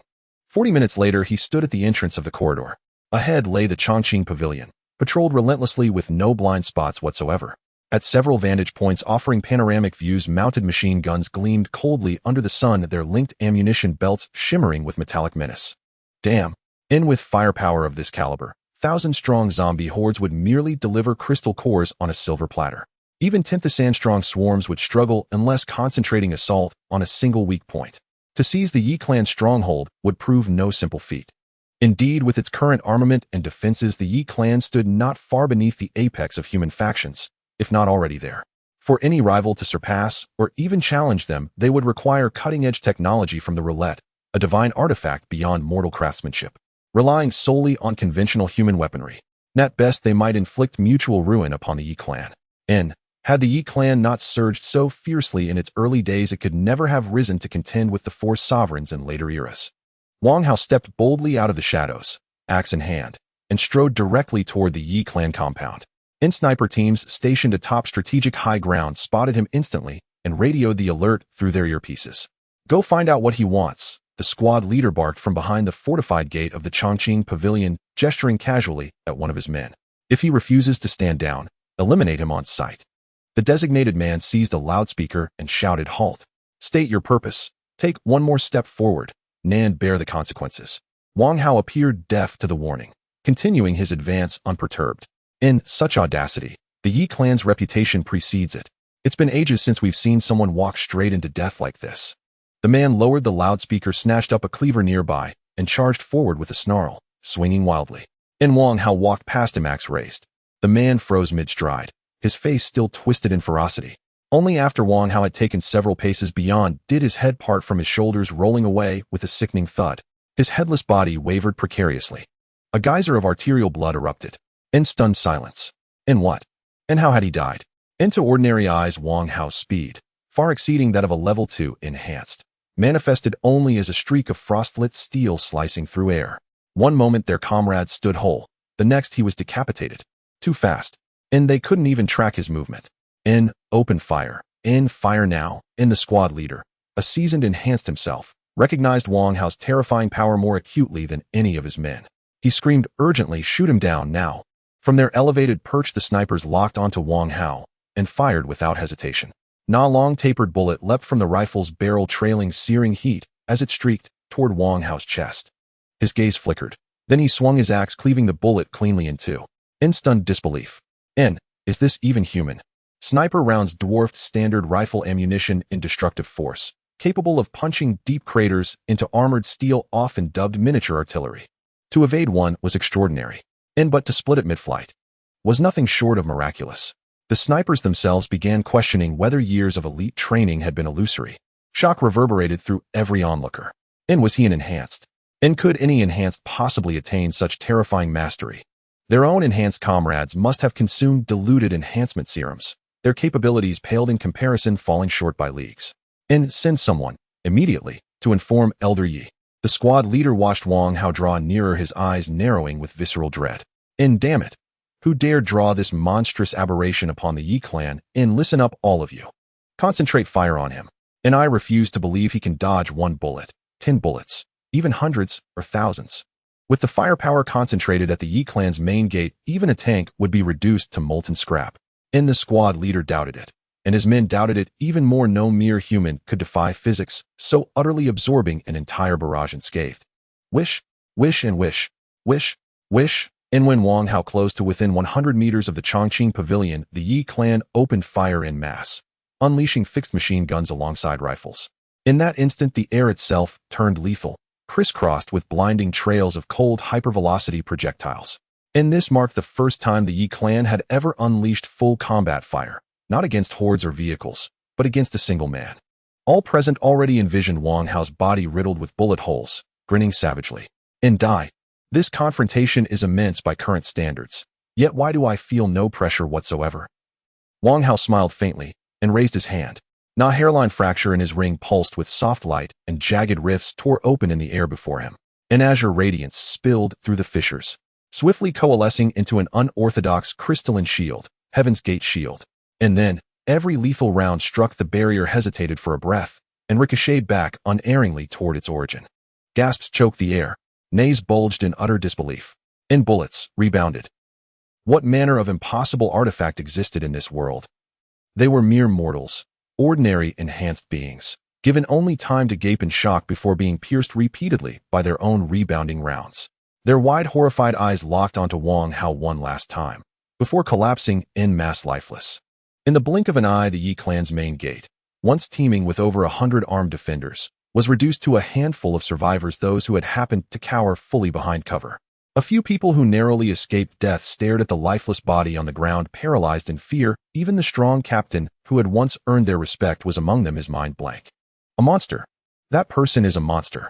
Wang Hao broke through the front gate of the Yi family alone, a feat that would have been considered a foolish joke in the past, and anyone who spoke of it would have been laughed at for their cognitive impairment. After all, how could one person withstand firepower comparable to an entire squad? However, this joke had become a bloody reality today. Everything was actually within Wang Hao's expectations. The personnel, weapons, and equipment configuration of the Yi family were indeed impressive at this stage. Oh, whether humans or monsters, it was difficult to overturn the already rising Yi family. Unfortunately, they were facing an upgraded version of Wang Hao. The Heaven Shield appeared at the right moment. Although it was cost-effective, its defensive capabilities were not excessive. A weapon of the same level could withstand the Heaven Shield, and 3 such weapons could shatter it. But to produce the Heaven Shield at this stage, that was truly invincible. One must know that the existence of enhancers was still very rare, with only a few aware of the concept of levels, and even fewer who had managed to upgrade their stars. Even a regular knife could evoke envy in many. Imagine bringing out a 5-star equipment at this stage. How could others compete? Wang Hao arrived at the entrance of the Chongqing Pavilion, where people from other places came to provide support, but they all looked at him with trepidation, afraid to make any rash moves.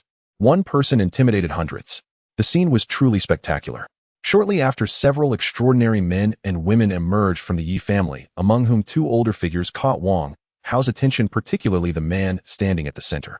The 2 had a significant reputation in their past lives. With jet black hair and a vigorous demeanor, the head of the Yi family, Yi Chongqing, was the father of Yi Fan, and the other was his biological brother. The name was Yan. In his youth, he had accomplished numerous feats and possessed exceptional qualities. Before the disaster, he held a high position in the battle team and was now responsible for the Yi family's united front. The rapid stabilization and current scale of the Yi family, along with its future dominance, were largely due to his efforts. In his past life, Wang Hao had no qualifications to meet these 2. To be precise, those outside the top 10 of the combat power rankings had no qualifications.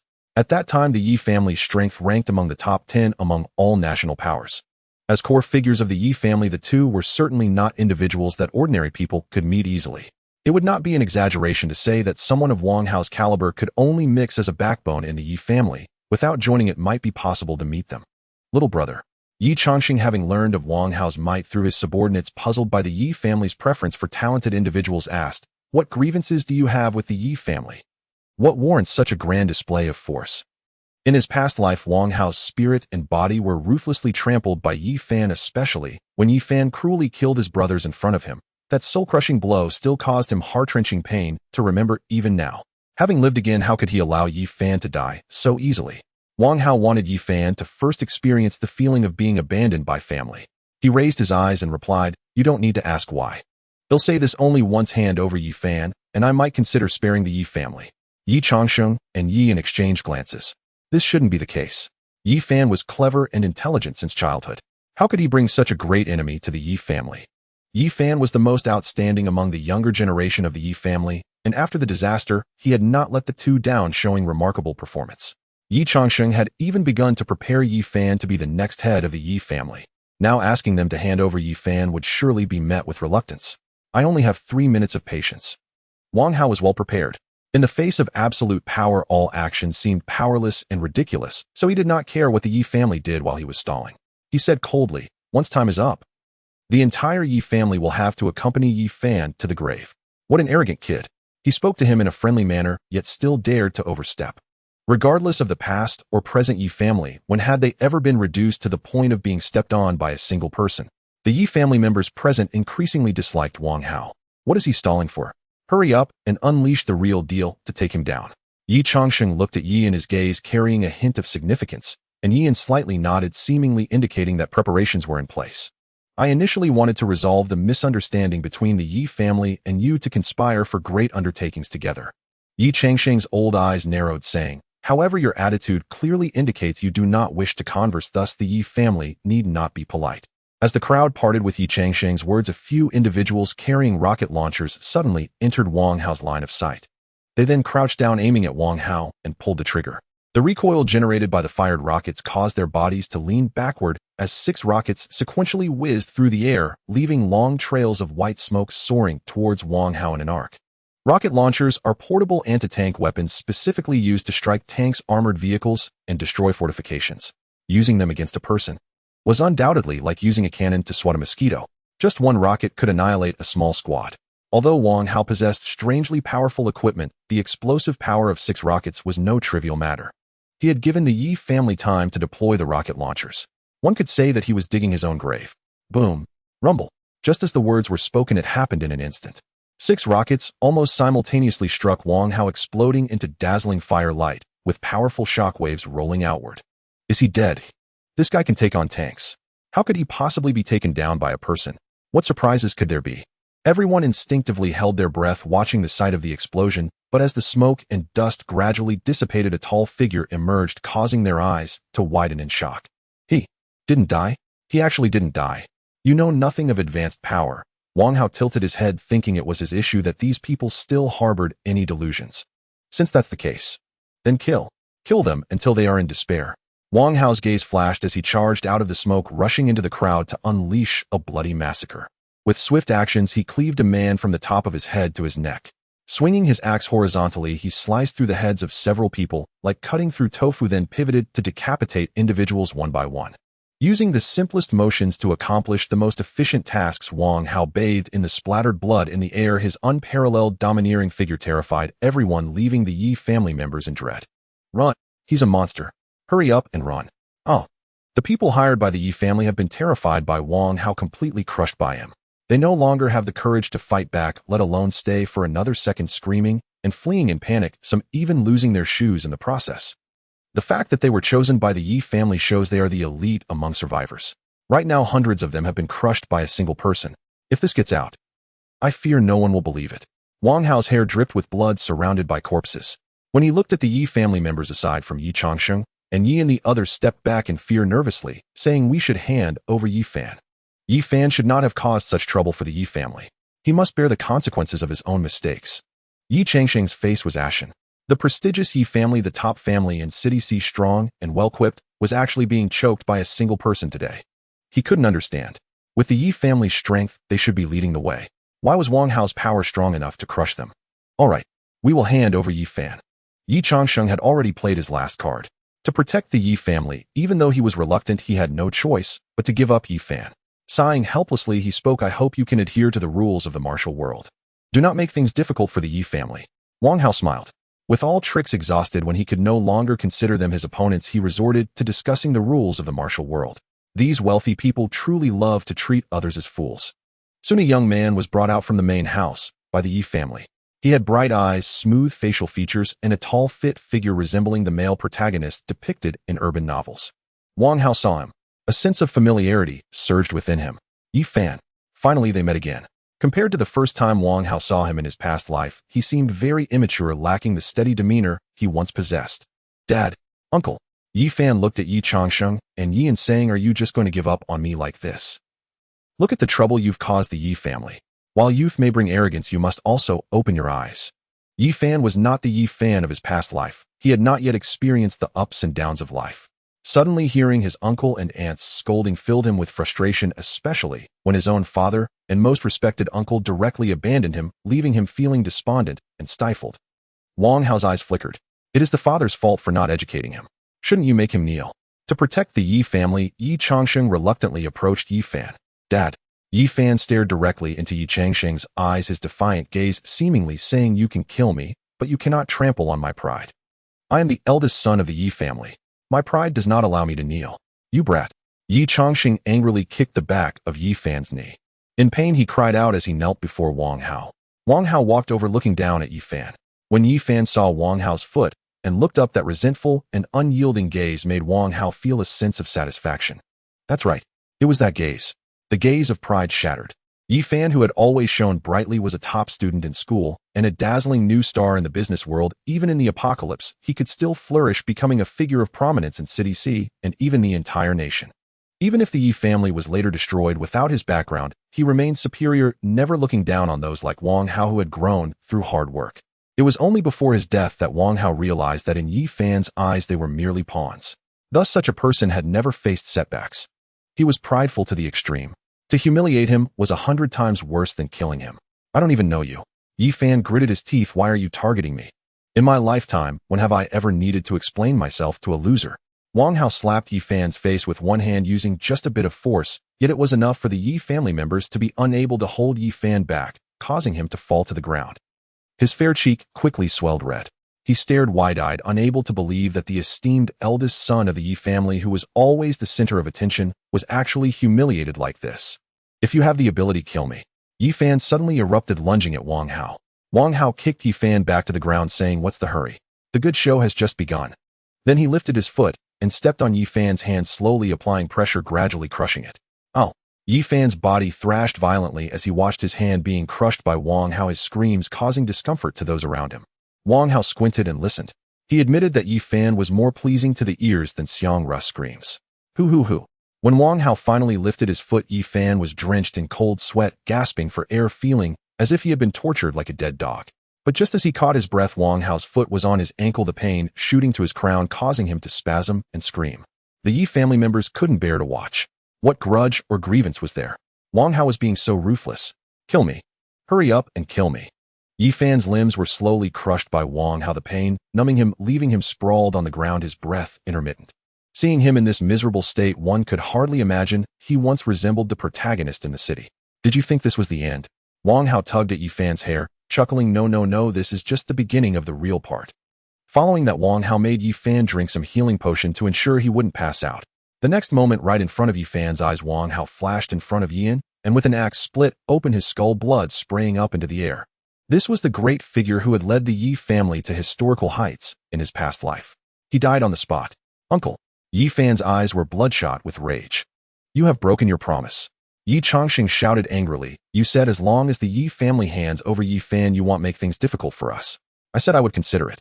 Wang Hao flashed in front of Yi Changsheng, grabbing his face with one hand and lifting him into the air, saying, "But I never said I would definitely let the Yi family go. You shameless scoundrel. You." Yi Changsheng glared angrily, his curses cut off abruptly as Wang Hao crushed his head, a torrent of blood gushing out between his fingers, spraying into the air and forming streams of glaring blood trickling down his arm. Ziz. Yi Changsheng, who had once ranked among the top 10 in all factions in his past life, died just like that at Wang Hao's hands. Who would have thought that in Yi Changsheng's eyes in his past life, they were merely small fry? "Dad!" Yi Fan howled in rage. Even though the Yi family chose to abandon him, Yi Changsheng was his father, and Yi Yin was his uncle, the most important people in his life. At this moment, both died before his eyes. The psychological impact on him was 10 times more painful than the torment Wang Hao had just inflicted. "If you have a problem, come at me." Yi Fan roared at Wang Hao. "You are slaughtering innocents. What kind of man are you? If looks could kill, Yi Fan's eyes, filled with anger, resentment, and madness, would have slain Wang Hao hundreds of times already. From the very beginning, he had no intention of sparing the Yi family and its members. Setting aside hatred for a moment, one of the apocalypse's fundamental rules that everyone must remember is to eradicate the roots. The Yi family could develop into a prominent force in the future. Why would Wang Hao keep them around as if he wished for a long life? Ha! Wang Hao laughed. Yi Fan, you think you are worthy to utter such words? Yi Fan stared fiercely at Wang Hao, recalling how his pride was ruthlessly shattered by him, how he was continuously insulted and trampled upon, while he could only endure the bullying, powerless to resist, and think of his loved ones dying before his eyes. Thinking of, Yi Fan felt the blows to both his body and spirit, as if he were a once-proud king cast down from his throne, unable to bear the overwhelming disparity. His throat involuntarily felt sweet, and he spat out fresh blood. Take a deep breath, it's normal to feel unwell. Wang Hao squatted down, looking at Yi Fan, who resembled a dead dog, and sneered, now, I want you to savor the taste of watching your relatives die one by one before you. Wang Hao held Yi Fan's head firmly with one hand, lifting him up, and then looked at the Yi family members, terrified and fleeing from the deaths of Yi Changsheng, and Yi, in a cruel smile tugging at his lips as he chased after them to take their heads. Don't kill me. I beg you. Spare my life. Wang Hao felt no ripples in his heart at the pleas of the Yi family, and even found it amusing.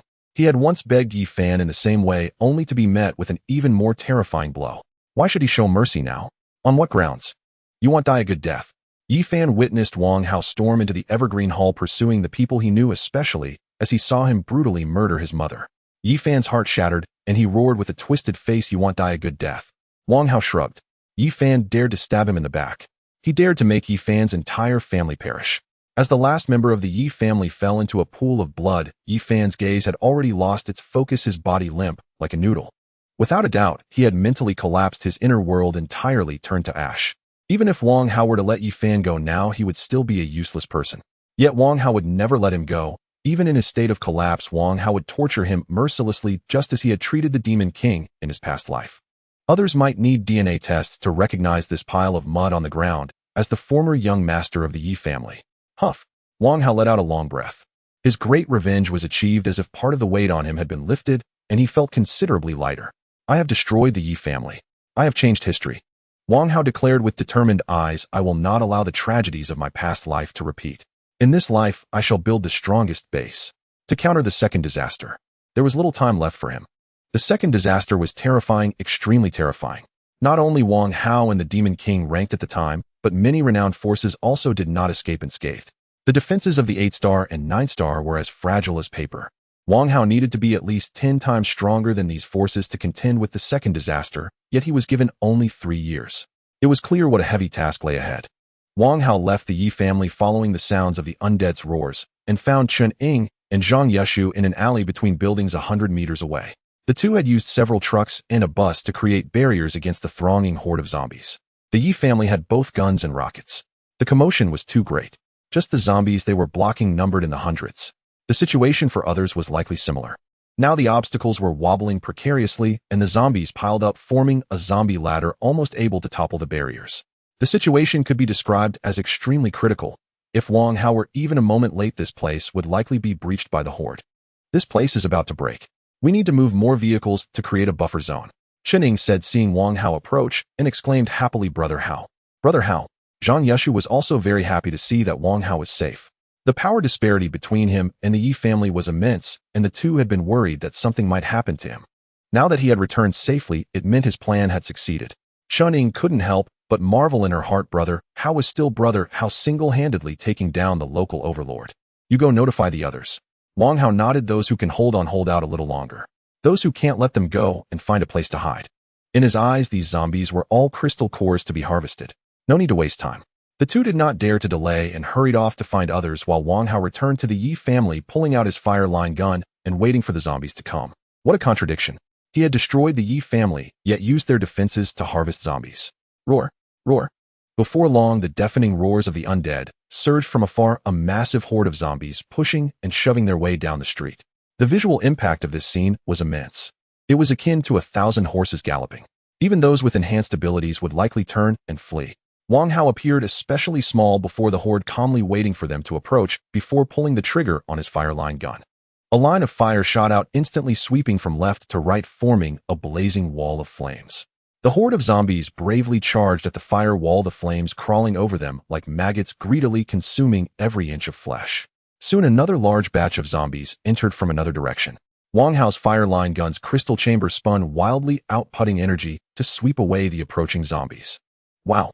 In a building 3 stories high across from the evergreen hall, Zhang Chaoying stared in shock at Wang Hao, who was rampaging through the horde, her mouth agape. This is just ridiculous, Mom. Open the door to ridiculousness. It's utterly absurd. Brother Hao is too strong. Zhang Chaoying's companion Zhang Minyao observed with shining eyes and thought to herself, Brother Hao seems even stronger than when he showed his skills before us. The Yi family is superior in every aspect to the Xiang family, yet they didn't pose a challenge to Brother Hao. She thought this not because she wished for Wang Hao to encounter trouble, but because the Yi family was the overlord of this area, equipped with guns, cannons, and enhancers. In the minds of the girls, even if Wang Hao ultimately won, he would have to pay a considerable price. However, the reality was that the Yi family was gone and Wang Hao was unscathed. It should be noted that the girls had heard several explosions from rocket launches while repelling zombies, and they had been worried for Wang Hao. This man is invincible. Zhang Mingyao stared at Wang Hao entranced and said, bullets can't harm him. Even cannons can't harm him. In another tall building, Xiao Hui looked at the strangely drunken big beauty and said helplessly, you silly girl, just looking at Brother Hao has you like this. If he were to touch you, wouldn't you fly away immediately? I just like this kind of pure man. Domineering. Tough. Big Bowtie's eyes were misty as she said, I just wonder how strong he really is. Xiao Hui shook her head, truly at a loss for words, looking at Big Bowtie's unremarkable demeanor. Wang Hao unleashed a barrage of gunfire for nearly an hour, reducing the number of monsters rushing in from hundreds to just a dozen. The ground was littered with corpses and black charcoal. Zhang Mingyao did not just watch. As the battle neared its end, she led people to recruit temporary workers nearby to excavate crystal cores. When they returned to the Yi family, the survivors were stunned by the scene before them. It felt as if they had entered a massive crematorium. With so many corpses on the ground, including some they dreaded like cockroaches, rats, and mosquitoes, how many monsters had been slain? I wonder who triggered the zombie explosion. So it was the Yi family. A greasy-faced man exclaimed, no wonder everyone wants to join such a powerful faction. Their operations are truly on a grand scale. His companion replied in amazement, is the Yi family really that formidable now? Just by looking, I can see so many crystal cores on the ground. Indeed, the stakes are high and the speed of earning crystal cores is fast. I struggle against 3 or 4 zombies at a time. The Yi family exterminated thousands all at once. A burly man in the crowd holding an ordinary knife expressed envy. The Yi family will surely be the top faction in City C from now on. If only I could join them. The treatment for the newcomers versus the veterans will surely be generous. Everyone instinctively believed the corpses on the ground were the handiwork of the Yi family, as they were the largest faction in the area with the strongest influence. Aside from the Yi family, who else could have the capability to slaughter thousands of monsters? Hurry up! Agon shouted, if you're slow, don't complain when it's payday, and don't get any funny ideas. Otherwise I'll cut off your hand. It's rare to find such an opportunity to earn crystal cores without risking their lives, so everyone worked hard to collect the cores. The speed was astonishingly quick. In less than 2 hours it was all done. Brother Hao, you have such good luck.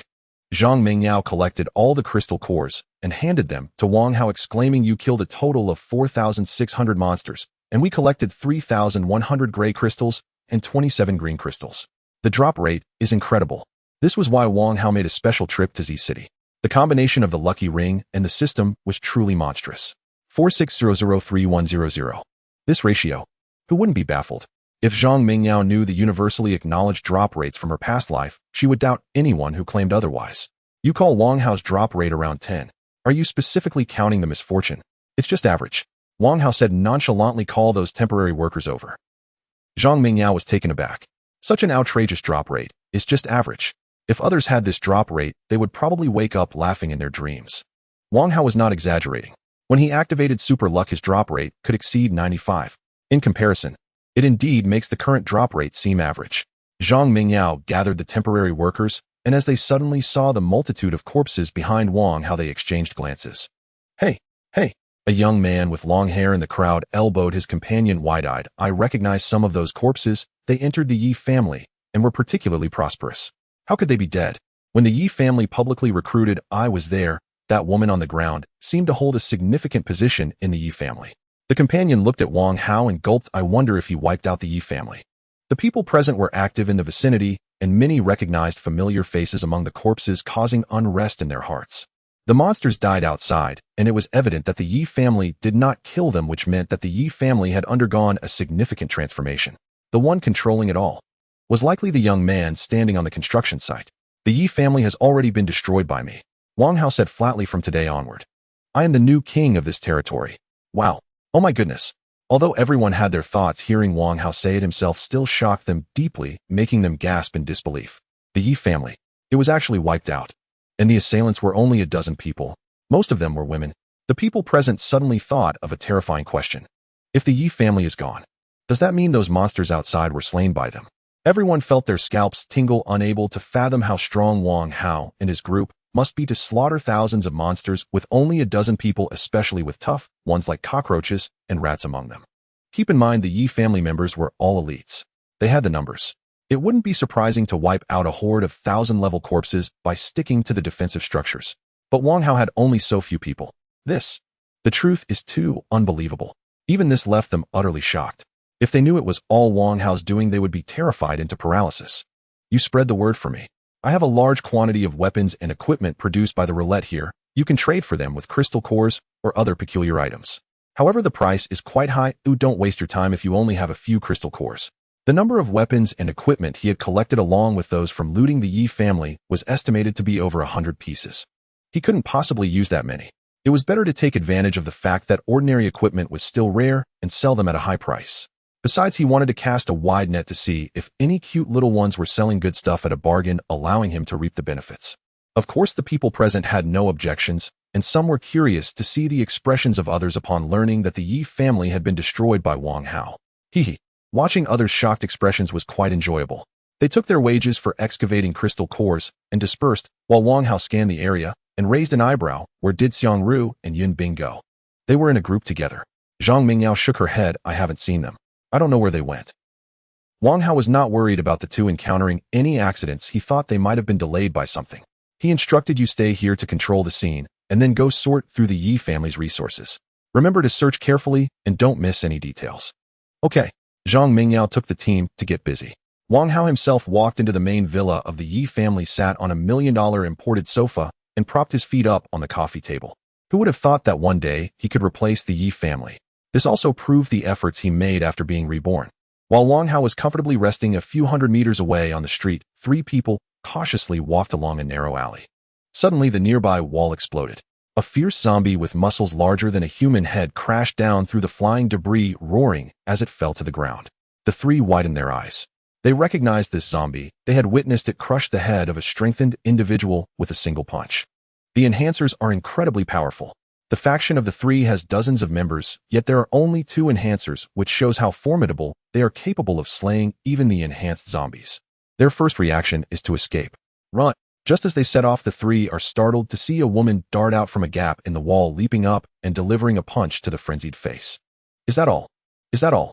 Xiangru laughed heartily as she unleashed a flurry of blows, causing the frenzied zombie to roar incessantly, yet it couldn't rise again, its head brutally smashed. The three were wide-eyed in shock. What?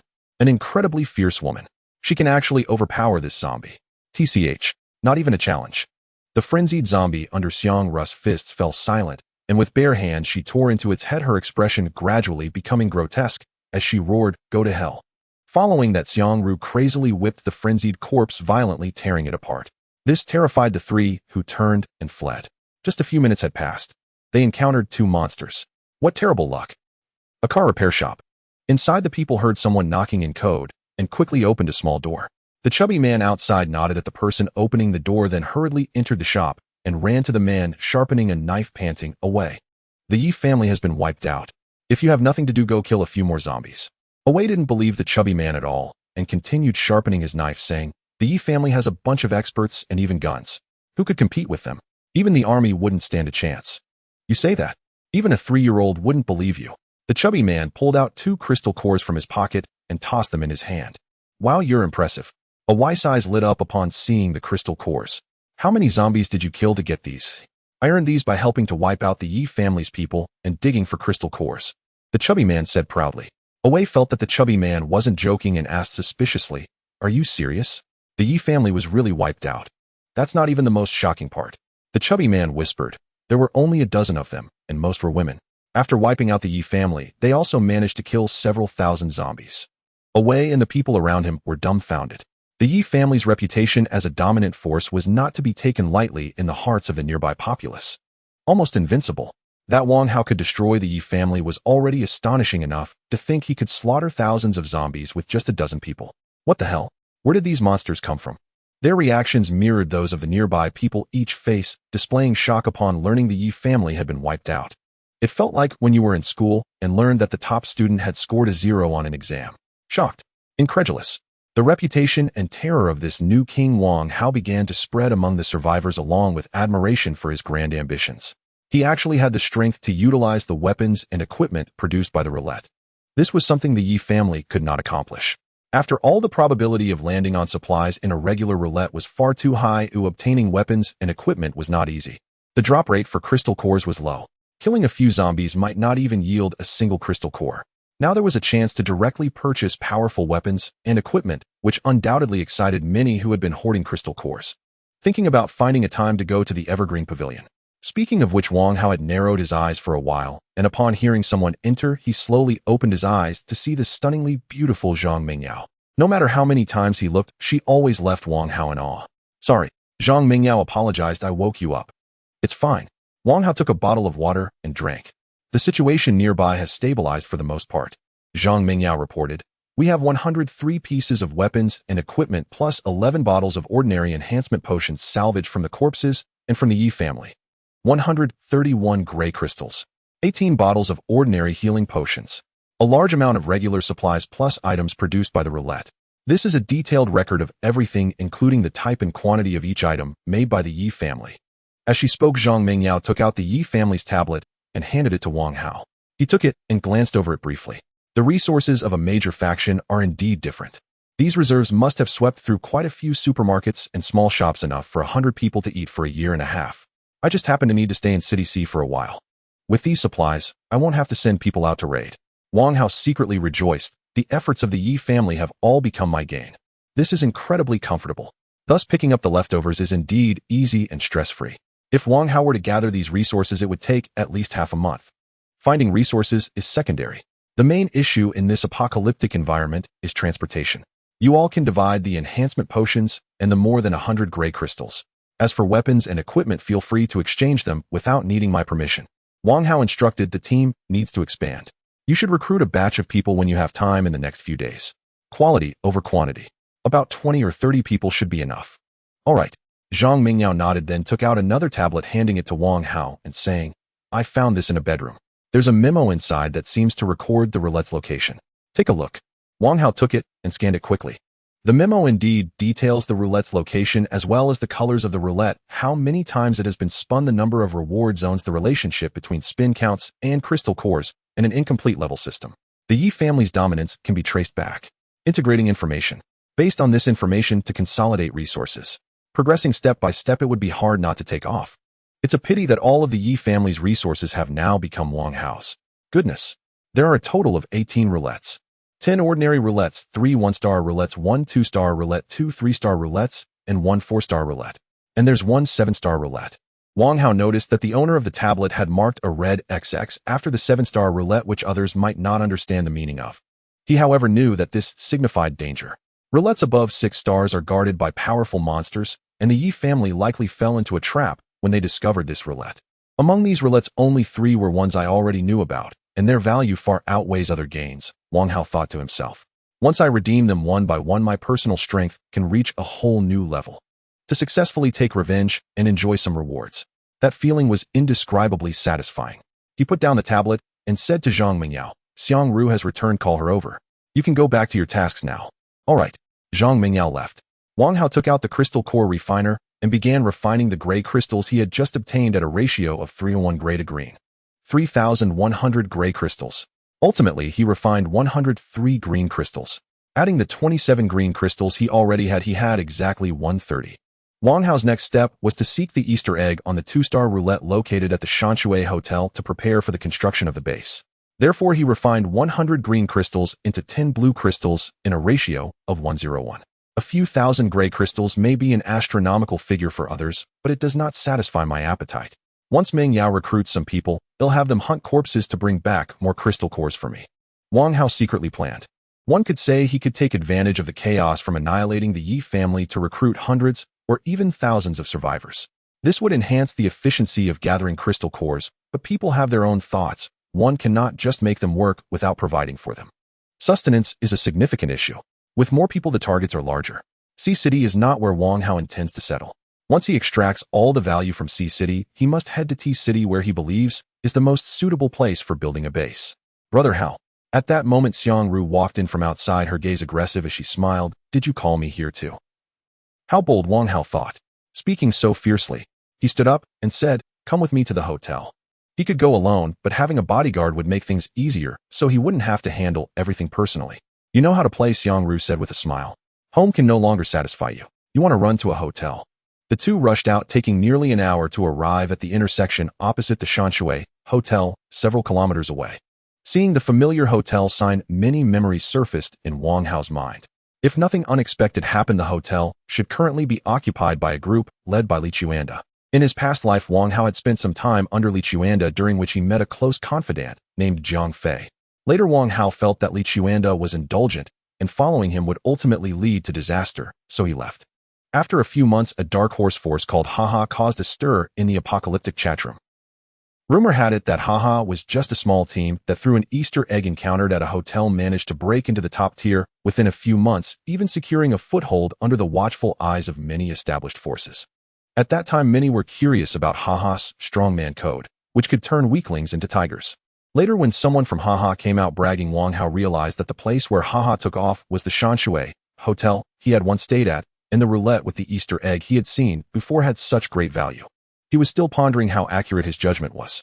Li Quan's character destined him not to dominate, occupying the roulette for so long only for others to take off in the end. Hehe. Wang Hao felt a sense of suffocation for Li Chuanda. If Haha had obtained the secret realm instance scroll earlier, or if he had received the instance reward sooner after the disaster, he would have established an unparalleled advantage. This way, he might have developed into a top-tier force and would not have been swallowed by the four emperors later. In this life, I will help him make up for this regret.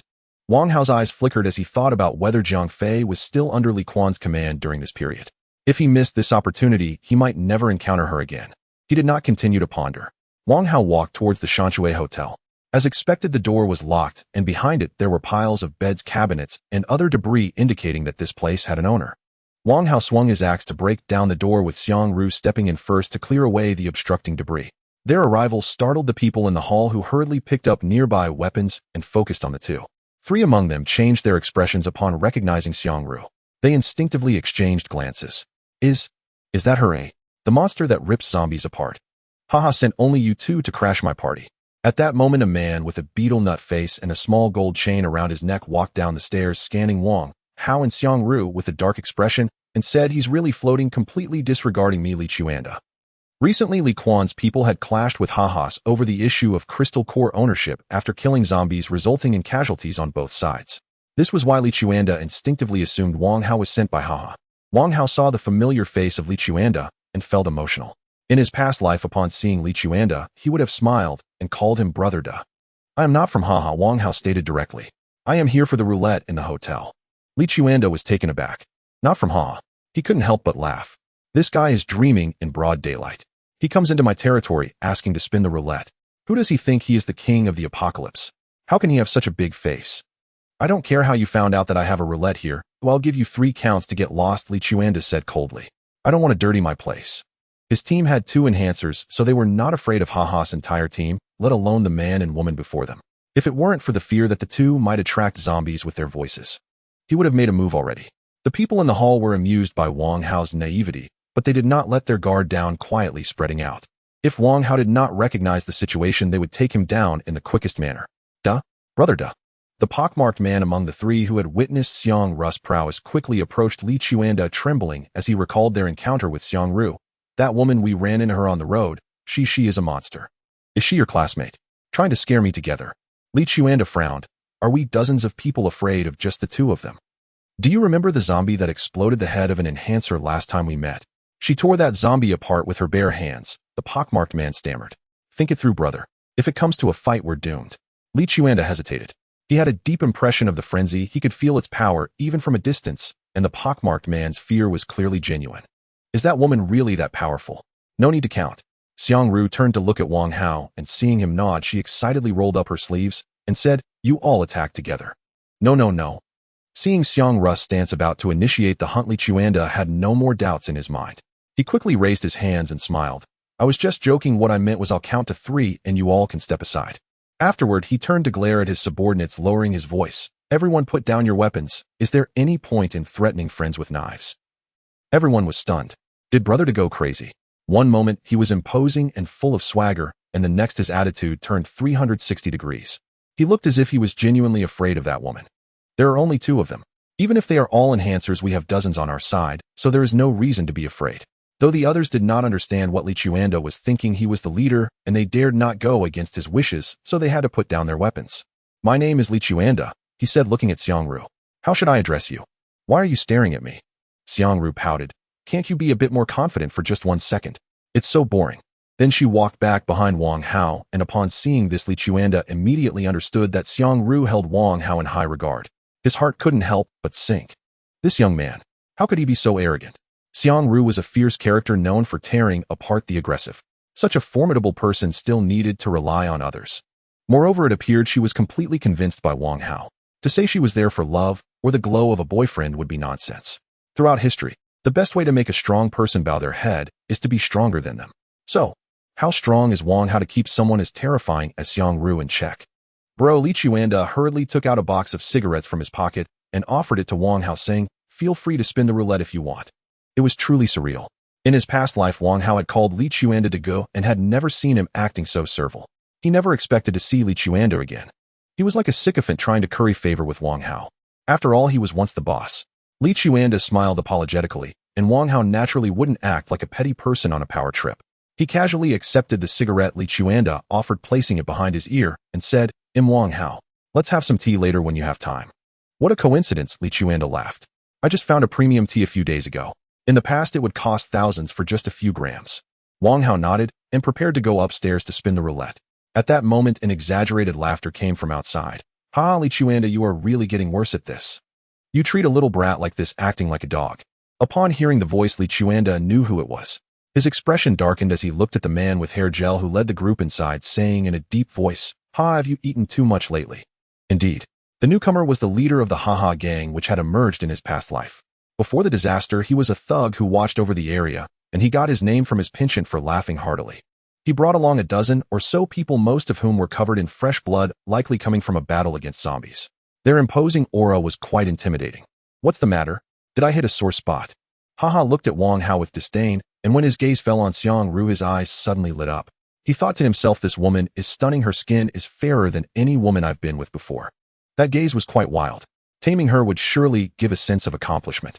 If I were your subordinate, I would feel embarrassed. Dozens of grown men are actually trying to please a little brat. As a leader, how can you be so lacking in dignity?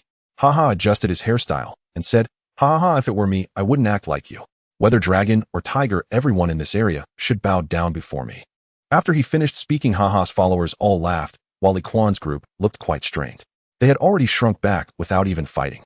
Who wouldn't feel repressed in such a situation? "Stop talking nonsense." Li Chuanda said, his face dark. "What are you here for?" I'm here to demand an explanation for my deceased brother." Greedily glanced at Xiangru a few more times, and suddenly his smile faded, saying, "If I'm not satisfied, this matter won't pass today. You're too noisy." Wang Hao listened to Ha's incessant laughter and felt increasingly annoyed. He frowned and said, "Your noise is unbearable. Little brat, is it your turn to speak here?" Mocked. Li Chuanda is trying so hard to please you. You must be quite a capable enhancer, but you don't really think you're the only enhancer around here, do you?" Then looked at Li Chuanda. "According to the rules, your people should keep their mouths shut. If you can't manage them, I will." In Ha's view, Li Quan's treatment of Wang Hao was an attempt to win him over. Otherwise, there was no reason for Li Chuanda to show such courtesy to him. Was only interested in Xiangru and felt no need to be polite to the man beside her. Instead, he wanted to find a way to kill him. "You're really asking for it." Has gone from a small thug to a boss and has lost his bearings, biting at anyone he can. Li Chuanda chuckled coldly to himself. Others might not know, but he knew how powerful Xiangru was. "Go." Casually waved his hand. His side had about 20 people all skilled at killing zombies, and he and another person were both highly sought-after enhancers. With such a lineup, even if Wang Hao had only 2 people, it wouldn't matter if a few more came. Haha was confident. He had just been wondering how to get Xiang Ru, and now Wang Hao had delivered her right to him. Haha didn't expect that by coming to pick a fight, he would gain the unexpected surprise of Xiang Ru.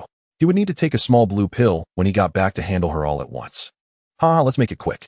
Wang Hao took out his cigarettes and lit one.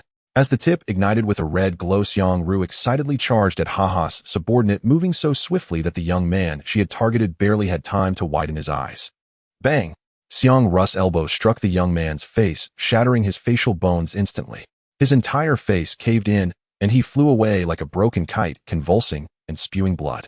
Xiang Ru moved like a gale, using fists and feet to knock away those around her.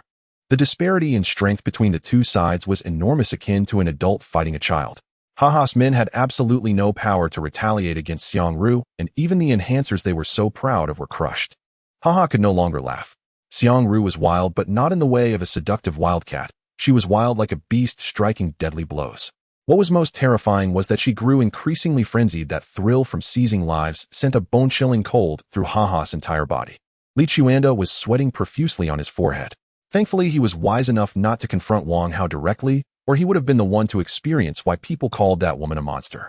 Li Quan's men swallowed hard, their backs drenched in cold sweat. What kind of woman is an enhancer? How is she different from the enhancers we know?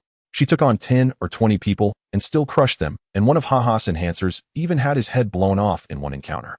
At this moment, they no longer felt repressed or upset. They were frantically grateful for Li Quan's life-saving grace.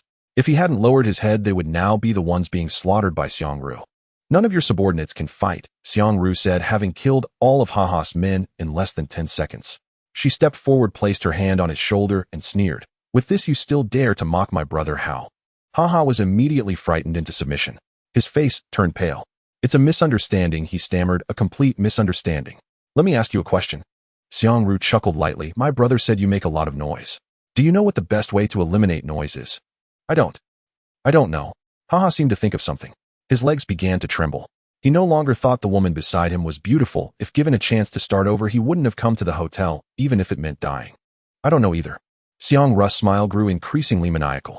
Suddenly, she pried open Haha's mouth, reached in, and forcibly tore out his tongue under his horrified gaze. Blood instantly filled his mouth, bubbling up. Jia jia jia. Xiang Ru's laughter sent chills down the spines of Li Chuanda and the others. If it weren't for the fact that there was nowhere to run, they would have fled long ago. This woman is simply a madwoman. Wang Hao exhaled smoke slowly, thinking that even if he intercepted Haha's takeoff password, with Haha's ambition, he could still achieve great success later. Unfortunately, he was too blind and crashed into my iron vehicle with his toy car. Haha, a well-known figure from his past life, has fallen so early. It's truly lamentable. After playing Haha to death, Xiang Ru walked bloodied to Wang Hao and said, Was I fast enough? Fast. Wang Hao flicked away his cigarette, butt, and turned to head upstairs. Xiang Ru's gaze swept over Li Chuanda and the others. Just that one glance made their hearts tighten, giving them a suffocating feeling as if they were being targeted by a beast. It wasn't until she followed Wang Hao upstairs that the feeling gradually faded, and they sighed in relief. This woman is really terrifying. If you ask me, that man is even scarier. He can handle such a madwoman. That man hasn't even made a move, but just standing there he feels more dangerous than that woman. He probably thinks we are just small fry and can't be bothered to lift a finger. Li Chuanda, hearing his subordinates' lingering discussions, decided in his heart that even if he couldn't cling to Wang Hao's leg, he still had to build a good relationship with him. Such a ruthless person would eventually make a name for himself. Maybe he could benefit from it. What are you standing there for? Li Chuanda shouted. Quickly throw these corpses out. A group of people hurriedly moved the corpses, clearing away the zombies attracted by the commotion, while Wang Hao in room 404 of the hotel saw a 2-star roulette with a surprise egg, took out a blue crystal from his backpack and tossed it into the roulette. As the spinner began to spin rapidly, Wang Hao's heart remained unaffected. In the past, he would have been nervous since the blue crystal he held was enough for 4 spins, and the probability of landing on a surprise egg was very low, only 1/97. If he didn't hit it in 4 spins, who knows how many zombies he would have to kill. It's worth noting that the probability of 1-star resources is as high as 57 and 2-star resources is 32. Just thinking about that 1/97 probability is enough to make one anxious, let alone 4 spins. Not hitting it, even in 8 spins, would be standard practice. Fortunately, Wang Hao had a lucky ring. His luck was always online. Even if he didn't hit it in 4 spins, it shouldn't exceed 6. The spinner gradually slowed down and stopped in the right zone. The roulette suddenly began to drop box after box of canned food.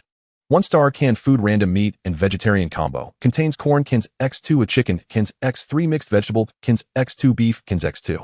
Wonderful. Wang Hao's stock of star-level food was just about to run out. Now replenished, he wouldn't have to experience the feeling of starving rapidly.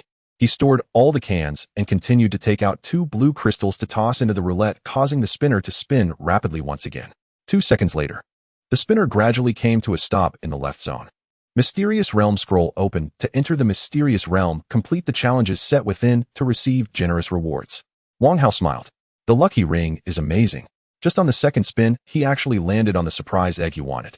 It's worth noting, the probability of landing on a surprise egg is only 1/97, an extremely low probability of less than 2. Being able to get it in 4 spins is already impressive. Now he only used 2 spins. Others would be incredibly envious seeing this scene. They seriously suspected Wang Hao was an insider. What luck! This was ridiculous. After landing on the surprise egg, I still have crystals left. This is something I never expected. Wang Hao, accustomed to this in his past life, felt that with his luck, now something seemed to be missing. After thinking it over, it should be the feeling of frustration when not landing on the rewards he wanted. Sigh, everything is good with luck. It's just that the experience of spinning the roulette is gone. Wang Hao picked up the scroll that had fallen from the roulette. As expected, it was a mysterious realm dungeon scroll, but it was a mid-level scroll. The usage of the scroll is very simple. Open it and press yes on the pop-up virtual interface, and the scroll will immediately transform into a wormhole. Entering it will take you to the dungeon, and completing the challenges inside will yield rewards. The scroll is not unique. In some corner of the world there may also be others who have obtained the same mysterious realm scroll, and there is no limit on the number of times it can be opened. It can be opened and closed at will, even if one can't sleep. Playing with it is also possible. However, if someone clears the dungeon, the scroll will automatically become invalid. The dungeon scrolls are categorized by difficulty into beginner, intermediate, advanced, and top level, with the difficulty increasing if multiple people enter. In his past life, some had calculated the minimum requirements for clearing beginner, intermediate, and advanced dungeons. Beginner requires at least 2-star, 1-star professions, and 1-star equipment. Intermediate requires at least 4-star, 3-star professions, and 3-star equipment. Advanced requires at least 7-star, 6-star professions, and 6-star equipment. Top-level scrolls are so rare that most people have never seen them and lack significant data support, hence they are considered wasteland. Entering the dungeon is essentially going to another space. Dying in there means death. It won't be like in a game where you can revive after dying. The minimum conditions merely indicate eligibility to clear the dungeon. The specific situation needs to be analyzed in detail. If one only meets the minimum requirements without a strong foundation, outstanding skills, or powerful talents as enhancements, the chances of clearing the dungeon are very low. To enable an obscure team, which can't even be classified as a force, to quickly squeeze into a fixed power structure, it's clear that Ha's takeoff password is not something a beginner scroll can provide. Wang Hao had already mentally prepared for the scroll to be mid-level or even advanced. He put away the scroll and said, I have a strong foundation and powerful talents. As long as I meet the minimum requirements for clearing, it should be no problem. 3-star equipment isn't difficult. Next, I mainly need to focus on 4-star and 3-star professions. Wang Hao was a clear-thinking person who knew what he wanted, otherwise he wouldn't have been able to grow step by step in his past life. There might be a safe place halfway through. He had planned everything for this life, and now he was in a hurry to obtain dungeon rewards and establish a base. An unexpected surprise. The remaining crystal cores can spin the 3-star roulette a few more times. Wang Hao looked at the 2-star roulette, which had changed from 9 zones to 8, and pressed the start button. The 2-star roulette instantly transformed into a 3-star roulette, its frame shifting from blue to purple, though the number of zones remained unchanged. This meant he hadn't hit a jackpot. He was indifferent, tossing a blue crystal into the roulette. 3 seconds later, the needle stopped in the left second zone. 2-star enhancement potion. Wang Hao picked up the potion that had fallen out of the roulette, twisted off the cap, and downed it in one go, feeling invigorated and significantly more relaxed. He was already at 2-star with 9 basic bottles. Now drinking this potion, he reached full 2-star base. Without hesitation, Wang Hao took out the 3-star enhancement potion he had obtained in Chapter 54, twisted off the cap, and downed it. His eyes suddenly widened, and his body felt as if it were being hammered by dozens of people, with sounds of bones cracking echoing throughout. The pain, 10 times worse than kidney stones, violently surged through every nerve. Wang Hao let out a low roar of agony, his body trembling uncontrollably. Xiang Ru, who was wiping blood off her face with a wet tissue, heard the commotion and looked at Wang Hao, her eyes filled with big question marks. She thought to herself, this sound is familiar, it's the sound of bones breaking. Is Wang Hao leveling up? Is leveling up this painful? It's like becoming a super scion. Damn. F. Wang Hao's eyes turned bloodshot. Veins bulged grotesquely on his neck. This was because he had experienced countless pains in his past life and had a strong tolerance. If it were anyone else, even Xiang Ru enduring the agony of every bone fracturing and reassembling with every nerve being tugged, they would likely faint. Each time he leveled up was a breakthrough of human limits, an evolving process during which the resulting pain was unavoidable. 3 minutes later, the pain from Wang Hao's body receded like a tide. Lying exhausted on the ground, he gasped for breath, his sweat-drenched face breaking into a joyful smile. 3-star. Finally a 3-star. Is this the feeling of breaking through to 3-star with a full base? It feels damn good. The enhancements in every aspect are several times stronger than when he broke through to 3-star in his past life. Now he could humbly say he could go up against a 4-star. He could easily crush them. If Li Chuanda and the others knew Wang Hao's level, they would be utterly baffled. No way. We risked our lives trying to become enhancers with dozens of people fighting for a single ordinary enhancement potion, and he just became 3-star? At this stage, most people were still ordinary. Even daring to kill zombies could attract a group of girls' admiration. Wang Hao got up and did some calisthenics to stretch his muscles. His stomach audibly growled at the most inappropriate time. A strong feeling of hunger surged combined with exhaustion, creating an unpleasant sensation. He sat on the edge of the bed. After downing 4 cans of food, he felt better. 1-star food is no longer satisfying for me. I need to transition to some 2-star food. Wang Hao thought to himself and opened 2 more cans of mixed vegetables. The spicy and sour flavor was delicious. He casually tossed aside the empty water bottle, got up, took out 2 blue crystals, and tossed them into the roulette. 7 seconds later, the needle slowly stopped in the left 4th zone. Vitality bred 2-star x10. Whatever he wanted came true. This was undoubtedly one of the most wonderful things in the world. By the way, 2-star supplies have the highest probability of landing on a 3-star roulette, but it wasn't an easy task for Wang Hao to hit it, because his luck was always on point. Ahem, that sounded a bit pretentious. Wang Hao tore open a bag of bread and took a big bite. It was soft without any high-tech or harsh flavor. He finished the bread in a few bites, feeling full, and then packed up all the bread, deciding not to spin the roulette again. Blue crystals were hard to come by. Without the desired rewards, spinning once or twice was enough. If he spun more, he would lose whatever he got. Moreover, Wang Hao had intelligence on a 2-star profession scroll that required purple crystals, so it was time to start saving crystal cores. I'm going to have some tea. Wang Hao looked at Xiang Ru and said, "We'll be staying here for the night." "What kind of tea yet?" Xiang Ru smiled meaningfully. "The tea is proper tea. As for whether Li Chuanda is proper or not, I don't know." After Wang Hao finished speaking, he went downstairs where Li Chuanda respectfully led him to a clean and tidy room where he was already waiting. "Brother Hao." Li Chuanda stood up to greet Wang Hao using honorifics. In his past life, he always called Li Chuanda brother. Now Li Chuanda was calling him brother, which felt a bit unfamiliar. He nodded and sat down in a chair. Li Chuanda skillfully brewed the tea, smiling as he said, "Brother Hao, please have a taste." Wang Hao picked up the tea and took a sip, completely unconcerned that Li Chuanda would poison him. First, he had no reason to do so, and second, at this stage, no poison that survivors could draw from the roulette could take down a 3-star Wang Hao. This tea was indeed exquisite, costing several thousand for just a few ounces. It tasted incredibly good. "Not bad." Wang Hao nodded and said, "I've never had such good tea before. If you like it, brother Hao, I'll have someone pack up some tea leaves for you later." Li Chuanda paused and smiled flatteringly. "Brother, how are you planning to build a force with just the 2 of us, or what? If you want to establish a faction, you need to be mindful. I dare say no one in City C would dare go against you." After Wang Hao finished his tea, he put down the cup. Speaking of which, it seems a formidable character has recently appeared in City C. Li Chuanda hurriedly refilled Wang Hao's tea, initiating conversation like friends, and asked, "Brother, how do you know the Yi family?" Wang Hao nodded. The Yi family was once the richest in City C, wealthy and influential. After the zombies appeared, the Yi family has been thriving day by day. Not only do they have many people, but their weapons and equipment are top-notch, and it's said they even have dozens of enhancers. As the old saying goes, the Yi family is like a local emperor. A while ago, someone from the Yi family came to invite us to join. The spectacle was unbelievable. We felt like small shrimp in front of them. Later, I didn't want to be their little brother, so I didn't go. Thinking back, I'm glad I didn't go. Li Chuanda rambled on, having finished his tea, and asked, "Can you guess what happened to the Yi family now?" Good gracious. Gossip hit too close to home. Wang Hao chuckled lightly and asked, "What happened?" "They were wiped out by a team of over 10 people. Li Chuanda said in admiration. "If it weren't for the fact that people outside are spreading the news, I wouldn't believe such an absurd thing.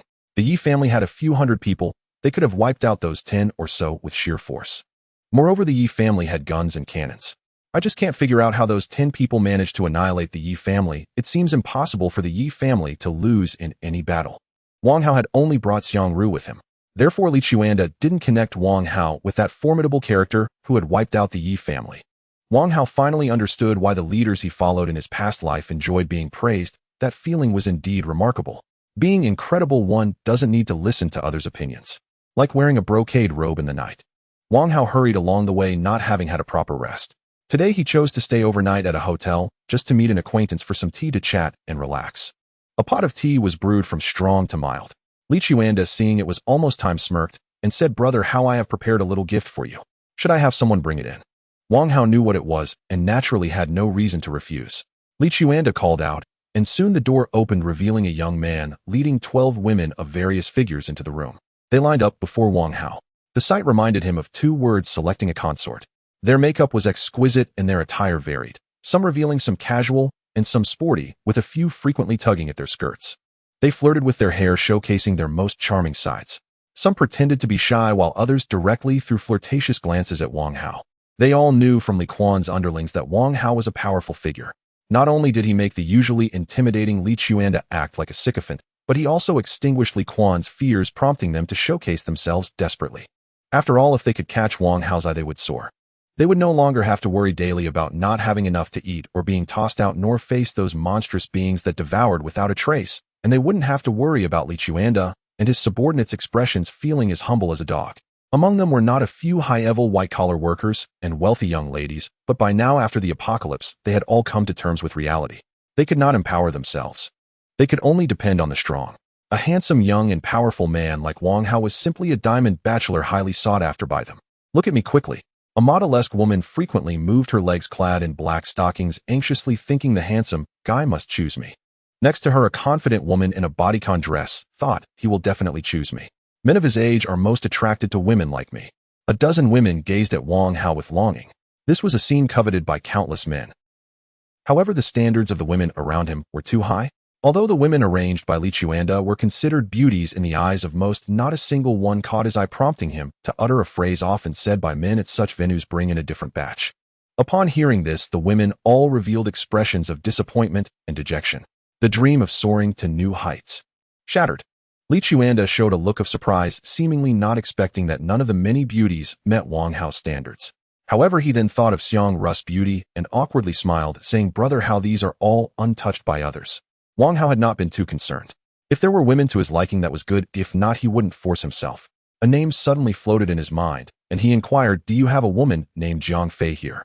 No. Li Chuanda thought for a moment and shook his head. "It seems in this life I have no fate with Jiang Fei." Wang Hao recalled many memories with Jiang Fei, remembering that their first meeting was when Li Chuanda arranged for him to kill a high-star monster, and later they had worked together numerous times. Gradually, feelings developed. She had a cold exterior but a warm heart. When they first met, she was aloof, but after being together, she was gentle, like a little wife.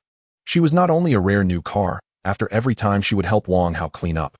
During a chat, Wang Hao also learned that Jiang Fei's drastic change in personality was due to being betrayed by the only person she trusted at the beginning of the apocalypse, leading to her mental breakdown and the murder of her boyfriend, which darkened her heart. At this moment, a burly man came in from outside, saying, "Those 3 men and 2 women who came last time are back. They say they just want to stay for one night. Give us 5 crystal cores." 3 men. Weren't there 5 men? Did 2 die? Li Chuanda muttered a few words before nodding. "They can come in, but it requires 7 crystal cores. If they're willing to pay, let them find a corner and send someone to keep an eye on them." "All right." The burly man left. Brother Hao, Li Chuanda took the initiative to explain, "These people came here a while ago wanting to team up with me, but I felt they would struggle even to kill a zombie, so I didn't agree." Li Chuanda knew how to handle situations. Although this matter had nothing to do with Wang Hao, he still explained it, which would make Wang Hao feel valued, and his goodwill towards Li Chuanda would surely increase. "This tea is quite good today." Wang Hao chuckled lightly. "I plan to stay here tonight. Is that all right?" "Of course it's fine. The best room on the top floor used to cost over 10,000 per night. It'll take you there now," Li Chuanda said, without hesitation, stepping aside and gesturing, "Brother Hao, please." As the 2 walked out of the room and headed upstairs, they happened to see in the lobby below that Li Quan's subordinates were leading in 3 men and 2 women who were covered in blood and looked like they hadn't bathed in a while. Among them, a ponytailed girl who had a hint of timidness in her eyes and hid behind a young man caught Wang Hao's attention. The girl looked dirty and disheveled. She wore a tattered Mickey Mouse t-shirt with several small holes. At first glance her looks paled in comparison to the beauties Li Chuanda had introduced, but Wang Hao knew this was the girl's disguise. The real her must have over 90% beauty. Jiang Fei. Wang Hao's lips curled up, thinking fate has indeed brought us together again. At the same time, among the 3 men and 2 women, a man with a messy hairstyle suddenly spotted Wang Hao on the stairs, his eyes widening in shock. He. Shut your mouth. Li Quan's subordinate, upon seeing Wang Hao, changed his expression and hurriedly pushed the messy-haired man, saying, "That's Brother Hao. Close your mouth. If you accidentally offend him, you're dead." De Zheng. Jiang Fei signaled to Li Yun in front of her, urging the messy-haired man to stop shouting. "What have I offended? I have worked under him before." De Zheng, exclaimed Li Yun, "Do you remember when I told you where my crystal cores came from?" The people nearby were talking about him. The ruthless man who annihilated the Yi family and led a dozen women to slaughter thousands of zombies. Li Yun was shocked. Damn, they encountered a big shot. Li Chuanda looked at Wang Hao, feeling his scalp tingle. This can't be. The person I just served tea to is actually the ruthless man who wiped out the Yi family. Li Quan's subordinates looked at Wang Hao with astonished eyes. Previously his prowess was overshadowed by Xiang Ru, and no one knew how impressive he truly was. Now that they found out, they had only one thought. No wonder he could tame such terrifying women. He was too strong. Wang Hao raised his eyebrows, surprised at how well known he had become among the fortunate ones. Such a reaction was unexpected. After all, exterminating the Yi family wasn't particularly difficult. Was it really that shocking? "Brother Hao," Li Chuanda exclaimed, "you've kept me in the dark for too long. Even during tea, you didn't tell me that the formidable person I bragged about for ages is you. I thought Sea City was small enough not to have so many deities.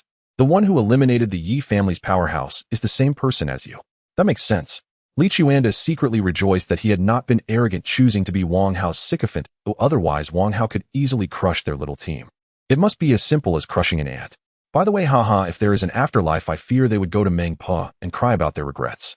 A big shot infiltrating the Civil Affairs Bureau. How absurd. Wang Hao smiled lightly, saying, "This isn't anything extraordinary, there's no need to make a fuss about it." Li Chuanda was dumbfounded. Is it not anything extraordinary? Is the Yi family's dominance so worthless in Wang Hao's eyes? Brother Hao is indeed remarkable. Too impressive. The Yi family dares to offend Brother Hao. They must be feeling a bit too full of themselves. Li Chuanda eagerly echoed, glancing at Jiang Fei and her group downstairs, saying, "Since they have helped Brother Hao, they are our people. Quickly arrange a room for them. Stay as long as you want." Li Yun looked at Wang Hao, a glimmer of admiration flashing in his eyes. When they came last time, Li Chuanda rejected them because they were too weak, but this time they could enter thanks to the crystal core. Wang Hao relied solely on his appearance. Without uttering a word, Li Quan's attitude underwent a complete transformation. Li Yun couldn't help but think how wonderful it would be if he could be as impressive as Wang Hao, freeing himself from the daily anxiety. Jiang Fei was also watching Wang Hao, pondering to herself. He looks younger than us, yet he is so formidable. Suddenly Jiang Fei felt Wang Hao looking at her and quickly shrank back behind Li Yun. This moment made Wang Hao feel a sense of nostalgia for the timid Jiang Fei before her dark transformation, which was hard to associate with the decisive Jiang Fei from his past life. But Jiang Fei is Wang Hao's woman. This Li Yun is truly an eyesore. Sigh, you should have said it earlier. Li Quan's subordinate, who had just shown impatience, now acted as if he had encountered a good brother, draping an arm over De Zheng's shoulder and smiling. "So it's our own people." Then he pulled out a crushed cigarette pack from his pocket. "Do you smoke?" De Zheng was taken aback. He only helped Wang Hao dig a crystal core for a fee, and there were dozens of people like him. He didn't expect this treatment. Isn't this what they call a person achieving greatness, causing their friends to rise?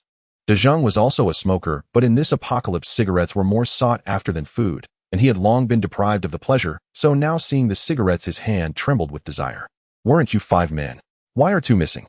Li Quan's subordinate asked curiously. "Don't mention it. We encountered a mutated cat on the way." De Zheng sighed dejectedly. "We came in just to avoid that cat." Li Quan's subordinate's expression stiffened. This was only because of Wang Hao's reputation, otherwise he would have kicked them out. "Damn, how dare it run towards us while on fire? That cat didn't follow us, did it?" Li Quan's subordinate nervously glanced towards the door. "No." De Zheng quickly replied, "We've confirmed that." "Good." Li Quan's subordinate sighed in relief. "They'll take you to your lodging. Follow me." Then he turned and walked towards the stairs while Wang Hao observed Li Yun and his group following behind, his eyes flickering. "Although I had a deep relationship with Jiang Fei in my past life, everything has restarted in this life. In her eyes, I am a stranger. She will turn dark due to being betrayed by her boyfriend, transforming from a soft girl into a tough woman, indicating she has feelings for that man. If I show strong intentions or act directly, it is likely to backfire. After all, she will eventually be betrayed by her boyfriend. I might as well accelerate that process." Wang Hao was deep in thought. Suddenly a sound from outside caught his attention like something stepping on small stones, and it grew closer, as if a predator was silently approaching its prey. The other party was adept at hiding themselves, moving with utmost stealth. If Wang Hao hadn't broken through to the third star and further enhanced his hearing, he would never have caught such a faint sound. Just as he was thinking, a white wind abruptly sliced through the darkness, enveloping the doorway, darting into the hall at lightning speed, closing in on the tall, lean young man beside De Zhang. He seemed to sense something, instinctively turning his head, only to be shocked by a pair of furry claws magnifying in his vision. A cat. It was that mutated cat. His brain registered the danger, but his physical abilities lagged behind. His head was easily sliced open by the claws, spraying blood that stained the fur of the white cat, which was twice the size of a domestic cat, splattering onto the faces and bodies of those nearby. "Oh, cat. It's that cat. It's chasing us." The group stood on end, panic-stricken, as they fled in every direction. With a single swipe, the white cat effortlessly cleaved through a human head, its terrifying combat prowess shattering their courage, leaving only the instinct to flee. Run, run. They had no courage to fight the white cat. "Brother Hao." Li Chuanda glanced at the white cat, and then at Wang Hao. He kept swallowing hard. Since the white cat entered, it had instantly killed that tall, lean young man, moving so quickly that even Li Chuanda, as an enhancer, could barely catch a glimpse. A blink of an eye might cause him to lose sight of the white cat. Li Chuanda had a certain instinct for danger. He was sure that he wouldn't last a few rounds against the white cat. Among those present, only Wang Hao, who had eliminated the Yi family, might stand a chance against the white cat. Li Chuanda hoped everything rested on him. If he couldn't handle it, then this safe place, the hotel, would fall. A one-star cat. I wonder if it has any goods in its head. Wang Hao, with an axe in hand, descended the stairs, feeling a different kind of tension than Li Chuanda and the others, already pondering whether the white cat would yield a crystal core. Meanwhile, the white cat swiftly devoured the unfortunate fellow's brain, its sapphire-like eyes flashing with satisfaction, then excitedly meowing as it chased after the slowest girl, the encroaching pressure terrifying her to the core. "Yungu!" Jiang Fei cried out, seeing Li Yun running away, extending her hand. "Don't leave me behind." Li Yun did not even glance back. Jiang Fei felt the fierce wind rushing from behind her, her heart sinking into despair and coldness, tears streaming down her cheeks like pearls spilling from a broken string. She looked utterly pitiful. The one-star cat instinctively retracted its claws and retreated cautiously to create distance from Wang Hao, clearly intending to deliberate its next move. However, in the blink of an eye, Wang Hao closed in on it with such speed that it couldn't react. With a swift stroke of his axe, Wang Hao cleaved the head of the one-star cat. As the axe continued its downward arc, it hit something hard, prompting him to deftly flick it aside. A green crystal stained with tainted blood was hurled into the air. "Nice. A good haul." Wang Hao caught the green crystal, stowed it in his backpack, and executed his movements with such precision that it left a strong impact on Li Quan's vision. No wonder he can take down the Yi family's elite. This decisive and precise axe swing made Li Chuanda feel as though his own attempts with a blade were akin to a child's play. At this moment, the fleeing individuals all came to a halt, staring in shock at Wang Hao. The one-star cat, which was as swift as anything, had its head easily slashed open by its own claws, while it took a considerable time of relentless pounding to break down the same head. Such a terrifying creature met its end so hastily before Wang Hao. They hadn't even seen what had happened. The battle was over. This man was incredibly strong. What's the big deal, eh?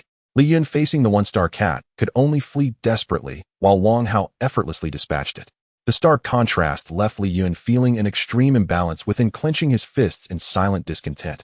If only I could spin the wheel, I would do even better than him.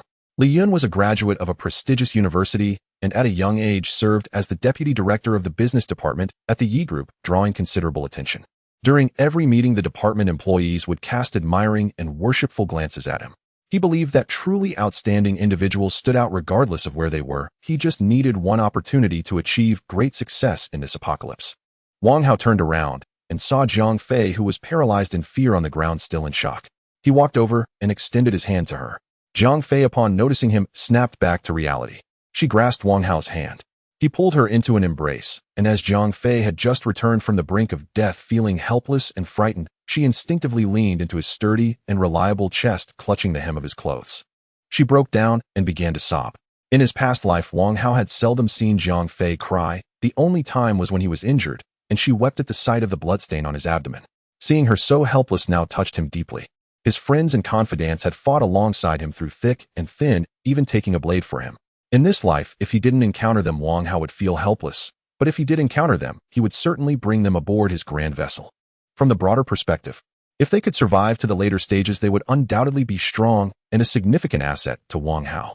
From a personal standpoint, in his past life, his companions had faced hardships together but enjoyed little fortune together.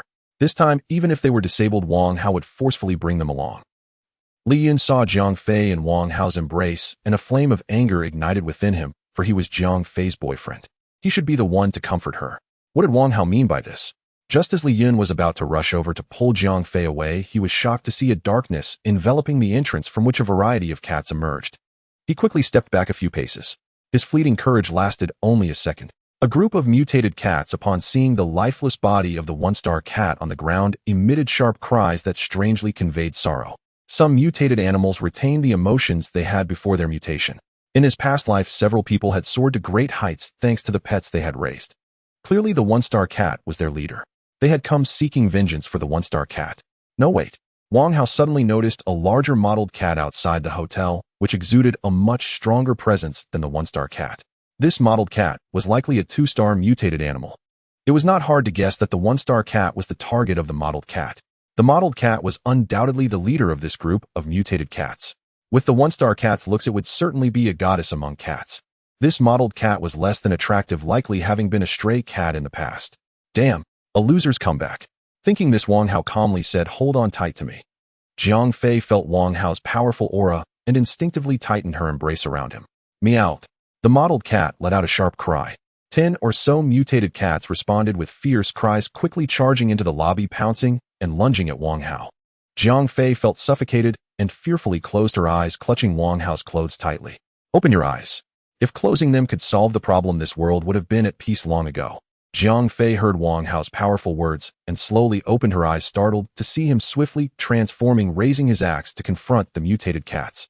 With a quick swing of the axe, he cleaved the head of one mutated cat, its body crashing to the ground in a spray of blood due to momentum.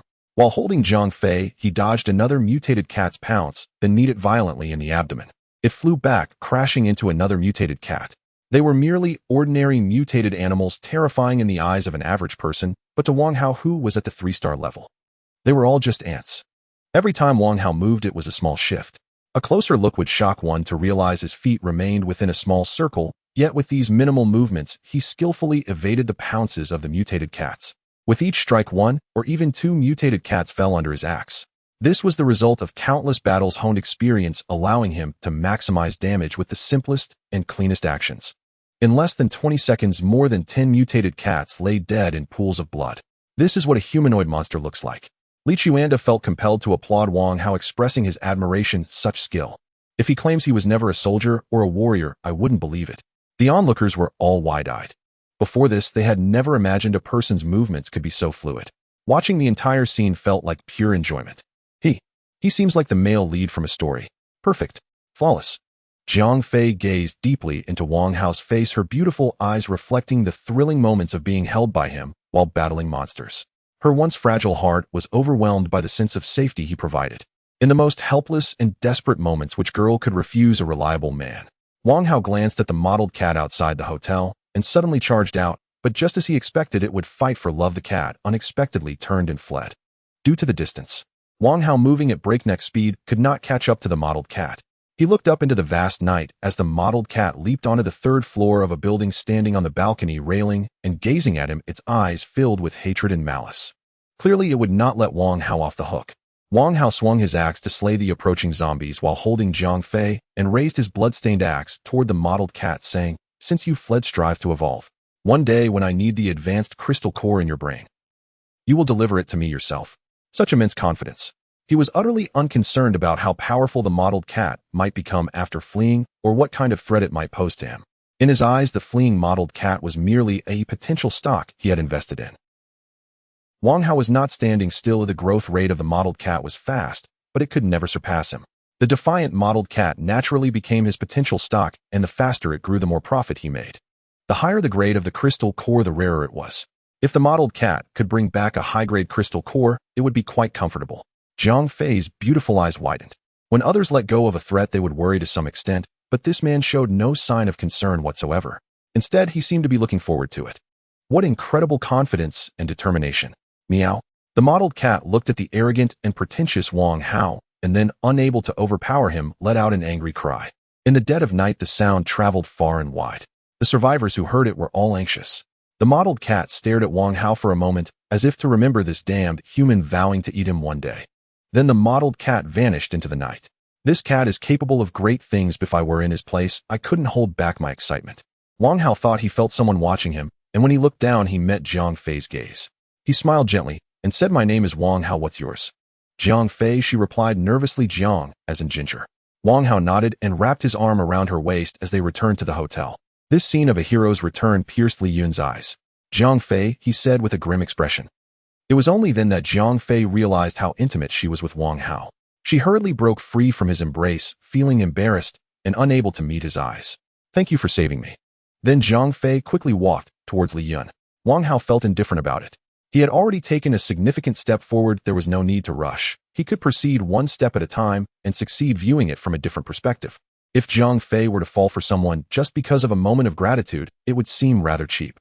"Brother, how have you eaten too much of the finest delicacies and want to change your taste?" Stealing someone's partner. Since Xiang Ru heard the commotion when Wang Hao killed the star cat, she had been waiting to intervene, but because Wang Hao was showing off, she held back. At this moment, Xiang Ru leaned against the stair railing, glanced at Jiang Fei, then shifted her gaze to Li Yun, her eyes flickering. "It's hard to see Brother Hao show interest in another woman. Oh, I have to do something about it."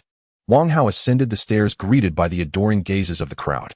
"You all clean up the lobby and then block the entrance with the items." After giving his subordinates instructions, Li Chuanda hurriedly followed Wang Hao. A group of people looked at the corpses of the mutated cats scattered on the ground, feeling a lingering fear. Luckily, Brother Hao is here. Otherwise, it would be us lying on the ground now. These monsters are incredibly terrifying. They run fast, and their claws strike even faster. Especially that white cat. My goodness, I couldn't even see its movements. One moment it was here, and the next it was over there. For Brother Hao to face these monsters alone, and to do so effortlessly, without even catching his breath afterward, is impressive. If I could be even a tenth as strong as him, I wouldn't have to worry about anything. I'm convinced. Brother Hao is truly remarkable. Li Quan's subordinates were very grateful to Wang Hao. Although they had the advantage of the hotel rooms, they wouldn't have been wiped out by the cat swarm. Still, they wouldn't have come out unscathed. If the sun came up tomorrow, being able to survive with 3 to 5 of them would be considered good. Wang Hao single-handedly annihilated the cat swarm.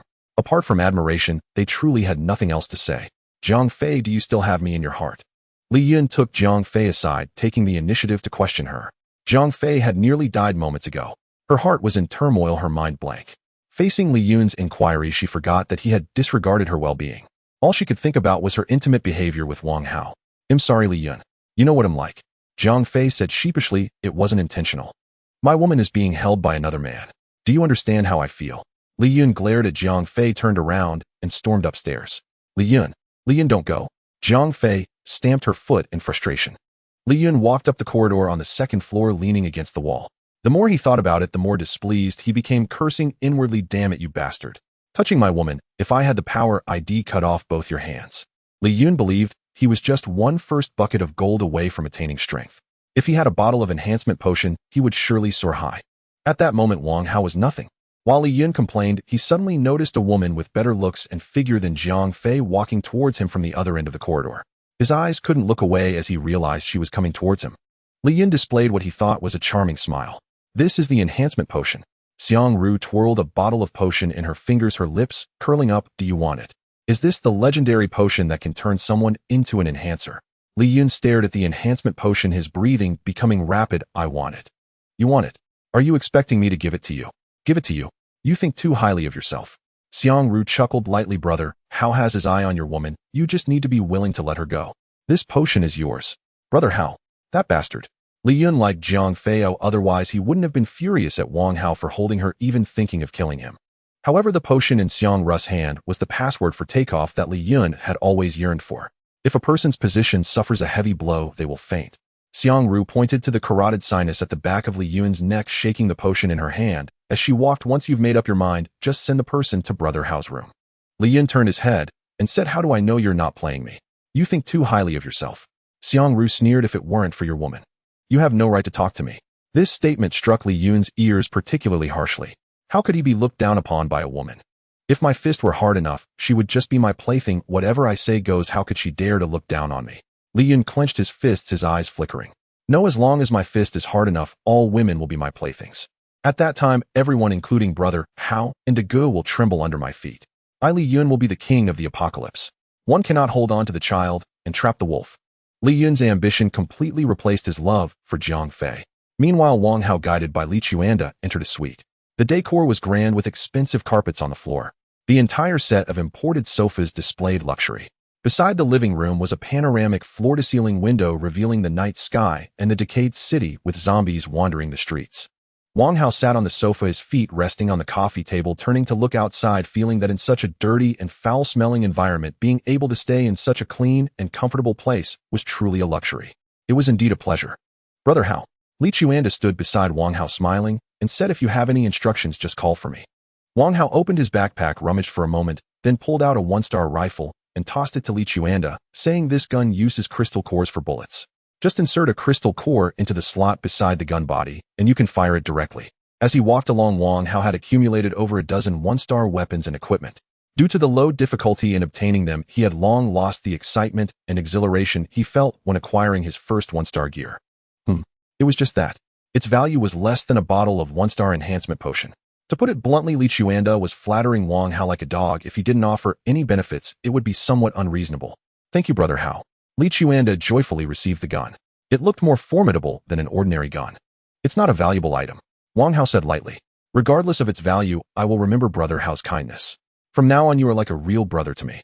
Li Chuanda, eager to test the gun's power, laughed and said, "Then I won't disturb your rest. Feel free to call if you need anything. I'm always at your service." Wang Hao nodded. Li Chuanda smiled as he exited the room, carefully shutting the door. He hurried downstairs to his own room, took a gray crystal from his pocket, and inserted it into the one-star gun's crystal slot. The gun lit up, and he exclaimed, "Is this what they call black technology? I've seen plenty of guns that came from the Roulette, but none like this one." Li Chuanda understood that this was a matter of level. The items Wang Hao had access to at his level could easily broaden Li Quan's horizons. He drew out his ordinary small knife from his waist, placed it on the ground, then stepped back a few paces and aimed the one-star gun at the knife. He pulled the trigger. A bullet shot out silently, piercing through the knife, and the residual force caused it to hit the ground, scattering a few fragments. Li Chuanda stared at the fist-sized pit on the ground, dumbfounded. The small knife was an ordinary knife produced by the Roulette with attributes several times stronger than a regular knife. Even if a strong man hammered it with an iron hammer for 30 or 40 minutes, the knife wouldn't deform, yet it was pierced by a single bullet. Not only did it pierce the knife, but it also left a pit in the concrete floor. This power was terrifying. Such great power with no sound, and the recoil is so minimal, it's practically a weapon for slaughter. Li Chuanda was shocked.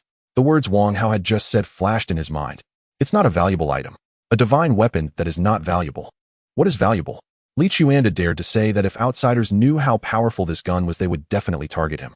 After all, with this gun, he could walk around outside without fear.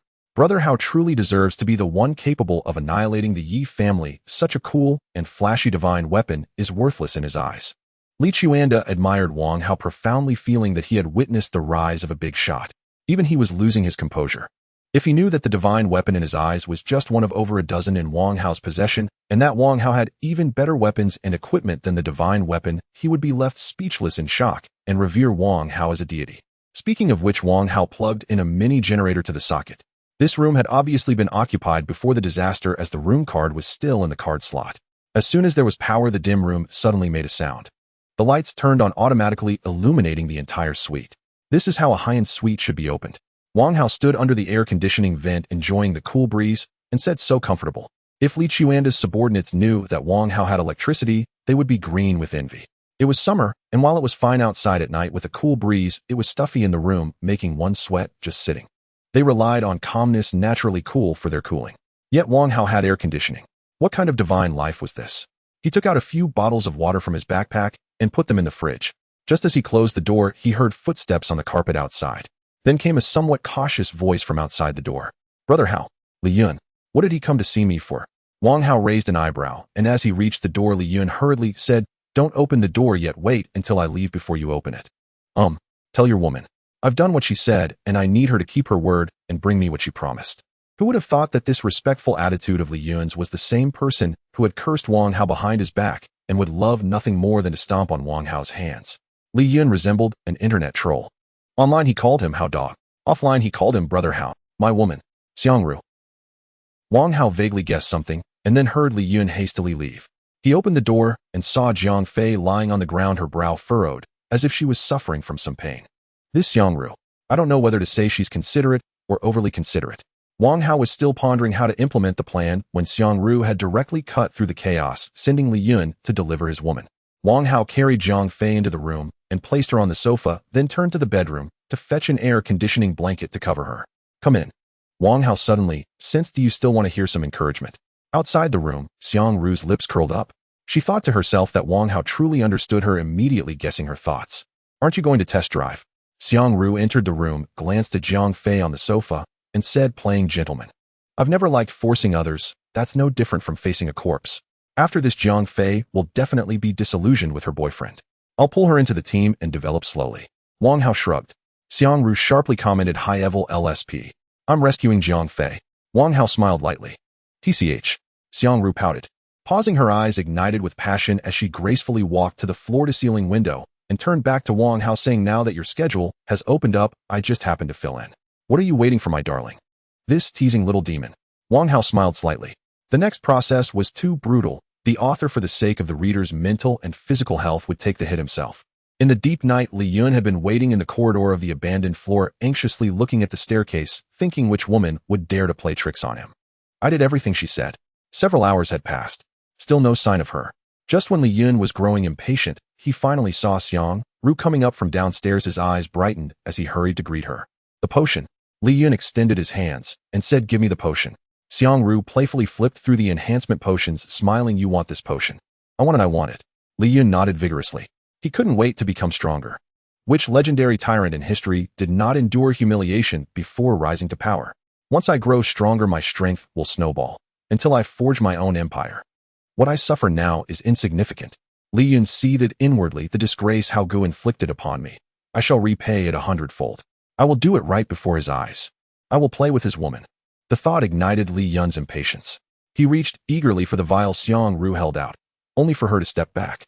Li Yun lunged and grasped only air. What do you mean? His face darkened. Eradicate the root, Xiangru replied with a dazzling smile, then suddenly slammed her palm onto his skull, driving his head into the wall behind him. She pressed down with brutal force.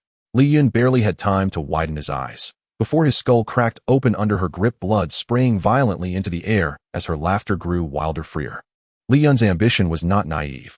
It was bold, unshackled by sentiment, disciplined enough to bear humiliation, and shrewd enough to conceal his true intentions. He possessed all the hallmarks of a man destined for greatness. Alas, he met Xiangru irrational, unbound by reason. You're truly in the way. Without you, I'd still be savoring that intoxicating thrill. Xiangru's grin widened further. As if fearing he might revive, she rained blow after blow upon him. Each strike echoed with a wet, bursting sound. Coppery blood filled the air. When she finished, Xiangru shook her hands clean, then turned toward the stairwell, just as Li Chuanda's henchman, drawn by the commotion, ascended and locked eyes with her. His gaze fell upon the unrecognizable ruin that had been Li Yun behind her, and his pupils contracted violently. Even a man accustomed to carnage recoiled, his stomach churned violently. Ghastly, utterly revolting. Overwhelmed by sheer dread, he trembled uncontrollably before her advancing figure, his heart near breaking, tears welling unbidden. Curiosity killed the cat, he thought bitterly. Why did I even come up? There's noise, so what? Now look at me. Could you please dispose of this mess? Xiangru paused beside Li Chuanda's henchman and smiled sweetly. He was a girl's boyfriend. If anyone asks where he went, just tell them he left. Yes, absolutely. The man nodded frantically. Even 10 minutes after that terrifying woman vanished, his limbs still quaked. An aging residential building. A deafening shriek of the undead shattered the silence. Hordes of zombies surged into the second-floor corridor, among them a towering corpse with an arrow jutting from its face, its bloodshot eyes locked unblinkingly on the woman standing at the far end. That sneaky bastard had ambushed it from the shadows, nearly ending its existence with a single shot. Now it would slaughter that accursed human. But the surrounding corpses obstructed its path, slowing its furious advance, stoking its rage, until it began hurling them aside like ragdolls. Facing the tide of the dead, Yun Bing calmly drew her bowstring.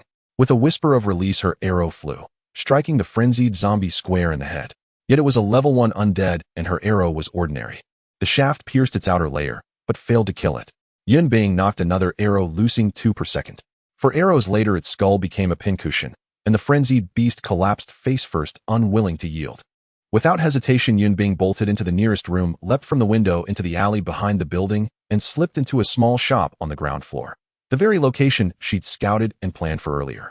She waited there until the undead horde gradually dispersed and quieted, then returned to the second floor to retrieve her arrow and pierce the frenzied corpse's skull once more. No wonder she ranked among the Force Sovereigns. Even with only basic enhancement, she could slay a level 1 undead. As her arrow struck something hard inside the corpse, she swiftly extracted it, a vivid green crystal slick with thick, viscous blood tumbled free. She wiped the crystal clean on the frenzied zombie's clothing, then made her way to a convenience store 100 meters away, its entrance flanked by 2 broken-down coin-operated rides. Inside, an empty shelf stood beside a spinning wheel. On its leftmost third section glowed a scroll-shaped emblem. I searched for hours before finding just one level 1 undead, and got this green crystal purely by luck. Yunbing stood before the wheel and murmured, thinking of Wang Hao. 1 crystal buys 1 spin. Where on earth did Wang Hao acquire so many green crystals? No matter how fortunate one might be, the total number of rewards hinges entirely on how many times one spins the wheel. Wang Hao wasn't merely formidable himself. He'd forged Xiangru into a merciless weapon. To achieve that, he must have spun the wheel countless times. The sheer quantity of crystals required left Yunbing, who knew firsthand how agonizingly scarce they were, utterly drained just contemplating it. It wasn't that the frenzied undead were difficult to kill, it was their scarcity.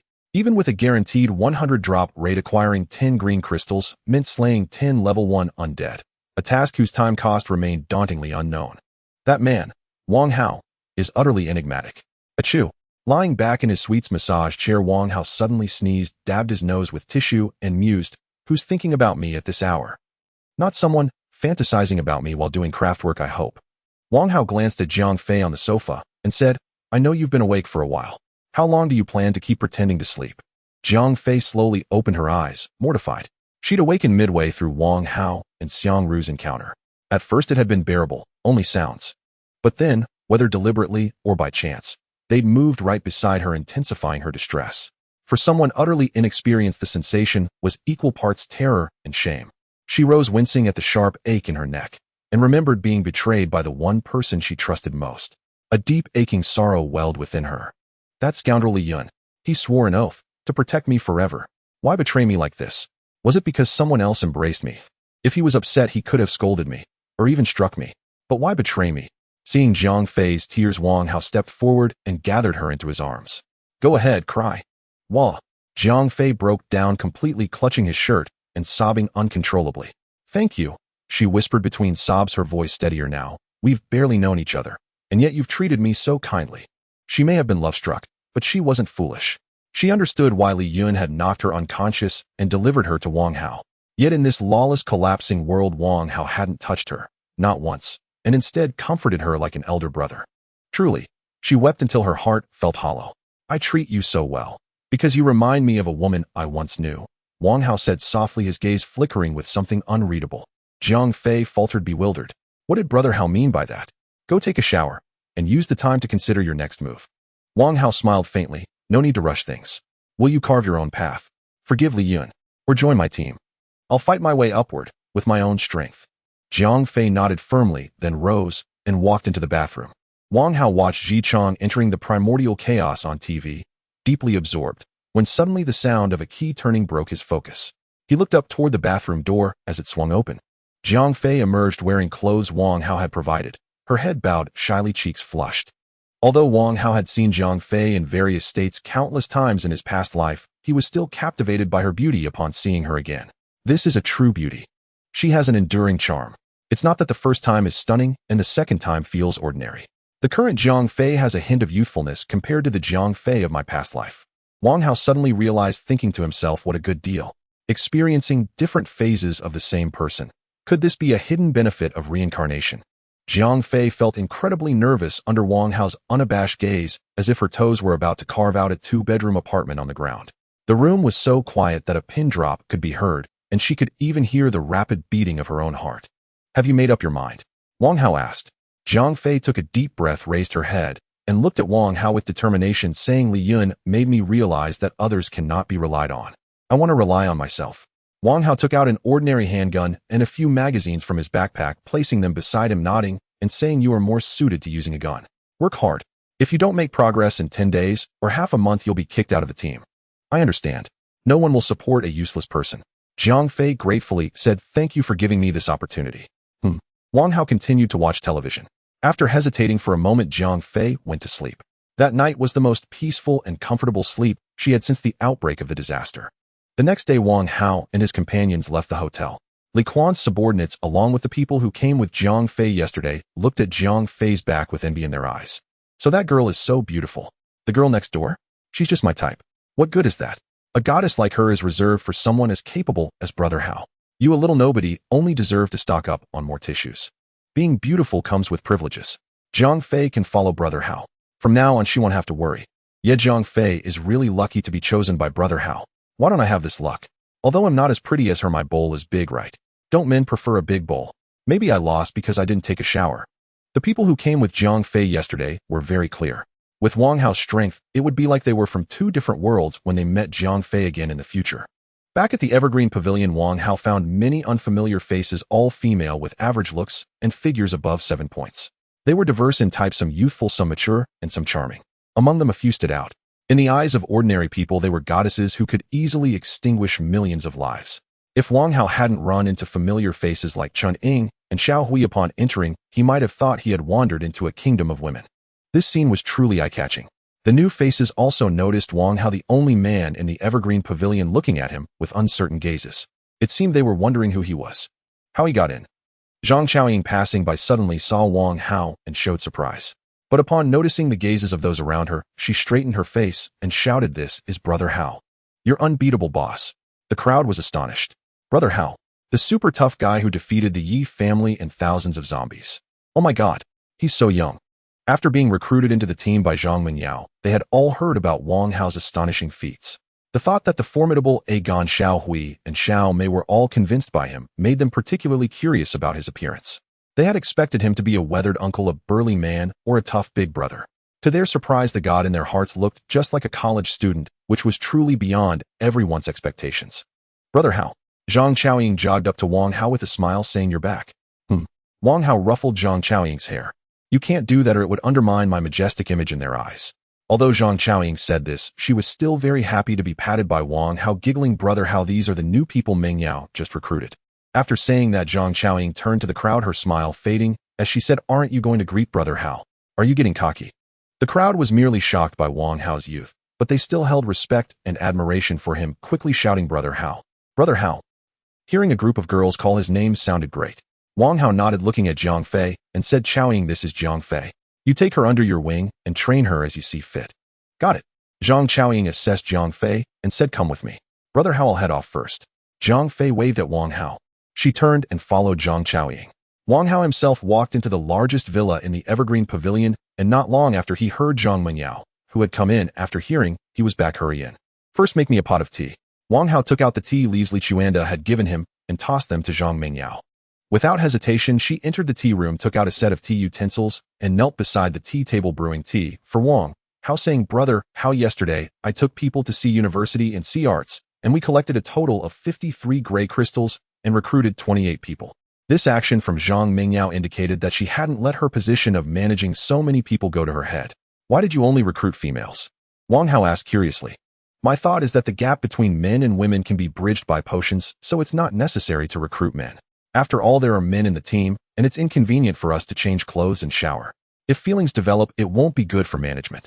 Zhang Mingyao explained, "I didn't discuss this with you, but it's my issue. If Brother Hao has other thoughts, it should be as you wish." Her reasoning was not without merit. While it was fine for other women, Wang Hao's women being eyed by other men or being seen while undressing would definitely be a bit uncomfortable.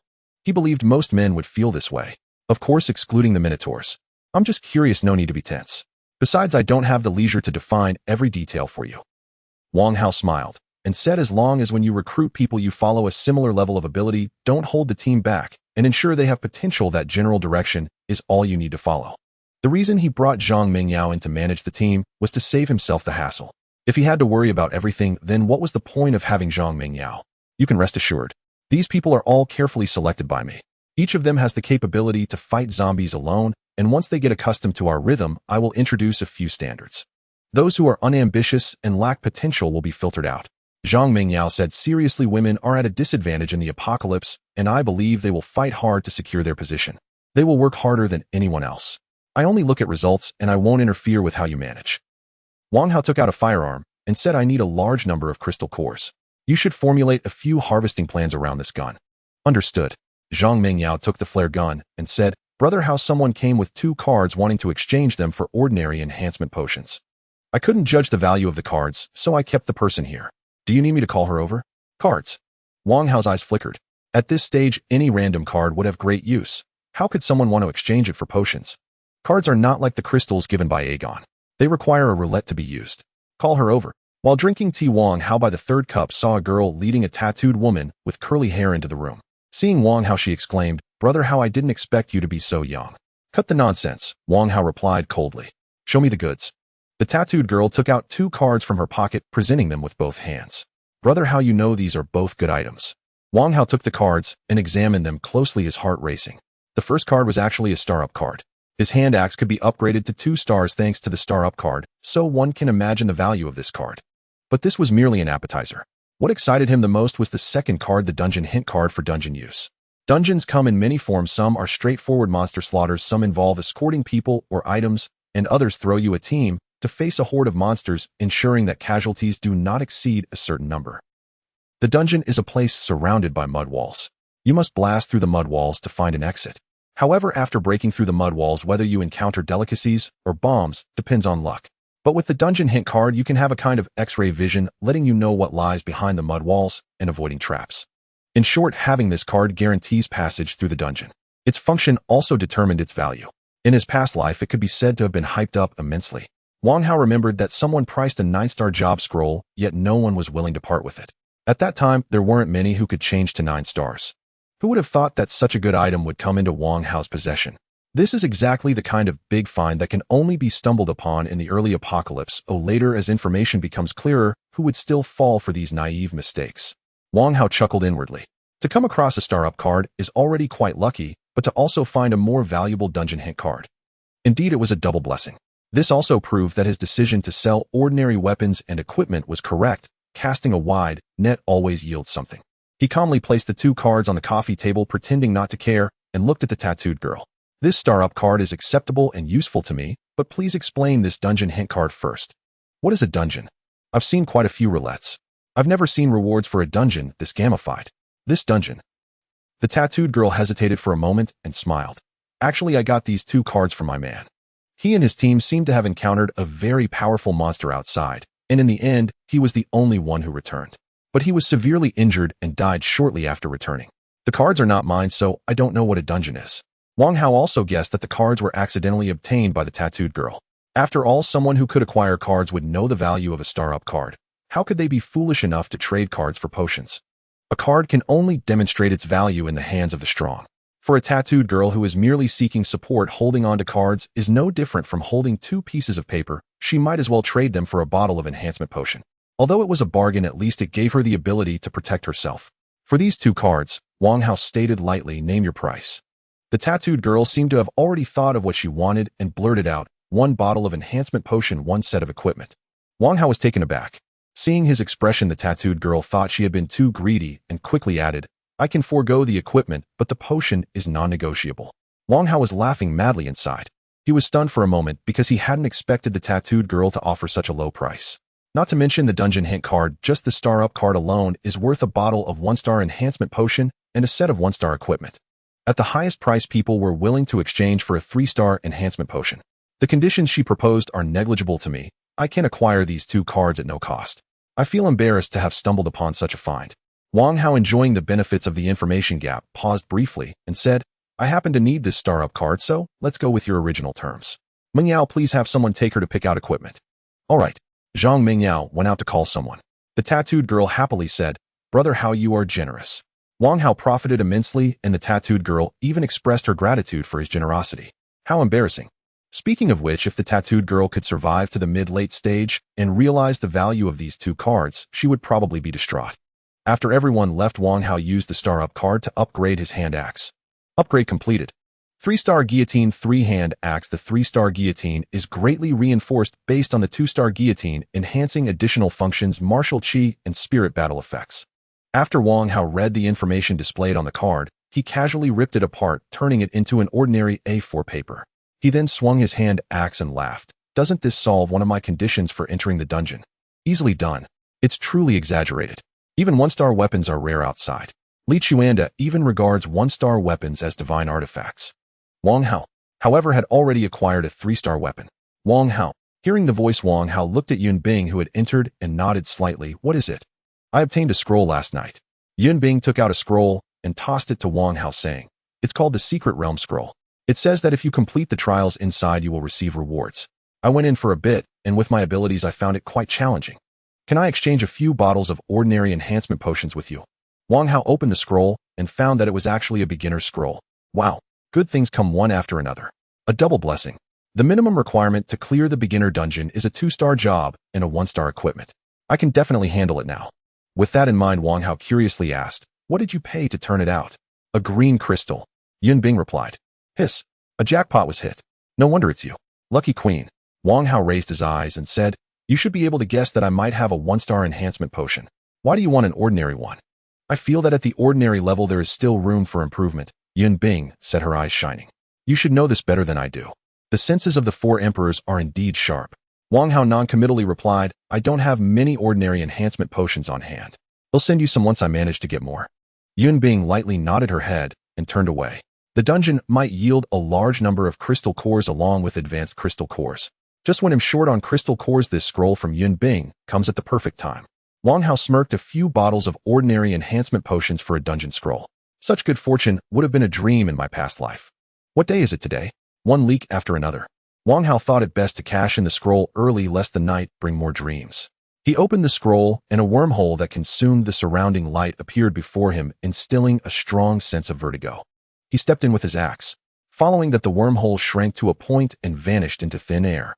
Wang Hao was blinded by a beam of light striking him heat and closed his eyes. Once the light faded and he opened his eyes, he found himself standing in a slightly damp earthen room surrounded by dirt walls so quiet he could hear his own breathing. Holy crap! Wang Hao was not unfamiliar with this environment. He had been here in his past life. He couldn't help but laugh. What a coincidence. Just happened to stumble into the underground palace. Suddenly, a mechanical female voice echoed in the earthen room. Challenger, welcome to the beginner dungeon. I will only say what comes next once and will not provide any answers. Please listen carefully. The female voice spoke evenly. This dungeon takes the form of an underground palace. Challengers must break through the dirt walls to find the exit. There may be rewards behind the dirt walls, or they may be empty or even dangerous. Attention, the dungeon is not a game. Injuries and deaths are equivalent to those in reality. Additionally, if the number of challengers exceeds 1, the difficulty of the dungeon will increase. Adjustments can be made before breaking through the first dirt wall, but once broken the dungeon will adjust and set a fixed difficulty based on the number of challengers. The rules of the dungeon have been explained. Challengers ready can begin the challenge. The female voice conveyed information similar to what Wang Hao had learned. He took out the dungeon hint card. Although the card would be better utilized on a higher level dungeon, using it early was better than never. Who knows what might happen in the future? Perhaps in a couple of days he might come across another dungeon hint card. Or perhaps he would never encounter an underground palace again.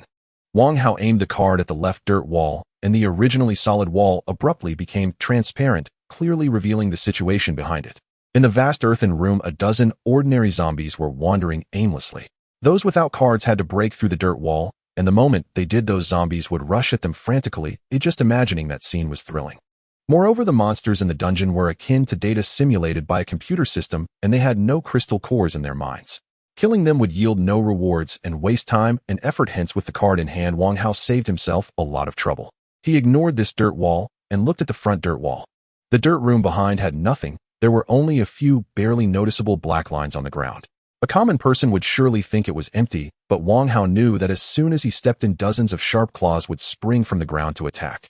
This was 10 times more dangerous than the previous dirt room. If other challengers carelessly entered this room, those with a strength below 2 stars could only hope to be more cautious in their next life. Wang Hao turned to walk towards the back dirt wall. Damn! He encountered lightning again. This dungeon was truly treacherous. 4 walls. 3 of them were traps. This was exactly why Wang Hao had the card. He avoided these traps. Without the card, those who faced these traps would likely be crying from the explosions. It can't be that all 4 sides are traps, right? Wang Hao glanced at the right dirt wall, his eyes glinting as he stepped forward to kick down the wall, heading towards the metallic box placed at the center of the dirt room. Fortunately, the dungeon isn't so heartless as to provide no rewards. Wang Hao opened the metallic box and found it filled with a pile of crystal cores. He stuffed the crystal cores into his backpack, finding approximately 12 gray crystals, 3 green crystals, and 1 blue crystal. Under normal circumstances, he would have to kill over 400 ordinary zombies to earn these crystal cores, but now he had hardly done anything. He had already obtained these crystal cores. What a delight. Hey, things are looking up. Wang Hao looked towards the left dirt wall, raised an eyebrow, and stepped forward to kick down the wall, heading towards the metallic box located in the center of the dirt room. As he opened it, he saw 3 bottles of potions with instruction manuals attached, 2 bottles of ordinary enhancement potions, 1 bottle of 1-star enhancement potion. Wang Hao checked the instruction manual and stored the potions away, saying in this environment, just 1 bottle of ordinary enhancement potion could make friends as close as brothers turn against each other, leading family to harm each other. If these 3 bottles of potions were to leak out, I can't imagine how many would perish. And I only had to walk a few steps to obtain these potions. Those still alive understood that the emergence of zombies was both a disaster and an opportunity, for the zombies had reshuffled the world. One could say that as long as one's fist is strong enough, one could obtain everything they had previously dared not even dream of, such as making the boss kneel and lick their shoes, or making the goddess wear a collar. Thus, not to mention enhancement potions, even ordinary weapons and equipment could compel many to risk their lives. Wang Hao returned to the upper earthen room, checked the other 2 dirt walls, and after finding them both to be traps, returned to inspect the walls one by one. This time his luck was quite good. Of the 3 walls, 2 had rewards. Wang Hao threw a punch to break through the dirt wall, opened the metallic box inside the dirt room, and found another pile of crystal cores, which he promptly tucked into his backpack. There were approximately 17 gray crystals, 8 green crystals, and 1 blue crystal. This made Wang Hao, who had come for the crystal cores, feel quite satisfied, especially thinking of how much trouble he had avoided. The joy immediately doubled. Then he entered another dirt room that had rewards. This time the metallic box contained 2 ordinary knives and a 1-star hammer. After collecting them, he continued to explore the underground palace. From then on, Wang Hao would avoid lightning when he encountered it and collect rewards when he found them. If he encountered a situation where it was all lightning, he would only trigger it as a last resort. However, relying on his foresight, he would strike before the lightning even registered, and by the time the monsters reacted, they would already be severed. Those monsters right before death probably lamented, "How did he know we were here? He came up and just started hacking us." Whether anyone was in charge, he was hacking. The underground palace isn't a maze. No matter how one navigates, they can reach the exit. The only difference lies in how many traps the challengers triggered along the way and the power of those traps. Some people were lucky. Throughout the entire dungeon, they might have only triggered a few traps, and those traps weren't particularly powerful. Others were not so fortunate. They might end up finishing right at the start. Wang Hao, being the one with the cheat, naturally didn't have to worry about luck. The places he lingered in were undoubtedly where the rewards were. 2 hours passed. Wang Hao had touched a total of 26 metal boxes, obtaining 457 gray crystals, 172 green crystals, 67 blue crystals, and 21 purple crystals. 22 bottles of ordinary enhancement potions, 6 bottles of 1-star enhancement potions, 2 bottles of 2-star enhancement potions, 19 ordinary weapons, and 23 pieces of ordinary equipment. 8 1-star weapons and 12 pieces of 1-star equipment. 1 2-star weapon, 1 3-star weapon, 1 piece of 3-star equipment. What surprised Wang Hao the most was that he had found a 1-star profession scroll. At first he had gone to great lengths to obtain a 1-star profession scroll, but now he had stumbled upon one after just a few steps. Additionally, among the 1-star weapons he obtained was a bow used by Yunbing. Yunbing has adapted to the pace of the apocalypse, and her growth rate is quite extraordinary, while others see a significant boost in strength from their weapons and equipment. For her weapons and equipment have become a burden. Once she equips a 1-star weapon, even as an ordinary enhancer, killing 1-star monsters would be as easy as child's play. Wang Hao recalled that someone had specifically tested the size of the dungeon in his past life, and it seemed that the initial level was as large as 2 World Cup football fields. Now he had probably only explored 1/5 of it. Wang Hao smiled widely at the thought of the crystal cores he had obtained. This is the allure of dungeons: the greater the danger, the more substantial and plentiful the rewards. Of course, this is a privilege exclusive to the strong. For the weak, exploring 1 or 2 earth chambers in the dungeon is exhausting, and the rewards they obtain may not even be worth more than selling a scroll. Wang Hao turned to look at the earthen wall behind him, surprised, and said, "I didn't expect to encounter others in the dungeon at this time." There were people in the earthen chamber behind the wall. 3 men were attacking a giant red ant over 2 meters tall, wielding a katana or a dagger, while in the center of the chamber sat a metal box, evidently a reward guarded by a monster. Wang Hao had encountered 6 similar situations before and recognized that the giant ant was a 2-star mutated creature. Gao Yao Ren. Wang Hao had dealt with many foreigners in his past life, and his impression was extremely poor, especially with the lighthouse, people whom he mostly found to be very arrogant. They spoke as if they were looking down at others. Thus, he quickly recognized where the three men were from squinting, as he said, 3 people, 1 2-star, 2 1-stars, skilled fighters clearly trained. They should be the top-tier experts of Gao Yao Island. This was mentioned in Chapter 71. The dungeon scrolls are not unique. Somewhere in the world there might be others who have obtained the same dungeon scroll. This also explains why Wang Hao would encounter foreigners in the dungeon. He wasn't in a hurry to enter. It would be more beneficial to wait for the 3 men to finish their battle before harvesting the rewards. At this moment, the 3 men seemed to be old friends who had known each other for years, working together seamlessly as they provoked the 2-star ant into a frenzy. Several wounds were bleeding on its body. Yoshi, the strongest among the 3, a bald man, exclaimed excitedly, "It's about to fall down. The treasure is ours. Before it is completely dead, we must not let our guard down." The strongest of the 3, Tianzhong, with sharp eyes like an eagle, fixed his gaze on the 2-star ant and said, "It's about to attack." Kitakin. The 2-star ant suddenly turned as red as flames, charging toward him with increased speed. It was too fast. Aside from Tianzhong, the other 2 could only blur the image of the 2-star ant in their eyes. Being a mutated creature, it was naturally stronger than others of the same level, and its sudden outburst put tremendous pressure on the 3. If the attack is full of flaws, then the offense will become meaningless. Tianzhong calmly waited for the 2-star ant to charge closer, then stepped firmly on the ground, gracefully dodging to the side, causing its attack to miss. Following this, Tianzhong thrust his sword upward, the 1-star blade cutting through its wound. Tianzhong had studied the art of the katana for many years. Before the apocalypse, he was a well-known master of swordsmanship in the area. When he became an enhancer, his superhuman physique, combined with his powerful sword skills, was like a tiger with wings. Although the 2-star ant had more power than Tianzhong, its attacks were too simplistic for him. It couldn't land a blow on him. What use was its strength? Hiss! The 2-star ant sprayed filthy blood from its wounds, letting out a shrill cry. Cheetah charged forward, grabbed the 2-star ant's leg, and shouted as he lifted it up, smashing it down hard onto the ground behind him. Meanwhile, the short man wielding a dagger rushed in, targeting the ant's eyes. The ant was already battered and weakened by the 3 men, but its strength and explosiveness were far from peak condition. At this moment, it faced the short man and was unable to exert itself, succumbing to a 3-strike combo from a 1-star enhancer. Master Tianzhong, your swordsmanship has reached a level of perfection. The short man, after delivering a few more stabs to confirm the ant was dead, stood up and looked at Tianzhong in admiration, saying, "I believe you will become the hope of Gao Yao Island in the near future." To be honest, Tianzhong is indeed formidable. In his past life, not many were able to pull the 2-star ant like he did at the same level, and he did so without sustaining injuries. You haven't seen enough. My swordsmanship goes far beyond this. Tianzhong arrogantly lowered his katana and said, "Let's see what treasures are in the box." Cheetah and the other 2 stood straight, nodding toward Tianzhong. Then they approached the metal box, but just as they were about to reach out to open it, the earthen wall behind them suddenly exploded, sending debris flying. The 3 looked toward Wang Hao, who had burst through the flying dust with an axe. Like them, he was surprised to find that there were others in this dungeon. He didn't seem to be one of the Gao Yao people. So young, even if he was skilled, he couldn't be that impressive. Cheetah and the short man stared at Wang Hao, already forming their first impression of him. He was merely passing through. As long as he behaved, all would be well. However, if he tried anything funny, the 2 would swiftly eliminate this kid. Wang Hao walked straight towards the metal box, and a cold, murderous intent flashed in the eyes of the 2.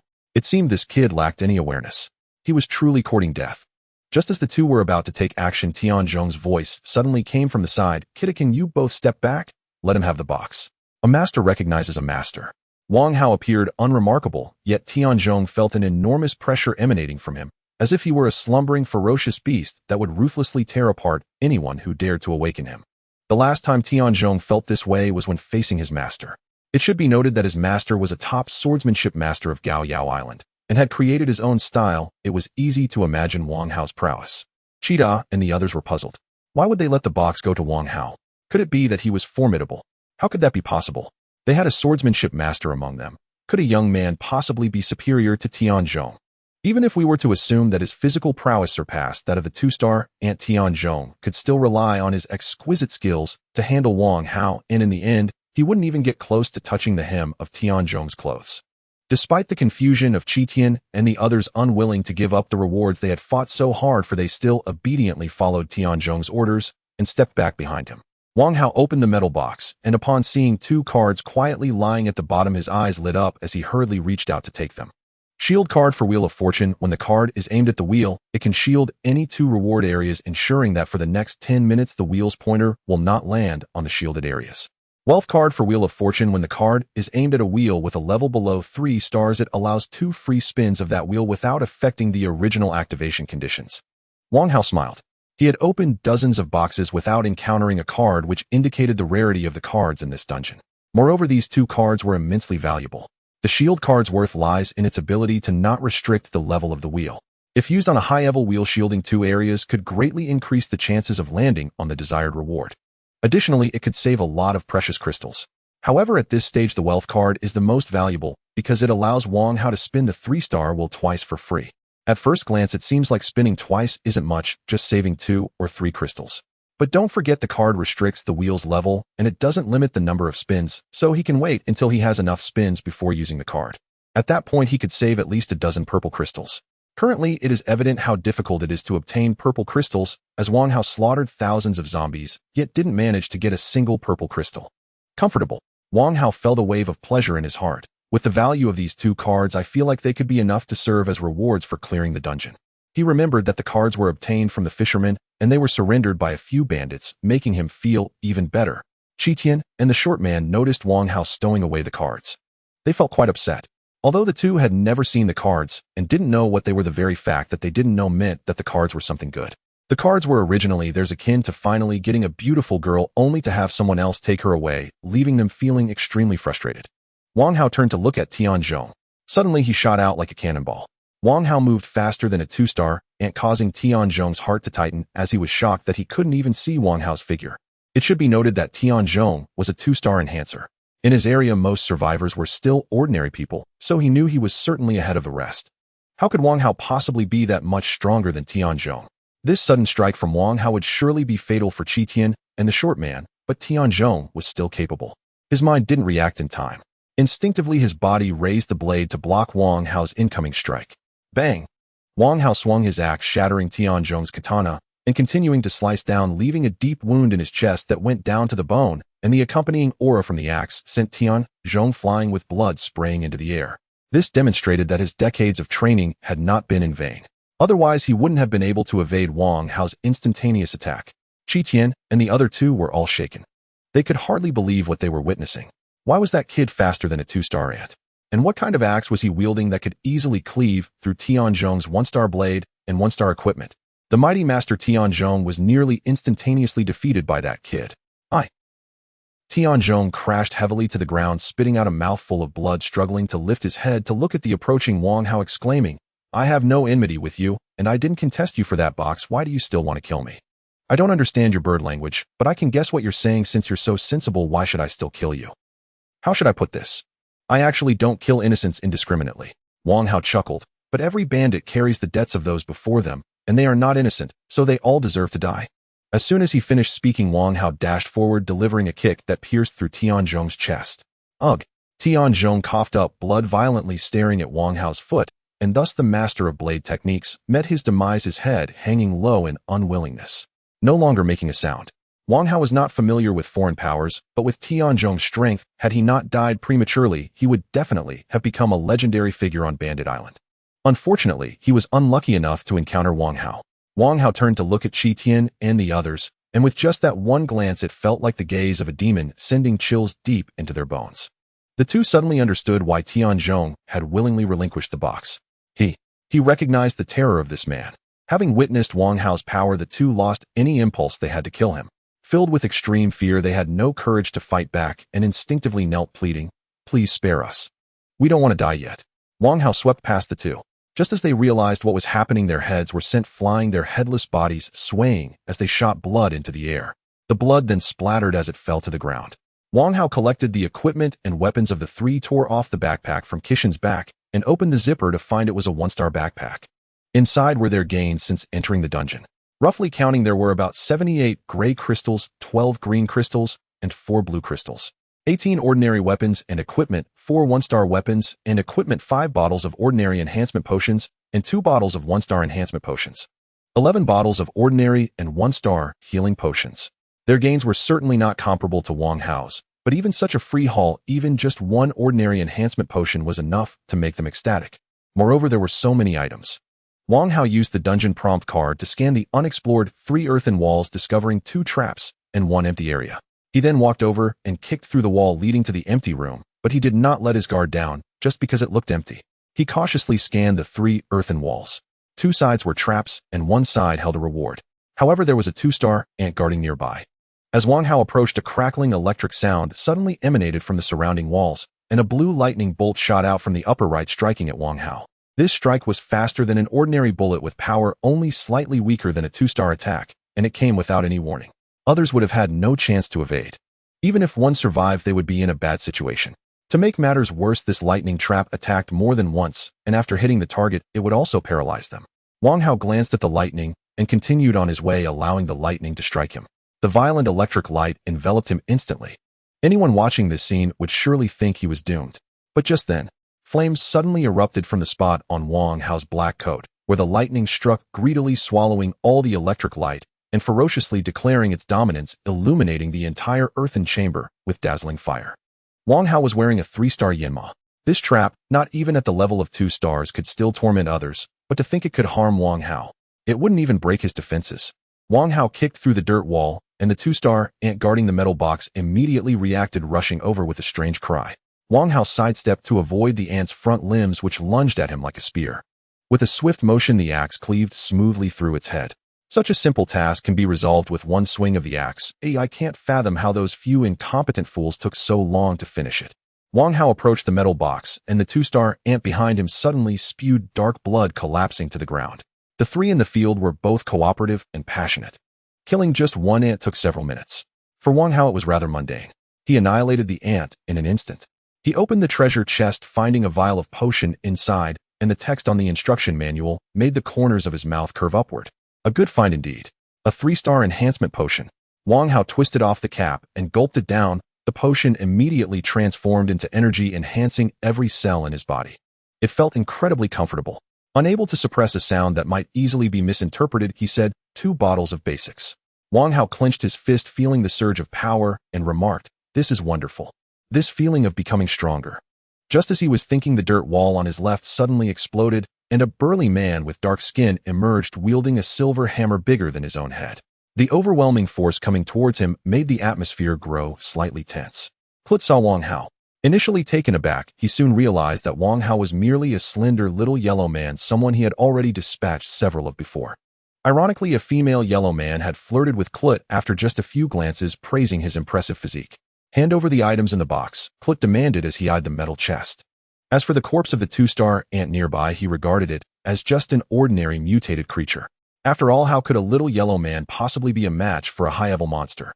He coldly fixed his gaze on Wang Hao, saying, "Kneel and bow your head to me. Then you can leave."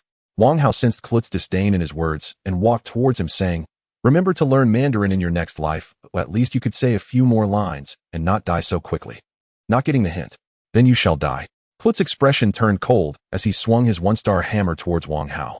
He hadn't expected to encounter another 2-star enhancer. But was the foreign environment really that difficult? Both Tianzhong from before and now Clut clearly hadn't advanced in their classes. They should talk to Wang Hao. He had a useless 1-star class scroll in hand. Faced with the imposing Clut, Wang Hao felt no disturbance in his heart. He raised his left hand to catch the hammer that came crashing down.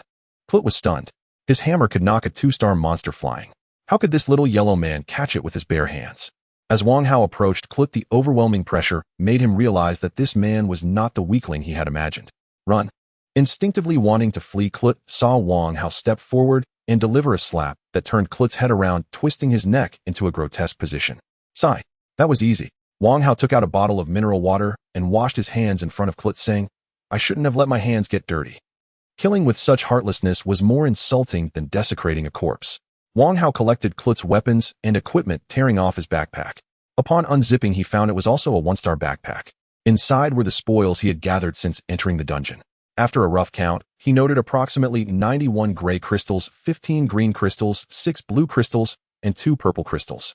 13 sets of ordinary 1-star supplies, 26 ordinary 1-star weapons and gear, and 7 bottles of ordinary 1-star enhancement potions. 1 bottle of 2-star enhancement potion. Although Clut was weaker than Tianzhong, he was alone and the dungeon's difficulty was lower than Tianzhong's, so his haul was naturally greater. So why didn't Tianzhong choose to act alone? Because the trio's synergy allowed them to accomplish more. For instance, when Klut faced the 2-star, and even if he could win, he wouldn't come out unscathed, unlike Tianzhong's trio, who cooperated to kill the 2-star ant without taking damage. Overall, there are pros and cons to acting alone versus in a group. Either choice is fine. Wang Hao's mind shifted, and he turned to look at the entrance where Klut had come from. There stood a curly-haired young man with blue eyes. Ryan saw Klut's corpse and was stunned. They weren't like Wang Hao, who could avoid most traps. Each time they triggered one, they had to take a break. Thus they had been in the dungeon for several days, naturally encountering each other along the way. Knowing each other's approximate strength, Ryan understood that Klut was a master from the lighthouse, characterized by his ferocious and arrogant nature. Anyone who encountered him would immediately take a detour, fearing that even a moment's delay could draw his attention. Unexpectedly, he never thought that this man before him had actually slain Klut. Heavens! Klut was so strong, I saw him crush 3 1-star monsters single-handedly. I thought he was invincible in the dungeon. Ryan trembled with fear and said, "This person doesn't seem very strong. How did he kill Klut?"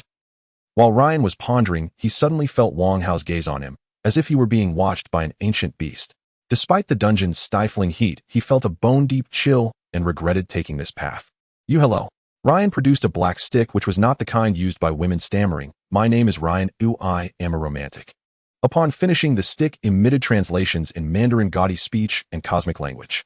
It was a real-time translator. Wang Hao had used it when trading with foreigners in his past life. Hearing this, he coldly replied, "Oh, you are truly impressive." Ryan's translator locked onto Wang Hao's words and translated them into Mandarin. At this moment, Ryan took out a pack of foreign cigarettes from his pocket, respectfully offering one to Wang Hao, saying, "If others knew you had killed Klut, they would certainly be astonished." Wang Hao accepted the cigarette, casually placing it behind his ear, and smiled, saying, "I heard this dungeon has a particularly high number of crystal cores." Ryan understood immediately. He took out a small bag from his backpack and handed it to Wang Hao, nervously saying, "I'm not very strong. This is all the crystal cores I've obtained. Please don't think it's too little." Wang Hao opened the bag and glanced inside. It was an item with a built-in space. It was filled with crystal cores comprising approximately 37 gray crystals and 4 green crystals. It was indeed a bit lacking. However, receiving it for free was still delightful. "You have great potential. I believe in you." Wang Hao patted Ryan's shoulder. He walked towards the next earthen chamber. Phew! Ryan sighed in relief, grateful that this man wasn't the brutal and terrifying type like Klut. The 9 provinces is indeed the most mysterious country in the world, teeming with hidden talents, Roulette, and said with lingering fear. "When he looked at me just now, I felt as though I had seen God. I never want to encounter him again." Roulette thought to himself as he quickly left.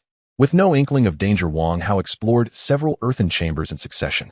However, just as he was about to move to the next chamber, he encountered a situation where 3 sides were lined with lightning. To conserve energy, he had no choice but to choose the chamber that clearly had traps. Before he could blast through the earthen wall, the left wall of the chamber suddenly shattered. A determined-looking woman with short, neatly arranged hair entered, wielding a dagger. Judging by her demeanor, she was likely a female warrior. Zhao Nan. Wang Hao raised an eyebrow. He recognized the woman as a top expert from the first team of the Dragon Soul Palace. In his past life, ranked 5th on the combat power list, even higher than Xiang Ru, known for her elusive and impressive mobility, referred to as shadowless by survivors. It is worth mentioning that only the top 10 on the combat power list are recognized as elite experts, and their names rarely change, perhaps only once or twice every couple of years. The 10 outside belong to the upper middle tier with names that change almost daily. This is also why Wang Hao, who was ranked 24th in his past life, claimed to be doing just okay.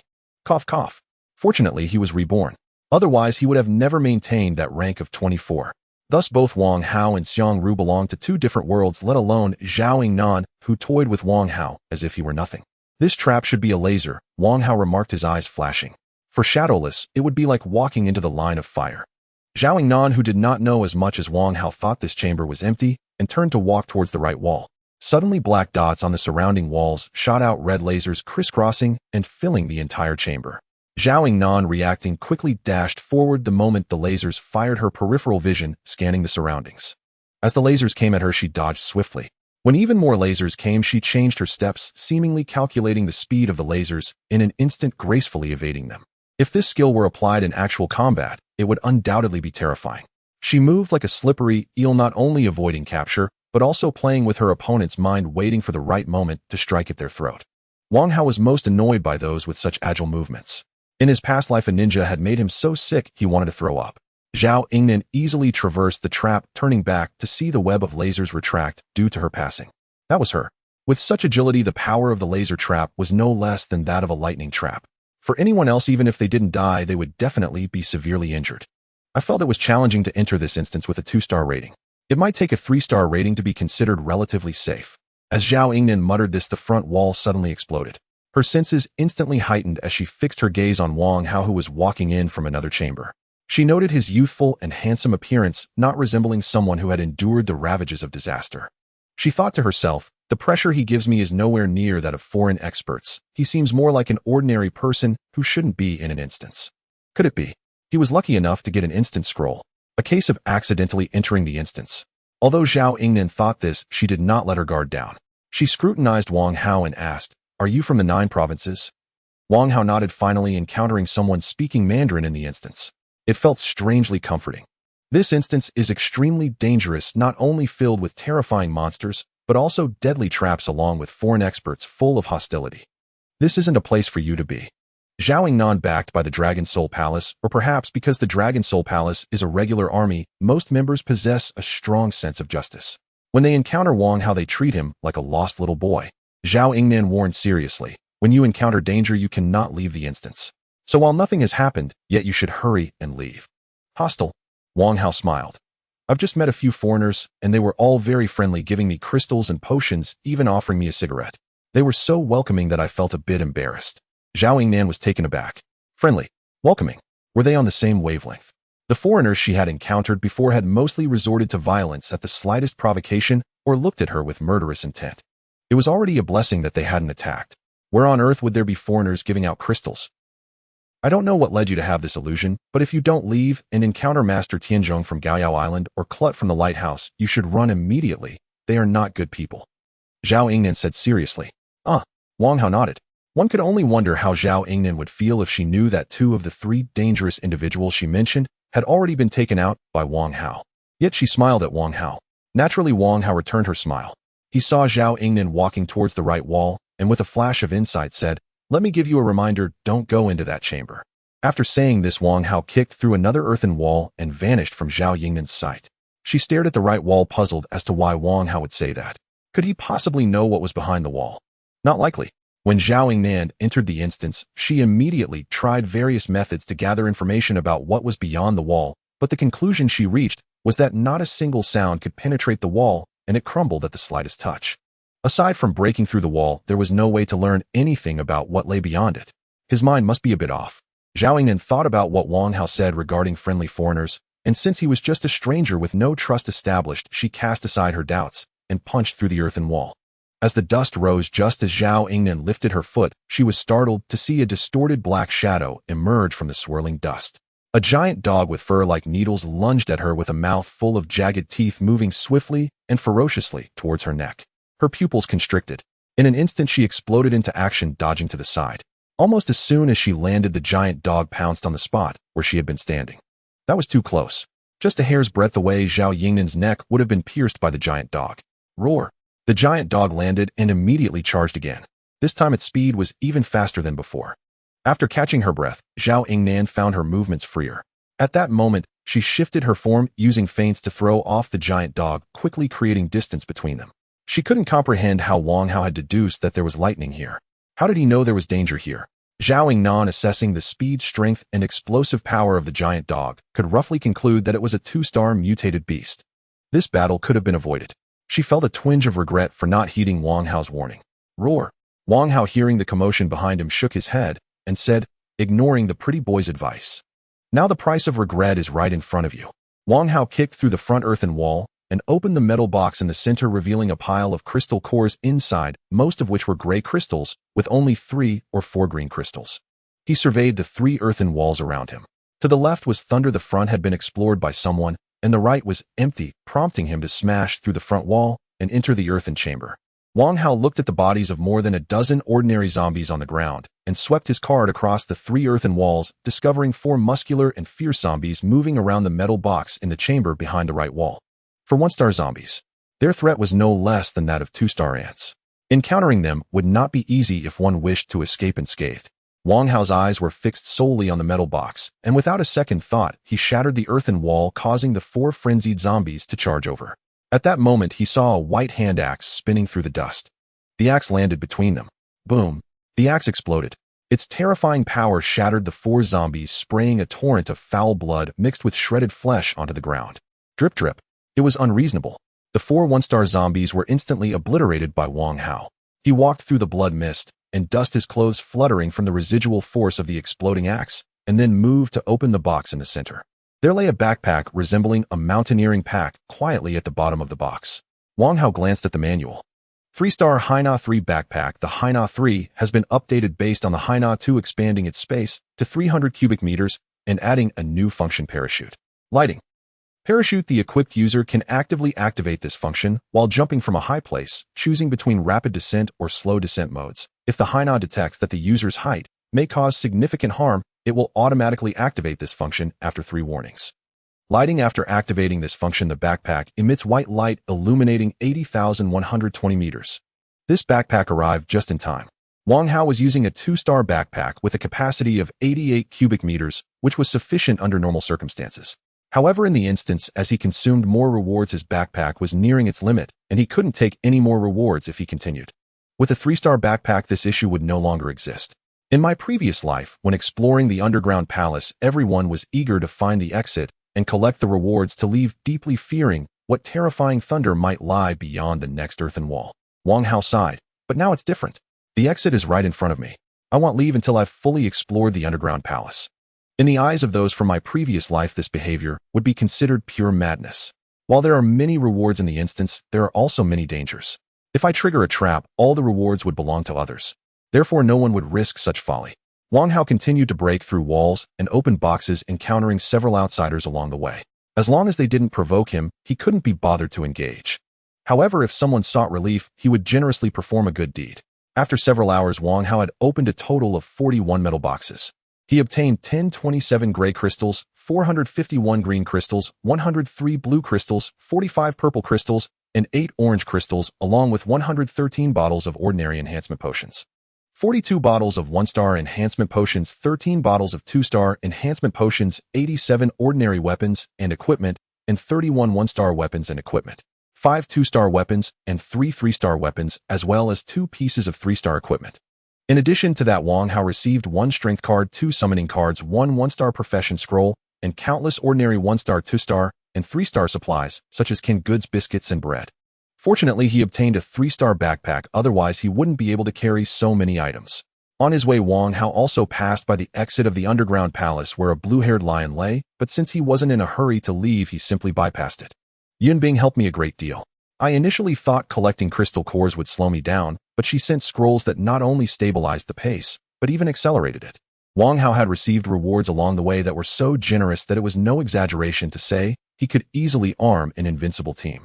He didn't even need to. This team would still dominate outside. Having traveled through most of the underground palace from the beginning, where every room was unexplored, to now where out of the 10 chambers he had visited, 9 had been explored, even if there were still uncharted areas. There were only a few left. It wasn't necessary to waste time searching. This journey is enough. Now to extract the last bit of value from this instance. Wang Hao stretched and took out a 2-star bread from his bag. He walked and ate. After 11 minutes, he entered an earthen chamber approximately the size of a basketball court and noticed there were 5 more people here. Zhao Yingnan was among them. However, she had sustained many injuries, with blood streaming down her hand and dripping onto the ground, as if she had just been through a fierce battle, looking somewhat disheveled, her aura not as imposing as when Wang Hao first met her. The other 4 were a bald, muscular man with a beard down to his neck, a tall-nosed uncle with scars displaying his achievements, a brown-skinned youth with sunken eyes, and Ryan, whom Wang Hao had seen before. Though Wang Hao only recognized Zhao Yingnan and Ryan, he could sense the unique and powerful aura emanating from the others. Simply standing there exuded a strong impact. It made sense. Those who could enter the instance and reach this point were certainly not ordinary. This was, since Wang Hao's rebirth, the highest level of strong encounters he had faced. At this moment, all 5 were staring at the blue-haired lion standing in front of the wormhole, and they had all noticed Wang Hao the instant he stepped into this chamber. Zhao Yingnan glanced at Wang Hao. Although she was curious about how he knew what lay behind the earthen wall, she hardly had the energy to manage herself. She couldn't care less about him. The bald, muscular man, the tall-nosed uncle, and the brown-skinned youth only glanced at Wang Hao, sensing he was on the same level as Ryan, so they didn't dwell on him, except for Ryan, who widened his eyes upon seeing him. Oh my god, how did I encounter this terrifying person again? But if it's him, is there any possibility he could break the current stalemate?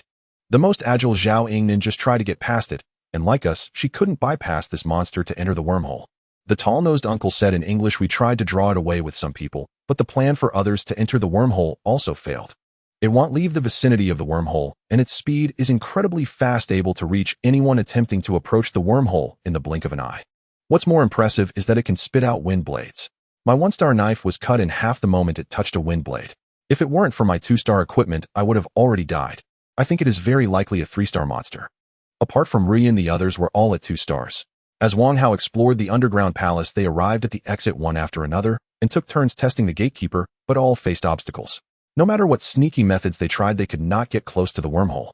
Wang Hao knew without trying what conclusion they had drawn. The exits of the beginner's underground palace are guarded by 3-star monsters. The 3-star monster is random. If luck is on their side, they might encounter the weakest zombie among the 3-star monsters. However, they were unfortunate and met a specialized mutated creature. The blue-haired lion known as the Wind Lion possesses average strength among its peers, but its speed and reflexes are top-notch. The group was already 1 star lower than the Wind Lion, with noticeable gaps in all aspects. Given the Wind Lion's specialization in speed, their attempts to clear the challenge through sneaky methods seemed somewhat naive. The wind blade that the tall-nosed uncle spoke of is a monster's ability, not something that every monster possesses. Speaking of which, humans had developed technology in the mid to late stages. It was truly terrifying. If monsters only knew how to pounce, claw, and bite, they couldn't even approach human territory, and the apocalypse would have long been over. Norman, the bald strong man, said impatiently, if you have something to say, spit it out. I suggest we join forces and split the rewards, otherwise no one will get through. I accept your suggestion, Norman, the tall-nosed uncle replied. The bald strong man turned to Zhao Yingnan, glaring, you run the fastest, you distract the monster, and well handle it. Zhao Yingnan frowned slightly. She might trust the others, but the bald strong man was Collins. Before the apocalypse, he was a notorious violent criminal, internationally bloodthirsty and ruthless, with countless blood stains on his hands. After the disaster, the lighthouse recruited him, leaning resources towards him, making him even more unrestrained. In simple terms, he was a mad dog. Zhao Yingnan and Tianzhong had always avoided Collins before, just like how they would steer clear of the equally violent Clute in his presence. Speaking softly, collaborating with such a person was undoubtedly akin to seeking the skin of a tiger. However, Zhao Yingnan had no means to clear the instance on her own, making collaboration with Collins seem like the best option for now. Just as Zhao Yingnan was hesitating, a tall and upright young man walked between them toward the Wind Lion, causing Zhao Yingnan's expression to change. She hurriedly shouted, can't you see we're all injured? It's not an ordinary monster, come back. Collins and his companions were either speechless or mocking. Where did this reckless kid come from? Could he not see the situation, and was he really that stubborn? There was no suspense. If he dared to take a few more steps forward, the Wind Lion would immediately shred him, as they had already experienced the Wind Lion's ferocity. Wang Hao acted as if he hadn't heard, and continued walking. What a lunatic! Zhao Yingnan felt helpless. It was hard to persuade someone who seemed intent on courting death.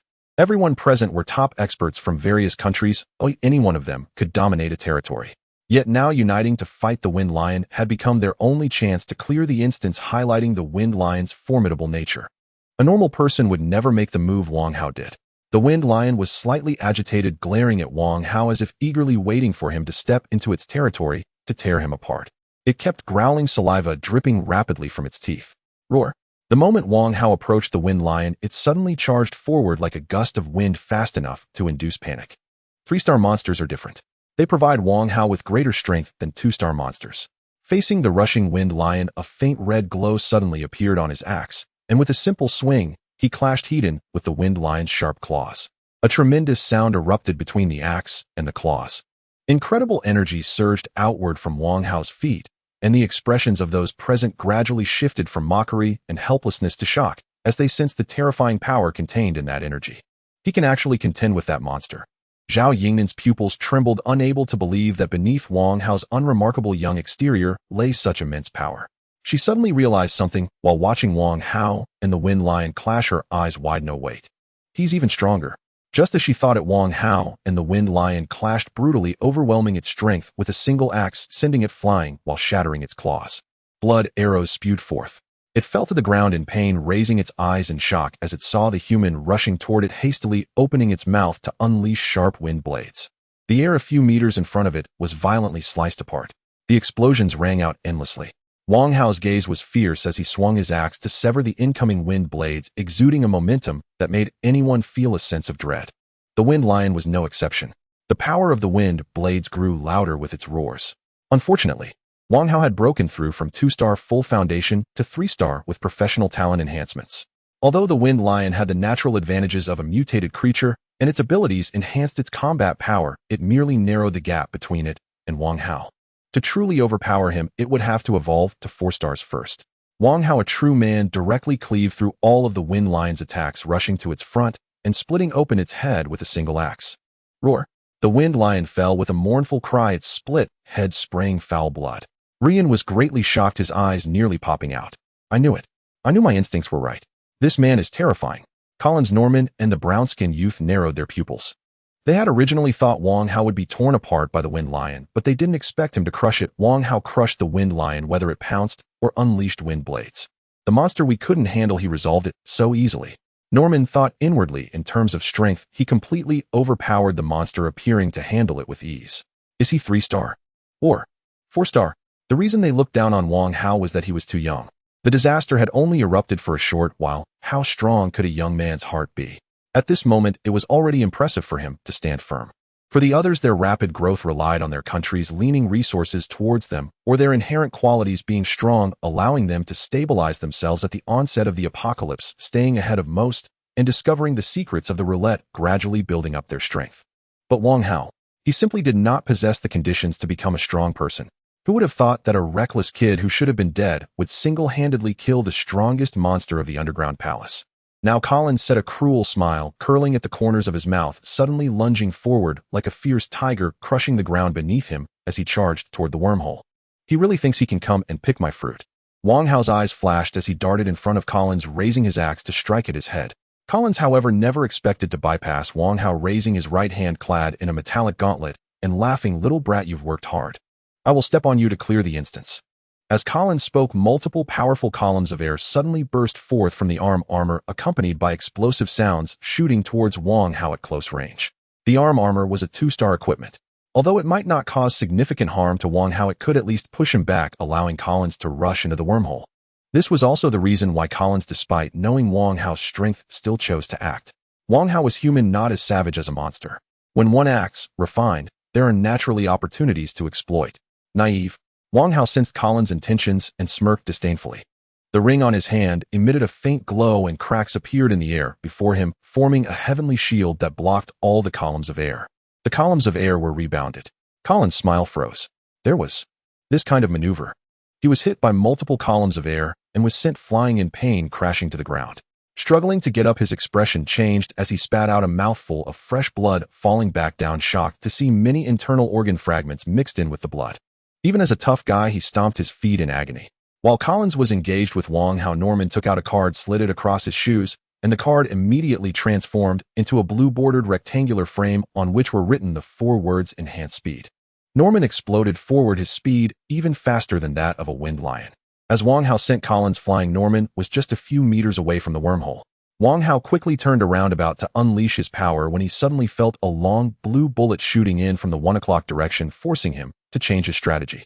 He reached out and split off a white hand axe from his hand, throwing it towards Norman.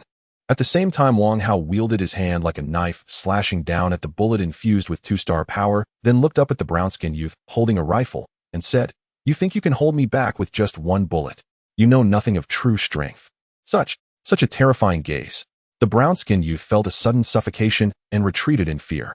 Meanwhile, the white hand axe spun and embedded itself in the ground beside where Norman had passed, releasing a soul-shaking explosion. Norman was hit at the waist by the shockwave and was sent flying, falling to the ground just a step away from the wormhole.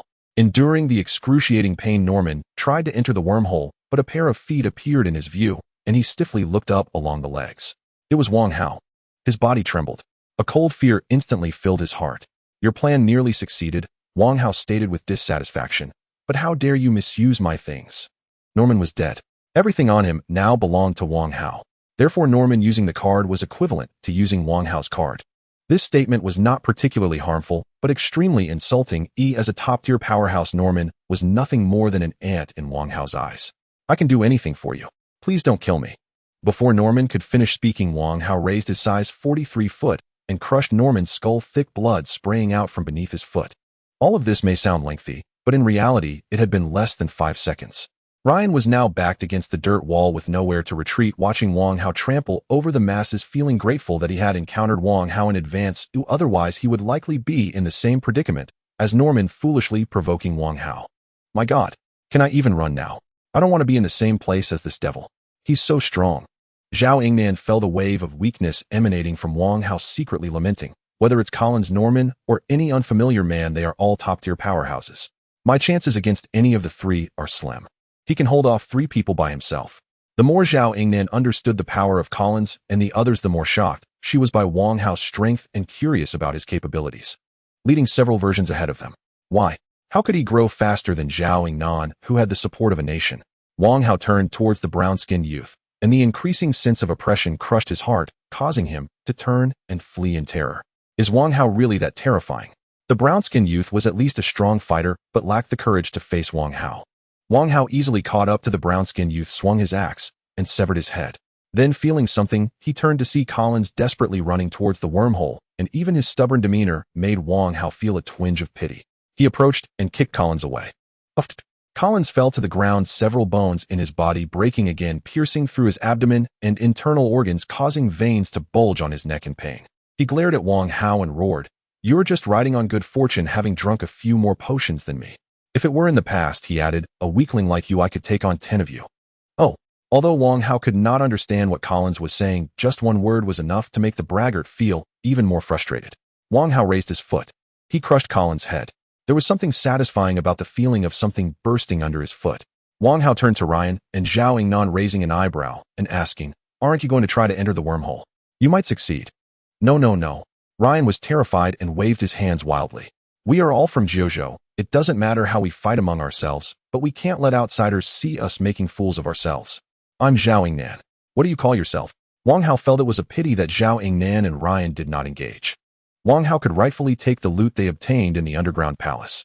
Wang Hao stripped Collins of his equipment and weapons, also tearing off his backpack, then did the same to Norman and the brown-skinned youth, walking to the wormhole and looking at Zhao Yingnan, saying, "I know with your background. You want to investigate my identity. It would be easy, but I don't want anyone disturbing me." After saying that, Wang Hao stepped into the wormhole. This statement could be seen as a warning, cautioning Zhao Yingnan not to let the higher-ups of Jiuzhou come looking for him and disrupt his pace. Upon hearing this, Zhao Yingnan swallowed the words she had intended to say to Wang Hao. She had predicted Zhao Yingnan's thoughts, as she indeed wanted to invite him to join Jiuzhou. After all, having such a top-tier expert who could sweep through the underground palace would undoubtedly be a great asset. Moreover, he was still young. With further training, he could very well become a key figure in ending the apocalypse. I am so curious about his identity. His strength, character, and mindset are all severely inconsistent with his appearance. Wang Hao had preemptively stifled Zhao Yingnan's thoughts, leaving her feeling stifled and dissatisfied, secretly thinking, but it's probably for the best that he didn't join. Jiuzhou is currently facing many internal issues. Several families are plotting to seize power amidst the chaos. If he were to wade into these muddy waters, he would inevitably get stained. Suddenly, Zhao Yingnan thought of something. She froze. Wang Hao, does he know me? How did he know that it would be easy to investigate him? He's finally gone. Ryan exhaled deeply, as if a mountain had been lifted from his back, only to realize with a start that his shirt was drenched with cold sweat. No one could fathom how tightly wound Ryan had been while Wang Hao was present. In an instant, Zhao Yingnan and everyone else inside the underground palace vanished in a blinding flash of white light. Someone had cleared the dungeon. They were forcibly ejected from the instance. And while Wang Hao emerged from the wormhole, he did not return to his villa, but instead materialized within a frigid metallic chamber. At its center stood a metal chest, the reward for clearing the dungeon. Its contents were randomized, yet given the dungeon's extreme difficulty, even the lowest tier prize would be extraordinary. The dungeon upheld fairness in one fundamental principle: greater risk yielded greater reward. Wang Hao retrieved Collins' pack, and those of the others opened each one and methodically sorted their contents into his own backpack. He then tallied his haul from the underground palace. First, the crystal cores, 2419 gray cores, 812 green cores, 241 blue cores, 101 purple cores, and 17 orange cores. This, perhaps, was one reason why elite survivors in his past life had surged so far ahead of the rest. Even at the bare minimum yield from a dungeon, their advantage was insurmountable. Hundreds of gray cores and dozens of green ones alone would secure dominance in the apocalypse's earliest days, provided one avoided reckless gambles. Even without ruling supreme, one would still outpace the vast majority. Next, he inventoried the vials of serums: 189 standard enhancement serums, 73 1-star serums, 21 2-star serums, and 2 3-star serums. Beyond enhancement, there were over 300 vials of healing and utility serums, standard 1-star, 2-star, and 3-star, each serving distinct purposes. Piled high in the corner of his backpack, they formed a veritable mountain. An outsider might easily mistake Wang Hao for a master apothecary. Then came the armaments.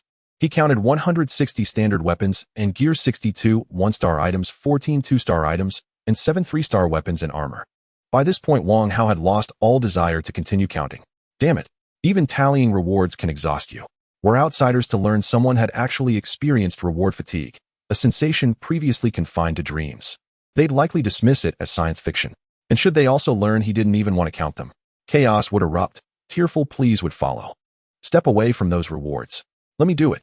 Wang Hao gave the remaining loot a cursory glance. 12 cards caught his eye, though most were enhancement cards boosting strength or speed. A pleasant surprise, one wealth magnate card. Additionally, he obtained 2 1-star profession scrolls. The rest consisted of mundane supplies: canned food, biscuits, bread, portable base stations, Wi-Fi hotspots, standard through 3-star grade. This is utterly intoxicating. Wang Hao gazed upon the dazzling array within his backpack. Never before had he imagined filling a 3-star backpack so thoroughly in the apocalypse's infancy. Staring too long made his eyes glisten, his spirit soared. It was like standing amid a vault overflowing with gold. No one could remain unmoved. The dungeon's designers surely never anticipated that within a month of the Cataclysm's outbreak, a single man would claim rewards meant for hundreds. Crystals will enhance me. Everything else will strengthen my team. Wang Hao's grin stretched ear to ear. Perfect. He steadied himself. His gaze fell upon the metal chest at the chamber's center, the true centerpiece. As the world's first dungeon clearer, would he receive unique bonuses? What extraordinary prize awaited inside? Leave it to fate. I haven't lost yet. Wang Hao rubbed his palms together and stepped forward to open the chest. 6 items rested at the chest's bottom: 1 scroll, 4 vials of enhancement serum, and 1 final vial, its luminous liquid shimmering with starlight. Wang Hao picked up the scroll and unrolled it. Black script instantly rose from the parchment: 2-star profession scroll, melee, sign your name at the designated line to ascend to 2-star melee status. A random combat talent will manifest, and there is a chance to acquire a symbiotic weapon, but only if the user is already a 1-star professional and a 2-star enhancer, otherwise the scroll self-destructs. Wang Hao smiled. Plans truly never kept pace with reality. Just earlier he'd resolved to hoard crystals to purchase intelligence on 2-star profession scrolls. Yet fate delivered him straight into a dungeon, and the dungeon itself granted him the very scroll he sought. Exquisite efficiency, no wasted time, no spent crystals. Without hesitation, he signed his name where instructed. Brilliant light erupted from the scroll, flooding his vision. When his sight cleared, the scroll had transformed into a small slip of paper bearing these words: you have successfully advanced to 2-star warrior. Random talent: fight to the last drop. Fight to the last drop. The more grievous your wounds, the greater your power amplification. Wang Hao's grin widened further. Ordinarily, injuries eroded combat prowess, but with fight to the last drop, adversaries would watch in despair as he grew stronger with every blow, especially when hovering on the brink of death, transforming mid-battle. Though the odds seemed lopsided at the outset, by the end the victor was often the one who began weaker. This talent was undeniably formidable. So long as he avoided instant annihilation, he could challenge foes far beyond his tier. This talent would be maddening in an opponent's hands. It fits perfectly. Wang Hao withdrew the enhancement serums from the chest. As expected, they were 3-star serums. After all, awarding 2-star serums for clearing such a dungeon would be absurd. He uncorked his 2 pre-existing 3-star serums, added the 4 newly acquired ones, and drank them all in rapid succession. Instantly, every pore on his body flared open. Wang Hao felt as if he'd just crossed the finish line of a sprint, weightless, euphoric, terrifying. He clenched his fist and declared, 8 3-star foundations, locked in. Now facing the wind lion, he could kill it with a single strike, denying it even the chance to unleash its wind blades. With such overwhelming baseline power, no peer, human, zombie, or mutated beast could stand against him. His gaze shifted to the final item in the chest, a vial unlike any he'd seen before. Its liquid glimmered with delicate starlight, ethereal, almost poetic. He lifted the vial and read the instruction tag tied to its neck. Evolution serum triggers genetic evolution, raising your star rank ceiling. But the process inflicts excruciating agony. Excruciating. Absolutely, utterly excruciating. Consume only in a secure location. What the hell? Wang Hao recoiled in shock. For all survivors, the maximum star rank ceiling was 10. Though the serum's description omitted the precise magnitude of the ceiling increase, even a single vial held incalculable significance. It is essential to understand that the higher the foundation, the greater the power gained after ascending the stars. Assuming Wang Hao has an 11-bottle foundation, he can still overpower an opponent with a full foundation. What the heck? Wang Hao exclaimed. Is this the kind of reward I can obtain? I am more formidable than the Emperor and the 4 sovereigns. The concept of a full foundation was proposed by the human emperor. Now Wang Hao could slap that notion away, claiming 10 bottles do not constitute a full foundation. Wang Hao couldn't help but kiss the lucky ring. It was absolutely right. His decision to seek out the ring had become legendary at that moment. How could Wang Hao not realize his extraordinary luck? Obtaining the evolution potion was undoubtedly the result of the lucky ring's influence. Extremely painful, he said. Let me see what's going on. Wang Hao drank the evolution potion, and the liquid felt like countless knives tearing through his mouth. He believed he had a strong tolerance for pain. However, just a few seconds after drinking the potion, he felt that he was still too young. Wang Hao endured countless knives slashing down his throat, followed by a piercing pain that spread through his internal organs. His face turned pale from the agony. His lips even turned blue.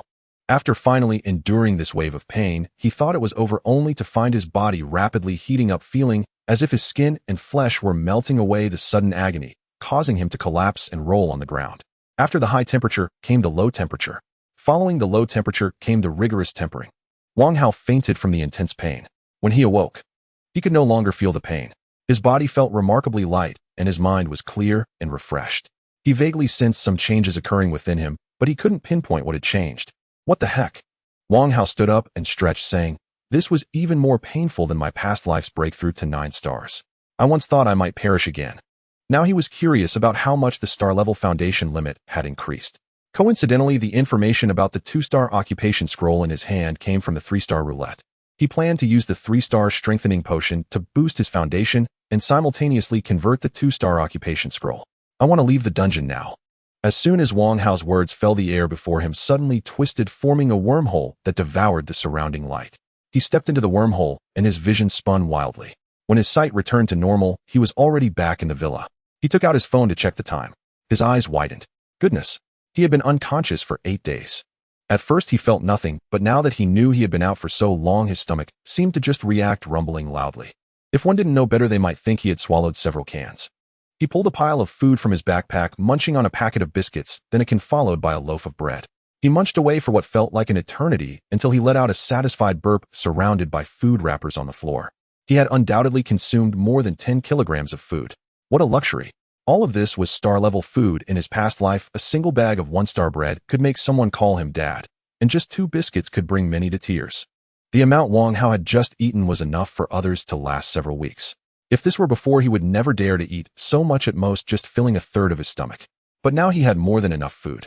It was impossible not to eat. His backpack was almost full. He needed to eat a bit more to create some space. Wang Hao stood up and walked out just in time to bump into a trio of girls walking from the left. Upon seeing Wang Hao, they eagerly called out, "Brother Hao." "In the days I was away," Wang Hao nodded. "Did anything happen?"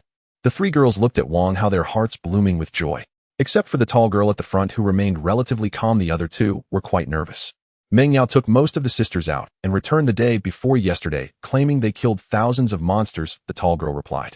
"In recent days, more and more people are coming to exchange weapons and equipment. I heard that now outside. There are more people on the streets than zombies. Many are saying the apocalypse is about to end." After a pause, the tall girl thought for a moment and added, "Other than that, nothing much else." Ending. Calculating the time, it was indeed about time. A storm was about to come. Wang Hao noticed the 2 girls trembling slightly behind the tall girl and raised his eyebrows, saying, "Is Zhang Meng Yao that strict with you? She won't even let us use the restroom." No, the younger girl among the 2 quickly interjected. "It's just that we are so close to our idol. It's very nerve-wracking." The newcomers had heard the older ones talk about Wang Hao's deeds over the past few days, especially when they learned that he wasn't from City C, but had come through from City H, slaughtering all the way. Their admiration for him only grew. while they and those they knew had been hiding during the disaster waiting for rescue, moving only within a single floor. At most, they couldn't even dare imagine someone like Wang Hao crossing cities. People are drawn to strength. Wang Hao was around the same age as them, so it wasn't surprising they developed unusual feelings for him.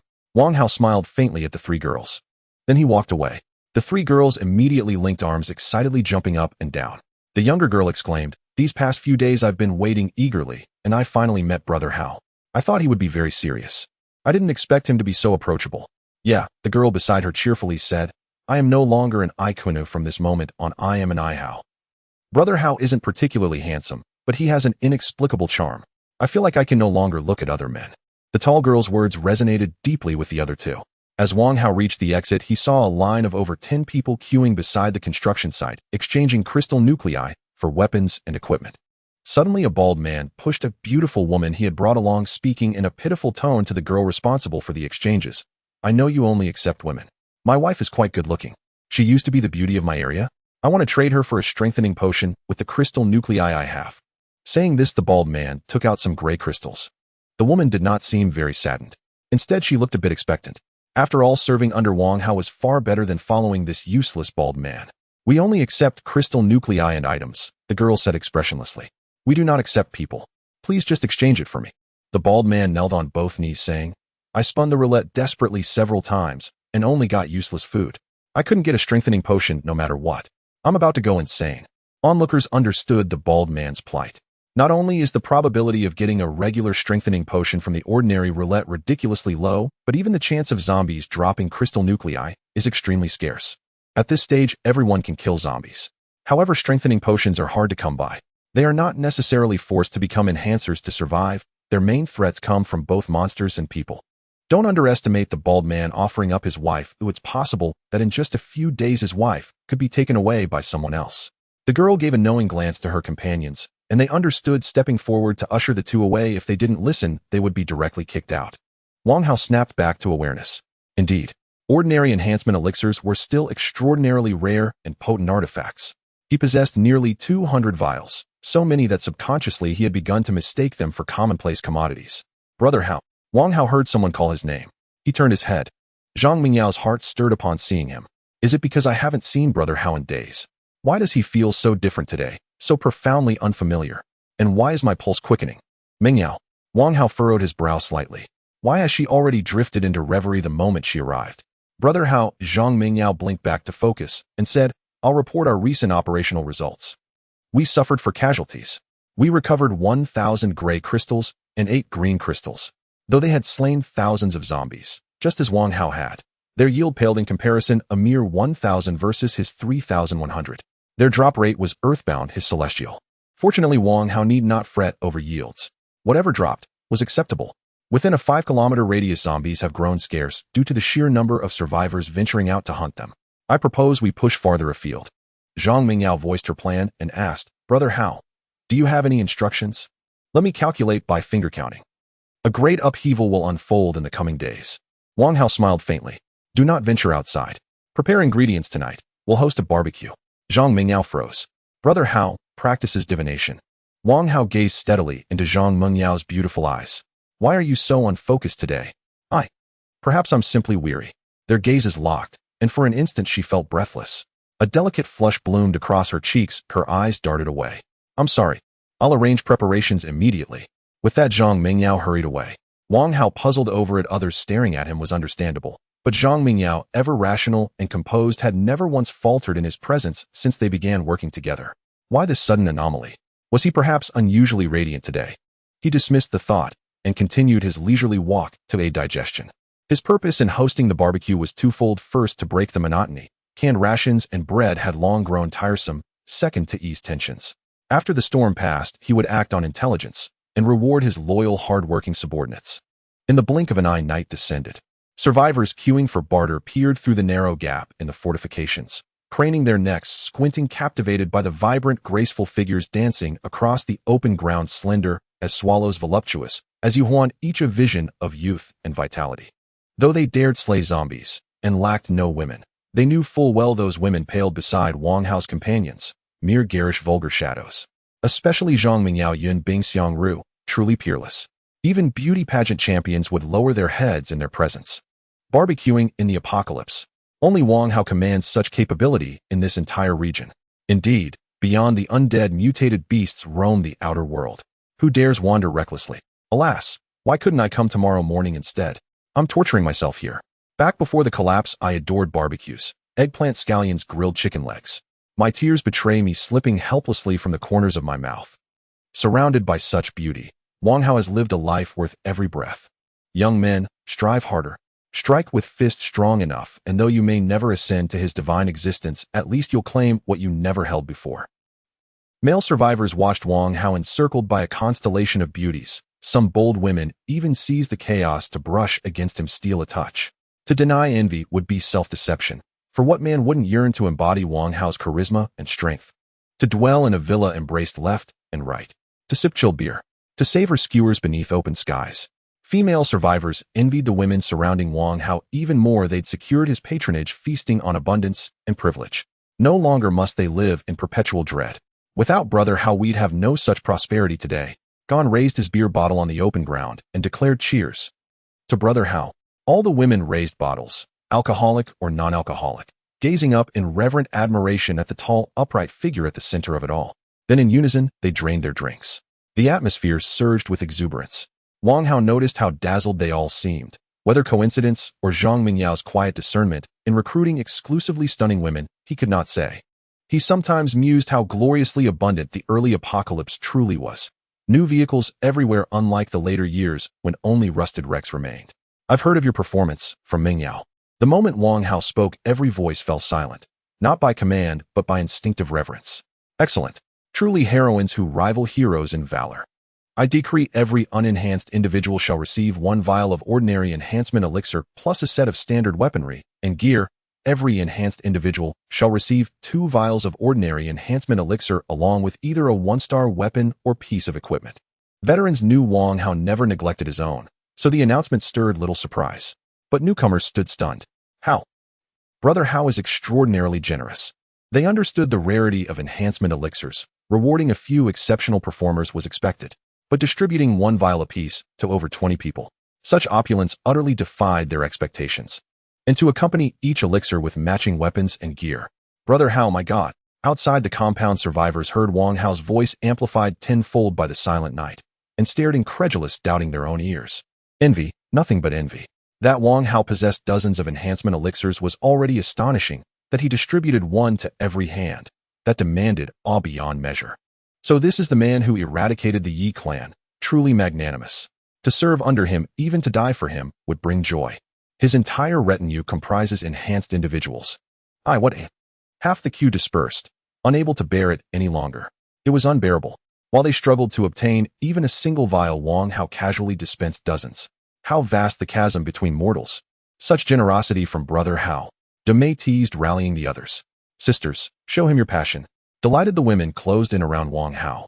He savored their varied fragrances, hair, skin, delighting in the warmth, until suddenly a rogue slipped a hand onto his arm, then his waist, and then dared to grope higher. After a long while, at Wang Hao's quiet word, the crowd dispersed. Some ate, some chatted. He approached Xiang Ru, who doubled as chief grill master, and handed her a small pouch. Inside are elixirs and knuckle dusters. Read the instructions carefully. First, consume 9 vials of 1-star enhancement elixir, then proceed to 2-star. Wang Hao had already shattered foundational limits. There was no need to constrain Xiang Ru's growth. His philosophy remained unwavering. He would always stand supreme. Above comrades, above demon sovereigns, above even the cherished friends and soulmates of his past life. People change. In his previous life, they had been steadfast. This time, all began anew. Uncertain, unpredictable. Who knew whether a forgotten hand wash after a bathroom break might kindle rebellion? Having witnessed too much and endured too much, he remained vigilant. Yet restraint did not mean stagnation. Guided by his foresight, his people began stronger, trained better, and built deeper foundations than in his former life. Even the demon sovereign once recalled having possessed only 2 vials during his ordinary enhancement phase. After all, for those without lineage or power like Wang Hao, once was merely possessing an elixir was fortunate enough. Surplus was unimaginable. Yet in this life, Wang Hao ensured the demon sovereign achieved maximum foundational capacity at every star rank. All right. Xiang Ru took the small bag and turned around to hand a metal plate to Wang Hao, saying, "This is what I grilled for you. Eat it while it's hot." Wang Hao was astonished. This was like preparing for a divine beast. The plate was piled high with grilled leeks, grilled kidneys, grilled chicken, gizzards, grilled oysters. Why not throw in a di huang wan to roast the kidney treasure? Wang Hao chuckled, just give me a grilled eggplant and a few skewers of meat connected by bones. You eat first. I'll grill for you now.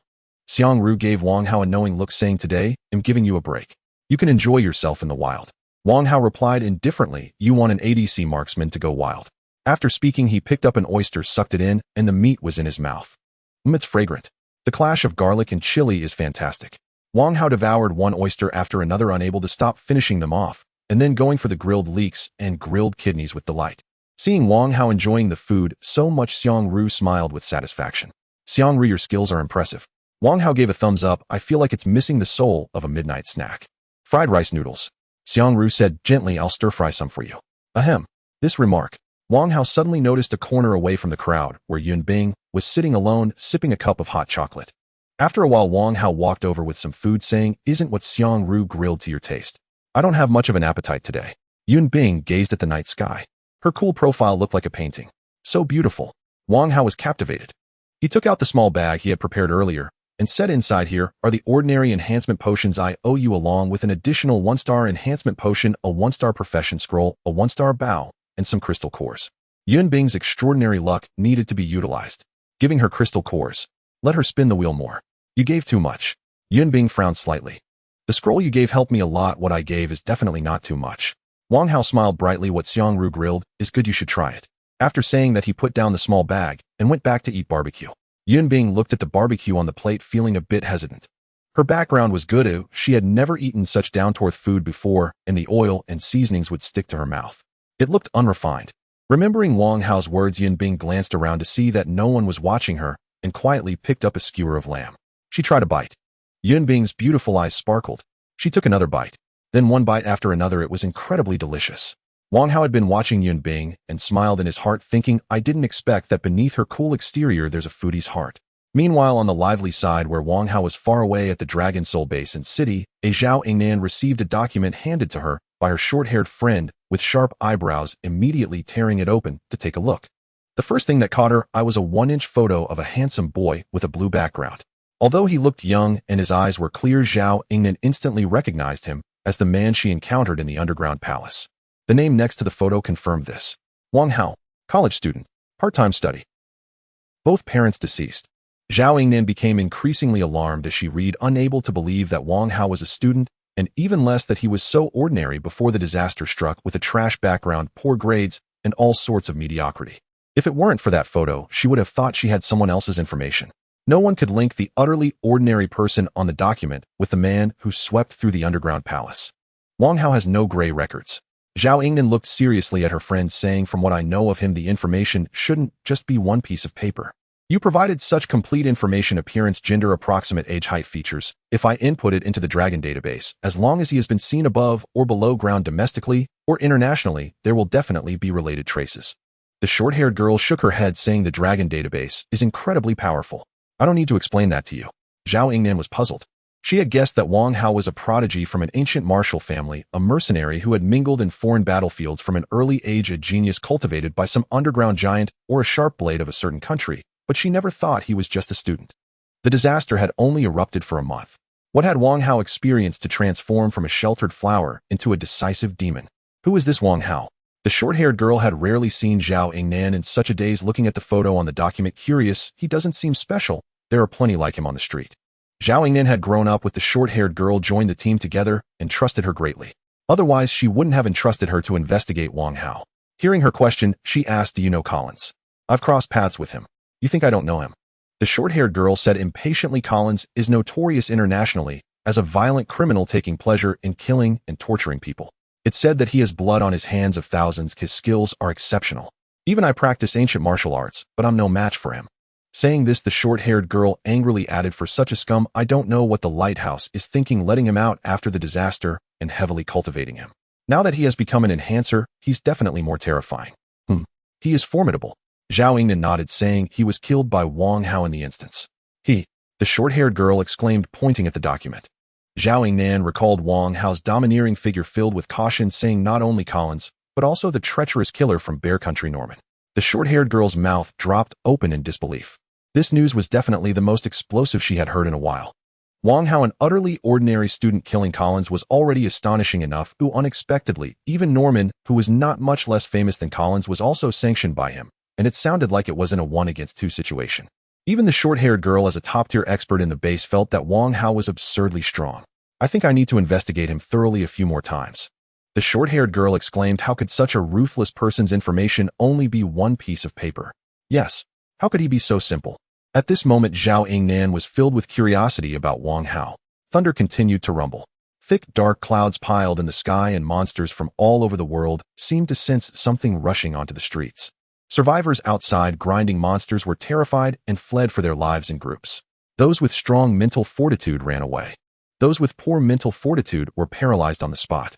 However, the swarm of monsters showed obvious disinterest in the people they encountered, directly ignoring them, looking up at the sky. Just minutes later, as if the sky had gathered its strength, a torrential downpour suddenly fell, cleansing the filthy earth. New flesh quickly sprouted in the place where the zombie had rotted. The muscles visibly became firmer. Someone noticed the zombie's abnormality and attempted to exploit it, only to find that their blade could not cut through the zombie's skin and flesh. Stunned, they were wielding cleavers. This torrential rain had strengthened all monsters. Survivors wanting to kill ordinary monsters found that conventional weapons were ineffective. They needed to use standard weapons produced by the Roulette. Ordinary enhancers could no longer act as recklessly as before slaughtering zombies. Of course, conventional firearms maintained their status. As long as one wasn't afraid to fire a shot, it would attract dozens or even hundreds of monsters. Yet what was even more terrifying was that the torrential rain was merely the beginning. Subsequently, there would be unpredictable occurrences of extreme weather like heat, cold, snow, and rain. To survive, one had to continuously evolve. If one was slow, they would be ground into meat paste by the wheel of disaster. At this moment in apartment 404, a bald man who had gone to the Chongqing pavilion to exchange goods lay on the ground with a fractured and bruised body, watching his wife nearby, covered in signs of abuse, and crying as he pounded the floor, shouting, "Scum! A bunch of damned scum!" The bald man's wife died with her eyes wide open, filled with resentment.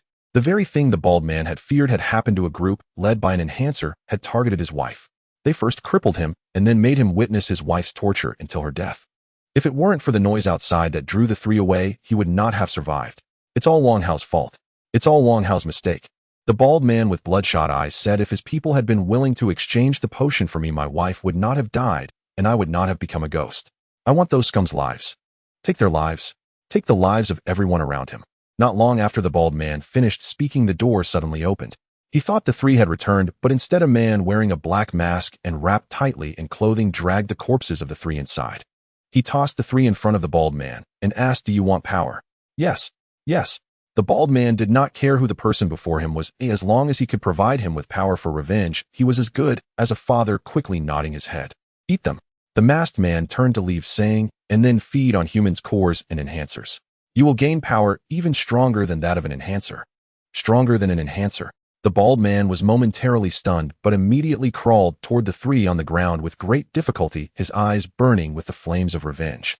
Although this act was disgusting and broke the limits of humanity, Wang Hao did not act human. Despite having ample resources, he was unwilling to share with his struggling peers and even haggled over exchanges. In that case, let everyone perish. In the Chongqing Pavilion Villa, Wang Hao lay on an imported sofa worth millions, enjoying the air conditioning, eating sunflower seeds, and watching a blockbuster on television. What a sin. Outside, the torrential rain poured down. Zombies were counterattacking the survivors. The chilling screams reached this side. Yet he was living so comfortably. Wang Hao took a big sip of ice-cold soda, burped contentedly, and said, "Why do I feel like something's missing? Should I call Yashu over to massage my hands and feet?" As he thought this, his eyebrows raised, but he heard movement outside the door. "Brother Hao." A somewhat hesitant voice came from outside. "Can I come in?" "Demei." Wang Hao was surprised and replied, "Come in." Demei opened the door and entered. Today she looked different from her usual fierce image. Wearing a black nightgown that subtly revealed her figure, and with light makeup on her face, he didn't expect her to clean up so well. As soon as she entered, the atmosphere shifted. "Brother Hao." Demei began to speak, but Wang Hao, unable to tolerate her voice, quickly interrupted her, frowning, "Speak plainly. Don't beat around the bush." I knew Brother Hao was a straightforward person. Demei pounced on Wang Hao like a hungry wolf, saying, "I won't waste time with you. Come, take me." Speaking plainly. Was it really that straightforward? Wang Hao felt as if Demei had been eyeing him for a long time. Naturally, he wouldn't dawdle with Demei. In a turn of events, the two of them spent the night together, and after almost 2 days of heavy rain, it finally stopped. Zhang Mingyao had invited someone who could cook. Wang Hao's breakfast was quite lavish. Youtiao and soy milk, meat buns, xiao mai, and pickled vegetable vermicelli buns. While eating, he suddenly heard voices outside. Sister Mingyao. Shoo, lower your voice. Zhang Mingyao had intended to report some matters to Wang Hao just as she bumped into Zhang Chaoying and Zhang Fei, who had just finished training with guns. Hearing Zhang Chaoying's loud voice, she hurriedly said, "If Brother Hao is still sleeping, shouting like that will just get you scolded." "It's fine. Brother Hao is having breakfast," Zhang Chaoying said with curiosity and a smile. "Sister Mingyao, I just saw you murmuring as you walked over." "What were you murmuring about?" "A few days ago, Brother Hao told me he calculated that there would be a major change in these days and specifically instructed me not to let the subordinates go out. As someone with higher education, I naturally didn't take it seriously. I thought Brother Hao was just talking casually," Zhang Mingyao said, puzzled, "but the events that happened this morning left me bewildered. 2 sisters responsible for cleaning up zombies were dealing with 7 or 8 zombies. They almost got into trouble." "Huh, aren't they enhancers?" Zhang Chaoying asked in confusion. "One person killing 7 or 8 zombies is just mindless slaughter. Moreover, with 2 people. At first I thought they hadn't mastered the power of enhancers or had underestimated the situation, which was why there was a problem. So I went to understand the situation and found that all the zombies nearby had become stronger, their abilities just slightly weaker than those of enhancers." Zhang Mingyao said seriously, "The situation where people chased zombies and killed them in the streets is gone outside. It has once again become the zombies' world." Zhang Chaoying and Zhang Fei exchanged glances. They were both shocked. When did the monsters stop becoming stronger, especially after Wang Hao had warned Zhang Mingyao that they would become stronger? This was clearly the change Wang Hao had mentioned. "No way. My brother Hao is so magical. He is actually a fortune teller. The end of science is metaphysics," Zhang Chaoying exclaimed. "Why do I suddenly feel that brother Hao has become a bit frightening?" Zhang Fei, however, did not feel the same. From the very beginning, she regarded Wang Hao as someone who could do anything. "This matter has indeed overturned my understanding. You all go about your business. I will wait for Brother Hao." "Okay." Zhang Mingyao watched the 2 women leave, calculating the time Wang Hao would take for breakfast, and knocked on the door when it was about right. Suddenly, Wang Hao's voice came from inside. "Come in." "Brother Hao." Zhang Mingyao opened the door and saw Wang Hao drinking water. Just as she was about to report on what she had discussed with the 2 women, Wang Hao interrupted, saying, "Although the monsters have all become stronger, it doesn't have much impact on enhancers. Pay attention to your techniques when you kill. You can't treat them mindlessly like before. Also, if you encounter a 1-star monster and there is no 1-star enhancer in the team, don't entertain any ideas of showing off. Just run." As he said this, Wang Hao headed out, stating, "You'll be going out for a while. This place will be left to you." Zhang Mingyao was taken aback. Did Brother Hao anticipate everything I wanted to say? Zhang Mingyao was certain. Wang Hao didn't hear it. The place where Zhang Mingyao was chatting with the 2 women was several dozen meters away from the villa, and their voices were as quiet as whispers. The soundproofing of the villa was excellent, and even a strengthened person's hearing, though superior to that of ordinary people, should not be able to catch what she was saying. "So amazing," Zhang Mingyao murmured. "Could Brother Hao be some enlightened master? This is too accurate." Such words would never have come from Zhang Mingyio's mouth in the past. She had received a higher education and was devoted to science, yet Wang Hao's godlike abilities made her question herself. If Wang Hao knew Zhang Mingyio's thoughts, he would definitely say, "You know nothing about the power of a 3-star enhancer." Wang Hao stepped out of the door. Suddenly, he saw Yun Bing leaning against the wall, seemingly waiting for someone. Wang Hao didn't pay much attention, but when he was about to leave, Yun Bing approached and said, "Xiang Ru said her relative has come, and she's in unbearable pain, asking me to accompany you." Wang Hao had enjoyed the comfort of having a bodyguard last time. He had become lazy. Now he would always bring a bodyguard when going out. He had mentioned to Xiang Ru while eating barbecue today, but what was she doing? A 2-star enhancer having a stomachache. Wang Hao suddenly understood. Xiang Ru was creating an opportunity for him to be alone with Yun Bing. How tragic. A woman who was so considerate was supposed to exist only in dreams. "On the way, you must follow my instructions." Wang Hao nodded and said, "Don't deviate." Yun Bing lightly nodded. As Wang Hao walked out, he suddenly felt something and turned to see Xiang Ru standing in front of the villa's floor-to-ceiling window on the 2nd floor, her right hand forming a circle. Her left hand extended with the index finger moving in and out of the circle. This gesture was classic. The 2 left Chongqing Pavilion, and along the way they talked to Zhang Mingyao, and the bizarre scene of people chasing corpses from a few days ago was no longer visible. The survivors had all retreated into their homes. At that moment, they heard the frenzied screams that zombies emit when chasing prey, wondering who was so brave. Who would dare to go out at such a critical moment? They approached the window and saw a woman as beautiful as a painting facing 3 rapidly charging zombies. She drew the bow in her hand, and the gray crystal in the bow's chamber suddenly began to spin at high speed, channeling energy through the bow to form a gray light arrow. The woman released her hand. The light arrow shot through a zombie's skull with a whoosh, embedding itself into the ground behind it, trembling as it struck. The woman's attack speed was astonishing. In half a second, she shot 3 arrows, killing 3 zombies. Everyone witnessing this scene was left dumbfounded. After the storm they had experienced the ferocity of zombies, it could be said that without some skill, even killing a zombie was a challenge. The woman killed 3 zombies in an instant. That was too fierce. They suddenly noticed a man beside the woman leisurely smoking, and his demeanor stung their eyes. This is what they call a goddess, beautiful, well-endowed, and strong. I'd have no complaints even if I were just a brainless sycophant for her. Afong, listen to your uncle's advice. You can't handle being a sycophant. Let your uncle take over. That woman seems to be paving the way for that man. Damn, it's such a good cabbage is being pushed by a pig. I can't stand seeing him show off. It's even worse than being chased by dozens of zombies. Many people were filled with jealousy, even hoping for misfortune to befall Wang Hao and Yun Bing. While everyone was holed up inside figuring out how to deal with the sudden changes, only the 2 of them were casually moving around outside. Those who didn't fit and deserved to die. No problem, right? On the street, Wang Hao flicked the ash from his cigarette and asked, "Were you an archer before?" "No." Yun Bing shot down the zombies that charged from the corridor, pulled out a small knife, stabbed it into the head of a corpse at her feet to stir it, and then extracted a gray crystal, cleaned it, placed it in her backpack, and continued walking forward. Archery is just a hobby. Not being a professional, yet still able to shoot without missing. If this were a competition, every day Yun Bing is present, it must be a moment of glory. Why have I never heard you mention your family? Wang Hao asked. There's nothing to mention. I left to live on my own a long time ago. It's not a big deal, Yun Bing replied flatly. With their status and city, nothing will happen to them. City, eh? Wang Hao's eyes flashed. It was a glimpse of the Yun family, one of the dual overlords of the Dragon Soul Hall, in his previous life. If Yun Bing was a member of the Yun family, that would be interesting. Wang Hao didn't pursue the question further. No one liked a conversation that felt like an interrogation. Yun Bing was still very reliable. With her leading the way, the 2 successfully arrived at Huff Puff Gym, where they saw a purple-framed roulette next to the elliptical machine on the 2nd floor. However, compared to the roulette, the several corpses on the ground drew the 2's attention. Some corpses had become mummies, their shriveled, wrinkled skins draped over bones looking eerie, while others seemed to have died not long ago with minimal decay, but their chests appeared to be violently torn open with their organs missing. Beside the corpses there were bloodstains resembling the shapes of water splattering on the ground.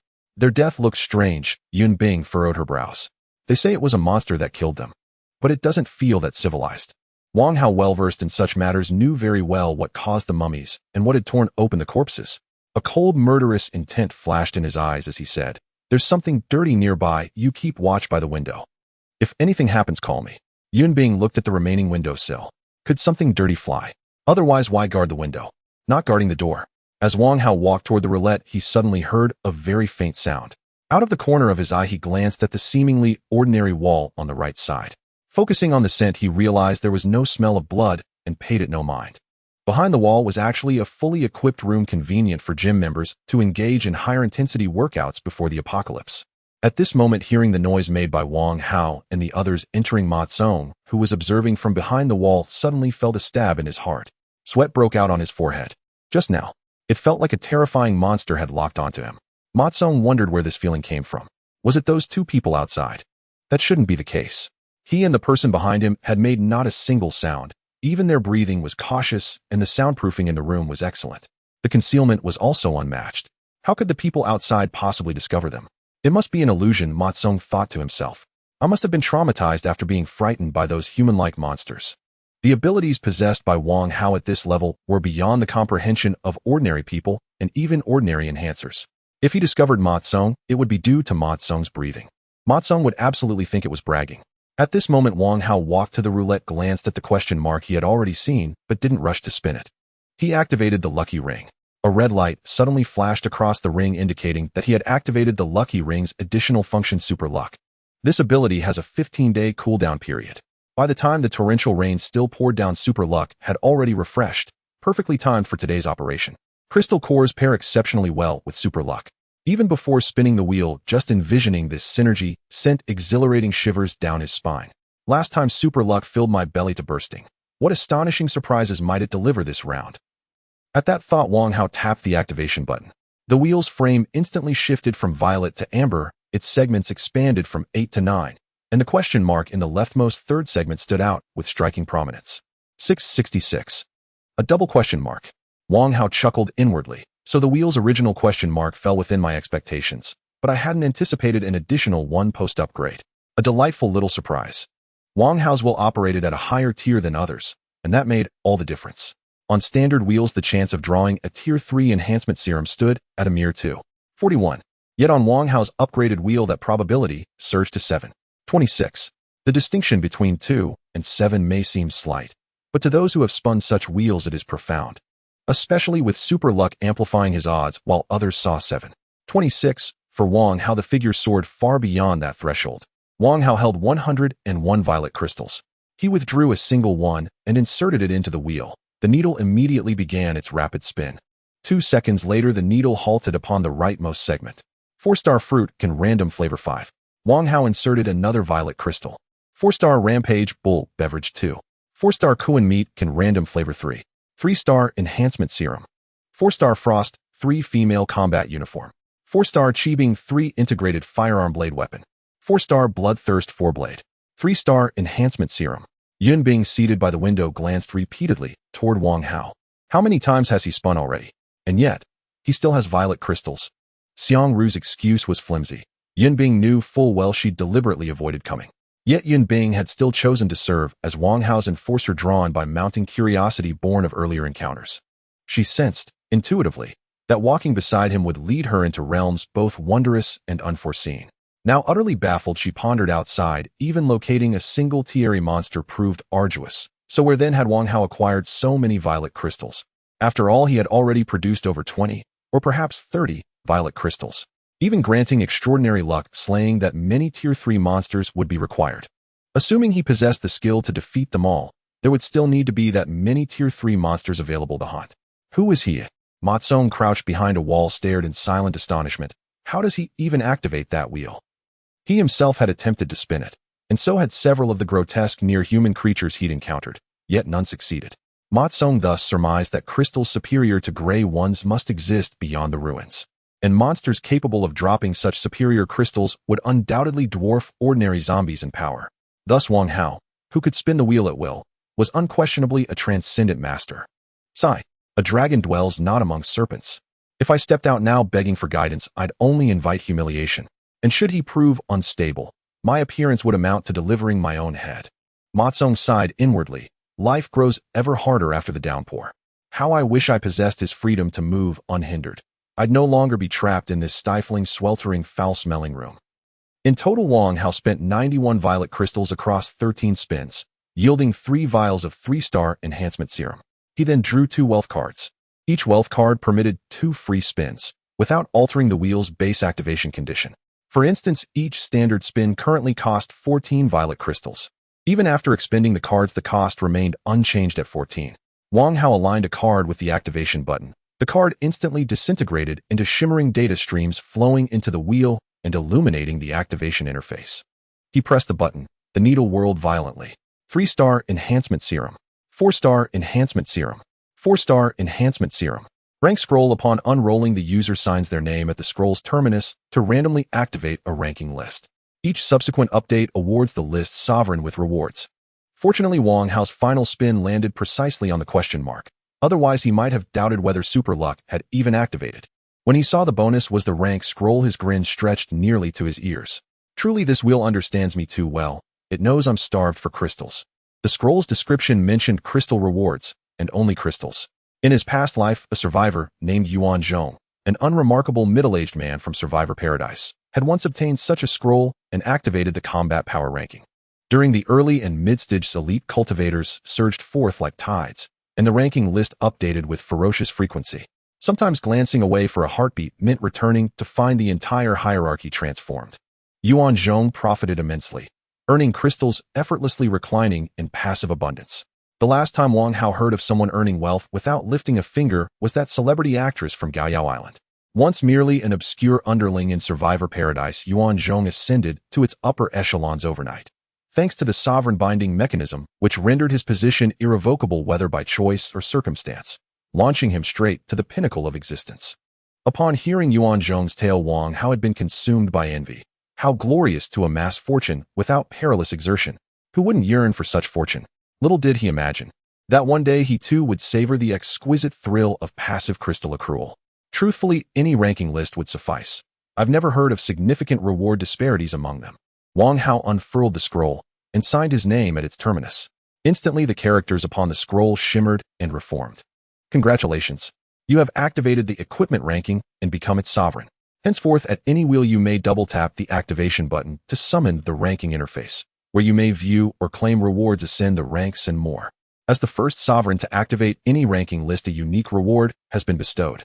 Please present this scroll at any wheel to collect it. Congratulations on becoming sovereign of the equipment ranking. Your sovereign reward has been granted. Present this scroll at any wheel to claim it. Impressive.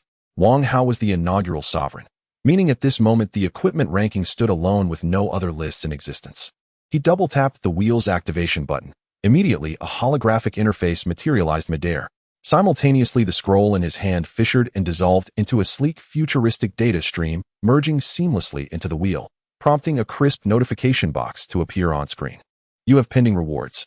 Yun Bing and Ma Tsong, still concealed behind the wall, both witnessed the event, their minds flooded with bewildered question marks. What did it mean?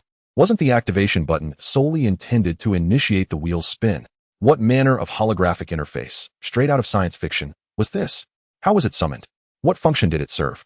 And how precisely had Wang Hao known of its existence?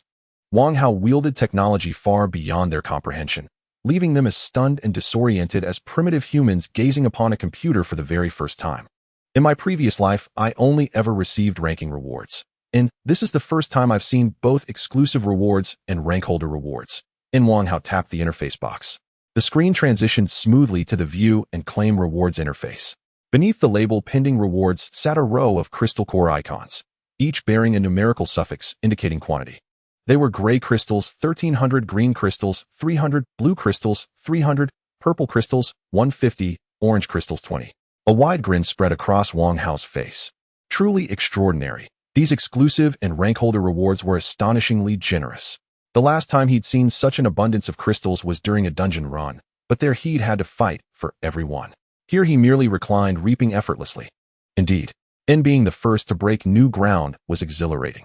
Wang Hao tapped Claim All, and the numbers beside each icon instantly reset to 0 as the wheel whirred loudly, spitting out crystals of every hue. Huh. Yun Bing and Ma Tsong, crouching behind the wall, stared in utter disbelief. Cheating. Was no one going to stop Wang Hao's blatant cheating? Traditionally, players fed crystals into the wheel. Never had anyone witnessed the wheel itself spitting them back out. What made it even more absurd was that the crystals expelled weren't just multicolored, they were copious in number. Follow Wang Hao, Yun Bing murmured inwardly, and you'll surely witness wonders beyond imagination. I've observed over a dozen wheels, studied their mechanics exhaustively, yet never imagined they possessed such a sci-fi function. Wang Hao stowed the crystals, navigated the wheel's holographic interface backward to the previous layer, then tapped Rank Up. Below the list of rankings, only one option appeared: the equipment ranking. Wang Hao knew the operation by heart, no manual required. After selecting the equipment ranking, a scanning frame, reminiscent of a QR code reader, popped up on the virtual screen framing his abdomen. A prompt followed: Yinma 3 grade 3 meets ranking criteria. Confirm registration. Tip: to assess whether other equipment qualifies, position your entire body within the scanning frame. Wang Hao sought only the first-time registration reward, but to secure future ranking-based rewards, he could not register Yinma 3. Its grade 3 status would be overwhelmingly overpowered at this stage. Who could possibly surpass him? It bears noting that once rankings stabilize over time, a dedicated ranking reward phase will open. The longer one holds a rank slot and higher its position, and thus the richer the reward. By then, the rank holder bonus will have diminished, allowing Wang Hao to seamlessly transition into the ranking reward phase without interruption. Perfect. Wang Hao retrieved a grade 1 item from his inventory and placed it inside the scanning frame. Adventurer I White Baseball Cap, grade 1. Meets ranking criteria. Confirm registration. Wang Hao tapped yes. Congratulations. Your Adventurer I White Baseball Cap grade I has claimed the top spot on the equipment ranking. As this is your first registration, the corresponding reward has been granted. Please visit any wheel, open the rankings interface, and claim your reward. Shall this registration be public? Public disclosure offers 3 tiers: concealed, revealing only equipment grade and category; a semi-public, disclosing the registrant's name, equipment grade and category; and fully public, exposing the registrant's name, full equipment specifications, and all associated details. Since this wasn't gear he intended to use himself, Wang Hao selected fully public without hesitation.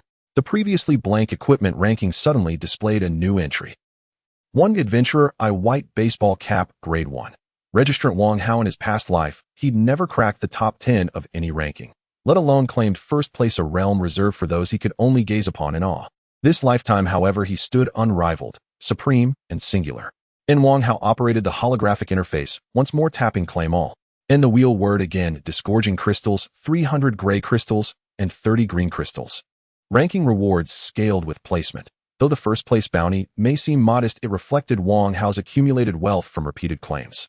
His standards had simply risen. In truth, these crystals constituted a substantial hoard, more than enough to widen one's advantage in the early stages. This expedition has been utterly euphoric, and my hands ache from claiming so many rewards. Delightful, Wang Hao mused inwardly. And with rankings now active, I've unlocked multiple steady streams of crystal income, essential for building my base. He gestured for Yunbing to approach. You operate it yourself, Wang Hao said, briefly explaining the ranking system before stepping aside. Whether or not you disclose your identity is entirely your choice. Oh. Yunbing's eyes widened in sudden comprehension. The wheel's crystal-spitting behavior stemmed directly from the rankings. She then registered the garment she wore. 2 Swift Leopard Eye Female Combat Uniform, grade 1. Registrant Yunbing. She too opted for full disclosure. Her ranking fell behind Wang Hao's because his registered equipment possessed supplementary functions, while hers did not. This subtle distinction revealed the chasm between them. Wang Hao 300 gray crystals, 30 green crystals. Yunbing second place, 170 gray crystals, 10 green crystals. And what are you waiting for? Wang Hao glanced at the crystals scattered beneath the wheel, turned to Yunbing, and chuckled. Surely you're not expecting me to pick them up for you, aren't these yours? Yunbing replied coolly. When I joined your party, I made it clear, we share no hierarchical bond. You registered your own equipment, the rewards belong solely to you. Wang Hao recognized her misconception, that she saw herself as little more than a tool aiding him in reward farming. With a gentle smile he corrected her, we are comrades in arms. Comrades. Yunbing met his gaze, and felt something stirred deep within her heart. Given his overwhelming authority, he needn't have emphasized equality. Even treating her as a subordinate would have been unremarkable. Yet he chose sincerity, honoring his earlier words, and she sensed its authenticity, profound and unwavering. Yunbing nodded silently and gathered her crystals. Wang Hao, having just depleted his reserves, now found himself flush again after claiming the ranking reward. Adding the original 10 to his haul, he held a total of 160 purple crystals. He stepped back, reverting the wheel to its default tier, then tossed a single purple crystal into its aperture. Propelled by the crystal's energy, the needle spun wildly, then screeched to an abrupt halt, landing squarely on the 4th sector to the left. Huh. Wang Hao stared at the question mark glowing within that sector, and burst into laughter. And don't do this to me. Nah, jackpot on the very first spin. No theatrics, no pretense. Do you even let others play? Yunbing, who could see the original wheel, watched the scene unfold, and fell speechless. And the odds of triggering a jackpot stood at a mere 189, a lower even than the 241 chance of obtaining a grade 3 enhancement elixir. Though she knew Wang Hao's luck far surpassed her own, witnessing such blatant, almost supernatural fortune still stirred deep astonishment within her. What did one call this? The existence of beings beyond mortal measure. Had I not aimed for the jackpot, spinning this grade 3 wheel would have been a net loss, Wang Hao mused inwardly. Now I've saved a considerable number of purple crystals. He'd originally planned to seek out a grade 4 wheel after exhausting this one, but with over 100 purple crystals remaining, he could afford another grade 3 spin. Instantly, intelligence gathered by the Yi family about nearby wheels surfaced in his mind. That's the place. Wang Hao revised his route toward the Mishagio driving school, located several kilometers away. He collected the grade 2 profession scroll dropped by the wheel, then signaled Yunbing, and together they departed. After a moment, the wall was pushed open from the inside. Ma Tsong cautiously peeked out, confirming there was no danger before heading towards the roulette, his mind replaying every movement Wang Hao made while operating it.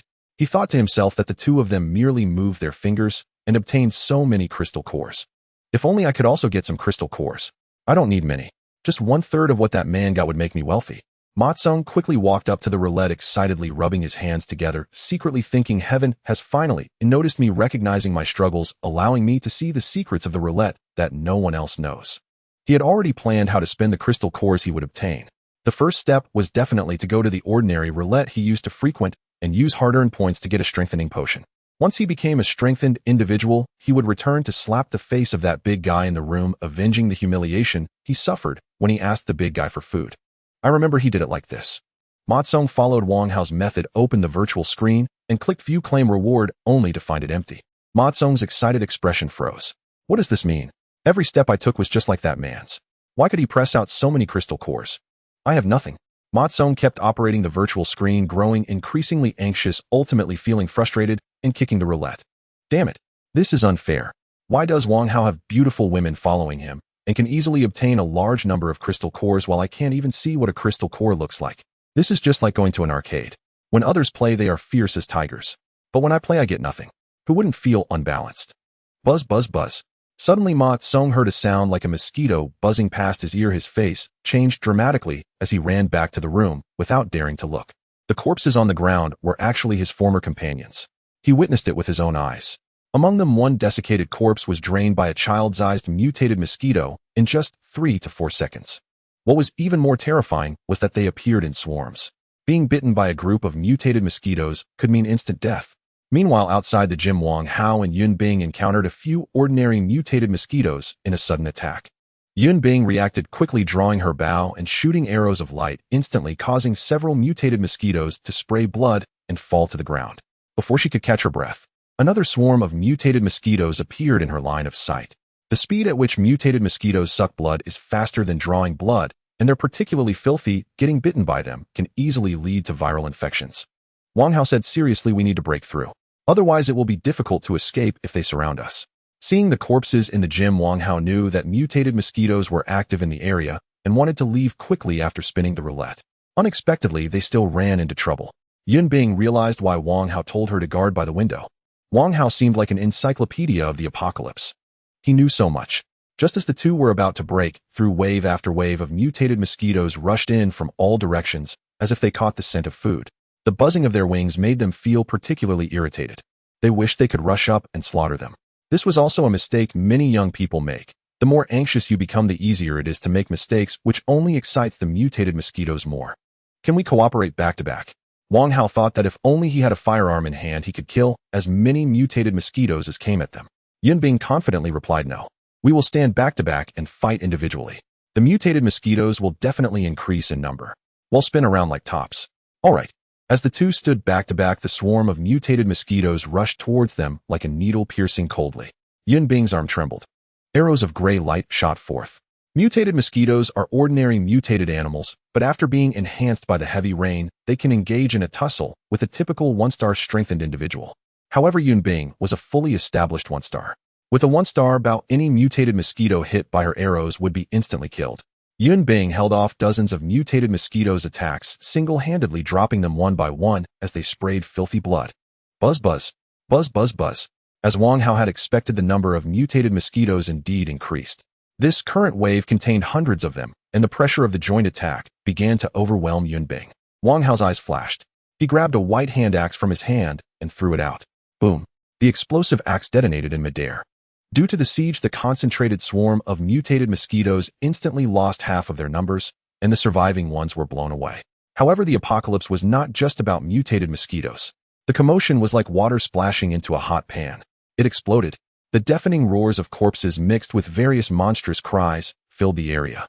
From the surrounding buildings and corridors, a large number of zombies surged out, their frenzied appearances resembling those that had gone hungry for months. At the same time, shadows descended from above as groups of child-sized mutated rats emerged from the sewers. Upon closer inspection, many one-star monsters mixed among them. There were definitely not less than 1,000 monsters in total, possibly several hundred, and the commotion only grew more intense. The number of monsters continued to increase. The two people surrounded by them looked especially small. This is why one must be cautious in the apocalypse. A moment's carelessness could lead to a warm welcome from the monsters. To be honest, if it were someone else facing this situation, they would have been scared to death. However, the two remained very calm. Wang Hao decisively said, a large number of mutated animals is disgusting. We can't break through. The more monsters we kill, the more there are. We should retreat back to the gym and avoid the heat. All right. Yun Bing removed the gray crystal from her. Bao took out a green crystal, placed it in the crystal slot, and then pulled back the bowstring. The rapidly spinning green crystal delivered energy to the arrow platform, forming a green arrow which she then shot. The green arrow pierced through the head of a zombie, continuing its path, and piercing through the head of the zombie, behind it repeating this process until it ran out of arrows. This single shot resulted in a chain reaction of 6 kills. Yun Bing's arms trembled as she continuously shot arrows, achieving chains of 3 and 4. However, the sheer number of monsters was overwhelming. Despite her fierce offense, she couldn't stop them from closing in, yet she remained utterly focused. Because she believed in the man behind her, Wang Hao swung his axe down, leveraging the terrifying attributes of the 3-star hand axe to smoothly cleave through the head of a 1-star zombie. He then flipped his hand and swung the axe blade, carving a graceful arc through the air, consecutively severing the heads of 4 zombies. Filthy blood sprayed everywhere, showering the two in a romantic rain of blood. Wang Hao fully utilized the additional function of the hand axe, the spirit battle effect. The longer the battle continued, the lighter and more agile the hand axe became. As a warrior who was clearly adept at single-target bursts, he nonetheless managed to exhibit Yun Bing's efficiency as a sharpshooter, killing monsters even more effectively than she did. Roar, roar, chitter, chitter, chitter. A horde of grotesque creatures, zombies, cockroaches, rats, and mutated mosquitoes, grew increasingly frenzied, unable to overwhelm the 2 figures before them. Just 2 humans. We outnumber them by dozens. Yet not only have we failed to tear them apart after all this time, but we've been led about like puppets on strings. Worthless. A pack of utter failures. Some monsters' eyes blazed with maddened crimson as they turned indiscriminately on their own kind, slaughtering comrades like mere obstacles in their path. Yet Wang Hao and Yun Bing moved as one he struck from afar, as she held the line up close. Back to back, they spun like whirlwinds. Wherever they passed, monsters fell in swathes, their foul blood staining the ground black. In moments, they returned to the gym's ground floor. You go up first. Wang Hao kicked a level 1 rat flying toward him, hard. It hurtled away, its skull pierced by a shoe-shaped wound, size 43, colliding with pursuing monsters as Yun Bing wasted no time ascending the stairs. Wang Hao drew a detonation axe from his hand axe set and hurled it at the entrance. As he turned to sprint upward, the axe exploded with a thunderous blast, its devastating shockwave obliterating scores of monsters. Concrete walls crumbled inward, sealing the doorway. Wang Hao rushed upstairs, reunited with Yun Bing, and strode directly to an unremarkable stretch of wall. He spoke calmly. Will you open it yourselves, or shall I? Behind the wall, stunned silence fell. How had he discovered this place? Ma Tsung's mind raced. As he rose to open the door, a social media influencer with a porcelain-perfect face grabbed his arm and glared. Are you insane? Can't you hear how monstrous those shrieks are outside? If you let him in, what if the creatures flood in too? I don't know whether monsters will break in, but I do know that if we refuse to open this door, we will die. Ma Tsung wrenched his arm free with brute force. He hurried to the door. Wang Hao's words had confirmed Ma Tsung's earlier dread, that being watched by the monsters hadn't been paranoia, but cold, undeniable reality. Wang Hao had sensed him. Ma Tsung and the others had remained utterly concealed behind the wall, yet Wang Hao had still found them. His power needed no further proof. Ma Tsung would sooner court death than deny Wang Hao entry. The moment the door opened, Wang Hao entered with Yun Bing, and an overwhelming stench assaulted their senses: sun-baked decay, fused with sweat, sour rot, and acrid foot odor. Damn it, must it be this foul? Instinctively, both covered their noses. That simple gesture pricked the raw nerves of those present.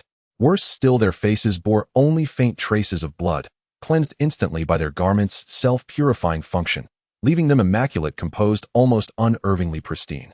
Especially Yun Bing. Her breathtaking ice-cold beauty unsettled the influencer, who muttered bitterly, "She looks like some calculating jade green tea. What are you putting on airs for?" Ma Tsung slammed the door shut and extinguished the sunlight. The room plunged into gloom. Moments later, a heart-rending shriek echoed from outside. Had the door opened, then one would have seen the entire floor teeming with enraged monsters. The room, roughly 50 to 60 square meters, had been stripped bare, sofas, tables, and other useless furniture piled against the walls, leaving only an open expanse at its center.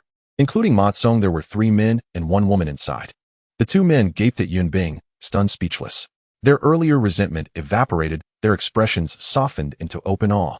This only deepened the influencer's envy and her fear of losing favor. After all, she'd survived only by clinging to powerful patrons. If that patron abandoned her, how could she possibly endure alone? Now that you're here, you'll abide by our rules. Knowing the room's soundproofing was flawless, the influencer boldly draped herself over the brawny man's arm, seeking to curry favor, as she declared, "Everything obeys Brother Doe's word." The brawny man lifted his chin slightly and flexed deliberately, swelling his muscles. He was pleased with her deference. This immediate show of loyalty would imprint upon Yun Bing an image of indomitable strength. Later, he'd hunt down more zombies, demonstrating his prowess, winning Yunbing's trust, until victory came naturally. Indeed, his artificially enhanced physique and willingness to confront zombies had forged an unshakable confidence within him. My rule is the rule. Wang Hao's voice cut like frost. Yunbing raised her bow, drew the string, and a viridian arrow coalesced upon the arrow rest, glowing with eerie green light that washed over every face in the room, sending involuntary shivers down their spines. They knew with absolute certainty, should anyone dare utter another insolent word, corpses would litter the floor before the echo faded. No, no, no. The brawny man who'd assumed he faced 2 easy targets instantly wilted. We were wrong. With that, he slapped the influencer hard across the face and roared, "What damn rules? Kneel and apologize." The influencer realized she'd flattered the wrong horse, and knelt before Wang Hao and Yunbing, her cheek burning with 5 livid fingers trembling as she stammered, "I spoke without thought. I'm vulgar. I beg your forgiveness. I'm truly sorry." Ma Tsong watched from behind, savoring their humiliation. Brilliant. Keep it up. So bold before me, yet reduced to quivering silence before true power, not even daring to draw breath. All of you, move to the corner. Wang Hao refused to soil his hands. The room already reeked enough. Adding blood to the stench would make it unbearable. He wasn't deranged. He saw no reason to torment himself needlessly. They could slaughter monsters on their way out. There was no rush. They scrambled to the corner. Wang Hao withdrew several gray spirit crystals and tossed them casually to Ma Tsong. Listen carefully for movement outside. If the monsters begin to disperse, come tell me immediately. Ma Tsong fumbled to catch the crystals, his heart pounding. A true master indeed. So generous, offering this many gray crystals merely to stand watch. Envy flashed unmistakably in the eyes of those huddled in the corner. For them, and for most survivors, a handful of gray crystals represented immense wealth. Before the deluge killing dozens of zombies was required to yield just these few crystals. Afterward, zombies grew stronger, more savage, and crystal acquisition became exponentially harder, magnifying their value tenfold. Yet Wang Hao discarded them as carelessly as pocket change, a display of sheer staggering opulence that left them utterly dumbfounded. That Ma Tsong rushed to open the door. He clearly knew their power. Yet he said nothing, deliberately hoping we'd suffer. The brawny man seethed inwardly. Judging by that man's tone, they won't stay long. Humph. Once they leave, Ma Tsong will remember how hard my fists strike, and those crystals he received. They'll belong to me. Yes. Ma Tsong bowed his head to Wang Hao, then hastened to press his ear against the wall, listening intently. Out of the corner of his eye, he glanced at the brawny man. This fool preys on weakness. Once the master departs, he'll surely target me. I can't stay here. I have crystals now. Tomorrow I'll follow the master outside. Even if that fool swallowed a leopard's gall, he wouldn't dare lay a finger on me. Wang Hao could hardly imagine how deeply those few gray crystals had stirred such intricate calculations in 2 minds. At that moment, however, the room's stench became unbearable, so he retrieved a tent from his pack, erected it swiftly, and stepped inside with Yunbing. As the tent zipper was pulled, it felt as if stepping into the grasslands, with the air feeling fresh and invigorating. The tent that Wang Hao took out was obtained from a dungeon rated 2 stars, equipped with numerous functions such as air purification, heating and cooling, lighting, hot water supply, and a sentry system. Essentially everything needed for living and survival. It did not merely block odors. Even sudden changes in temperature could not affect them. In fact, this was not even considered high technology. It would be even more advanced at higher star ratings. It also featured compression technology, allowing large items like houses and vehicles to be compressed into something the size of a thumb, and when needed, a virtual screen could be activated. With a simple activation, it could return to its original size. Wang Hao inserted a blue crystal into the tent's crystal slot, like inserting a room card, then activated the air conditioning, took out a few bottles of mineral water from his backpack, washed his face in the sink to remove the dirt and blood, and then wiped his face with a towel while lying down on the bed. Yunbing also approached to wash her face. Let's eat something and rest for a bit, Wang Hao suggested, until the monsters outside disperse. We need to head to the next location. Yunbing sat on the sofa and nodded. Wang Hao placed a few bottles of cola and mineral water in the refrigerator and suddenly remembered that the last time he opened the Apocalypse chat room was in Chapter 61. It had been over half a month, and someone should have obtained a personal base station and discovered this function. Just when he had nothing to do, he checked to see if there were any leaks to exploit. Wang Hao took out the personal base station and opened the Apocalypse chat room, where he noticed several messages in the regional section. The names used were all randomly generated by the system. Full-time mage, I just woke up and it's the apocalypse. Today I woke up and zombies are inexplicably invincible. Little Zhang, who smells his own feet, is there a big shot willing to show off their strength? V me a bottle of enhancement potion. Non-mainstream little sister, I have a metal ball that came out of the roulette called Apocalypse War Machine. Is there a master interested? Wang Hao's spirit jolted. Damn, the Apocalypse War Machine. I knew there would be leaks during this time period. He immediately sent a private message to non-mainstream little sister, but he did not show too much desire, pretending to be a naive young man asking, I want to know more about this Apocalypse War Machine. The name alone sounds impressive. Are you showing off trying to sell it, or just trying to trick people? The Apocalypse War Machine, simply put, is a robot. The version determines its upper limits. It is divided into levels from 1 to 5, further subdivided into combat types and support types. The higher the version, the higher the upper and lower limits. For instance, a first-generation Apocalypse War Machine has an upper limit of only 2 stars. No matter how many crystal cores are fed, it cannot break through. Indeed, the star rating of the Apocalypse War Machine is built up with crystal cores. The higher the star rating, the more intelligent it becomes. Eventually, its appearance and behavior will hardly differ from that of a human, even developing its own emotions. High-version Apocalypse War Machines are quite rare. Moreover, the troublesome aspect is that the roulette does not directly reveal the version of the Apocalypse War Machine. One must feed it the corresponding crystal cores, gather enough energy, and only after activation will the version be known. If the version is low, then investing a lot will lead to a significant loss. Thus, Wang Hao speculated that non-mainstream little sister was likely selling the Apocalypse War Machine because she lacked the strength to activate it. Rather than letting it gather dust, it was better to exchange it for something useful at this stage.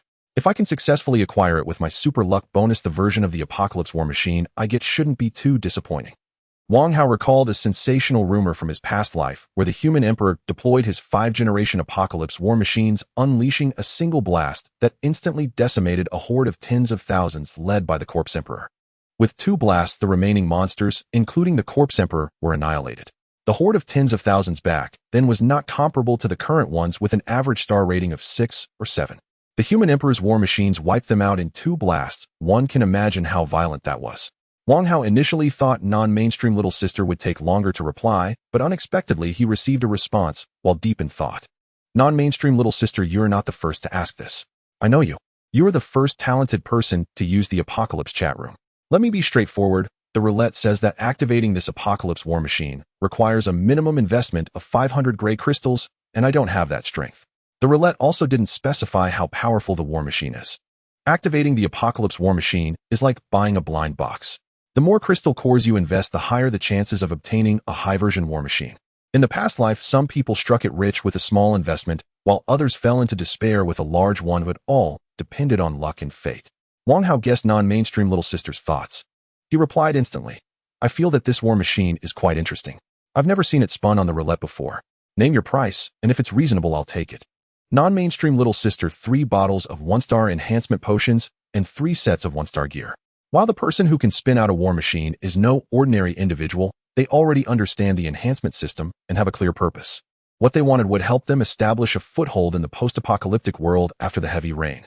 For Wang Hao, the other party's demands were merely an opportunity for him. In the past life, there was no such good deal as trading a few bottles of potions and pieces of equipment for a war machine. Even if it turned out to be a first-generation machine, it was still a huge profit at this stage. However, Wang Hao played the game to the fullest, giving the other party no chance to ask for an outrageous price. Can we negotiate a lower price? Non-mainstream little sister, no. Think about it. If you're serious, be at the Fresh Supermarket before noon tomorrow, then message me. Fresh Supermarket. Wang Hao opened the map and searched. Oh, what a coincidence. The place was only a couple of 100 meters away from the driving school he originally intended to visit. I can spin the roulette and also pick up a leak, not bad at all. I just wonder what version of the war machine I'll get.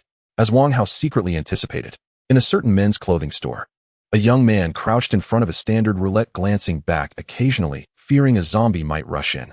He noticed that the activation button of the roulette was flashing with a paw icon marked X2 pressing in. Does this mean I should double-click the activation button? The young man tried to follow suit and soon figured out the rules of the leaderboard through the roulette's introduction.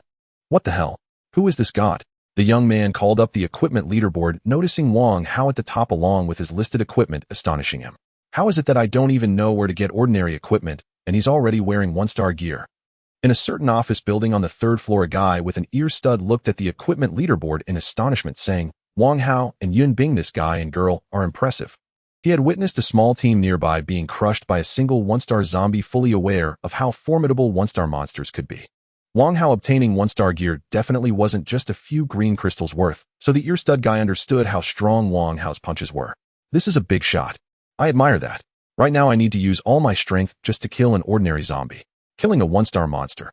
Such things are better left to dreams. A rooftop of a building. A strong man stood before an ordinary roulette frowning as he saw his name listed third on the equipment ranking. How is this list arranged? I can understand why my pants are outclassed by the second place's clothes, but why is it that I can't compete with the first place's hat? The strong man carefully examined the rules of the ranking, returning to check the equipment of Wang Hao, discovering that the hat had an additional feature. No way. The strong man became even more displeased. It's all from the roulette. How does he have an additional feature? Do I not have one? The strong man and others were merely a representation. Under the proactive reminders from the roulette, people gradually discovered the ranking, and after word of mouth, the matter of the ranking quickly spread among the survivors, with many capable individuals scrambling to get on the list. Whether there are rewards or not is another matter. The main point is that just being on the list brings prestige and showcases strength. If one has their own team or influence, it can also expand their impact. The names of Wang Hao and Yun Bing were also well known among the survivors, with many thinking how impressive they were to possess four-star equipment. 98 Club. On the first floor, about 10 people gathered. In a corner, a middle-aged man with large bags under his eyes stared down at the scroll in his hands, secretly worried. The ranking is open, but why do I have to sign? This wouldn't be some demon's contract, would it? I signed my name. That means I sold my own soul. The middle-aged man, already suffering from anxiety, would check 3 or 4 times even after he knew the door was locked. Combined with the previous world-ending scenario that no one thought would come to pass. Roulette. Zombies.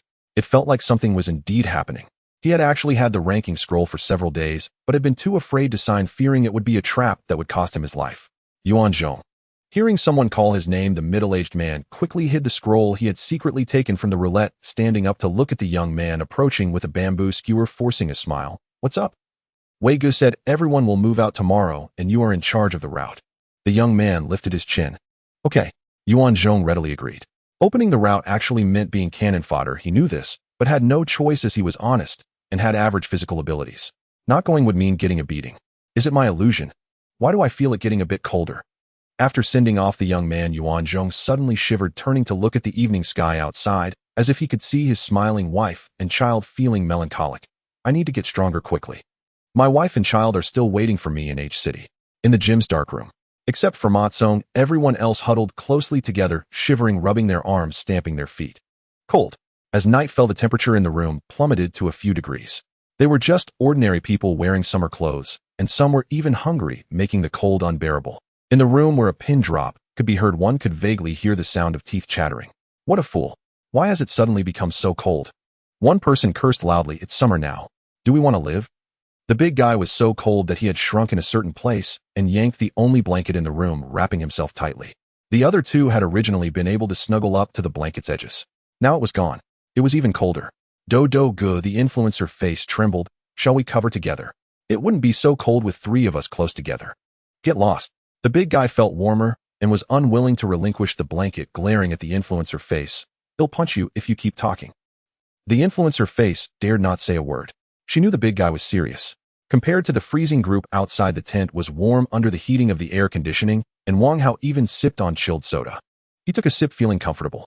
This area might be quiet due to the abundance of monsters, fewer survivors, or people hiding away. Wang Hao and Yun Bing waited until evening without any significant disturbances to lure the monsters outside. Wang Hao had no choice but to postpone his plans, contemplating that if the monsters were still not dispersed by tomorrow, he would carve out a bloody path. Wang Hao finished watching a movie on his phone, stretched lazily, and looked at Yun Bing lying on the sofa, asking, "Are you going to sleep? If you don't sleep, they'll leave the light on for you." Yun Bing opened her mouth. There was only one bed in the tent. Yun Bing thought Wang Hao would gentlemanly give up the bed so she could sleep on the sofa, but it seemed he had no such intention. Yun Bing wasn't narcissistic. It was just that as a goddess who excelled in everything, whenever there was something needed, if she didn't speak up, someone would actively offer to help. Wang Hao, however, reversed the situation, leaving Yun Bing at a loss for words. Sleep. After a long time, Yun Bing managed to squeeze out a word, "Turn off the light." After Wang Hao spoke, the system controlling the tent's equipment automatically turned off the lights, plunging the interior into darkness. He wanted to know what Yun Bing was thinking. He would definitely laugh. Wang Hao had never been a sycophant when he was poor, and now it was even less likely, especially since this action felt like scratching an itch over the shoes. A great reader once said, "Men, to gain a woman's recognition, one must have their own specialty." Wang Hao had a good sleep and woke up the next morning accompanied by the echoing call of "The times are calling." He got up and did a set of radio calisthenics to warm up, then tidied up and had breakfast before stepping out of the tent. Upon entering, he saw Ma Tsong at the doorway and the big guy who was tightly clutching the blanket lying on the ground with a pale face, while the influencer face and another man were tightly hugging each other wearing expressions that were half smile, half grim, and their clothes were missing. Did it get cold last night? Wang Hao asked in surprise. Ma Tsong, slowly waking up to the noise, thought he couldn't even cry, thinking how could the big boss understand the hardships of the world. You slept comfortably inside the tent with air conditioning. We were outside shivering and in despair. Be big brother. Ma Tsong shakily got up and said, it seems someone couldn't endure the cold last night and made a huge commotion outside, drawing away the monsters. You guys can rest assured and go out now. Wang Hao, not hearing the heartbeats of the influencer face and the other man, knew they were gone. He turned back to pack up the tent, casually tossing a piece of ordinary equipment to Ma Tsong, saying, well done, this is a reward for you. Thank you. Thank you, big brother. Ma Tsong eagerly put on the equipment, immediately feeling warm. Recalling the despair of almost freezing to death last night, he felt even more grateful to Wang Hao, excitedly bowing to him and saying, I will remember your kindness for the rest of my life. It's just a piece of ordinary equipment. No need for that. Wang Hao walked to the door. Ma Tsong hurriedly nodded and bowed to open the door. Indeed, the monsters that had filled the entire floor yesterday had scattered, leaving only bloodstains, severed limbs, and a repulsive smell. Yunbing found it strange that this month was so cold, and even if it were cold, the historical lowest temperature in City C had never reached a life-threatening level. She involuntarily rolled up her sleeves, which made her feel a slight chill as a one-star enhancer. She could imagine how cold it must be for the ordinary people. After the heavy rain, the changes in the environment and weather have no rules. Today is cold, but tomorrow might be scorching hot.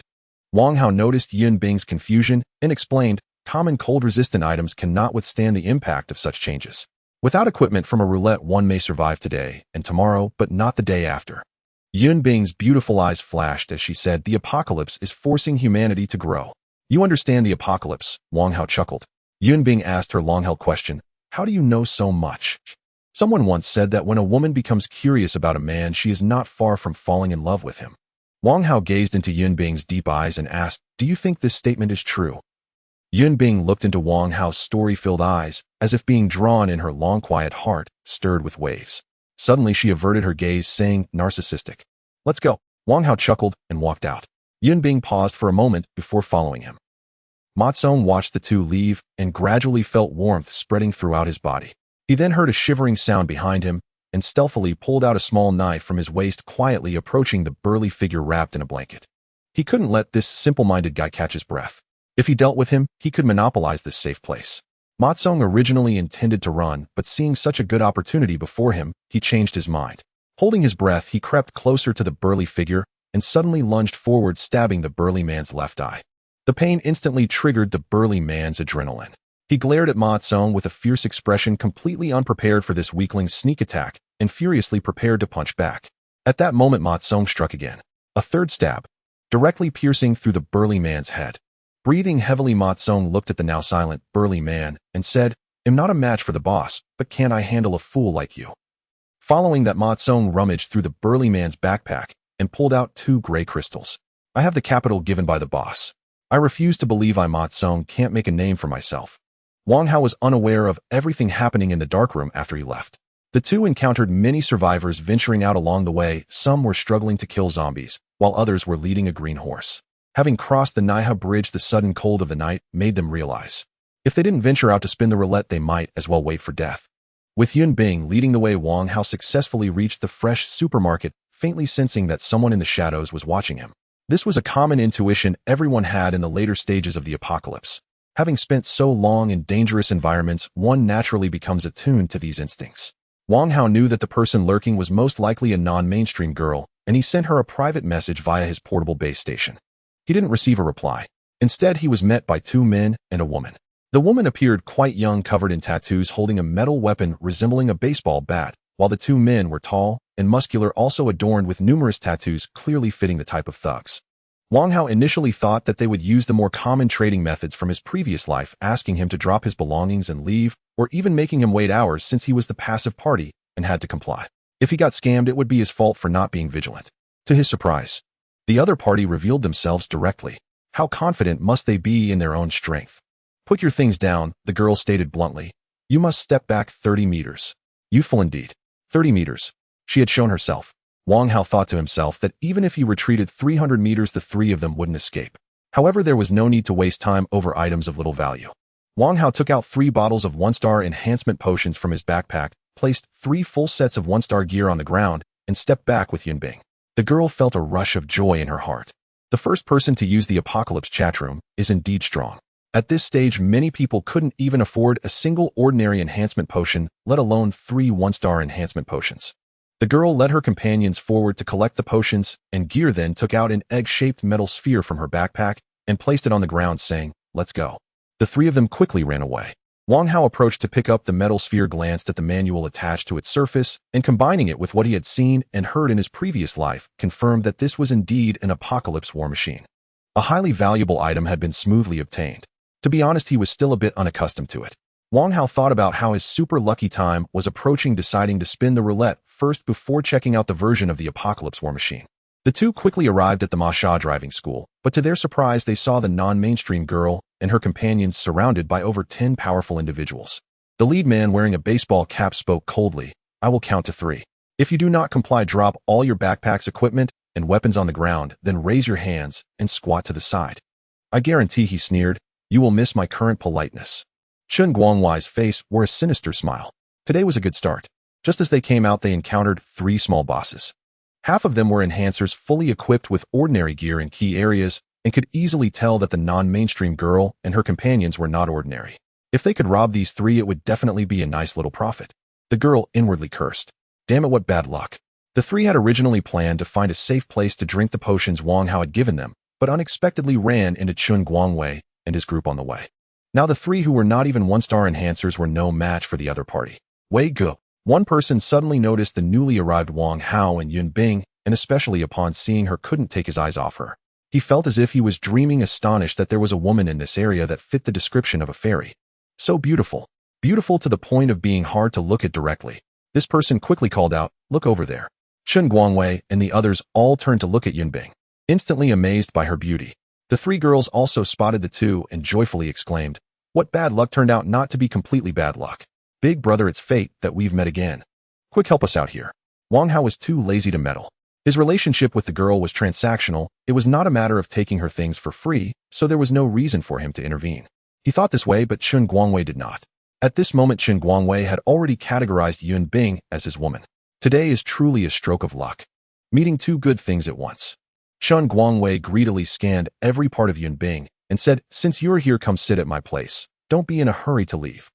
Chen Guangwei was doing quite well before the torrential rain. He had become an enhancer, forming his own team and securing 3 bottles of resources.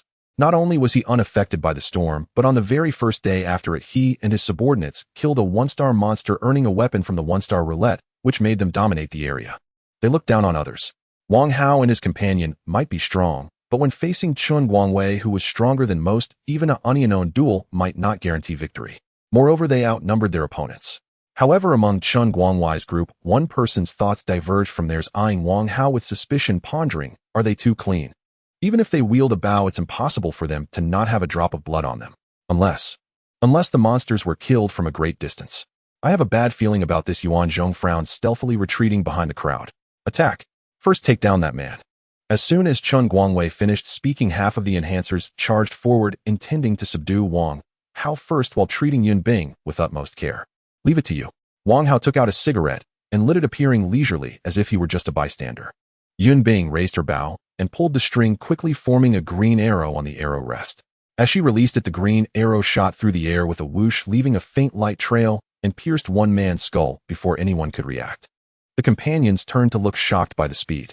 As enhancers, they couldn't even catch a glimpse of the arrow. They suddenly felt a chill, instinctively glancing at Yunbing, and their heads were immediately shot through, their eyes wide open as they fell. Yunbing remained expressionless. Her gaze swept over the people surrounding the 3 girls. Chen Guangwei's expression froze.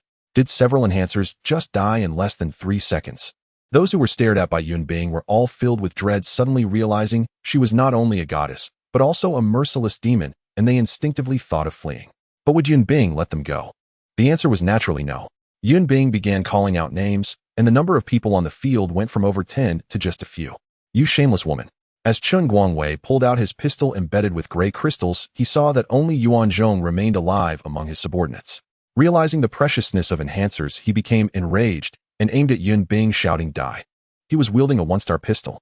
Although it couldn't exert the true power of a one-star weapon due to the gray crystal, it was still more than enough to kill an ordinary enhancer. Yun Bing's pupils constricted as she swiftly shot an arrow, perfectly hitting the incoming bullet, showcasing her exceptional archery skills. Chen Guangwei had high hopes. Unfortunately, he encountered Yun Bing, who wielded a one-star green crystal bow. With a clang, sparks flew as the green light arrow deflected the bullet, filling Chen Guangwei's field of vision with its aftermath. Ugh! Chen Guangwei fell backward, barely having time to dodge. He probably never thought he would be defeated by a woman. The three girls were left stunned. So strong. Among Chen Guangwei's 10 or so men, half were enhancers, yet they were utterly powerless against Yun Bing. To think she was alone. The three realized that Wang Hao was the first to use the chat room and was undoubtedly powerful. If he chose to intervene, defeating Chen Guangwei and his group would be no challenge at all. Yet they never expected he would disdain to join the fight. Smoking a cigarette, his woman took care of Chen Guangwei's group. How effortlessly cool. Yun Bing looked at Yuan Zhong, and the glance frightened him into raising his hands, terrified. "Tu never intended to go against you. Look how far back I've retreated." Yun Bing knew Yuan Zhong was speaking the truth. Whether she killed him or not was up to Wang Hao. Seeing Yun Bing looking towards Wang Hao, he slowly exhaled a puff of smoke. "Kill." That single word sent chills down Yuan Zhong's spine. He hurriedly took out a scroll, saying, "I have something good. I got this from the Roulette. It says it can open the leaderboard. Please don't kill me. I beg you. Considering that I never wanted to go against you, spare my life. My wife and children are still waiting for me to rescue them in H City. Open the leaderboard. Could it be?" Wang Hao's eyes widened as he stopped Yun Bing and approached to take the scroll from Yuan Zhong's hands. Upon opening it, he confirmed his guess. This was indeed the leaderboard scroll. Wang Hao suddenly remembered Yuan Zhong had just mentioned H City, where he had annihilated the survivors' paradise, and couldn't help but ask Yuan Zhong, "What's your name?"